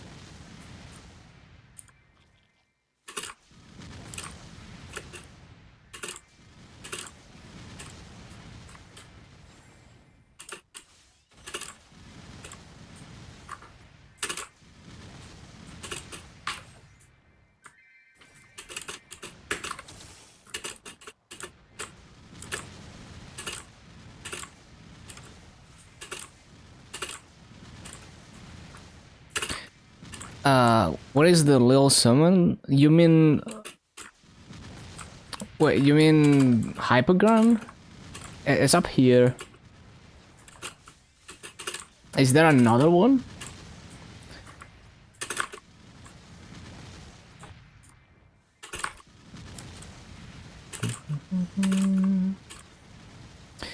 Two? There's a 90 seconds one. But it cancels the other one. So like when I use the 5th job one, it disables it. Like it overrides it. I don't know if there's another one that I missed. It's possible. I mean, that's hypergram. I think what the reason you don't recognize it is because they changed it. It used to be a smaller summon.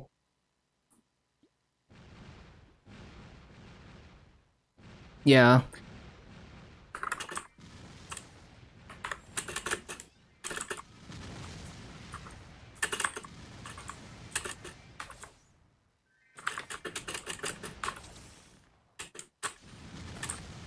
It's still not as tall as Dark Flare. Like, I can't multiplot the right side like I can with Dark Flare.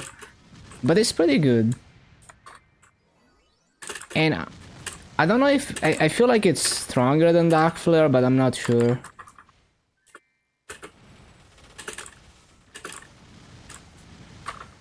Let me see, what's the damage on it? 400%. 8 enemies hit. That sounds better than Dark Flare. Dark Flare is like 3 enemies base, and I forgot the damage.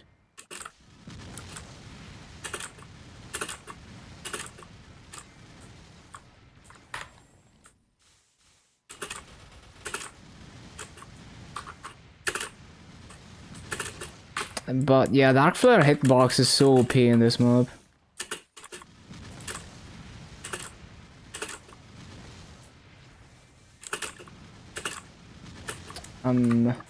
Is it gonna load?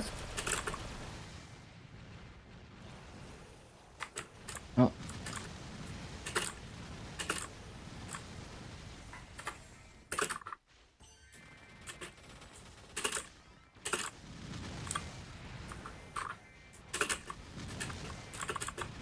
But yeah, basically the 5th job version is this.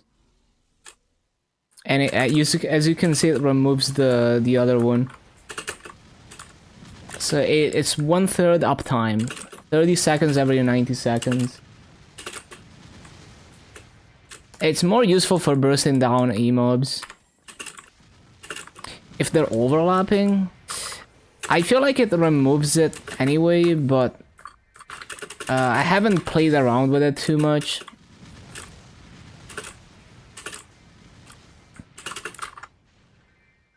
It would be nice if it doesn't. Could be useful sometimes.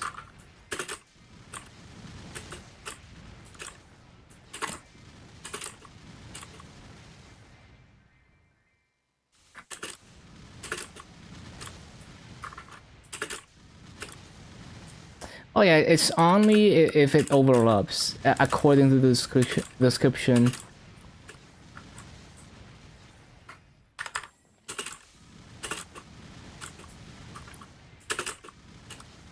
Yeah, it can help a bit. Now, the uptime is not amazing, so it's more like... It's kind of like burning Soul Blade on Hero, where I use it off cooldown, but I don't rely on it. It could be useful for looting, yeah. Like, I could use it as a loot timer. I don't usually do loot cycles though, but if I had a rotation where I need a loot cycle, it could be useful. Like in this map, I just loot everything. But yeah. It has decent coverage, yeah.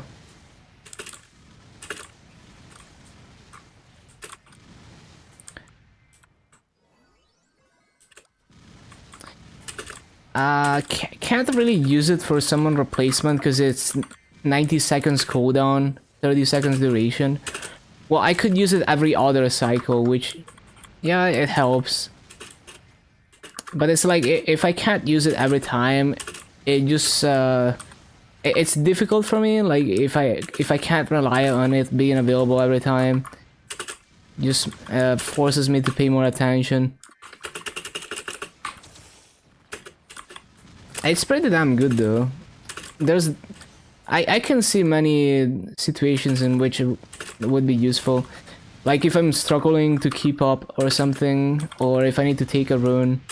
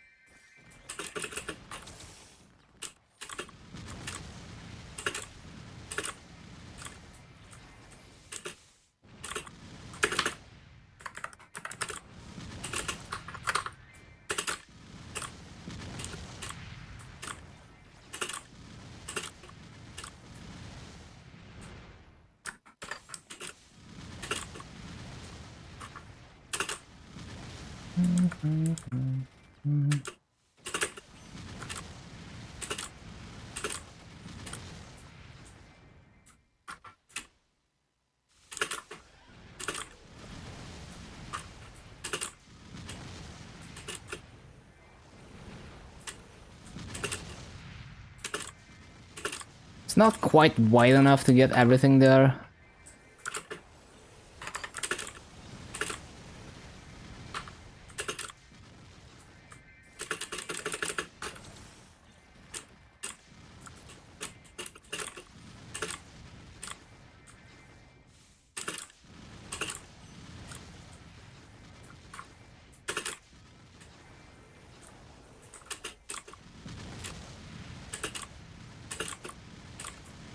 What a banger.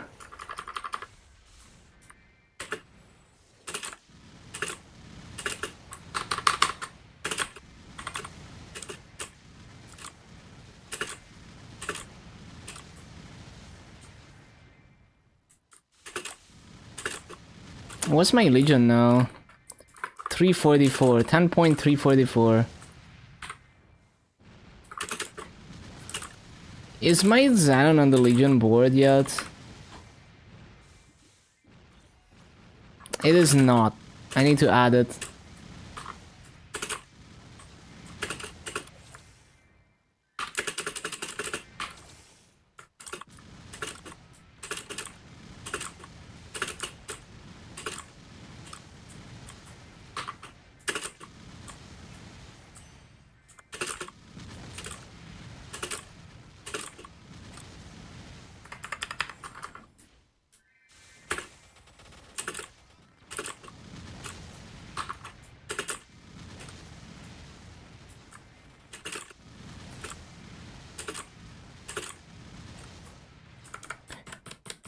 But I think in this map, I'm just gonna put it here.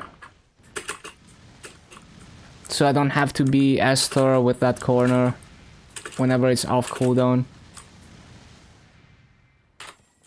Because oftentimes I just end up completely missing mobs in that corner. Ah, didn't resummon.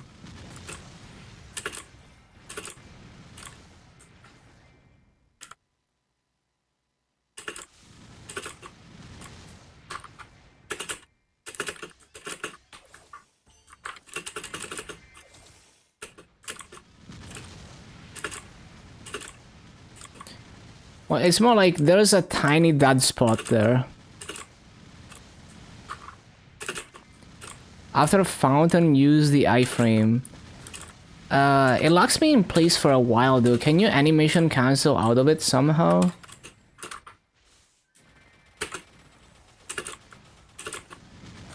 I could, like, I could try. I don't think it... I think I tried once to use it here, but it didn't clear everything.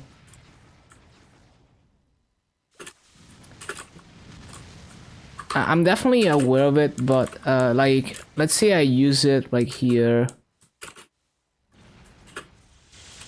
It locks me in place for a while. It clears a decent amount. It doesn't clear the bottom though.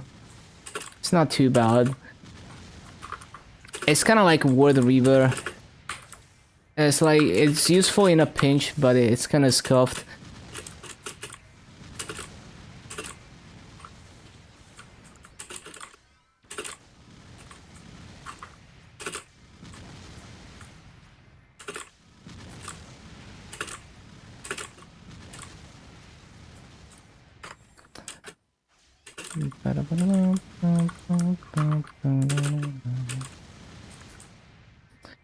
So it absolutely doesn't hit anything below.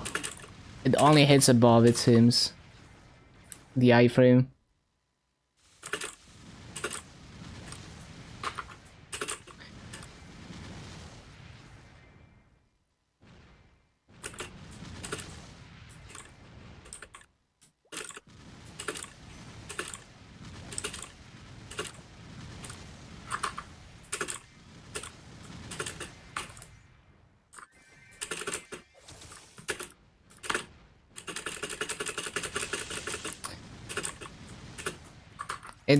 It's a bit too slow to make it easier, but it's like a useful panic button sometimes.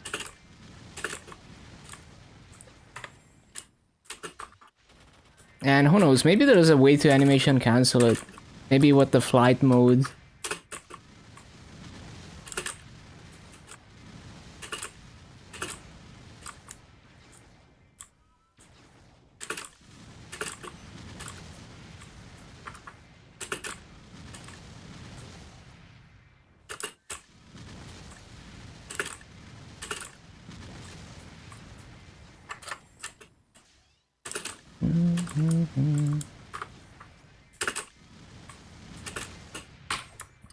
But really, I only struggle with Fountain if I don't notice that it's time to replace fountain, and then I'm like half a second late. Because otherwise, it's not even a struggle, because the right corner is cleared by infantry, so I don't have to get all the way to the right corner. Like, if I can get here, then it's cleared. And, yeah, like, I'm fast enough if I notice that I need to replace fountain immediately.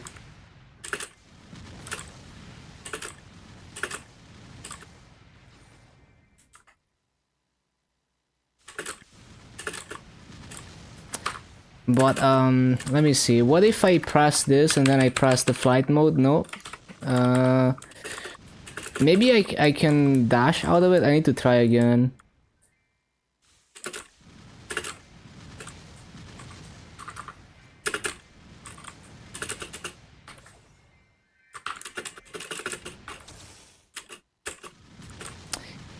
Yeah, it doesn't look like you can.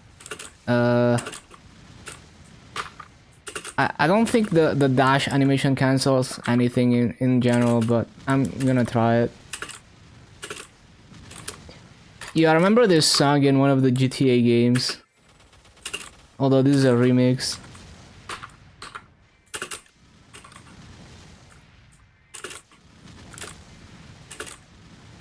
I think it might have been GTA San Andreas.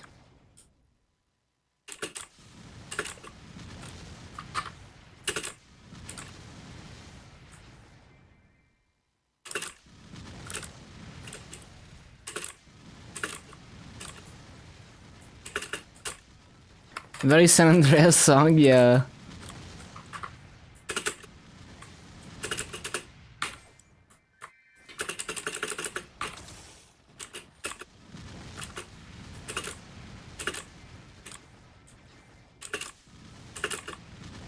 Doesn't fit the vibe of Vice City, yeah.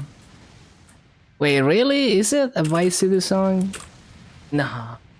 Is it? I don't remember.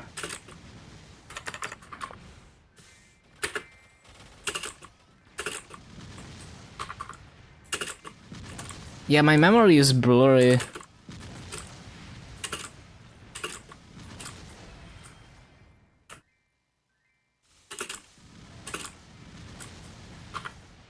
Miami, isn't it Vice City?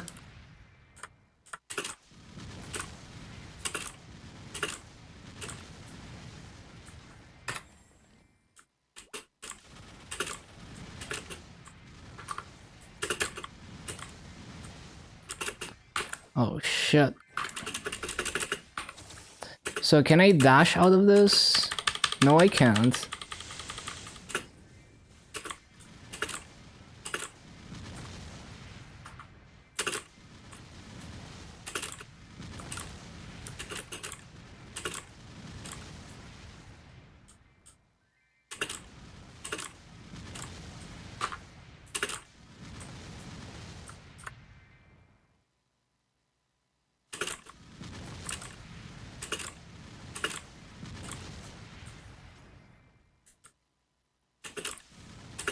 Yeah, it does feel like San Andreas.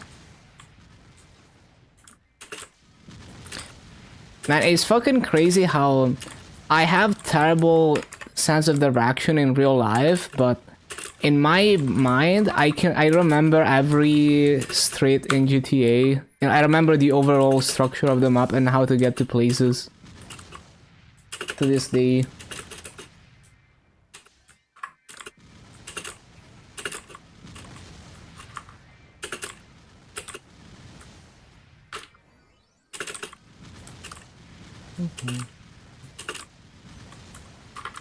Just pure brute force memorization, I guess. Hello, Dan.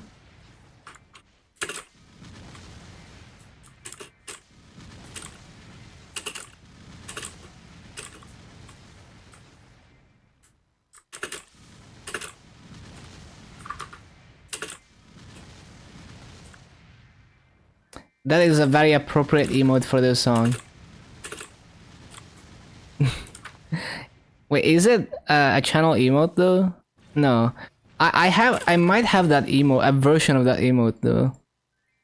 But that one is better. Yeah, I have that. What character is this? Like, is this from a game or what?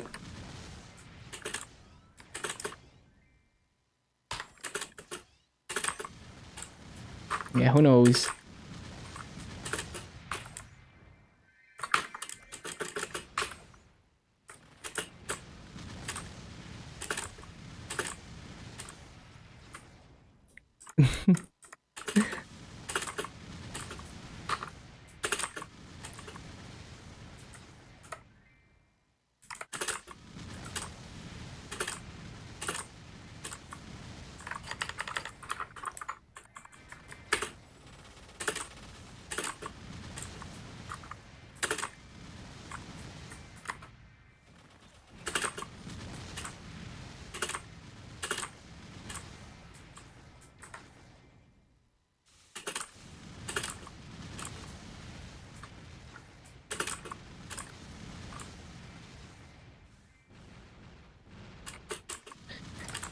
Yeah, whoever has that emote is probably in their 30s because they wouldn't know about. I mean, it's possible for younger people to know about Caramel Dancing, but yeah, like it's more likely to be someone who actually experienced that meme back in the day.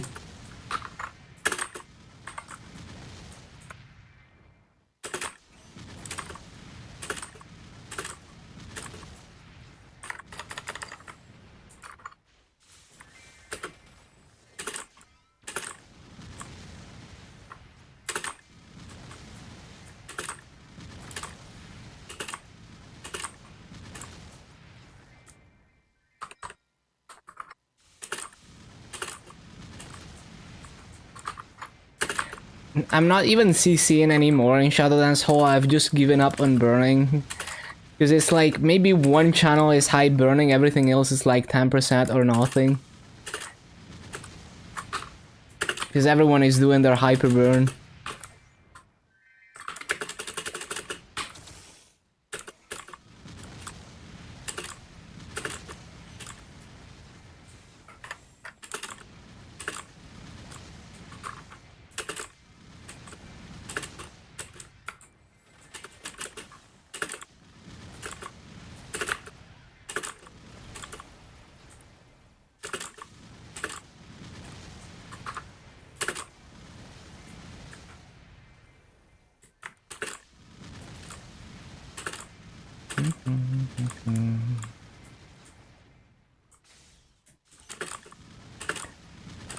What's the other up jump skill?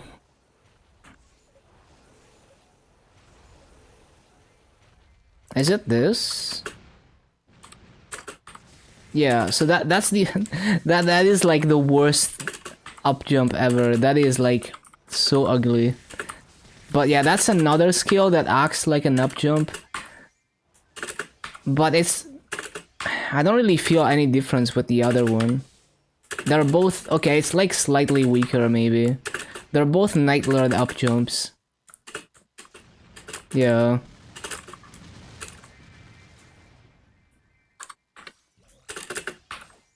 Also, this one looks way cooler.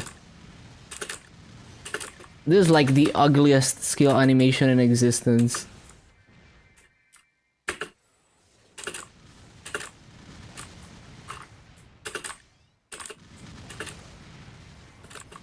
Assault flying way faster.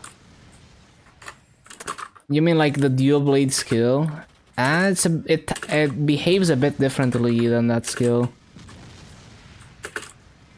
The point of flying assaulter on dual blade is to go down. If you need to go down. Diagonally down, or if you need to slide forwards as well.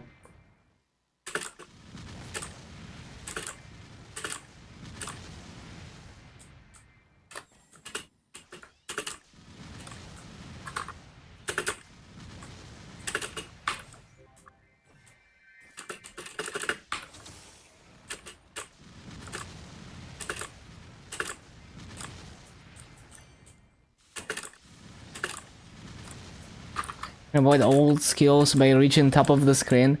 Bowmaster can do that as well now, but yeah, I remember there used to be a bug with Will where if you were a Xenon and you use the fly mode to go all the way to the top, you would enter like another dimension where you were fighting both Wills or something. I forgot exactly, but basically they were able to do damage to both colors in Will at the same time by flying up and outside of the map, like out of bounds.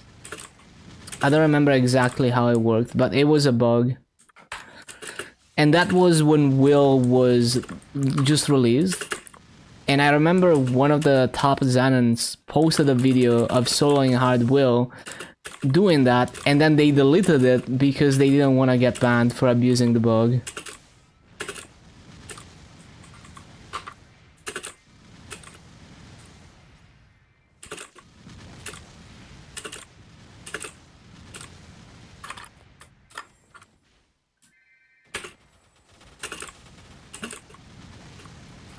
Stay in the mid, demon does nothing? Nice.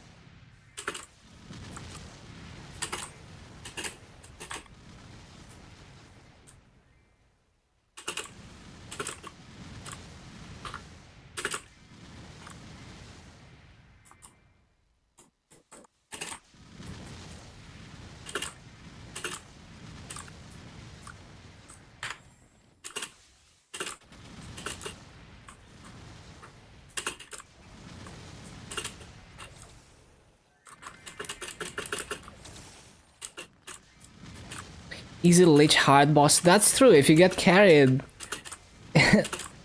you can abuse that. That's true.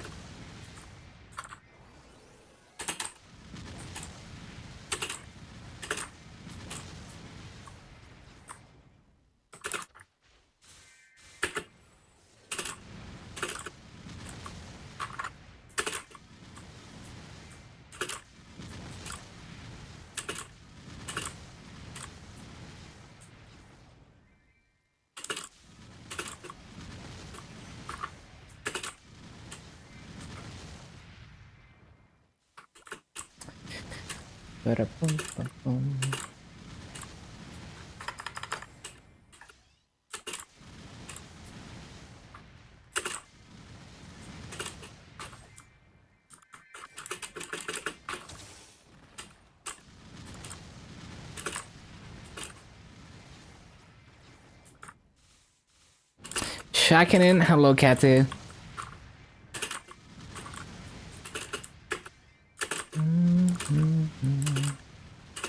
No, I didn't take the rune. Cringe. Oh, that's also cringe.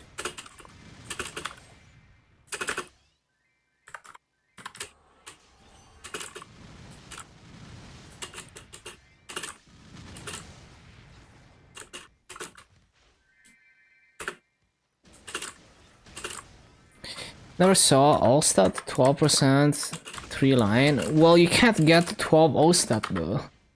It's 9% for the prime line, so it would be 3.9, like 27% all stat. It's very difficult to get that though. It's way more rare than like triple prime stat, right? Classic banger.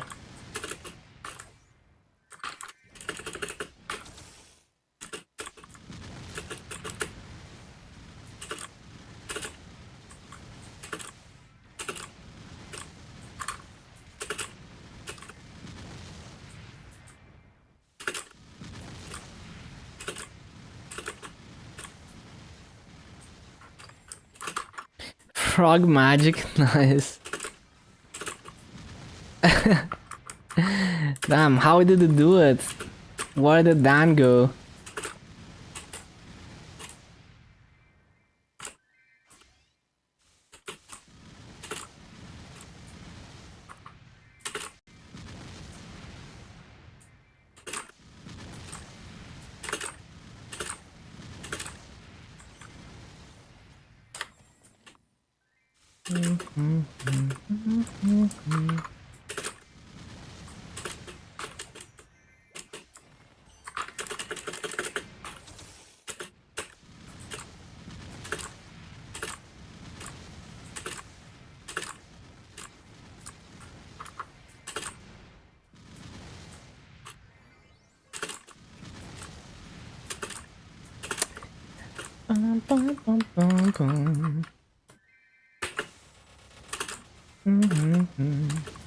Oh, I need to swap headset.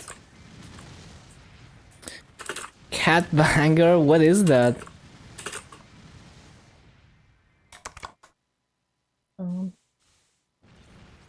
Nice.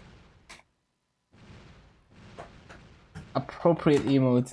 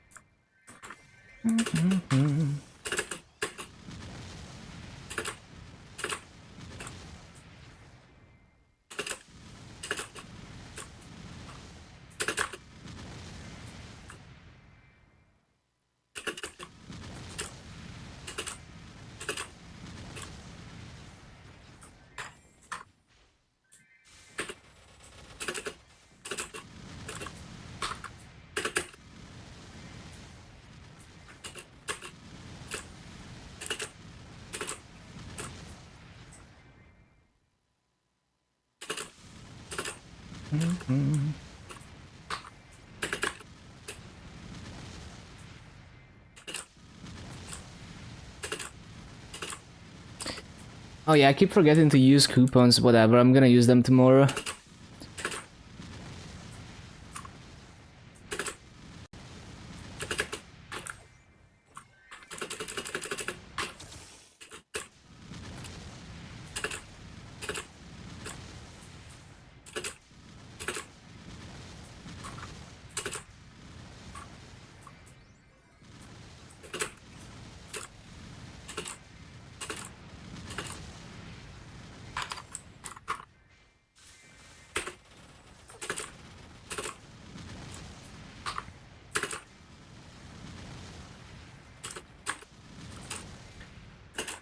Oh yeah, what did they change about guild skill points and KMS? I forgot. What was it again? I think they gave more value to weekly missions or something, or was it? Shit, I forgot. Whatever.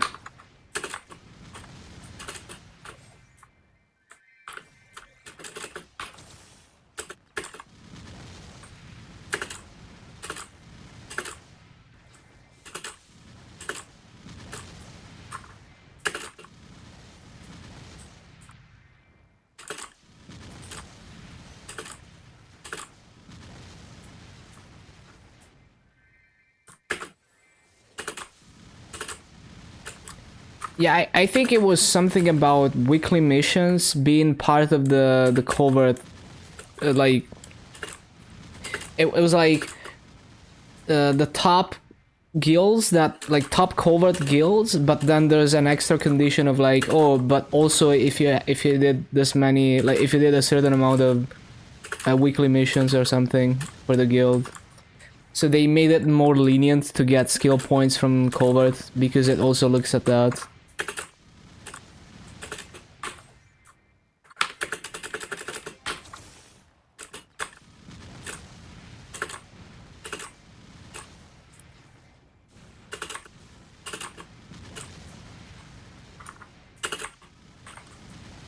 Oh yeah, that's my 10 hours daily quota achieved. Okay, let's see. See the gains. Stop the timer.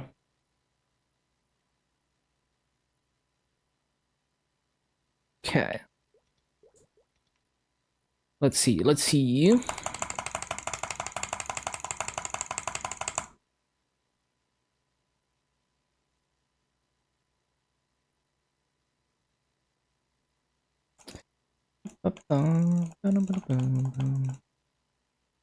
Oh my god, let's jitter click this.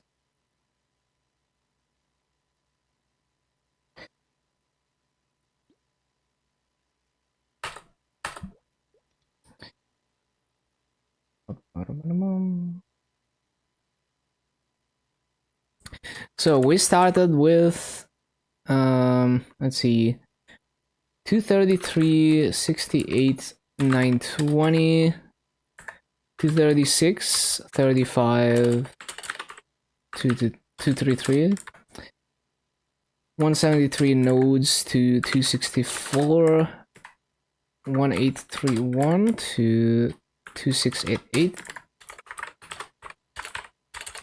Okay, 857 mil masses, 91 nodes. Actually, that's a lot of nodes. 2.66 levels, decent. Cool. 10.344k Legion. Let's see, can I put my xenon on the Legion board?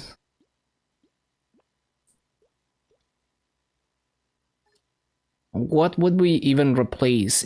Is there anything that's not 250 plus on the Legion board? 0, but I don't want to remove that. Kaiser? I don't want to remove that though. Shit. I definitely don't want to get rid of Hayato. We could get rid of the duplicate Shadow War, but I would lose a lot of raid power. Shit, man.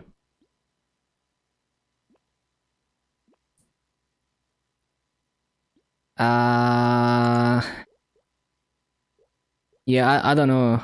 I might just get rid of the Kaiser.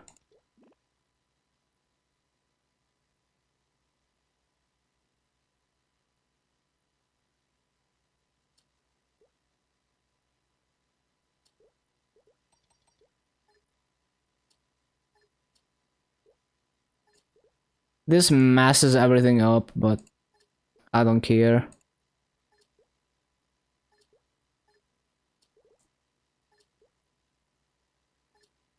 Oh no.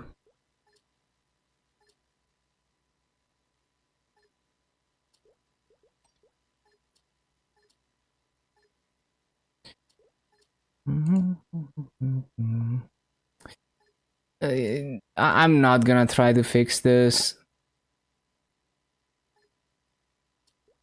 I don't care. Fuck it. Okay. 849 mil raid power. Cool, cool, cool. Eventually we're gonna fix these overlaps. I don't feel like it.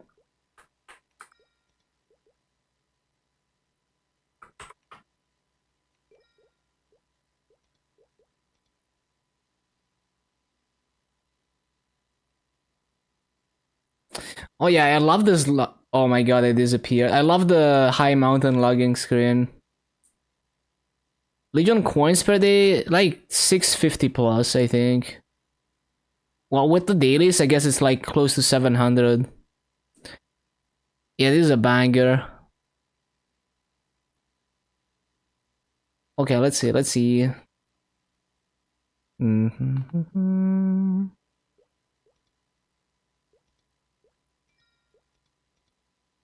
Ba, ba, ba, ba.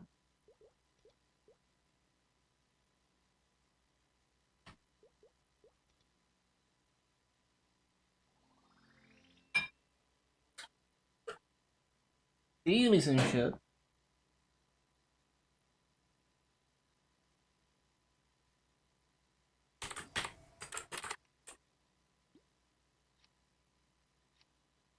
Wait, where's my access? Oh, okay.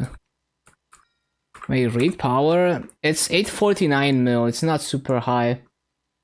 But it's probably gonna go way up with the new combat power based system. Because all my mules have like 5 set arcane, right? So they're probably gonna go up in raid power. They all have low star force too. So I don't know. I mean, we're probably not gonna reach 1 bill yet, but like it should be a decent increase if I had to guess.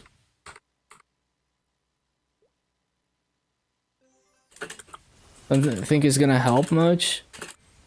Yeah, it's gonna be based on combat power. So if you gear up your mules to actually be strong, you will get more raid power.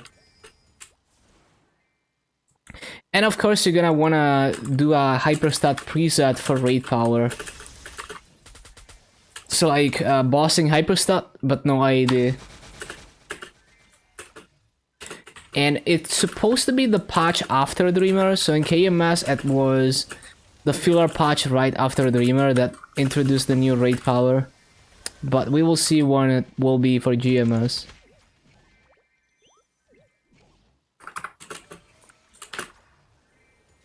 Abzu for life, yeah.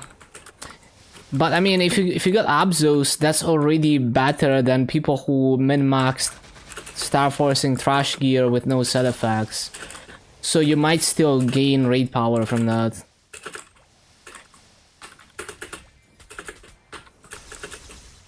If your characters actually have proper gear on them.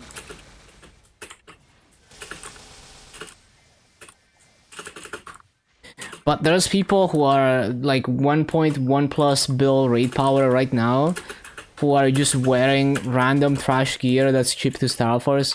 Those people will lose a lot of raid power.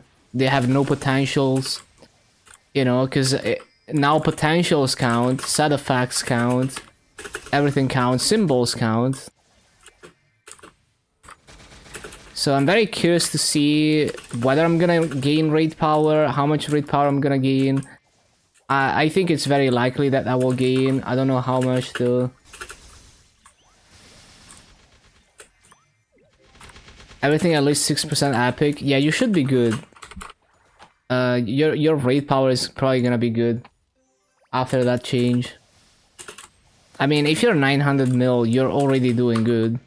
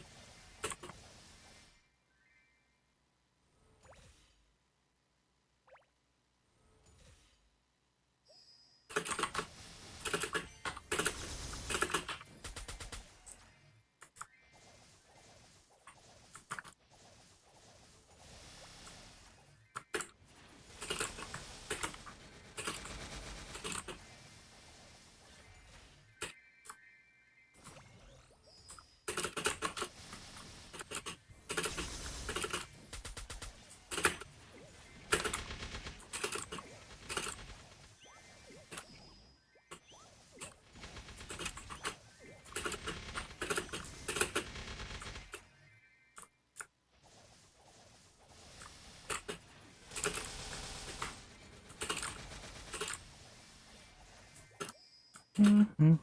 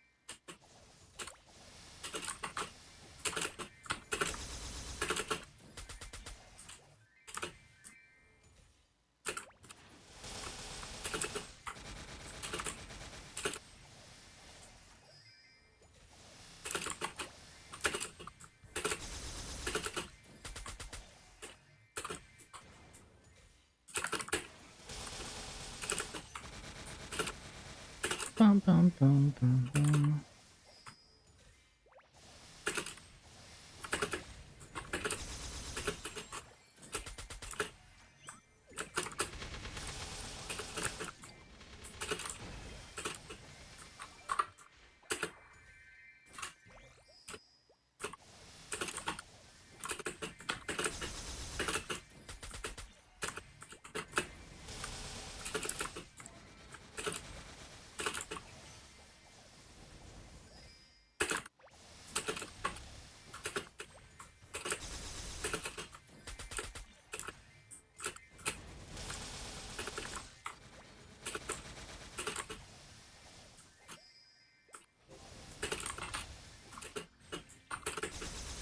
Mm-hmm.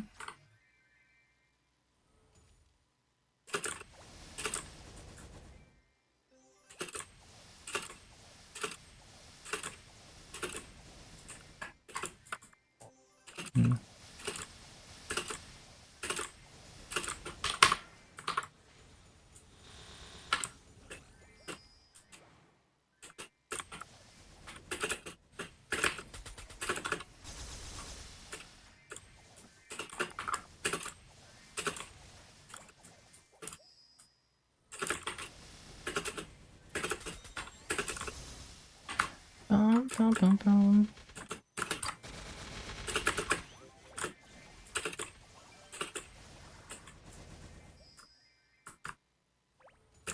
Hello, Miko.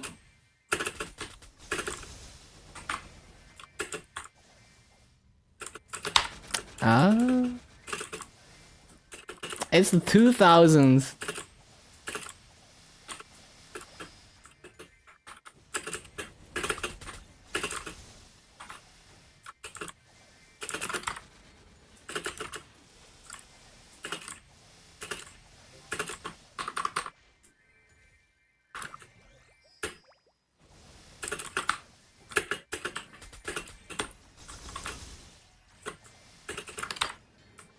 Too slow.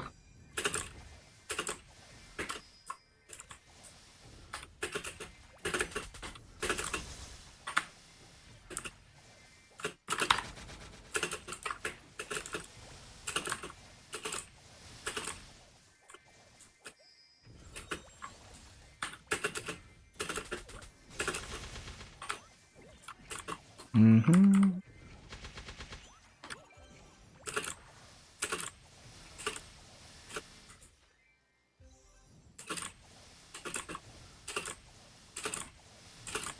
You're gonna hear Nero sing it? Oh, did he sing this? Nice.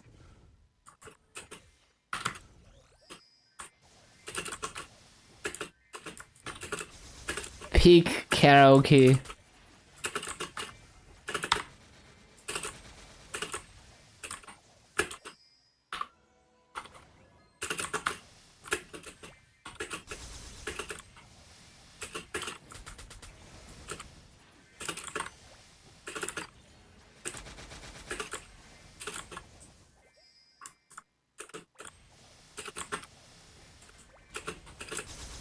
Keep still next Sunday. I I haven't looked at the cash up leaks, but if it's been data mined, it's probably accurate. It usually is.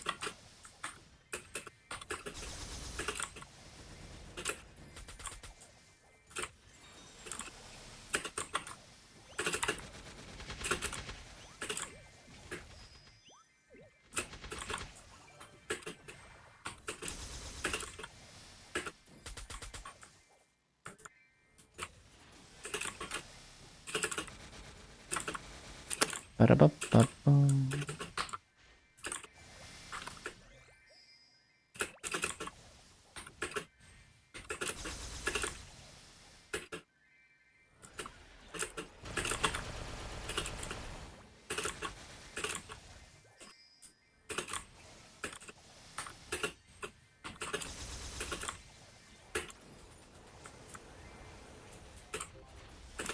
Today's peels? What do you mean? You mean the secret safe winners or what? Oh, perks?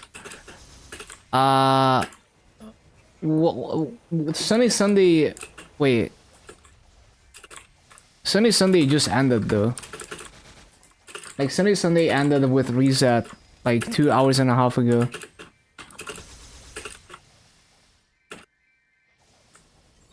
But it was like 1+1 Star Force, 50% off Honor, 50% off Spell Trace. It shows you when you log in for the first time.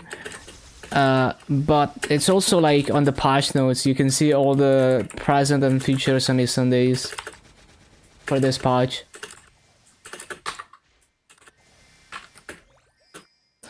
People crying about the monetization in First Descendant. Welcome to next.